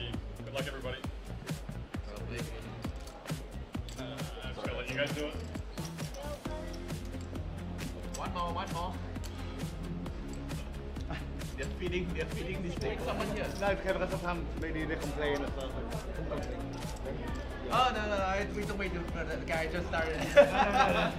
It's 28 minutes, right? Boiler. Boiler would be nice, though. Let's go, people.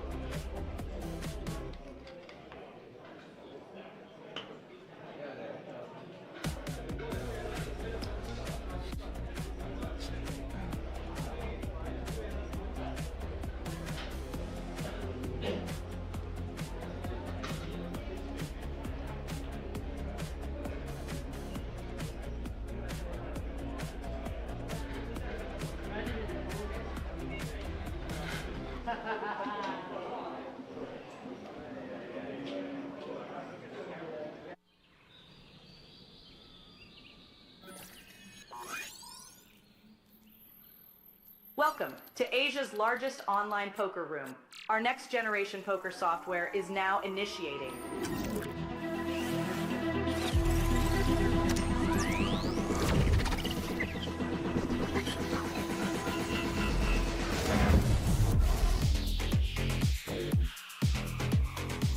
Elevate your online experience with a wide variety of poker variations to choose from. Get fully immersed with fun and social features.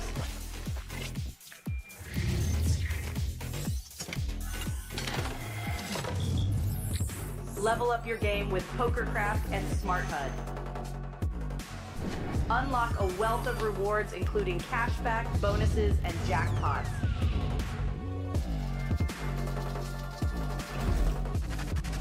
Join world-class poker tournaments featuring some of the world's most renowned brands and the largest guaranteed prize pools in the world. Experience the best in customer service and hassle-free transactions for a seamless online gaming experience. With online poker available on all your devices, you'll be able to play your favorite games anytime, anywhere.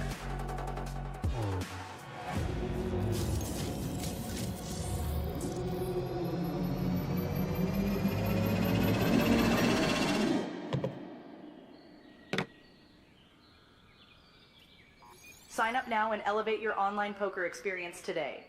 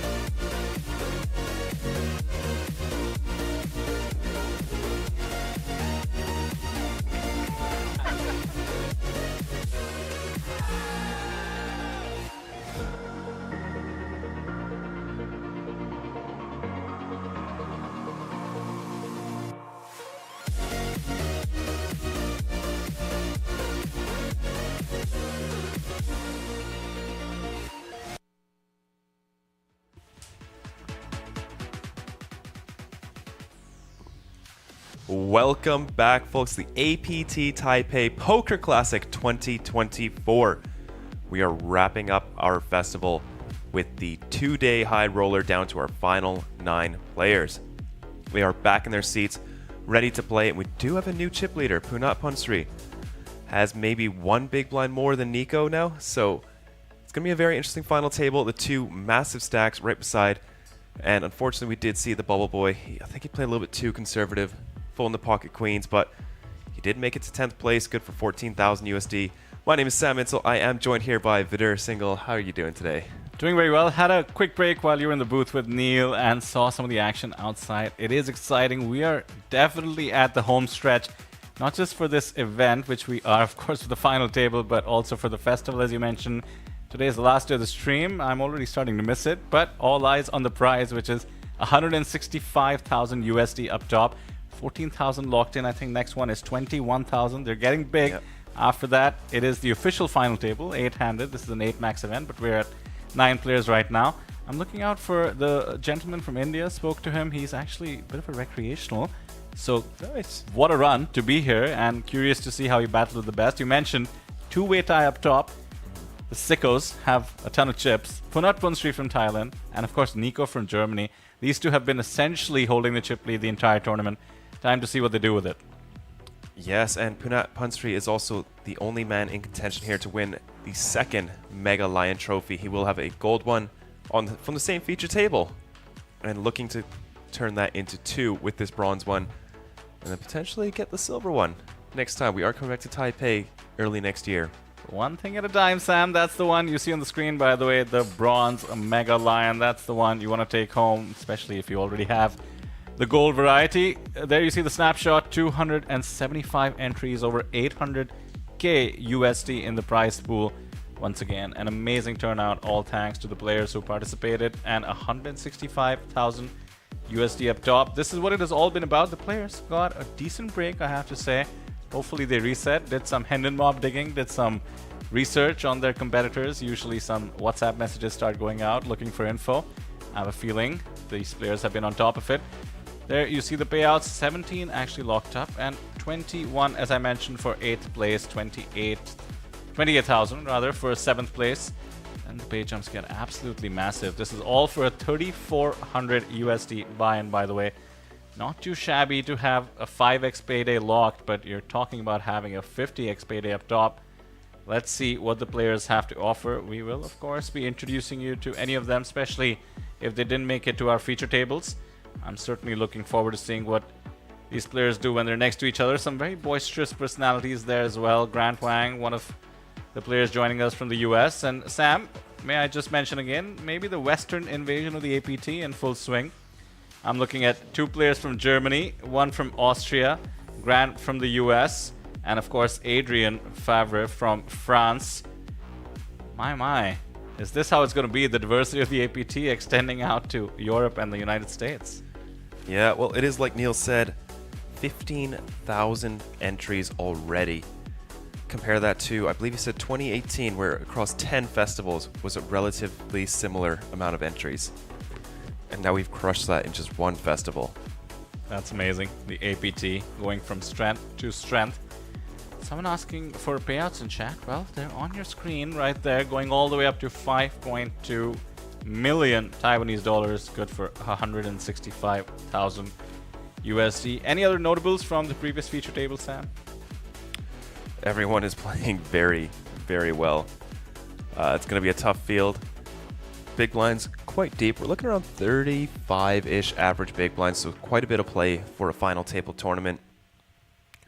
We didn't have to do a blind rollback as they were quite deep coming into this final table. Here we go. Let's see Greg introduce them. 26 million Taiwan dollars in the prize pool, and one of these gentlemen will be walking away with 5.2 million Taiwan dollars and the beautiful APT Bronze Lion Trophy. And the person deciding their fate, Julia in seat, the dealer's seat, wearing the Chi Pao. We'd like to take this moment to thank all of the dealers and staff at the APT. I think you need to get the camera a little closer. And now, let's meet our players. In seat number 1, 3.8 million in chips from India, it is Mera Rishi. In seat number 2, 2.6 million is Adrian Favre. In seat number 3, 415,000 in chips from China, it is Alex Chung. And now in seat number 4, 1.3 million in chips, 530,000 total lifetime earnings from the US of A, it is Grant Wang.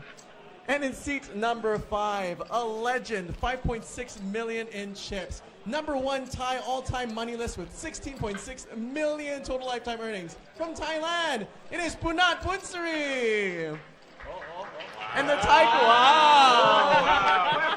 Yeah! Listen, folks, look, when Punat's at your table, he gets applause, okay? In seat number 6, 780,000 in chips from Austria. 325,000 total lifetime earnings. It is Monty. We see the support here. We all support each other here. And seat number 7, 5.6 million chips, 4.5 million total lifetime earnings. From Germany, it is Nico Cope. The real bad beat is everyone from seat 1 to 4 who didn't get applause. Yeah, Give it up for seat 1-4. In seat number 8, 3.9 million in chips from Germany is Martin Sedlak. And last but not least, 3.2 million in chips, representing Malaysia with 175K total lifetime earnings. It is Jason Lau. Folks, please give it up one more time for your APT High Roller final table. Julia, shuffle up and deal.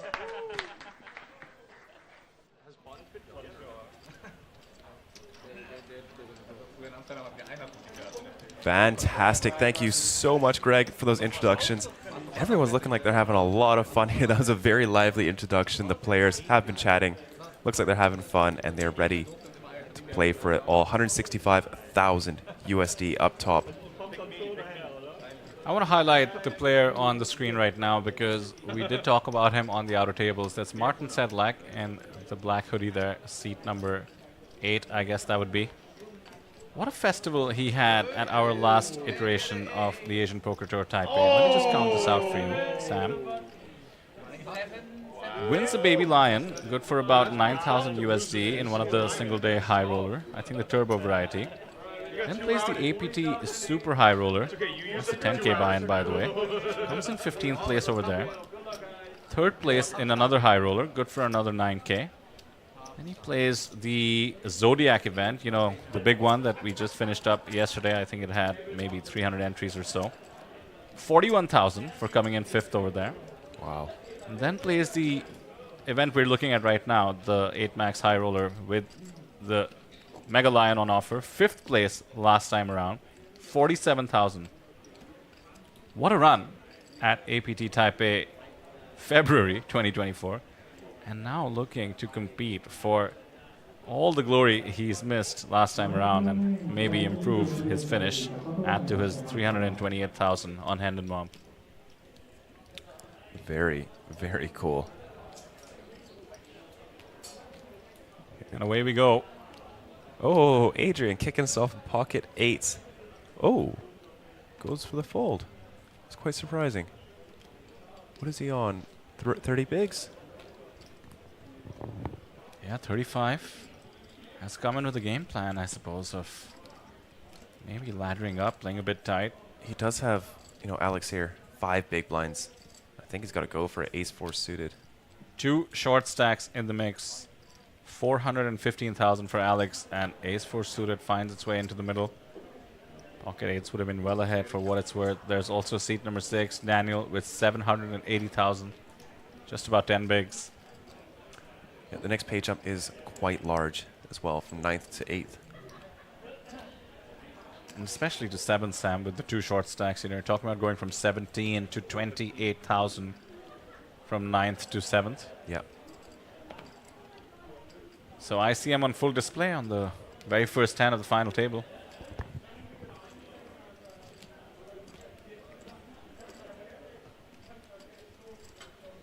Tons of Thai viewers watching, no doubt, because Punat Punstri himself is looking to close this one out and create APT history.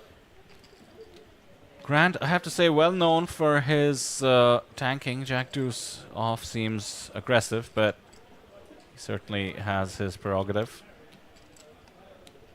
What's the benefit here? We're down to the final table. I mean, blinds are going up. He's not too deep. He's only got 15 bigs.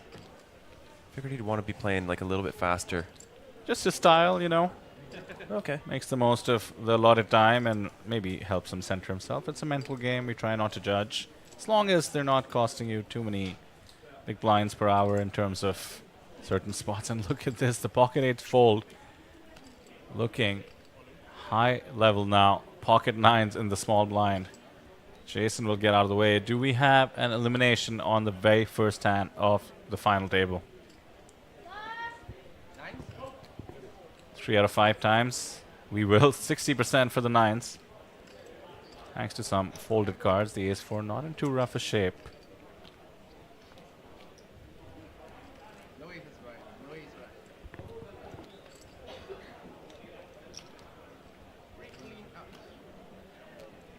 Alex Chung from Hong Kong looking to catch the ace. Stay in the running for the APT Mega Lion.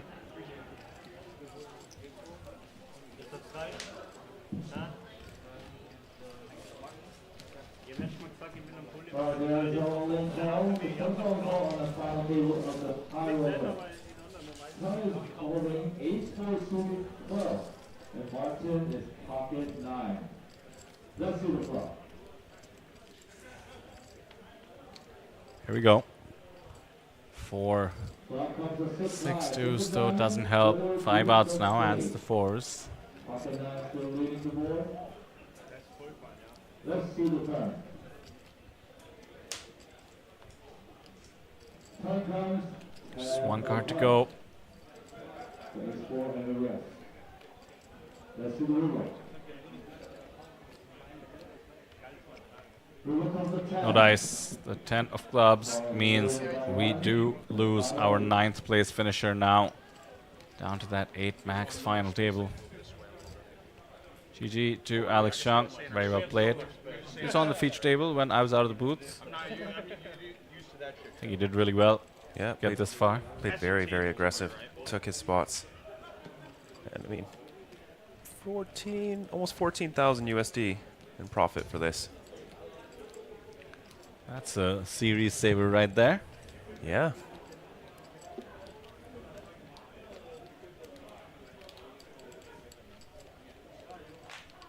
Oh, some spicy comments in the chat for the pocket 8s fold. Even after the pocket 9s in the small blind? You can be results oriented if nothing else, chat. You don't need to think about ICM, just think about the fact that we're pocket 9s in the mix.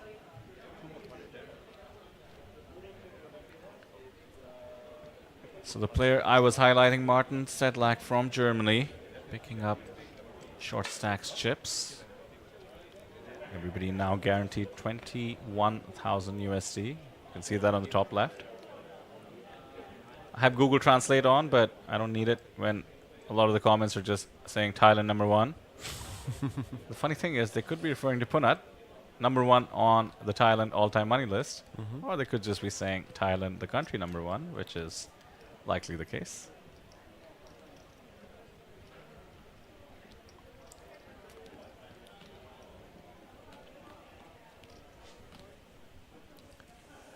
Not raising up the ace-5 offsuit here.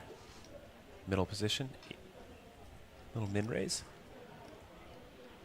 Bernard, by the way, was just putting on an absolute clinic how to use a big stack and put ICM pressure. Now, though, with the queens for the remaining short stack, it's going to be difficult.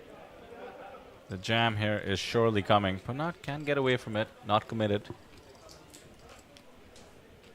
It is a really good price, though. Bernard will want to wield his mighty stack in more effective ways than calling this off, is my suspicion. All in, he says. What an amazing journey he's had as well. It's been a short stack ninja, at least as we got down to the final 3. Did get kind of pummeled, by the way, by Punat when it came down to the final 3. Punat had position on Daniel. Lots of those 3 bets, lots of the limp raises coming Daniel's way from Grant. This time he has position over Punat. And with this extra pickup, I can only assume it'll help his cause in making a deeper run here. Rishi also tanking, not sure why. Let's it go. Rishi getting a lot of love for the APT hoodie, by the way, during the photo session that the final table did. Nice. Sam, where are our hoodies? I know, right? Could go for one. This is BS. Absolute BS. Hear that, Neil? BS. No, we're only joking. We can go grab our own. Speak for yourself, man. Give me a hoodie. I want compliments like Rishi as well. That does make the fold here. The price having was fun. very good. Yeah, like I said, Bernard will want to wield his 55 bigs in much more profitable ways than take that gamble. He just knows he has such an edge over this table, especially with his stack. They use time bank and then. Yeah, probably.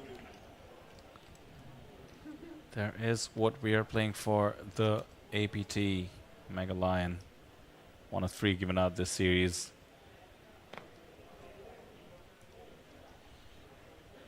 It does help having 2 short stacks when you are the chip leader at the table. A lot of pressure you can put on the middling stacks, especially when they do get very short.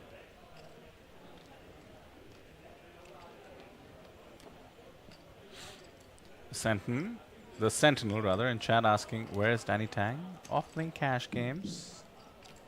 Usually we expect to see him at every APT stop, especially Taipei. Should join us from Manila.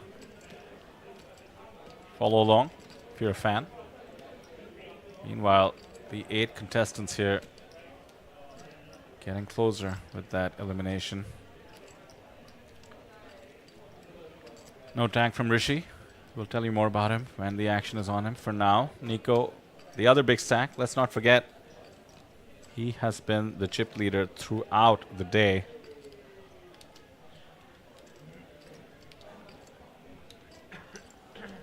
Standard defense from Adrian. Okay, 4 of diamonds, deuce of clubs. Plenty for Adrian to work with. 8 high board for Nico, but position and chips. 500, 1,000, 1,000 DBA.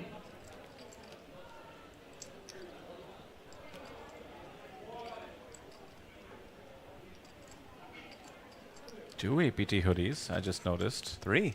3 including Rishi. Here we go. APT merch catching on and getting the free advertising on our stream too. Let's check. 3,400 viewers. Wow. Oh, there is the ace and the check mark, mind you. And a great spot for Adrian to check. Very likely for Nico to try and rep this ace. Hijack opening range should favor the ace. Great check back by Nico. Doesn't get tempted. Has some showdown. And the 5 comes in as well. Overkill now with the wheel. Let's complete a ton of straight draws possible on the flop.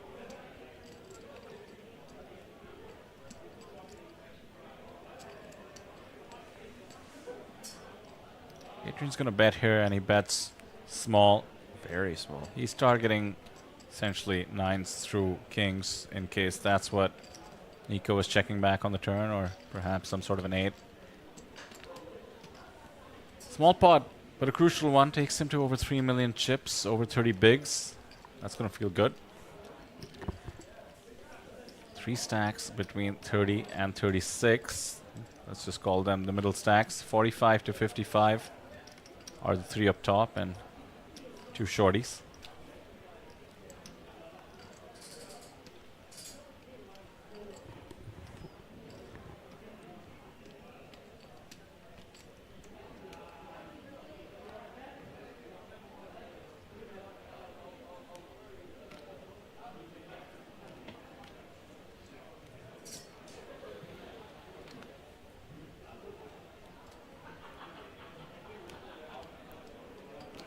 Those of you watching would love to know who you are supporting by now. Some links sent to friends and family, I guess.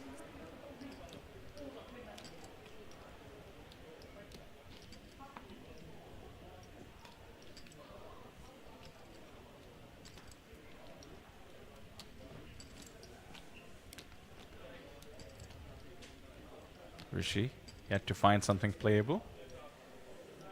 Nico putting a stack to work. King 3 suited. That's how wide it's going to be.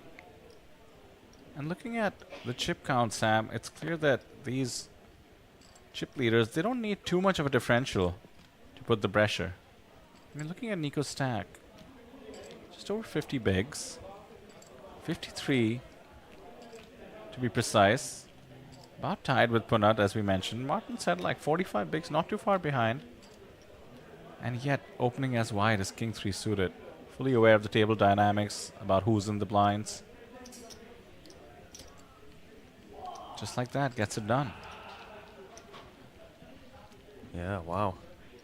Surprised by the big blind fold there. King deuce suited, quite a strong hand. Remind me, is Grant the one who folded 8s, or? No. No, that was Adrian Fav. Gotcha. So now we do have Grant as the shortest stack. somewhat tied with Daniel to begin, but now 1.1 million for him.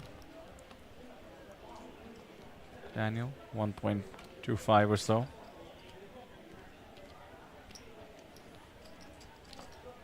Max in chat says, let's go Rishi. BKK says, we support Julia. That's the dealer. I think we all support Julia. Jason Lau from Malaysia. Pocket 3 is in the hijack. It's tricky. 30 bigs in a stack.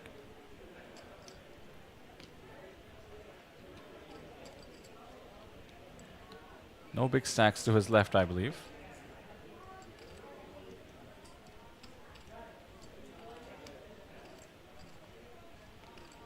Ooh, quite a few supporters of Rishi in the chat. Oh, here you go. Indian names. Dipti Mehra, meaning, I believe he said his wife was watching. Dipti, are you Rishi's wife? Here for Rishi, she says. The Thai support, easy to distinguish with the language. Tons of them here supporting Punat. Almost 3,800 people watching. This is for creating history. And look at that, the ace 9.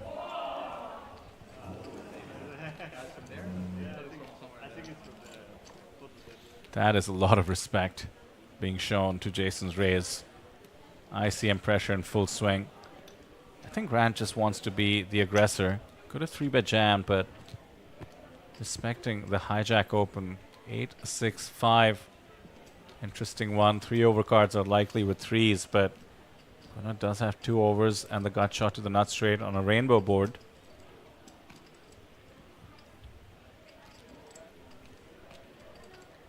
Looks like he's possibly thinking about a lead here. 8-6-5 gonna be very good for the big blind. Does go for it.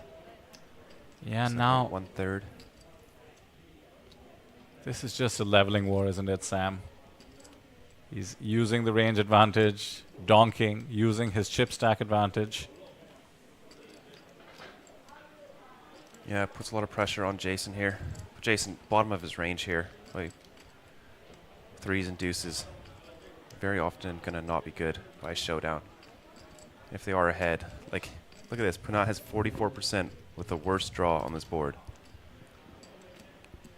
Jason knows what's going on, and yet there's nothing he can do. Lets it go. So is that how it's going to be? Punat was exactly in this gear in the lead up to the final table as well. Really earned his chip lead about a few blinds at a time by pulling moves like this. Dipti says she is Rishi's wife. So we have some serious support going on in the chat. Parth says supporting Rishi as well. Okay, lots of support. How about for some of our German compatriots here? Nico Koop with the chip lead as well. And Martin Sedlak. Tons of German support yesterday for Rene. Oh, and I didn't even process this, Sam. What if we have a German back-to-back main event and high roller champion? The last time that happened was also Taipei 2023, Thailand. Scooping it up. Punat and Pachara. Yeah, like pretty good shot here. 2 Germans, very big stacks, very accomplished players. Ooh, Rishi, hello. Ace-King offsuit here in the hijack. Facing a +1 open, sitting on 36 big blinds.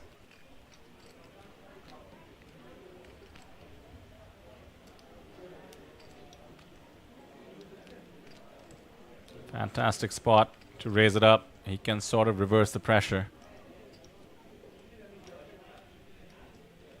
Does go for the 3-bet. The great chips, 100,000 apiece.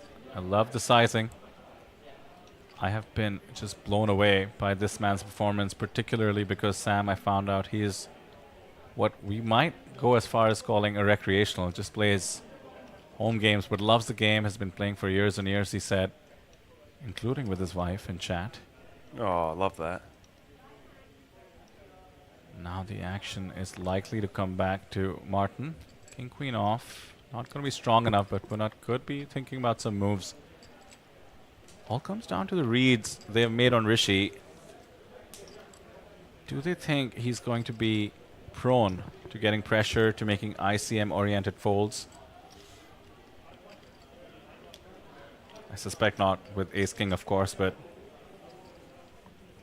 that is the mindset when you have a big stack. And now action back on Martin. Doesn't need to invest much, but do you want to go to a flop with pocket sevens out of position? Yeah, you know, any flop without a 7 is going to be tough to play. But he's getting for very good price here. Does want to play some post flop. The equity difference is so ridiculous just because of the folded cards taken into account. This should be 50-50 if it wasn't for that. Jack 9-4. It's going to be tough for Martin to play this pot out of position here with the 7s, despite having 85% equity. As we can see, just 1 ace and 1 king remaining in the deck. And isn't that why you 3-bet with hands even weaker than ace-king? Just to take the betting lead, you're in position. Out come the green chips, 25k apiece.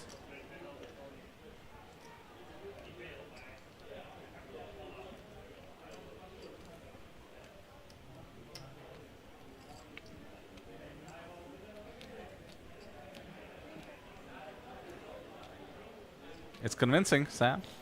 It is. Could do this with an overpair, exactly with this sizing. Jack 9-4 rainbow board. Doesn't really favor the +1 3-bet calling range too much. It's not the worst board, you know. The kind of non-paired hands pre-flop. Ace-Jack suited is really the only one that's going to make a pair here.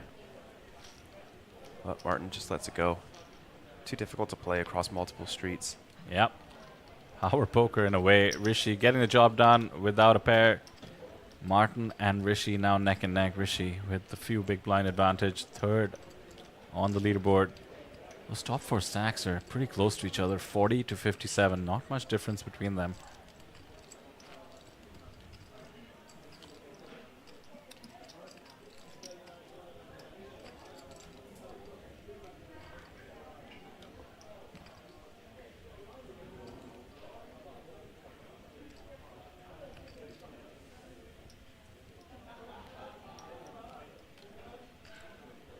There we go, Martin getting involved again. Ace-Queen offsuit under the gun.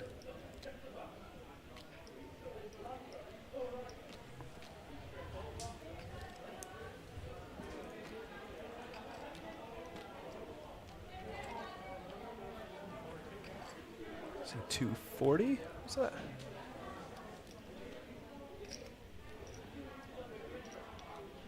Yep, seemed like it. Gray chips 100k, green 25, and the blues 5k. It's quite a large open for a final table. We generally see open sizes decrease when you get to the final table with ICM pressure, and they usually just favor min raises. Earlier stages, sometimes you see 3x when you're deep. I think it's a function of who's in the big blind, Sam, which is Nico. Could be either charging him more in position or disincentivizing a light call. Nico has the chips to come along. I love my Google Translate here. This sentence: the chip is straight and bigger than the road bike. I think Google Translate is off on that one. What's the ID there? Pardon? DDDTY. Oh, yes. DDDTY. In case you can understand us in English. Would love to know what you actually meant. The chip is straight and bigger than the road bike. Maybe it's just an idiom from Thailand. A poker saying. Oh, we have a situation brewing. Punat with pocket tens. Respecting the under the gun open and the sizing and coming along with a flat call on the button with his tens.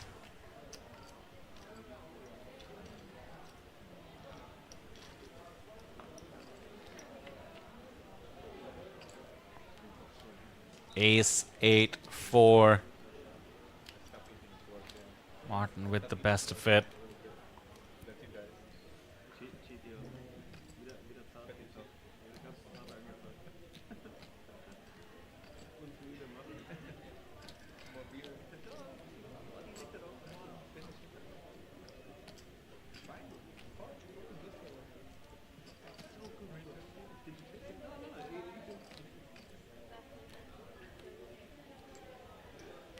In comes the continuation bet, 350k. As much as the board looks super favorable, it's actually pretty uncomfortable to play out of position against the chip leader. Yep, Punat is going to connect quite a bit with this board, but 10's just going to let it go, save his chips to battle with someone else. Great fold. Loses the minimum, all things considered. Maintains his one big blind chip lead over Nico as the top perch on the leaderboard. 5.4 million still in his stack, but Martin's getting close as well. 45 bigs for him.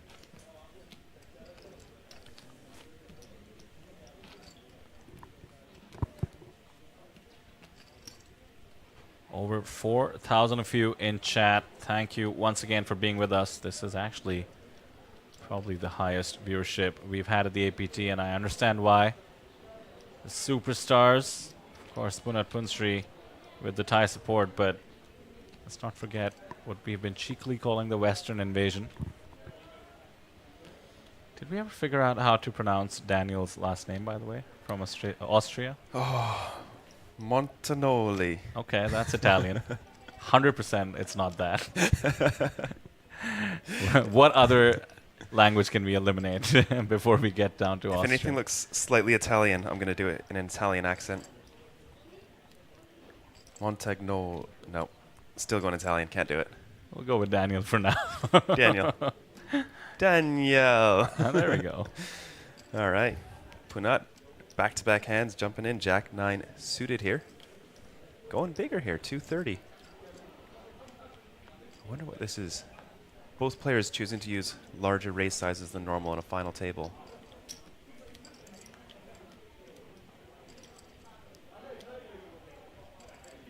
I'll have to ask them after. I'm sure they have very good reasons for doing so.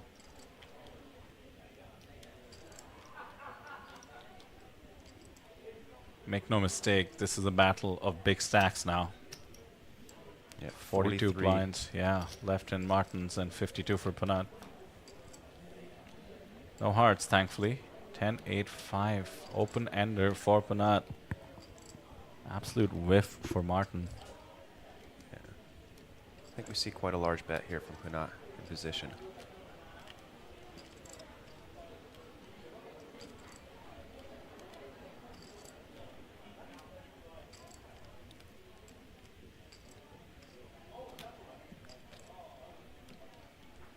To those of you watching our largest stream of all time, do not forget we have yet another festival at the end of the month, APT Manila on October 28th. The action will be very similar. The full schedule, 100 plus events, and the full streaming schedule as well. Do hit subscribe if you're enjoying the stream. There's going to be more to come. You don't want to miss it. And of course, come down and join us in Manila. Amazing venue for poker. If that's not your speed, join us in Vietnam. We're going to Phu Quoc the day after we wrap up APT Manila. Over 70 plus events, and again, we're going to be bringing you the stream as always. So where are we at, Sam? 4,400 people watching and 400 likes? Not even. Unacceptable. What is going on? What's a 4,400? We're just at 41. This is crazy. Welcome, everyone. So Adhika, like? Question mark? It's the best I can do for the Thai viewers, but for everybody else, we'd appreciate it. This is the largest poker stream in the world right now, and it would help us make it larger. And of course, push it to anybody who is interested in the game. Keep growing the game of poker in Asia, and as we see now with the Western invasion, perhaps the world. Certainly growing in India, thanks to Rishi in the stream and his supporters in the chat. Jason Lau representing Malaysia. Sort of the home country of the APT and its organizers. Great to see. Back-to-back-to-back hands for Punat. Ace 9 suited this time in the hijack. 230 into the middle. 2.3 bigs.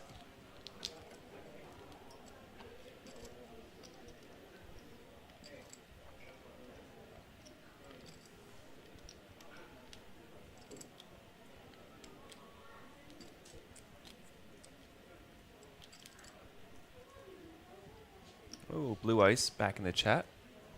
He beat Punat Punsri in the Natural 8 Beat the Pros event. That's right. Some people asking how much the buy-in was. around 3,500 USD. As you can see on the top left, almost 21,000 USD locked up. That's 8th place money, but climbs quickly. 2 buy-ins is the next pay jump. 28,000 for 7th place as we make our way towards that 165,000 USD up top. Punat attempting to make history. Nobody has won 2 Mega Lions here at the APT. Punat, main event winner from 2023 Taipei. Can he achieve what was considered so difficult until today, now with the chip lead and a serious shot?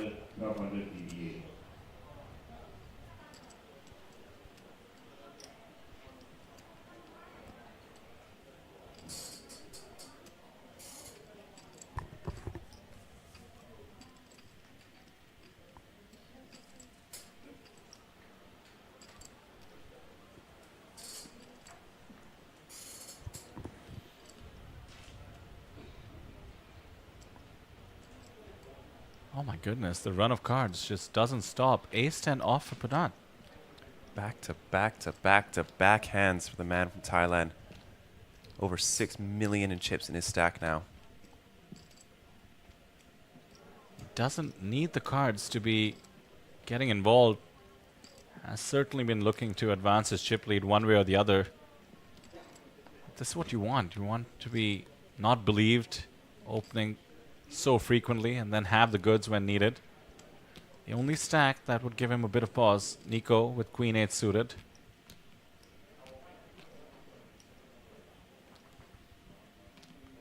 Lets it go. We'll pick a better moment.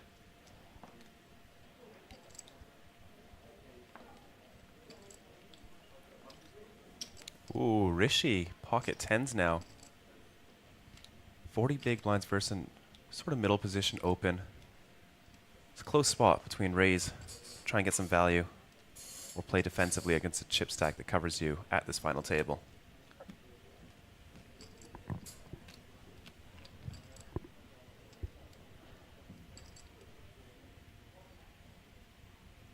Rishi does not seem in the mood to be going defensive. Grabs a bunch of grays. Bumps up the action once again. The sizing, relatively small compared to the 2.3 open. But it looks so strong against the Ace-10 off.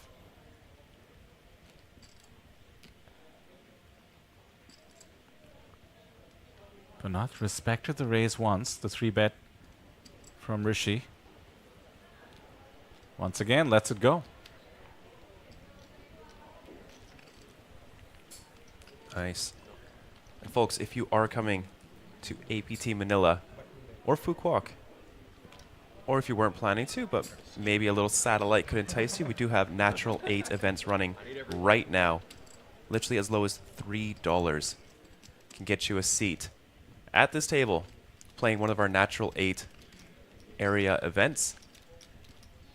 If you get to the final table, you get your accommodation and flights paid for, as well as a main event ticket, and you will play for a baby lion trophy, as well as usually around 1,000 to 2,000 USD for first place as well. We have satellites as low as 3 USD. Yeah, in fact, the one that's for 30 and a larger one for 200, but the guarantees are just massive. They actually kick off in a few hours, I believe. Yeah, why don't we pull up our phones and jump in some right now, Vitter? If I wasn't so entertained and so focused, I certainly would. In case you were able to check out the Satis on Natural 8, we'd love to see you in APT Manila, and this is the way to do it for relatively so cheap, as Sam just said. $3 are the step Satis. $30 is actually running very shortly. Check it out. Yeah, we got a 200 mega and a $30 mega running right now. Satellite to the main. $30 satellite to the National Cup for the Philippines. Yes. Running right now. So you guys can play a little bit. Oh, they're live right now. Even better. Exactly. Nothing like playing poker while watching a poker stream. The Satis are running right now. Get in on the action. Another Google Translate gem here. Oh, I just lost it. Where did it go? Daniel, by the way, has taken the spot with the king-queen off from +2 with just 10 bigs. It's about 2 hands away from facing the anti-burden. Rishi surveys the situation and folds. Likes to take the same amount of time with good cards and bad cards. And Adrian will peel. Probably saw the king, but the 4 means Daniel gets another 250. Not too shabby. Plus 25% to his stack with no contest. Here we are. Time is running out, you bespectacled pig. I really don't know what the original message is supposed to be, but Google Translate stealing the show a bit here. Have you ever thought about the fact that they might just be saying time is running out, you bespectacled pig? I mean, I think we've got some tattoo-worthy quotes in chat. See a lot of shout-outs from Mudeng, the most famous hippopotamus in the world right now, an internet meme. Mm-hmm. She's becoming the unofficial Thailand mascot, I believe. There we go, some Go France cheers in the chat. That would be for Adrian, very nice to see. Oh, Daniel has another holding. King, queen off work now, 1 position less. UTG +1. Ace-9 suited. This is dangerous. He's min-raised it. He's hoping to get a lot of credit given his chip stack and position, but if somebody wakes up with a hand, I don't know that Ace-9 suited can handle too much heat. Does look very strong. Opening early position off of that stack size.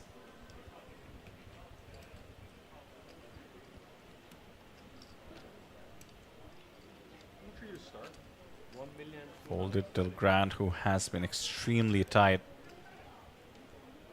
He is the shortest stack by far now. The only one shorter than Daniel.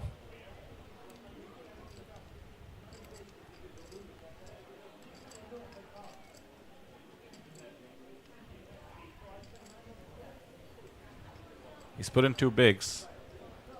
Has 9 bigs left in his stack. Ace-6 off. Seems like he's about to defend. Oh, wow.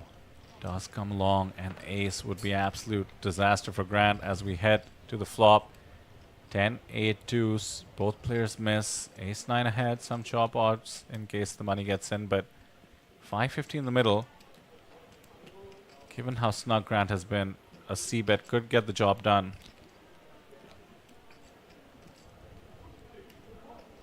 Action first on Grant.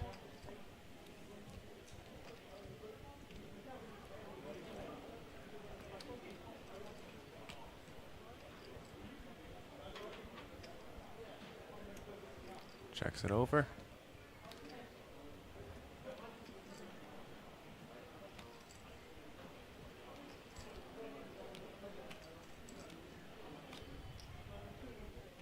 Wow, checks it back.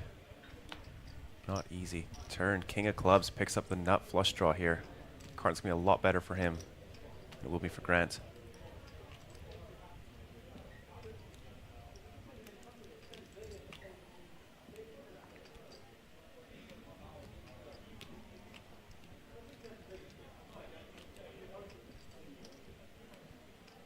So tough for Grant to fire here. He knew it's likely for him to miss most boards, but decided to go with the pot odds and defend the ace-6 off. Daniel now with enough equity to want to bet at it. Can wrap the king as well. Should not be getting raised too often. Goes for all of it. I like it. It's not much more than pot. And it's going to put a lot of Grant's holdings, those 1 pair holdings, into a very rough spot. In this case, he is value betting here. Doesn't know it, but has enough equity to go with the hand. Yeah, this hand is over essentially. There's just no way for the ace-6 off to continue, but goes to show Daniel still willing to go for it. I really like the way Daniel played this hand. I think the check back on the flop is a very hard check to make when the pot is so big. You know, you really just want to take it down. but you're really not getting better to fold when you c-bet there. And with that, the gap between Daniel and Grant is just massive. Daniel at 16, Grant left with 8 bigs. We'll get to see 6 hands for free, but needs to find a spot to get his money in the middle. I do remember him saying, I think he came 7th place in the Zodiac yesterday. You can check that really quick, but he said he wanted to do better than 7th. Was being tongue-in-cheek, of course. The positioning doesn't matter. He wants to just play the best he can, but now the shortest stack with 8 left.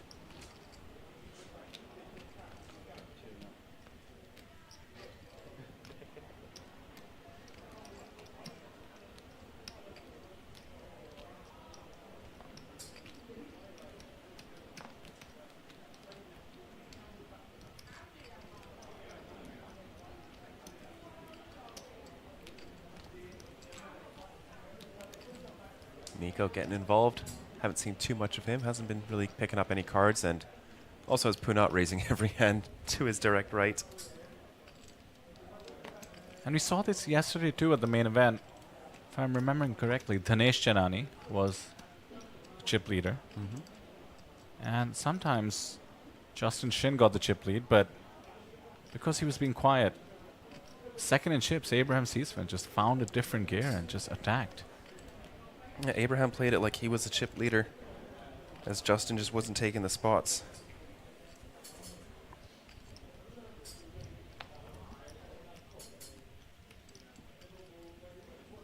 Should be interesting to see. How wide does Punat want to defend against Nico in particular?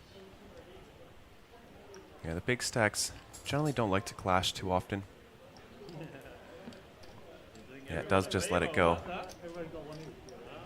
It's much easier to bully someone who's got, you know, a few chips and is just trying to stay alive. Check out those flags. Punat up top, Thailand, 2 from Germany. I spot India, Adrian from France, Jason from Malaysia, Daniel from Austria, and Grant from the US. That is the diversity that the APT has come to be known for. At this record-breaking Taiwan series, we had the biggest international field ever in a Taiwan poker series. Here it is on full display.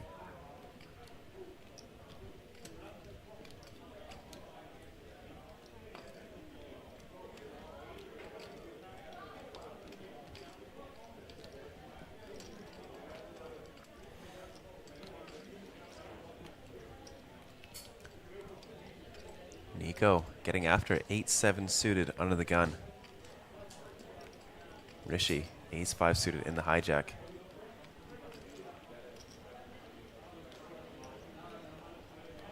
Looks like a call. Goes for the call. It's speculative. He does have a big stack at the moment and would have position to the extent nobody else gets involved. Now, I happen to know that Rishi is sort of a live recreational poker player. As soon as you and I see ace-5 suited Sam, we do get excited. Start thinking those solver 3 bets are coming. Yeah.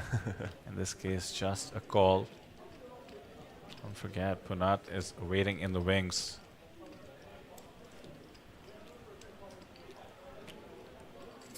Grant will take his time before the 6-5 hits the muck. Very balanced in terms of timing.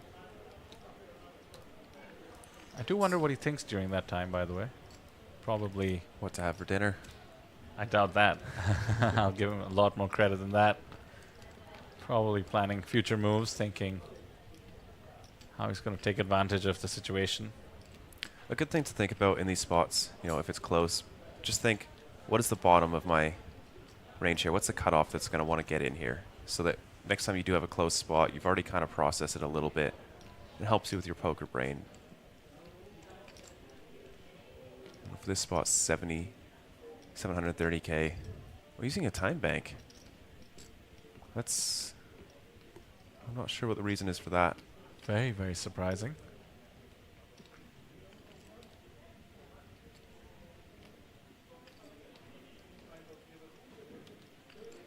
They are quite valuable, those time banks.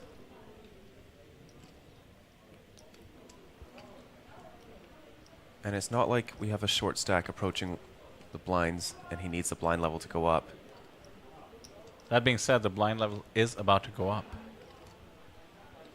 So clearly a factor. Let me just try to do the positional math here. He gets 5 hands for free, I believe. Yeah. Or free / small blind. The other shortest stack. Certainly a bit of a distance between himself and the next shortest, but with the blind level being reached, it could force the action over the next 4 or 5 hands. That has to be it. Otherwise, don't see him burning a time bank with that holding. Yeah.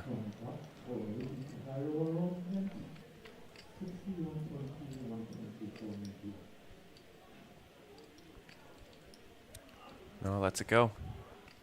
Doesn't want to get involved with the chip leader. Ace, Queen, 3. Rishi ahead here with his top pair.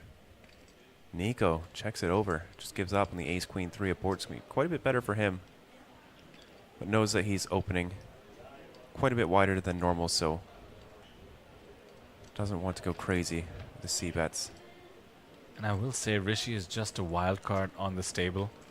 Not sure how much info these players have been able to extract from him, but if they do know that he doesn't have as much study, perhaps, as the rest of them, his moves will be a little bit more unpredictable. You will just give a bit more credit in these spots. You don't see somebody call the Ace-5 suited too often from the hijack in that scenario.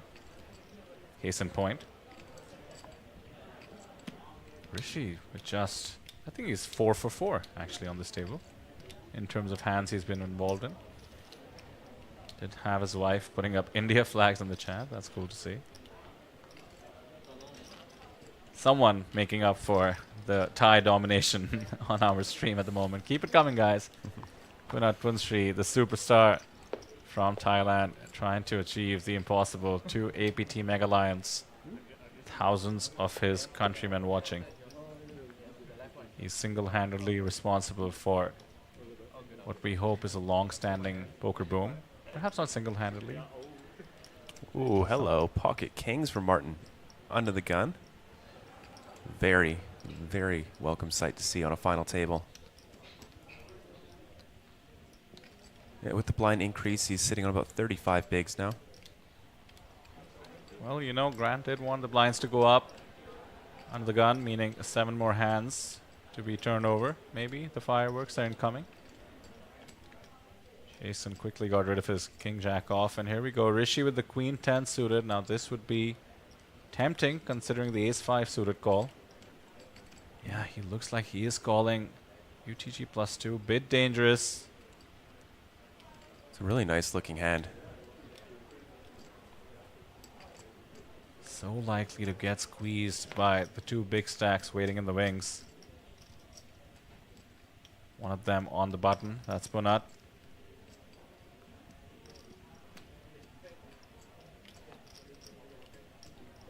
Queen 3 off. Will not make the cut. Now Nico on the blinds. 10-7 suited.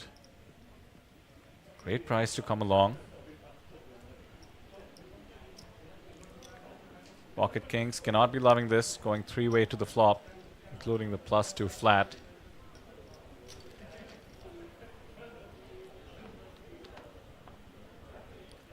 Ace, 5, deuce. Always an ace, as they say. 2 clubs for Rishi as well. Talk about not loving your hand. Does still have the best of it. King of clubs should give some hope.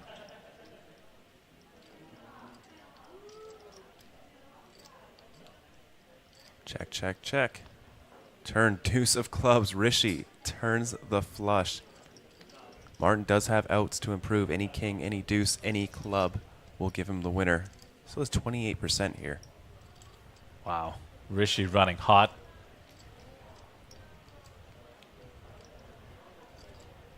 Calling with the ace-5, now with the queen 10.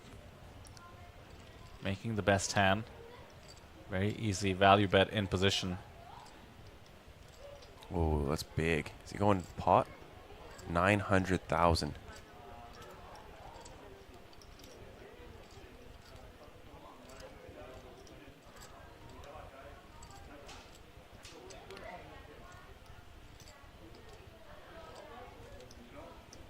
That is a huge chunk of Martin's stack there. It's a really nice size to set up for river shove versus Martin's stack. It's going to be a pot on a turn and then pot and river, but it'll be tough for Martin to continue here with the kings. Does have the king of clubs though. And this does look a little bit bluffy. You know, why would Rishi go this big with, say, ace 10? Could have a small flush. That could play this way. Yeah. Treating the queen 10 off, a queen 10 suited rather, the same way. That's the perfect hand to be up against. Poker sometimes is just about putting your opponent in a difficult position. Rishi has certainly done that. Yeah, he's just priced him out. Could be okay with the result. Could have gotten a call for a smaller sizing, but then again, Martin did have a chunk of equity, so Rishi Mehra, oh my goodness, we have a new chip leader, Sam. 48 bigs for Rishi, 5.7 million. I think he's 5 for 5 hands. Seems to be able to do no wrong. And he does step out of line a little bit in terms of theory. Seems to be rewarded. How does this change the dynamic of the table?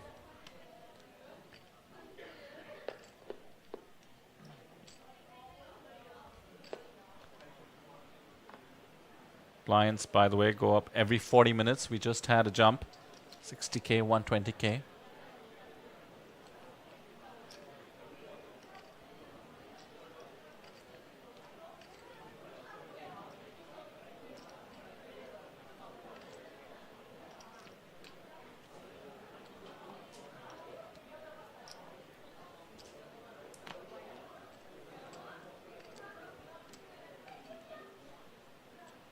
All eyes on this man. Grant has just 6.5 bigs.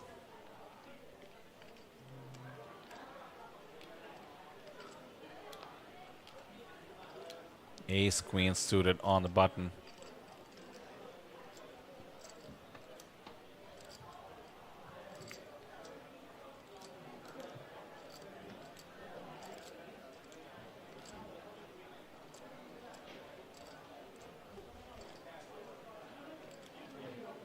All in, he says. 11 bigs. Music to Grand Sears, by the way. And Nico does wake up with pocket sevens.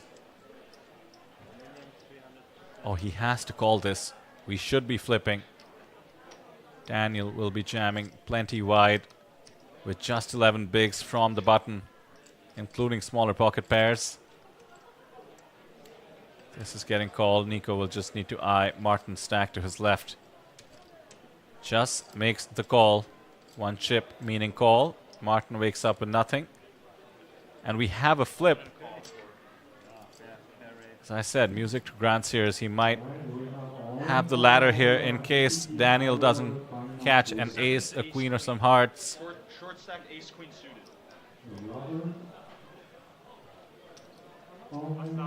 All smiles from the Austrian. Taking the situation much better than I would. This is for his tournament life, to see if he can continue competing for the APT Lion as we head to an ace-high flop.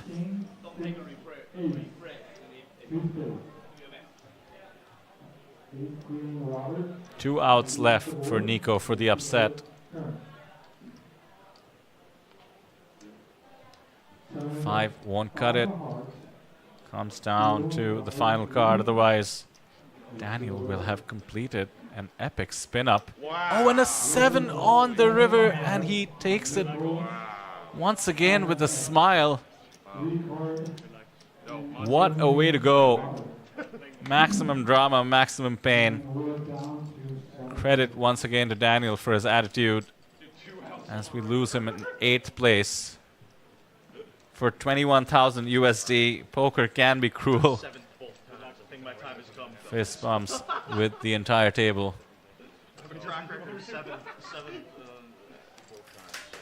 It's pretty fitting. And just like that, we're down to 7. Grant managing the pay jump. Now locks up 28,000 USD with those 6 big blinds.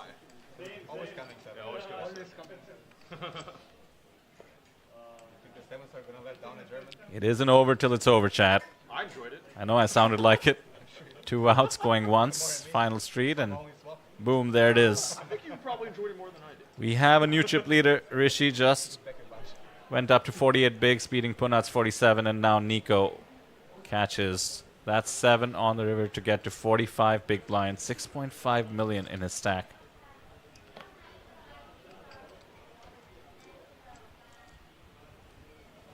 Grant, 6-3 suited, hasn't had anything he can put into the middle. Has earned him the extra 7K. And now he cannot wait around. 6.1 bigs. 2 of them have to go in very shortly. Yeah, the page up's getting very noticeable now. Over 3 more buy-ins from 7th to 6th.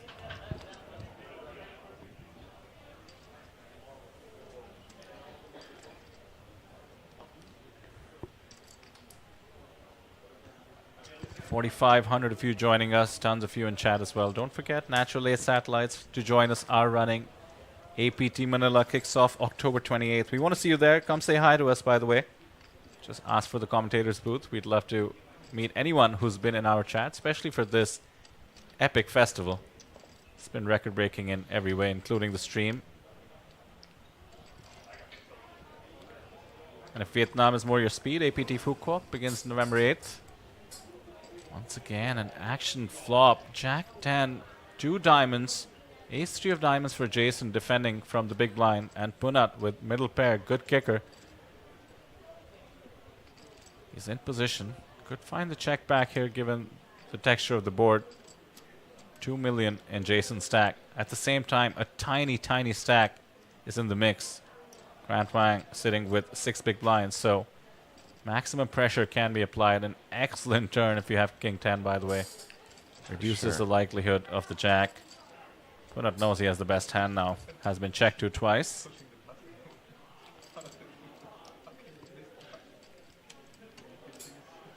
Jason looking to check call. The ICM pressure is immense. A 6 big blind stack in the mix. A $10,000 pay jump in the mix.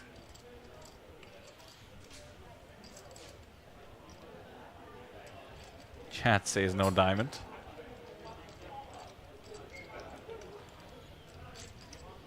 Nick Fury says see you in Manila. See you, Nick. Oh, full house for Punat, and Jason might get a little bit call happy here on this run out. 8-9 missed, King Queen. This 3 doesn't play though. But it's not too relevant.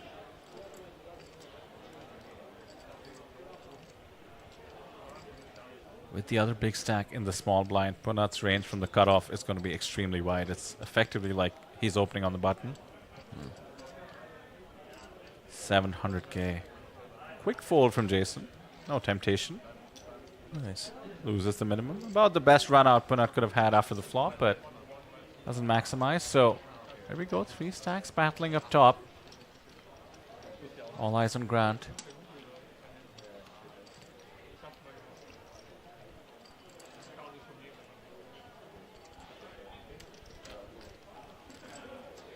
Ivan in chat says Grant should thank Nico. Well, Ivan, I think Grant kind of engineered it a bit. All that tanking leading to the increase in blind levels. Forcing Daniel to commit his entire stack with the ace-queen suited, and Nico waking up with the unfortunate 7s for Daniel. Very standard, nothing they could do.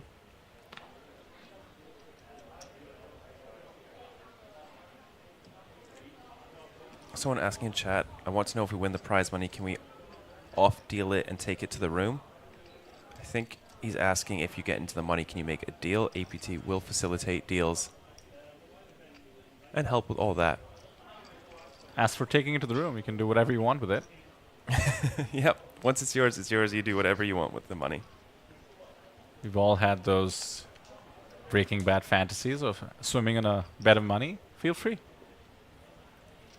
165,000 USD should make a nice, comfortable mattress for you. Oh, Grant all in here with 6 big blinds. King 8 suited is going to be in the big blind very soon. And Rishi waking up ace 10 offsuit here in the big blind. Only 5 bigs to call here. Getting an incredible price, and he is ahead.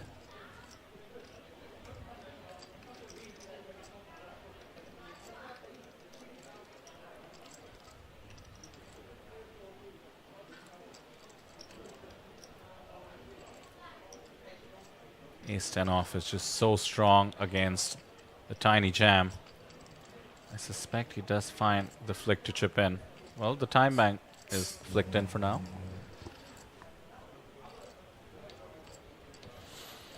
Grant has actually saved 40k behind, so Rishi, instead of just flicking in a chip, might want to put him all in. Not that it matters.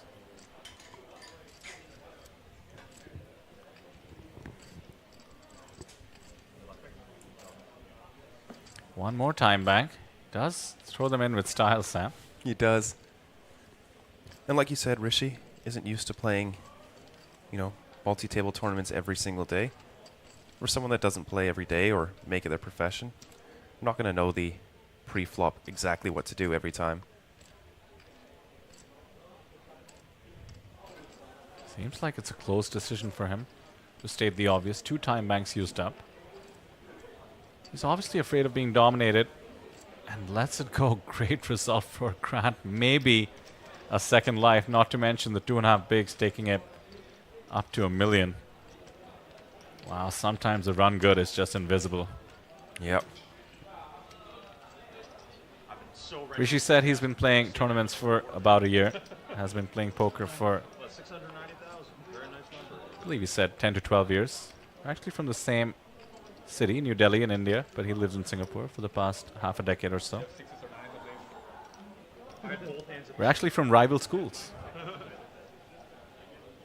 Still rooting for him a bit as a fellow Indian. Would be the first to ship an APT Mega Lion from my country. That would be very cool. Yeah, well, the Germans got one. Austria not out of the mix. Would be a first for the US as well, I believe. Grant rank still in the running.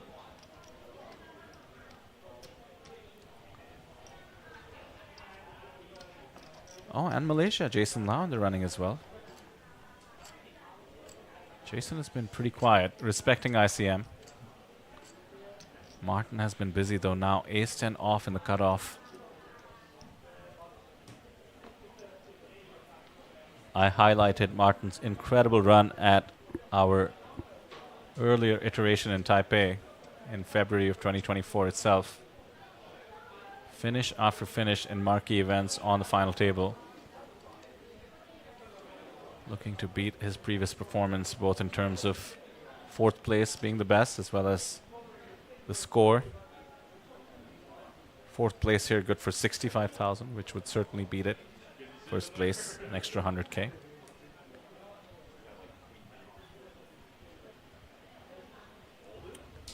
Ace-10 versus Ace-10. Adrian sitting on 20 big blinds. How does he want to proceed? All in, he says. Very nice. Gets Martin off of the chop here with aggression. Even if I had you dominated, I'm still okay with taking the blinds, when I have 6 blinds. My big.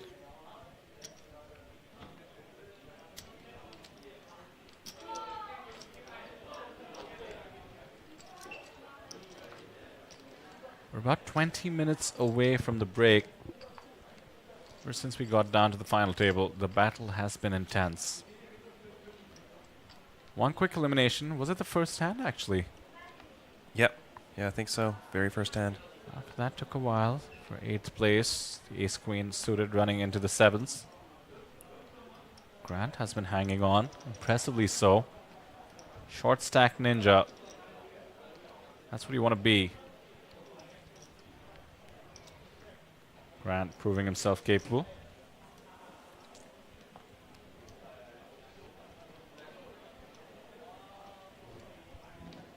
Nico, the chip leader, gets busy. 8-7 suited, +1. Why not? Yeah. 7-handed, that would be the low jack, I believe.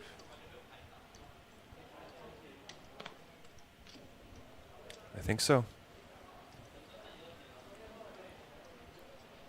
And ace-9 off for Grant. Surely this is the one. Could try to stop and go, but a hand as strong as ace-9 off against the chip leaders open. Again, it's not early positions, closer to middle with the low jack being the same as +1, and he does go for it. Fantastic spot to pick. Nico doesn't want to consider it with the suited connectors.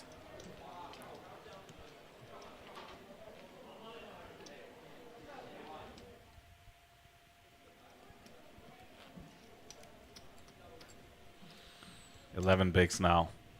Much, much more comfortable. What a difference one hand can make, especially if it's a 3-bet jam that goes through. It's just ideal.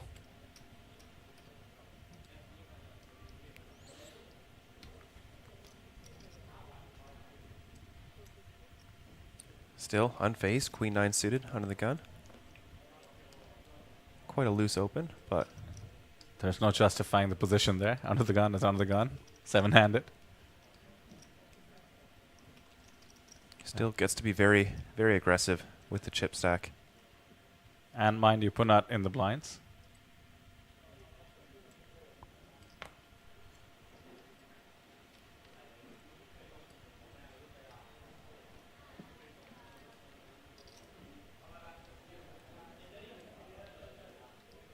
Sam, there's a comment in the chat about Adrian.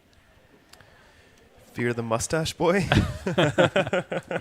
Again, we have Google Translate on. We'll have to excuse us, pardon me, for some of the Google translations, but we just like following along some of the Thai chatter as well as other languages that come in. How do you know that one's about Adrian? Was he in the shot? Well, like, just going out on a limb here. I don't even see him, though. Maybe he's talking about Rishi? Oh, no, he's talking about Brett. Or, sorry, not Brett, Favre. Yeah, that's right. Oh, I'm thinking of our Adrian. Sorry, understood. I got it now. Oh, you're thinking about APT's Adrian? Yeah, yeah. Fear the mustache boy, I love that. Fold it to Rishi with the 6-5 of hearts. How loose does he want to get?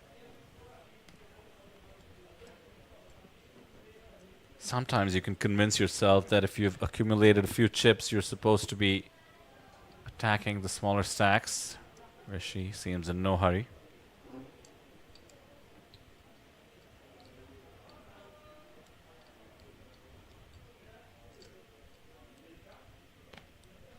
Ace jack off on the button. Exactly what you want to see. Easiest jam ever. Oh, yeah, for sure. 10 bigs.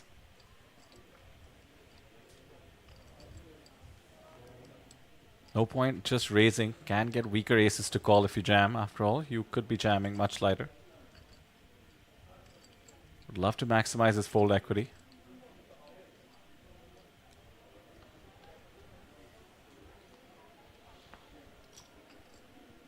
Effective jam. Just commits most of his chips. King 10 off for Nico.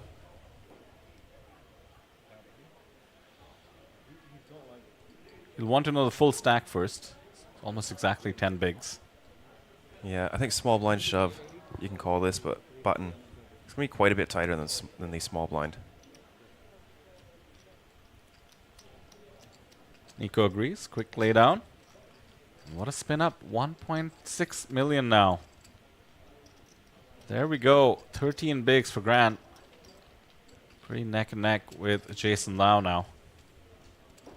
This does reduce the ICM pressure on Jason, who has been a bit snug, mostly thanks to card distribution.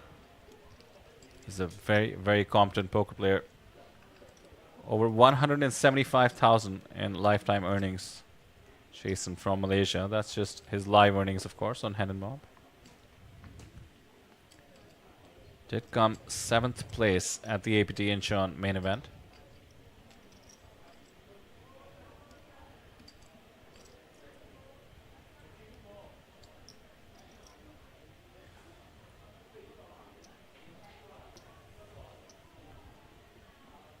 Oh, look at this. Back to back, you gotta love it.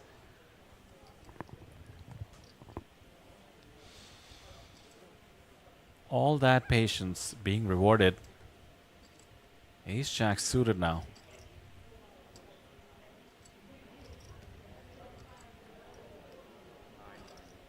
Effective jam once again, I assume. He does have a stack that doesn't mind just min raising here with a hand very playable post-flop ace-jack suited, but same thing. Takes it down here. And now he's going to be tied with Jason. There we see it. 16 and 16. So the two short stacks at 16, two middle stacks, 25 and 26. Three stacks above 45 bigs.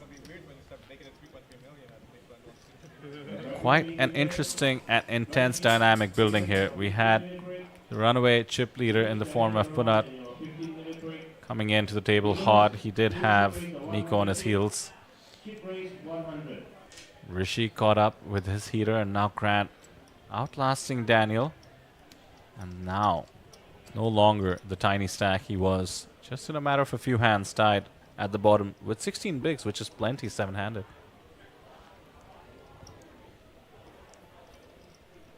There is Adrian, a fan favorite. We did see some Go France chants in the chat, but clearly the Thai fans have also taken a liking.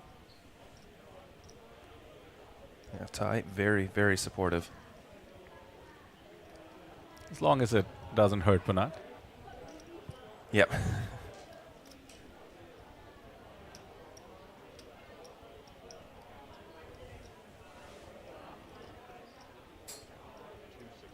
Oh my goodness, he's going for it again. Ace-5 off in the hijack. This time it's an open. And Punat, ace-10 off.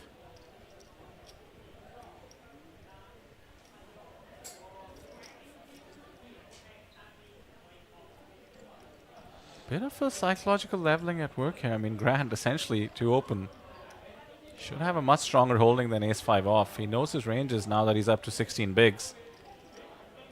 He's expecting to get a lot of credit.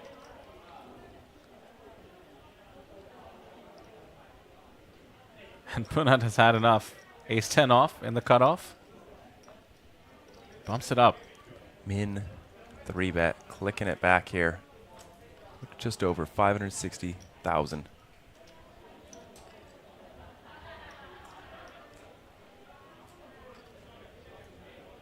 Gets it done.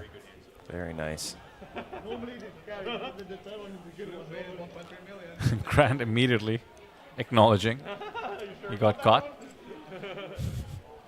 That wasn't a 1.3 million hand. He was targeting Jason's big blind. Punat decides to steal both his open and Jason's big blind.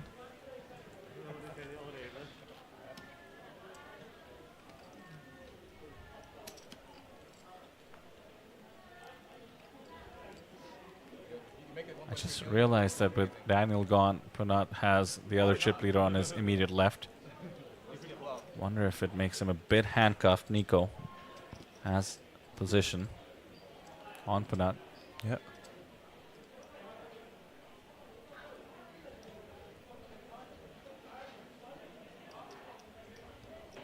Is Grant going for an open? No, just counting his stack.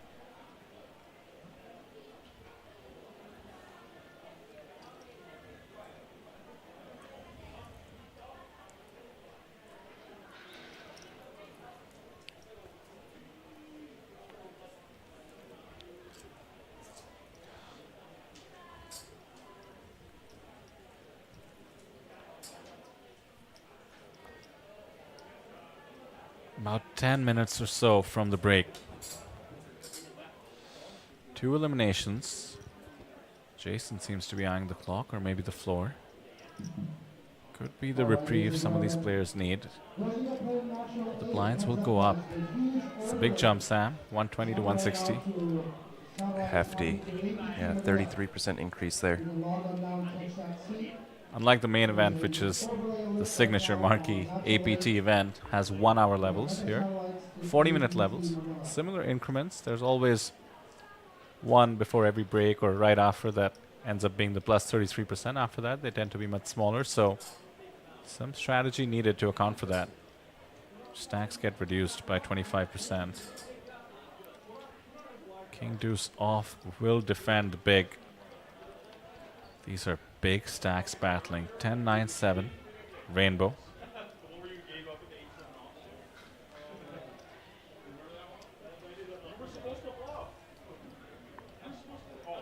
Rishi begins with a check. I suspect Rishi is a bit of an enigma on this table at the moment. He had a run of 5 hands, I believe, that actually gave him the chip lead. Not too many showdowns. Now with the break coming up, maybe some intel is shared. Yeah, perhaps. Oh, you think I call you? Reasonable assumption. Oh, he's going for it. After defending the big with King Deuce off. Just a gut shot, but he's repping one of these middling cards, and the ace-3 suited looks mighty weak. Quick fold, yet another takedown by Rishi. Approaching the chip lead now. Look at that, 48 big blinds. Real contender here. I know we have Rishi's wife in chat amongst some other on his rail. Would love to hear some stories. Someone not too familiar to us here at the APT, a new entrant to the arena. 1 year into MTTs, he said. 1 year? 1 year. Wow. Very cool. And mind you, Sam, he said he had bricked the series with the exception of a Sati to the 10K buy-in, super high roller. Okay, so he played that? Through the Sati. 28,000 now locked for him. How far can he take it? We'll see. Like, playing well, taking some spots, not playing tight. He's ready to go after as many pots as he can. Love to see it. Ace King suited now for Grant has been on an absolute tear in terms of picking up playable cards. He'd go a bit out of line, targeting Jason's big blind with the ace-5 off. Was punished. Now Nico wondering how out of line is Grant getting. Ace-6 suited for Nico.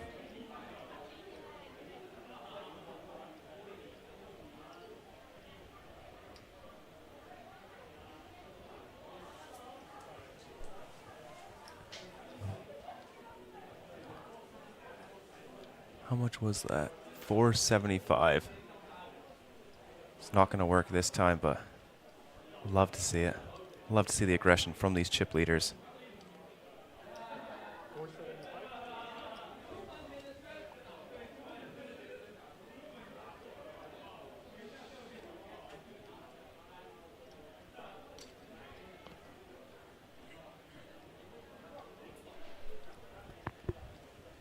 How does Grant want to approach this? Could go for the trap here. Could go for the min 4-bet, click it back.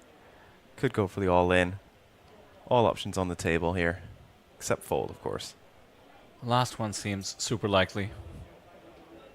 Love to pick up the chips in the middle and put some distance between himself and the other short stack, Jason. Goes for the 4-bet, effectively an all-in.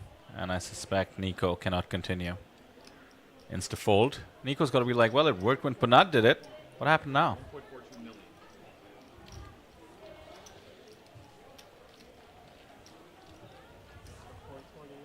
Grant up over 20 big blinds now.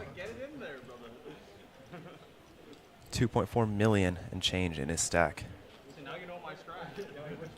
Virsa in chat says Rishi is kind of the Chuck Norris of Singapore poker. Hashtag beast. Well, Nice. what in the world does that mean? Maybe Rishi's a hustler who underplayed himself while talking to me about his own poker prowess. Perhaps. Certainly possible. These cash game guys know how to do that. You ever done that, Sam? Underplayed yourself? Yes, often.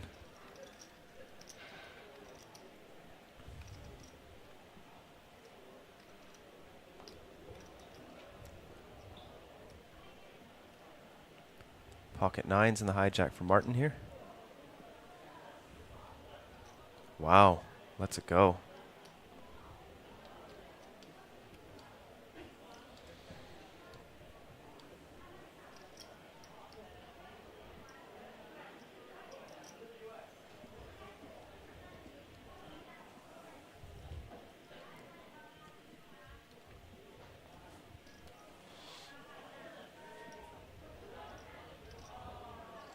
All right, king, queen suited for Grant. Picking up a lot of hands now.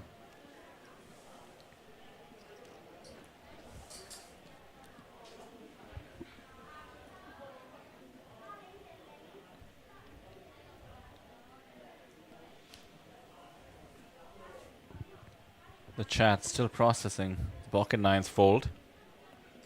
Let's talk about that in a moment as we have Grant in the mix, as he has been for the majority of the past orbit. Getting hit by the deck. King, queen suited now. Let's see if the poker gods continue to be kind on the board. Oh, they indeed do, but it's a spicy flop. Ace 10 with the ace of diamonds for Nico. Has the gut shot to Broadway and the nut flush draw in position. Versus top pair, king kicker. Look how many outs have been folded for diamonds, and yet still has 44% here with just ace high.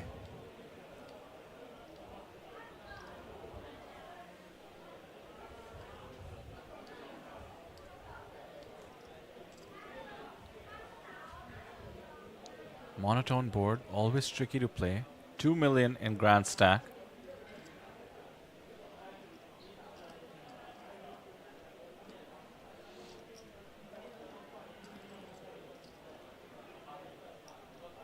Check calls. The open was from UTG +1. Wants to proceed cautiously. Some pot control as well. Reduce variance and make sure a fourth diamond doesn't come out. The 10 of hearts though seems favorable considering he has the king. Does give Nico a pair though.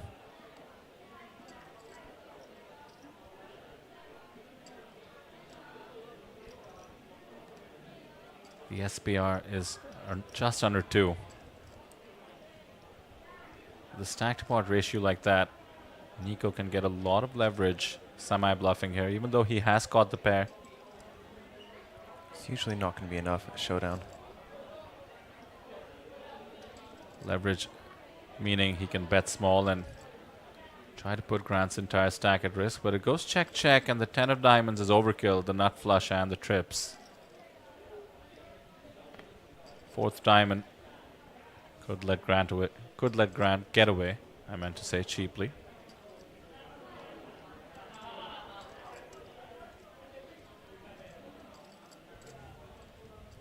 As talkative and fun and boisterous Grant is, he looks hyper-focused every time he's involved in the pot, including pre-flop sometimes with rags. Has been making good decisions to get to this point. Now the value bet is coming. How will he perceive it?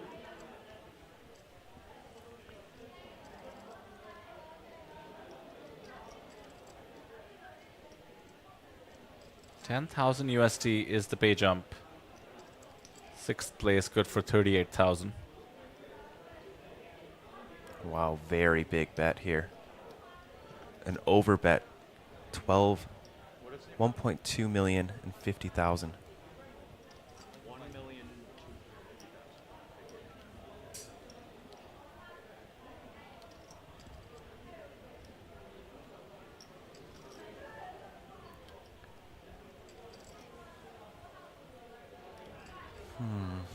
Wonder how Grant's hand is as a call here. For hero call. Because Nico's just saying he has the ace of diamonds. So I don't think removal's going to play a huge factor here. I don't even know how to select hands. Maybe blocking full houses. Just lets it go. Just makes the fold. Nico. 580k added to his stack. Going to put him over 6 million. Just one more hand before the break, I believe.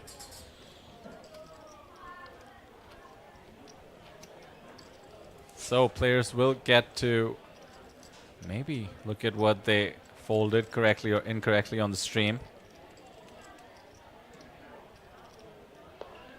In general, how does the break affect the dynamics here? The blinds will go up 80k, 160k. We have 2 short stacks. 13 bigs for Jason. 16 now for Grant after that hand. So we'll get down to about 10 bigs as the shortest stack.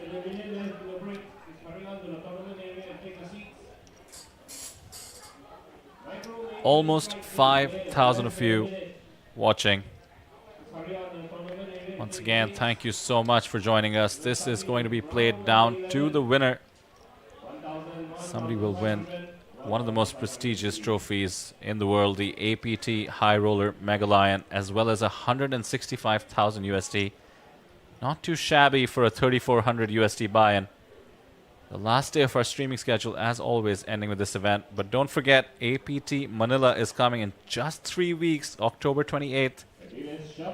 Come join us, be part of the fun, end up on the feature table yourself. The main event itself guaranteed for 1.7 million in total prize pool. And knowing the APT, we should surpass it. Also, if Vietnam is more your speed, APT Phu Quoc begins the next day. Back-to-back APTs, first time ever. 8th of November for Phu Quoc. And look at this, Punat attacking Grant's small blind, and that is going to be it in terms of the last hand before the break.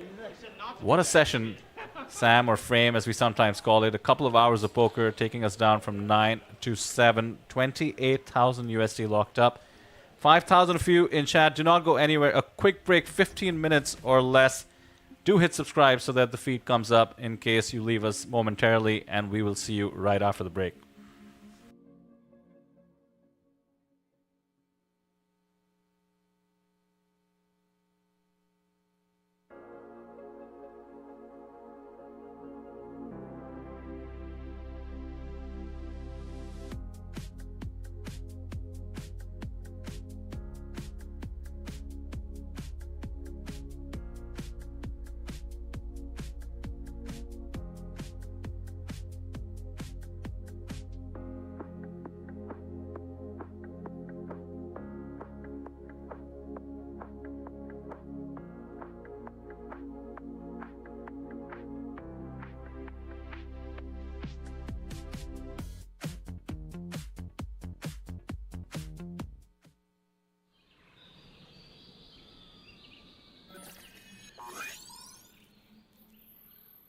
Welcome to Asia's largest online poker room.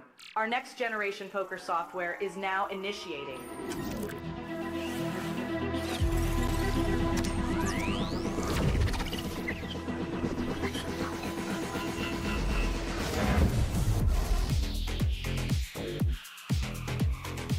Elevate your online experience with a wide variety of poker variations to choose from. Get fully immersed with fun and social features.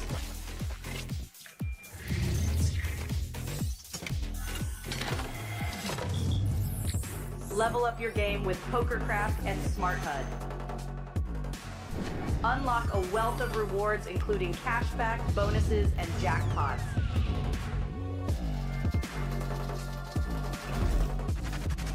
Join world-class poker tournaments featuring some of the world's most renowned brands and the largest guaranteed prize pools in the world. Experience the best in customer service and hassle-free transactions for a seamless online gaming experience. With online poker available on all your devices, you'll be able to play your favorite games anytime, anywhere.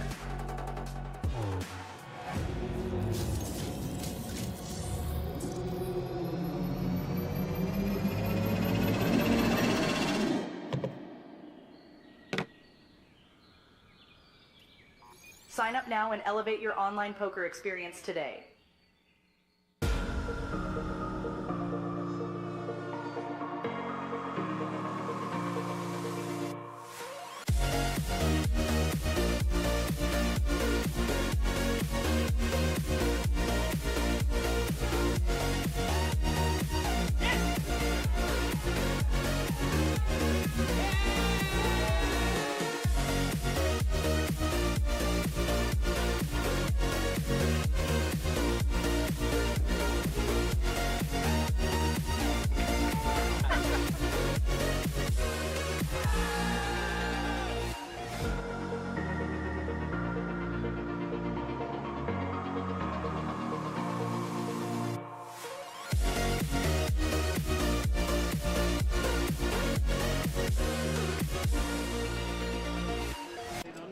On the final table of the high roller. Tony is holding ace-4 suited club, and Martin is pocket 9. Let's see the flop.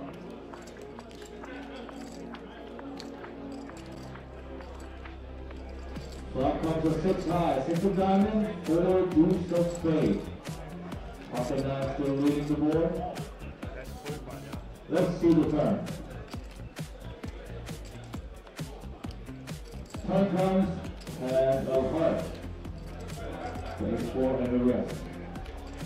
Let's see the river. River comes to 10. So the river by 1, the final 8.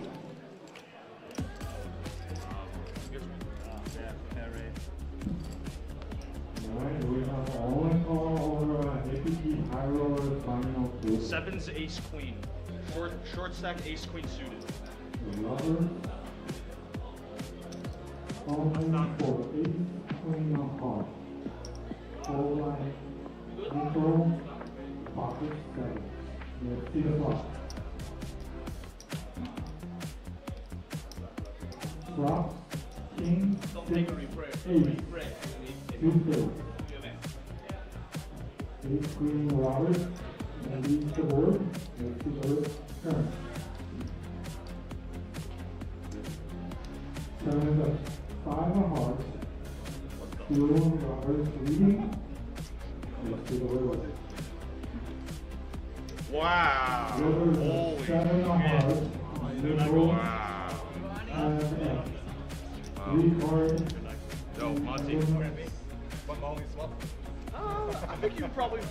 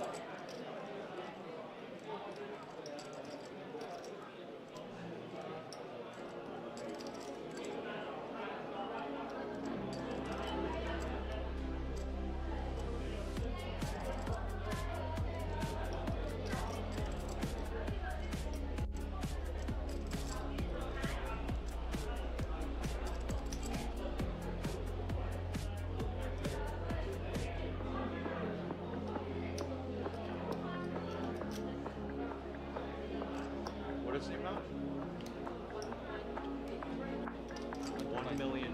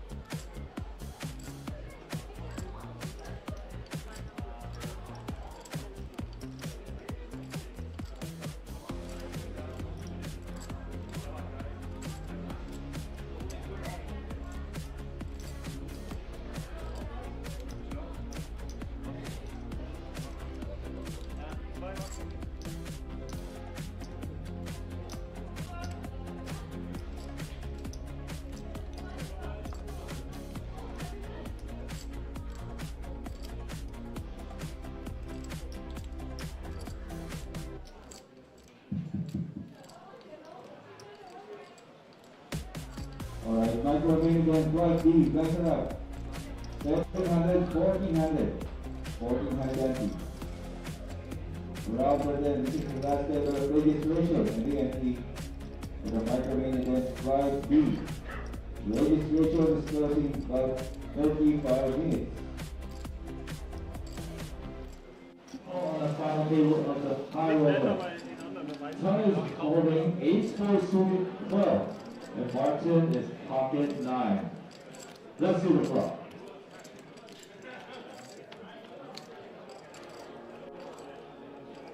Flop comes a 6 high, 6 of diamond, 4 deuce of spade. Pocket 9 still leading the board. Let's see the turn.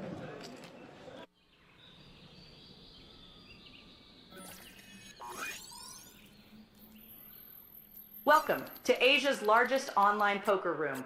Our next generation poker software is now initiating.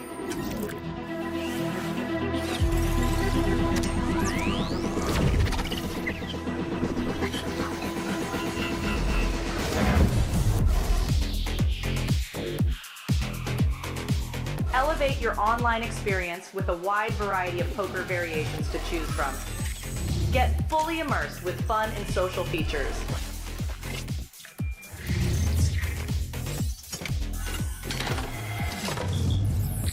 Level up your game with PokerCraft and Smart HUD. Unlock a wealth of rewards including cashback, bonuses, and jackpots.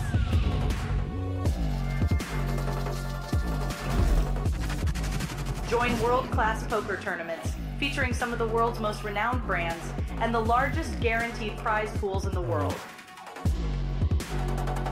Experience the best in customer service and hassle-free transactions for a seamless online gaming experience. With online poker available on all your devices, you'll be able to play your favorite games anytime, anywhere.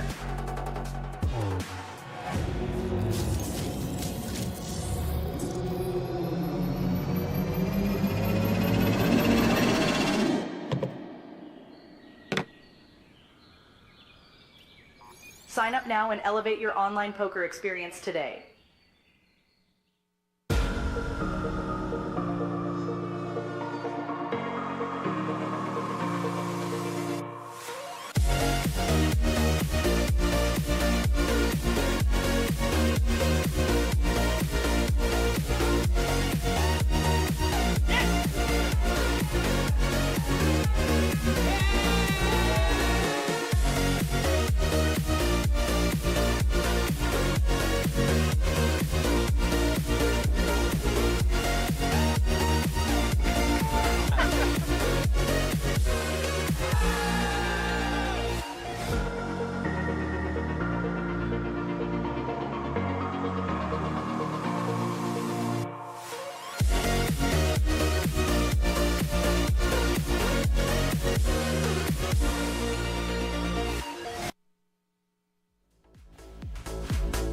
Welcome back to the business end of the APT High Roller, the 2-day High Roller, and this is the final day and the final table. We are down to 7 players.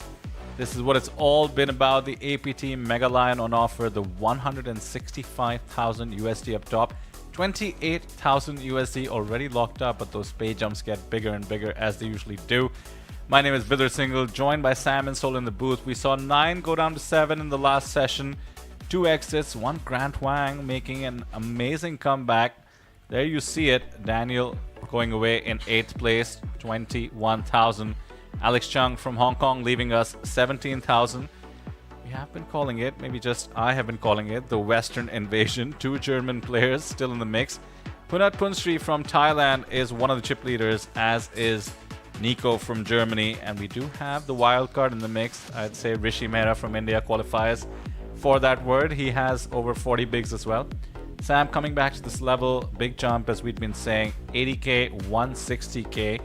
So we should see some pressure on the short stacks. Jason Lau from Malaysia, the current short stack and perhaps the man with the target on his back. Yeah, they are getting quite shallow here. 25 big blinds average stack. The top 3 players have 17 of the 27 million in chips at play. So these short stacks are really struggling to hang on here, but we'll see if they can make some comebacks, just like Grant has, to put himself up near that 25 big blind mark. Yeah, and some crazy folds we've seen as well. Any comments, by the way? We said we might get back to that Martin folding the pocket 9s. I think he had about 20 bigs at the time. 25. It's a little awkward with the chip leader opening. Jam doesn't feel good. Bree raise doesn't feel good. Call doesn't feel good. Fold doesn't feel good. It's one of those spots in poker where all 4 options feel bad. That sounds awful. Yes. Yes, it does. That's what final table poker can be about so often. There you have our fantastic camera team doing the 360, which should give you a view of our Asia Poker Arena poker floor. Second last day of the festival here, last day of the stream. As usual, we close out with this bronze Mega Lion being awarded. You can see it on the left of the screen on its pedestal, waiting to see who acquires it. We have the micro main event in full swing, multiple flights, sort of the series saver for the lower buy-ins. This event, by the way, 3,400 USD was the buy-in, 165,000 USD up top. A series saver for the winner for sure, perhaps a year saver.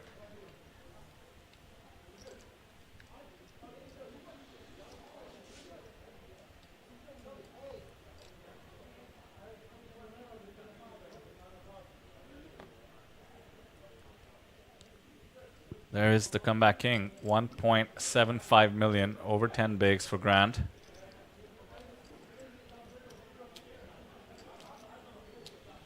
There's the man looking to make history. Taipei 2023 Asian Poker Tour main event winner Punat Punsri, #1 on the Thailand all-time money list, in the running to win 2 of the big ones, the APT Mega Lions. The main event secured. Here he is, 7 remaining in the high roller. And with the elimination of Daniel, these two, the big stacks at the table, are going to be playing quite a few pots together, blind on blind. 9, 9, 6 rainbow. Neither player catching a piece here.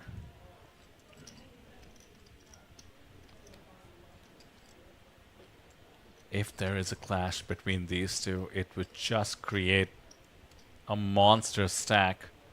Could be for the tournament, especially with their caliber of play. No coincidence, perhaps, that these are the 2 bigger stacks. Punat, with over 16 million on his hand and mob, has taken the game so seriously over the past half a decade or so, playing at the absolute highest stakes possible in poker. And Nico Coop, no spring chicken, over 4 million in lifetime earnings for him as well, and catches the 10 on the turn. That is a pleasant sight.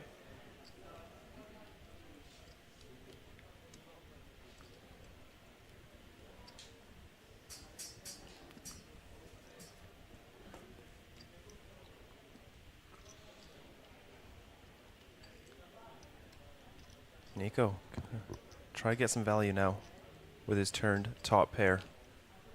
400k, half pot is the bet.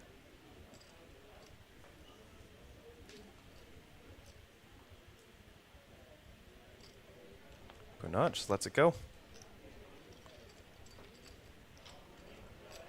Call went ahead, folded went behind, not too shabby. Do have a new chip leader just by 1 big, but look at those 3 stacks up top. Nico Punat, and I've been calling him the wild card. Indian by the way of Singapore, Rishi Mehra in the mix, down to the final 7, just a year into his tournament poker career.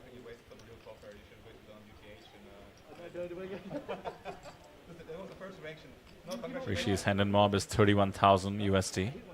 Bit of a differential from the 16 million and the 5 million or so.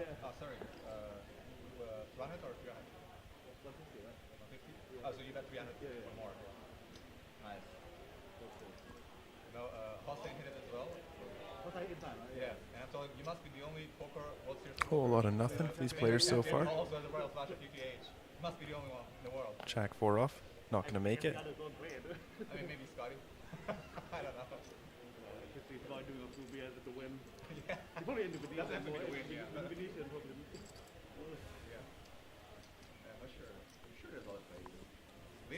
Pocket 4s.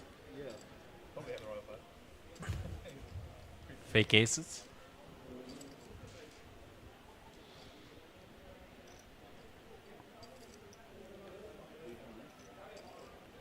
They also call them sailboats, right? Look like sailboats, look like aces. Punat. He's going to play them like aces. Min open. Lines have gone up. Martin, 9-8 off. Now the ICM pressure begins. Martin stack about 25 bigs before the break. Now reduced to, was it about 17, I guess? With the tiny stacks in the mix, ICM-wise, we've seen him make a tight laydown. Does come along.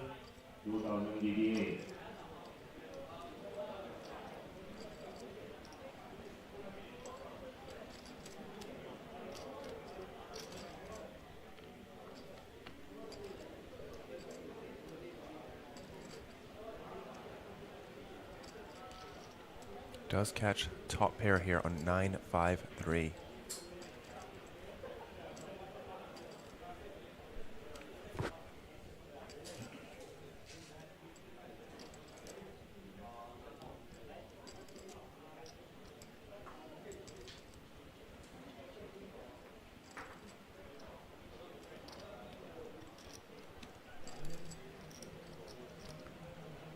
Not going for the C-bet here, trying to put a lot of pressure, a lot of holdings from Martin.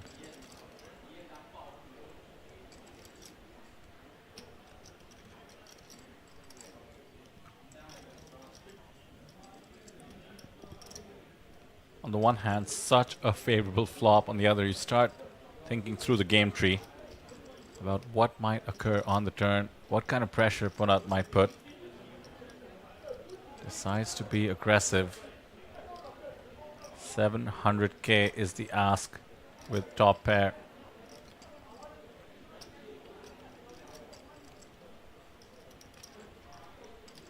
No, it doesn't look ready to give this up just yet. He knows the absolute top of Martin's range. Might not check raise. Pocket threes, pocket fives turn into a set. Maybe even hands as strong as some hidden aces, ace nines. But the fours do find the muck. So with that, nice little pick up there by Martin. Should give him a lot more comfort going forward. Over 3.6 million in his stack. Separates himself from that sub 20 big blind cohort we have. Adrian, 17 bigs. Grant, 11 bigs. Jason, 10 bigs.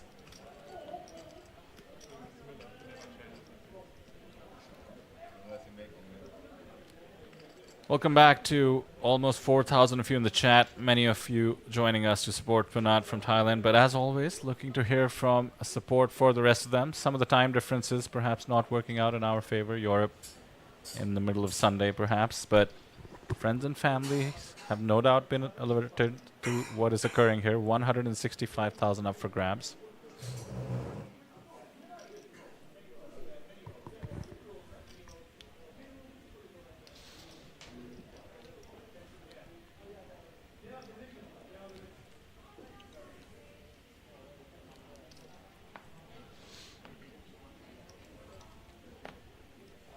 There we go, the Indian support for Rishi, including his wife, Dipti or Deepti perhaps.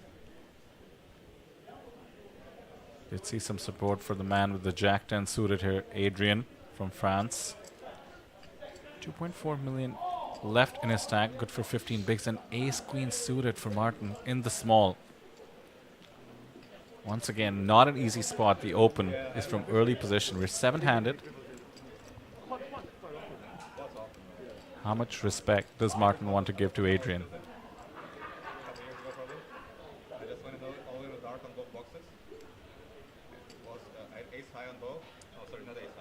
Ooh, just goes for the flat here. Getting trappy.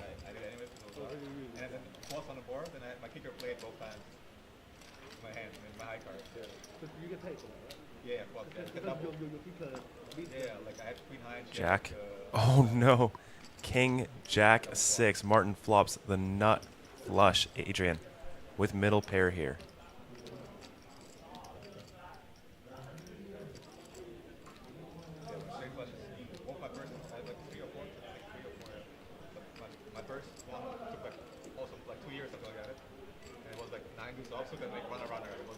Adrian going for the C bet here. 175,000. Very small bet. Completely unexpected about that. And the other one I just flopped.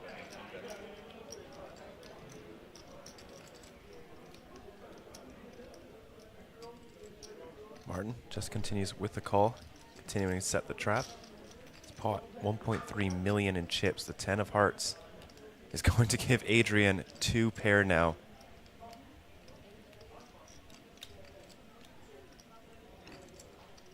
Oh no, the 10 of clubs comes on the river. I thought about it. I thought about it. Don't tease me like this, Sam. Would be the boat versus the royal. The stuff nightmares are made of. For now, nightmare enough for Adrian. 2 pair facing the nut flush with the royal redraw.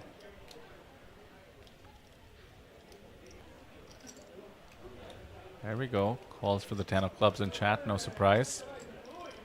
Adrian fires 350k into the void. Has 2 outs live.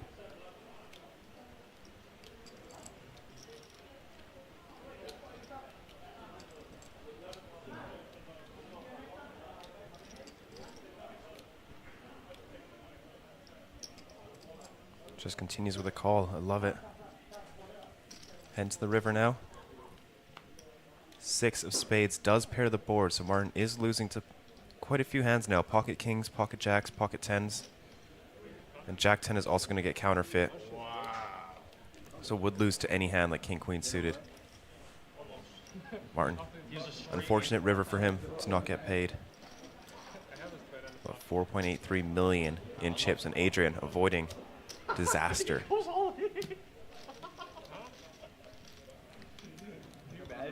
I think Adrian has processed the 10 of clubs yet? Maybe. Maybe. Very lucky to not see that card on the river. King Jack 6, all clubs. Stack does take a hit. 12 bigs now, down from about 16 to start the hand. 3 short stacks, below 12 big blinds. Usually open reign for the chip leaders to try to accumulate some chips by bullying people. In this case, Nico with 40 bigs, Punat with 36, Rishi with 35, Martin with that beautiful nut flush climbed up to 30. Awkward spot in terms of chip dynamics. Yeah, we have 4 that are really close to the top. No real middling stacks. And then 3 people that are a little on the short side.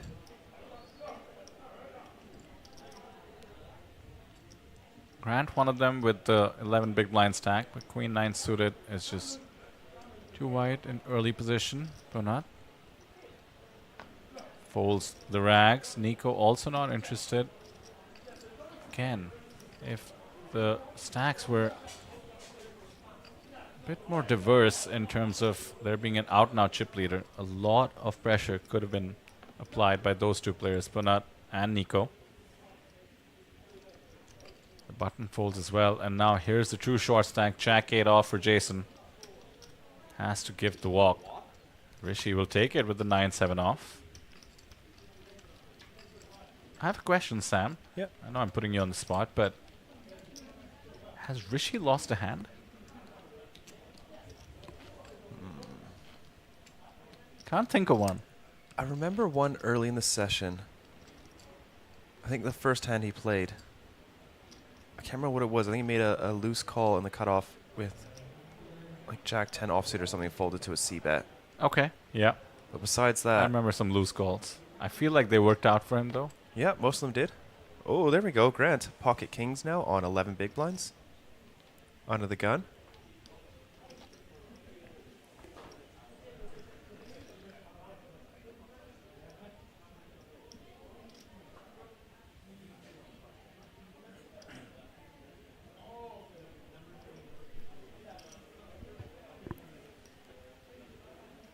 What a time to pick up kings.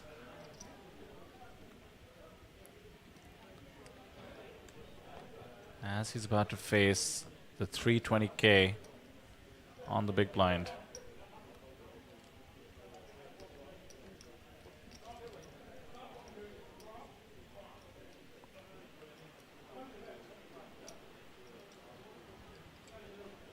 Adrian with an ace-8 off on the big.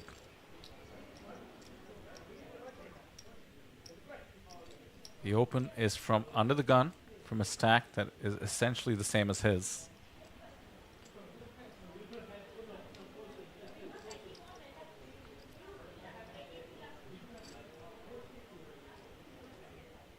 Comes along. Always an ace, you think, or just a myth? Let's see. Let's put it to the test. The confirmation bias. There we go. It's a myth. Queen 5-3. King's in good shape. Very good shape here. 84% to win the hand.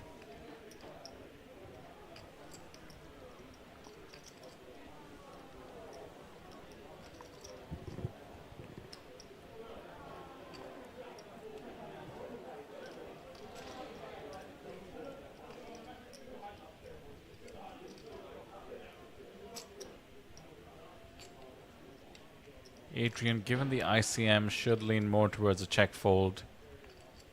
The open was from under the gun. Grant has a short stack as well. Yes, every once in a while he will be c-betting without connecting with the board, but ace-8 off just cannot play future streets comfortably. And with that, 2.32 million for Grant, a bit of a gap. Look at that, 15 bigs for him. He's sort of the only middle stack now, 7.6 and 8.8 at the bottom. Yeah, he's one of the stacks that the three people to his left are going to be putting a lot of pressure on. Does have to play quite tight.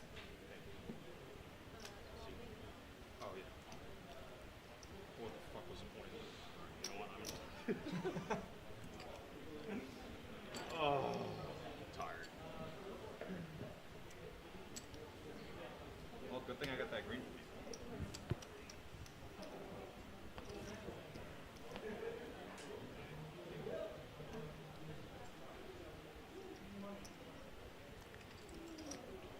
King and a queen, good enough to open.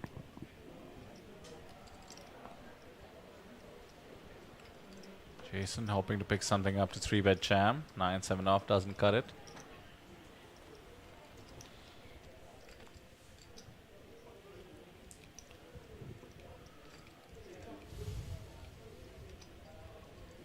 Jack 9 off also hits the mark. Two Germans left amongst the remaining 7. Both of them have decent stacks. Let's just handicap it at 30%, Sam. Yeah. German lifting the Mega Lion.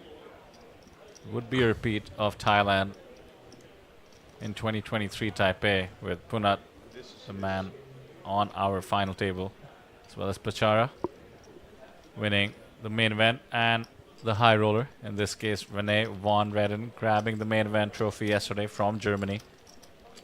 Sort of the wild card on that table. Yeah, the more we learnt about him, the more surprised we were, and the more you rooted for the guy. He's going to have an incredible rest of his trip here. He's just on vacation.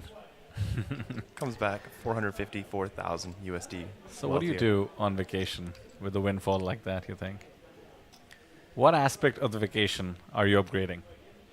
I don't think much. I think I'm going to splurge on like a nice, maybe 1 day of hotel, a nice like spa thing, you know, something just to relax and just get grounded again. And then just try not to spend any of the money until I have a plan. I think some people just go crazy with these winnings and just blow through it really quick. And the more and more you spend, the more you go, oh, you know, I used to have this. It's always good to spend, right? It definitely is. I had a rule. I'll tell you about it in a moment. We do have some action. Pocket jacks, Rishi. I'm convinced he hasn't lost any major hands. Time to put the poker gods shining kindly upon him to the test. Pocket jacks, raising from the cutoff.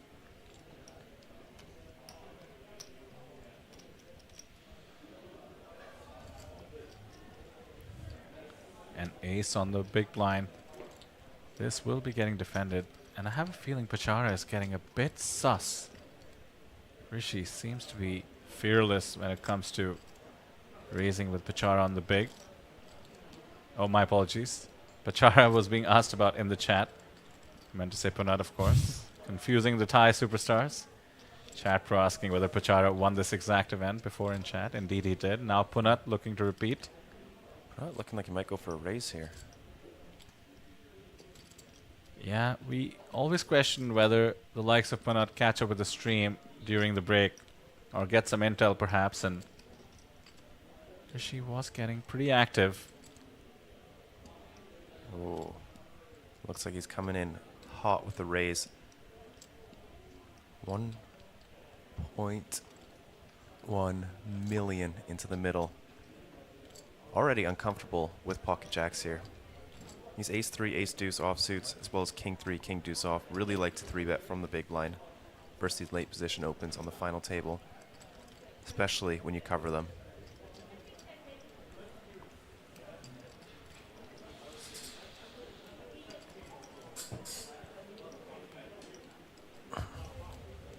Two big stacks going at it. Rishi way up in his range.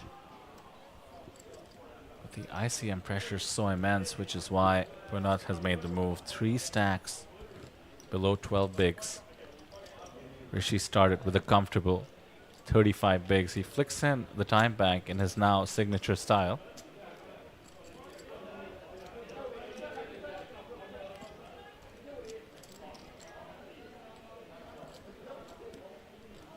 Goes for it. Is it the all-in or the 4-bet to 2 mil? Almost a click back.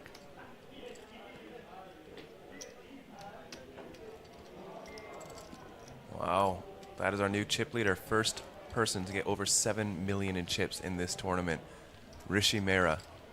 Very nice, fearless. Is this the festival of wild cards, I wonder?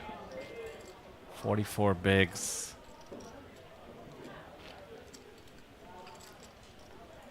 Has the goods when it matters the most. Punat was getting suspicious, as I was guessing. Also wanting to put the ICM pressure.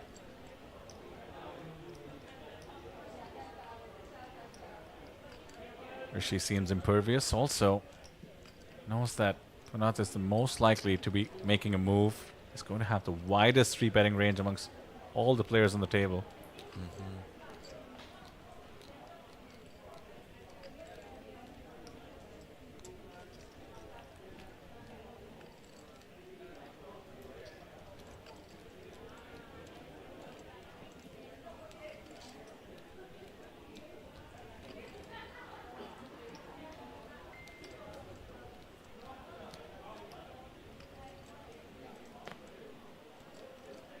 Daniel Tao has an opinion on our previous question, Sam. He says, money won on vacation stays on vacation. Now that's a thought for Renee. How are you going to spend $500,000 USD here in Taiwan in a few days? Where there's a will, there's a way. If your heart is pure, the universe will find a way.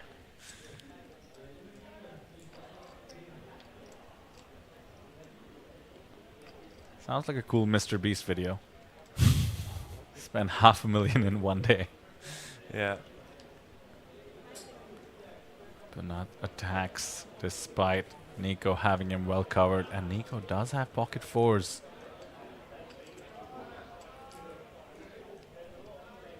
Yeah, big raise from Punat here. 3.4 big blinds. Nico makes the call.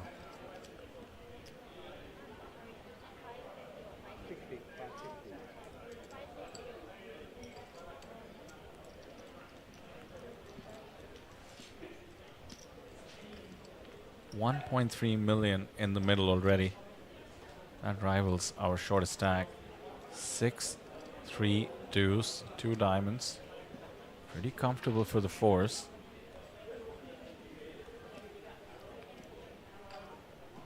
Not sure the Thai chat wants to be saying 555 right now.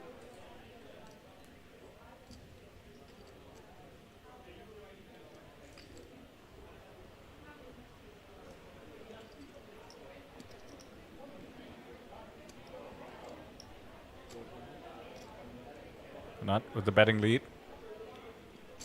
6 high board. Fires once more. Nico now. Very easy hand to call with. Only needs to be afraid of overpairs. has the gut shot as well. 2.1 million in the middle. There could be a big swing at the end of the spot. The 10 of clubs.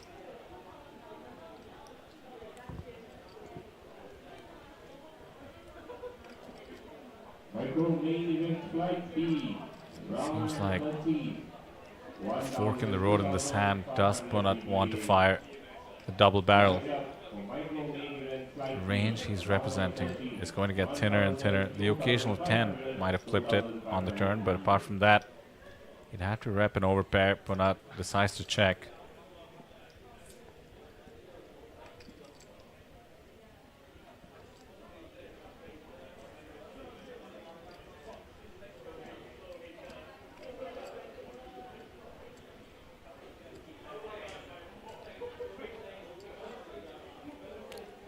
Jack of clubs on the turn. Nico still ahead with the pocket fours.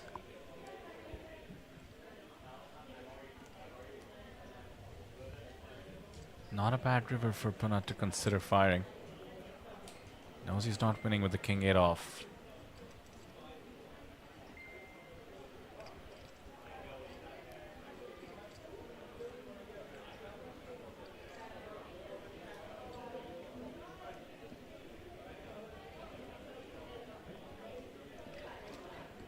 If it goes to showdown, Nico will cross 7 million in chips. Punat has 3.5 million, 2.1 in the pot. Does he want to stab at it? If so, how big? He knows Nico is going to be calling quite wide, and it goes check, check.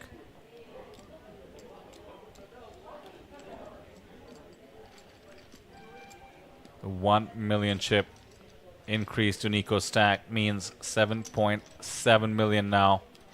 Chip lead once again in the Germans' hands. Rishi right behind with 44 bigs. ICM pressure is still so strong. Another reason Punat would not want to fire. Wants to conserve his chips. He's a middle stack now. Someone in chat saying that Punat got eliminated in 5th place. Guys, it's not real. They're just messing with you. We are still 7-handed in real time. Don't listen to them. And no spoilers possible. Yeah. We will not post anything that happens in real time until we've caught up on the live stream, so no web page will show any spoilers. So don't worry, guys, you are safe.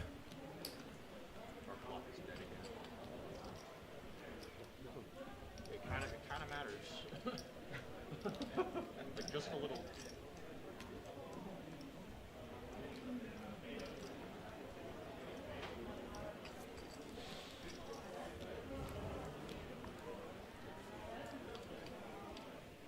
Despite the short stacks, we have been 7-handed for a while. Short stack ninja grind is on. Grand Bank certainly pulled one of those off. He has about 12 bigs. Adrian and Jason under 10.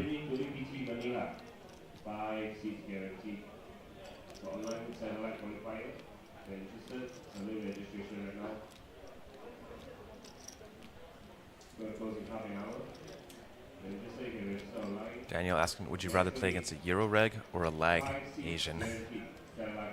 Is that even a question? Always lag Asian. Yes. Oh, he's gone for a big open, effectively.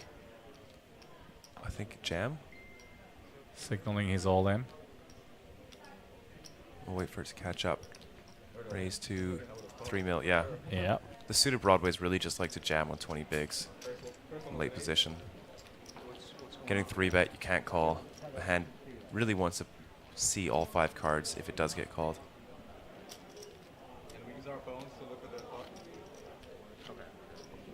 Middle stack now, 3 shorties, 7.6, 8.3. Well, big blinds also will be pretty handcuffed. Grant Wang has managed nicely thus far, 3rd from the bottom. Someone in chat asking how the broadcaster can read Thai. I have Google Translate on. It's not perfect, but I can read most of it. You can see on the top left, 7th place payout, 28,000 USD. The next pay jump is worth 10,000 US dollars, 38,000 for 6th place. We go up to 51,000 or so for 5th, 65 for 4th, 80,000 USD for 3rd place, 109 for 2nd, and what could be a $55,000 heads-up battle, 165,000 USD for 1st. Oh, here we are. Adrian taking the spot. All in. 8.3 big blinds with the queen jack offsuit. You're 7-handed, so this is the low jack. Martin, ace 10 offsuit, gonna ask for a count here.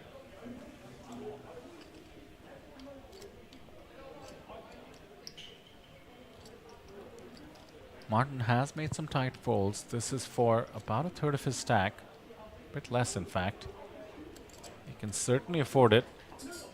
Also keep in mind, we have been discussing, Sam, players are a bit looser with the anti-burden from UTG, UTG +1. The range doesn't need to be as tight as you might expect in, let's say, an online tournament with traditional antis.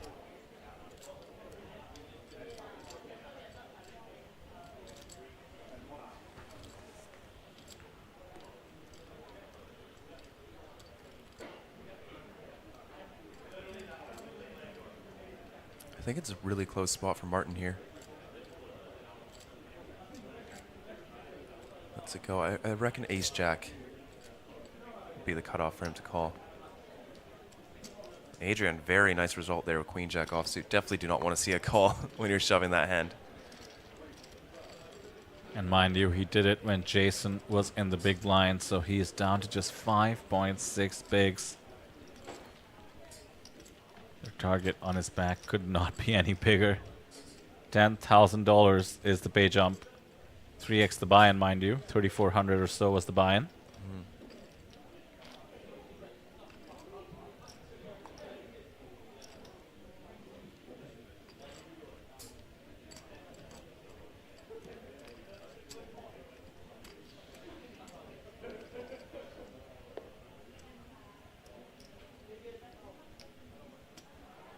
Blue Ice in chat, our Natural 8 event winner, supporting his fellow Malaysian player. Come on, Jason, he says. Jason Lau is the shortest stack.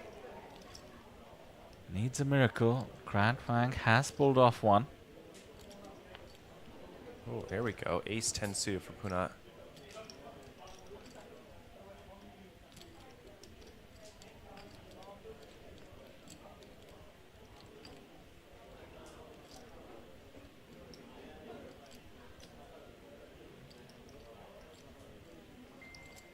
Goes to the min raise, 320k. Somebody asking what the blinds are. So we have all the info down at the bottom right. We 80k, 160k with 160k big blind ante. Martin knows Punat's been raising quite light here. Could go for it here. The ace 9 suited. The ICM though, he's been so snug. His stack 3.6 million. Decides to proceed with a call instead of a 3-bet on the button with the ace-9 suited and king-queen suited for Jason. Surely he sees this as the moment. He knows he might not be ahead, but so much dead money in the middle when he's in the small. There's the big blind, which has 2 bigs with the ante. 2 bigs committed by Martin and Punat. 240k for him to call and try and peel maybe some sort of a stop and go with the king-queen suited. Yeah, I was thinking that too. Would be just about under a third of his stack. On the other hand, could get it in there that way. Punat is likely to isolate.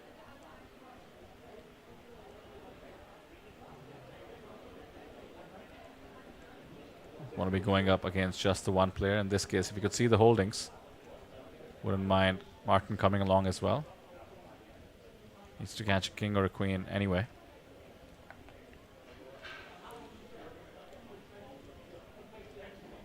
But not eyeing Jason and his stack.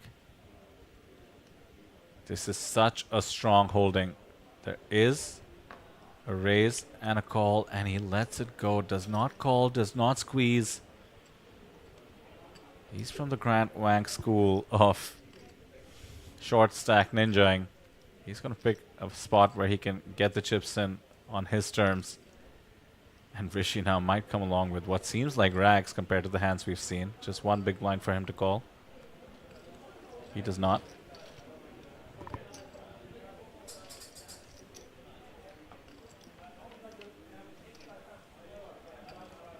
Ten, 8, 3.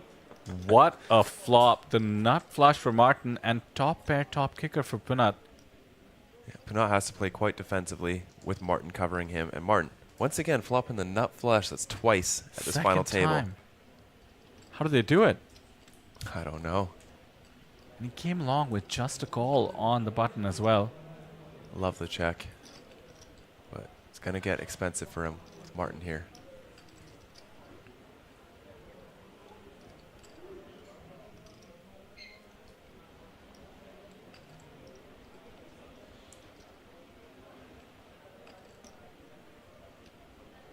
Martin begins building the pot. Small bet as you'd want to make when you have the board locked. 220k into over $1 million. No way for Punat to ever consider folding. After the check. Check call seems more likely than check raise, given the stacks. But Punat also, mind you, is arguably least concerned about ICM and pay jumps. Going for the win, trying to make history. Jack of diamonds. An overcard to the 10. Does improve a few of Martin's holdings here. Queen, Jack of spades. Perhaps it took a stab at the flop. I don't think he's going to have any of the open-enders like Jack 9, 9, 7 here.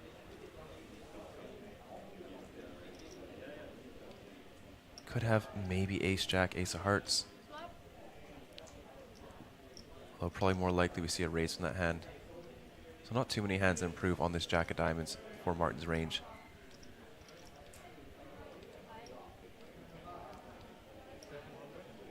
In comes the turn bet. And mind you, this is not an easy decision for Punat. Some bluff certainly still possible. A flat on the button against Punat's open. Could even have hands as wide as ace-queen offsuit, perhaps with the ace of hearts. Wanting to put pressure, but not now the shorter stack.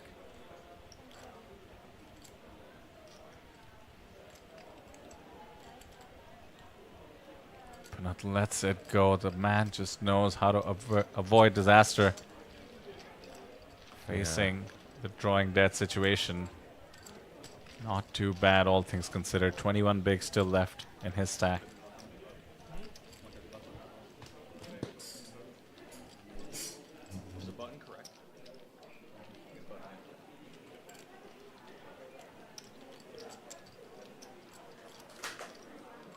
Declarations of beautiful from the Thai support in the chat.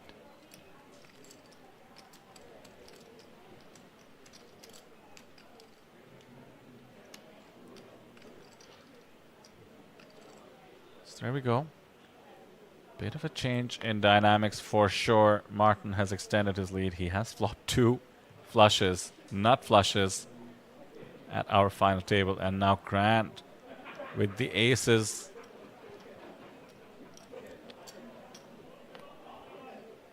Being rewarded pre-flop with some premiums ever since he managed to spin up his stack.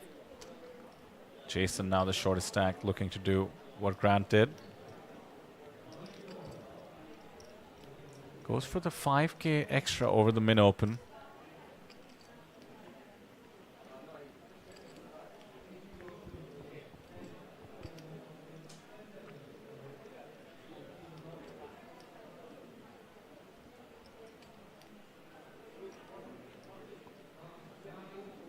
Someone in chat saying it's amazing to see 99% of the chats are from Thailand.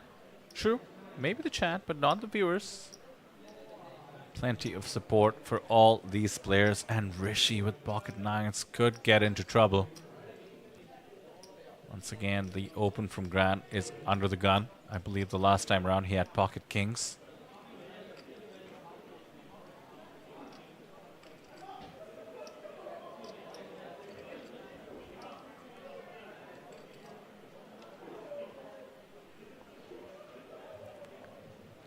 In comes the raise. This time it is running into the pre-flop nuts.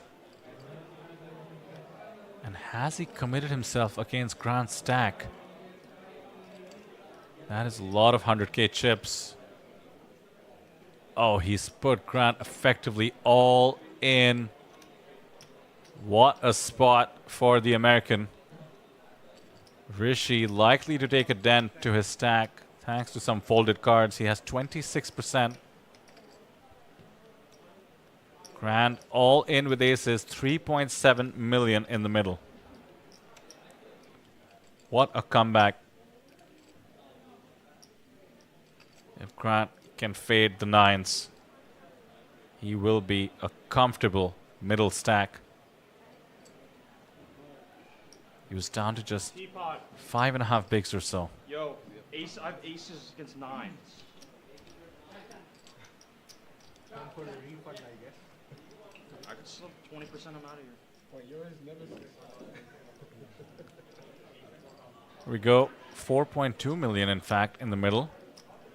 He would exceed Punat's stack with a double here.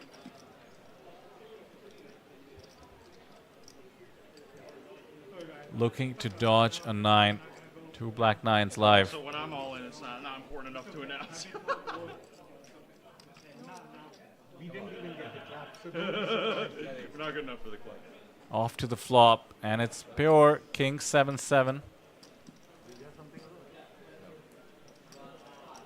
Can Rishi create the upset? The Queen of Clubs changes nothing.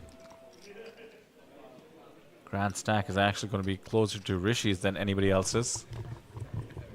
He's going to be 4th in chips. That's 5th right after Rishi, and the 8 of clubs. Get this guy out of here. What? The guy just screamed 9 on the river.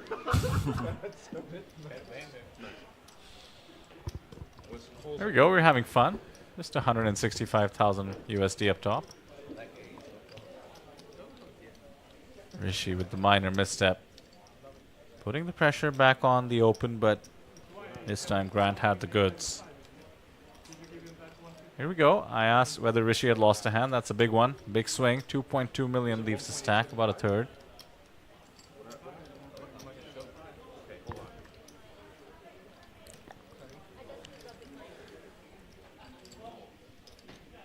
Yeah, Jason Lau hanging on. Really wanted to see the 9. Get himself a nice pay ladder there. At the same time, Grant proving the spin up is possible from about the stack Jason Lau has left.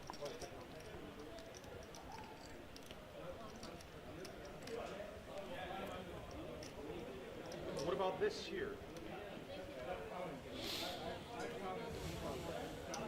You counted? 1.875. So the total pot should be. Yeah, that's the big blind probably, right? That might be the big one. Chat saying he is back. He is indeed. Well, you can figure out what the total pot should be, right? It's 1.875 Absolutely. times 4.2 million. 4th in chips. Punat at 21 bigs and Grant at 26 bigs. The 2 short stacks now. Adrian with 8.8 big blinds and Jason with just 5.1. Under a million in We can chips. figure out what the total pot is. We can figure out what the total pot is. Just Somehow Jason is not finding Grant's soliloquy all that funny. 9.5. No, 3.75. Oh, sorry, 3.75. As you mentioned, Sam, the anti-rail was strong. Yeah, some big pay jumps. No, he's a small blind, so 3.75. Just, you know, winning on the $9,000 just sitting there. So 4,070,000. That little piece of plastic had a 9 on it. It's another $9,000 to you, just sitting there. Just the madness we have decided to broadcast here at the APT. $165,000. 28,000 locked up, so eyeing almost 140,000 in pay jumps. Good. We want to verify that we're good? Okay. 1.9 here, 1.9 here. Big blind. Okay. Good. So 4 million. Some confusion, adeptly sorted out by our lovely dealer. We are still 7-handed.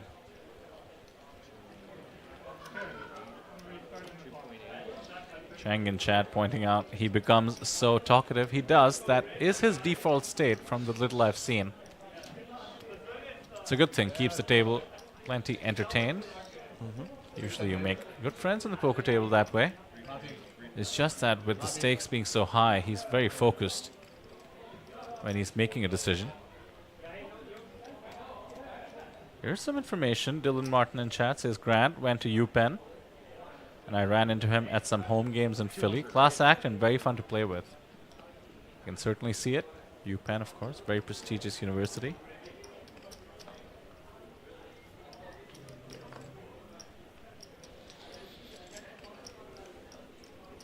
I like all the Thai viewers, because I don't think they can read his name, so they all just refer to him as Glasses. That's right. We have Glasses, we have... Fear the Mustache Boy. Exactly. Yeah. Rishi now with an ace, just took a big hit, but no lack of pep in his step. Standard open from the button. He's going to be facing Grant, his now nemesis, on the big.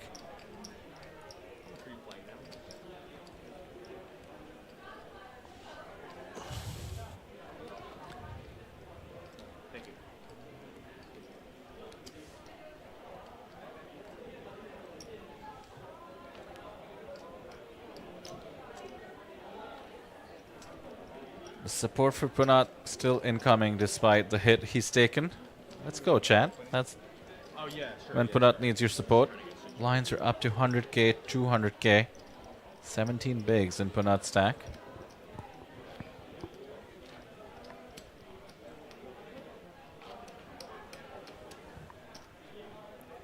The APT High Roller champion walks away with the trophy on the screen.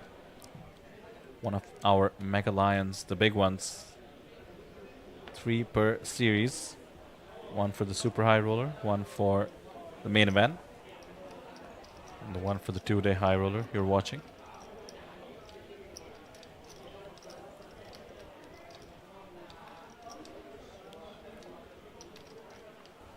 Sumit Jain says, let's go Rishi. Some support. After the hit taken to his stack. Gets a bit of a clawback with that button open. Queen 8 suited now. Is he about to get a bit carried away? Grabbing chips once more. This time from the cutoff. This is far too loose. He does have over 25 bigs. The blinds did go up as well.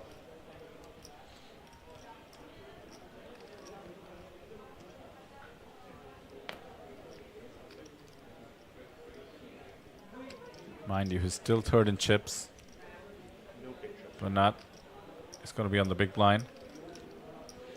Actually, a great spot to open considering only the shorter stacks are behind him. And look at that, he gets it through. How's that for clawback? Up to almost 6 million. Second in chips now. There you see it.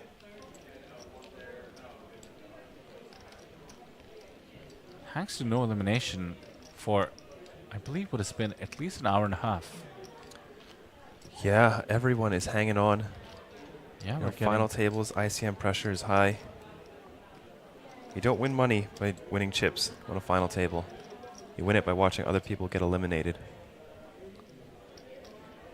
Yeah, and we've become pretty shallow as a result. 38 big blinds is the largest stack. Nico Koop from Germany in possession of it. Martin, third in chips, pulls 6 high under the gun.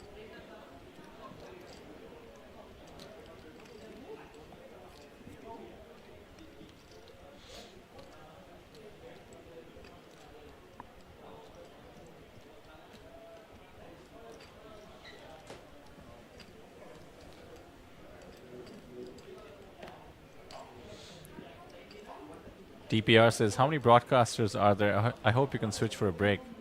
I would never. Look at this table. You'd have to wrestle me out of the booth. Wow, ace-5 off, didn't open the button. Punat now, king-queen suited. How many big blinds? Like 15?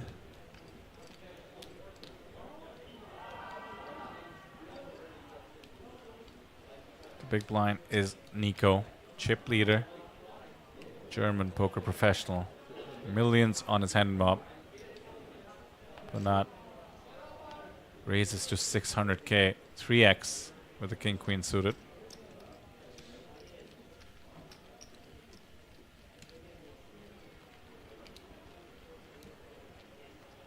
Jason down to 4.1 bigs. How is he hanging on? And he's coming to the big blind next hand, I believe.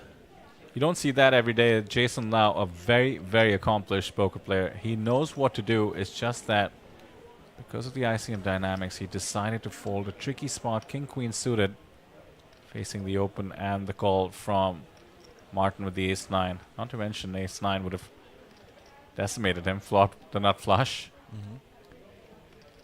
Results-wise, worked out pretty well. Now down to just 4 bigs.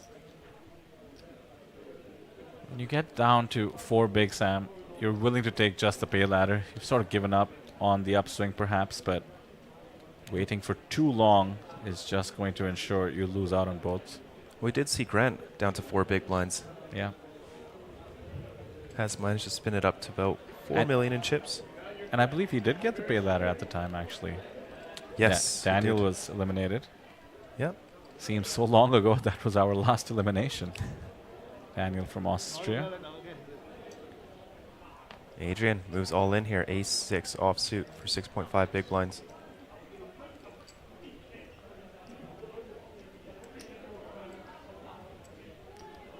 Does not want to wait around for Jason to bust. Knows he can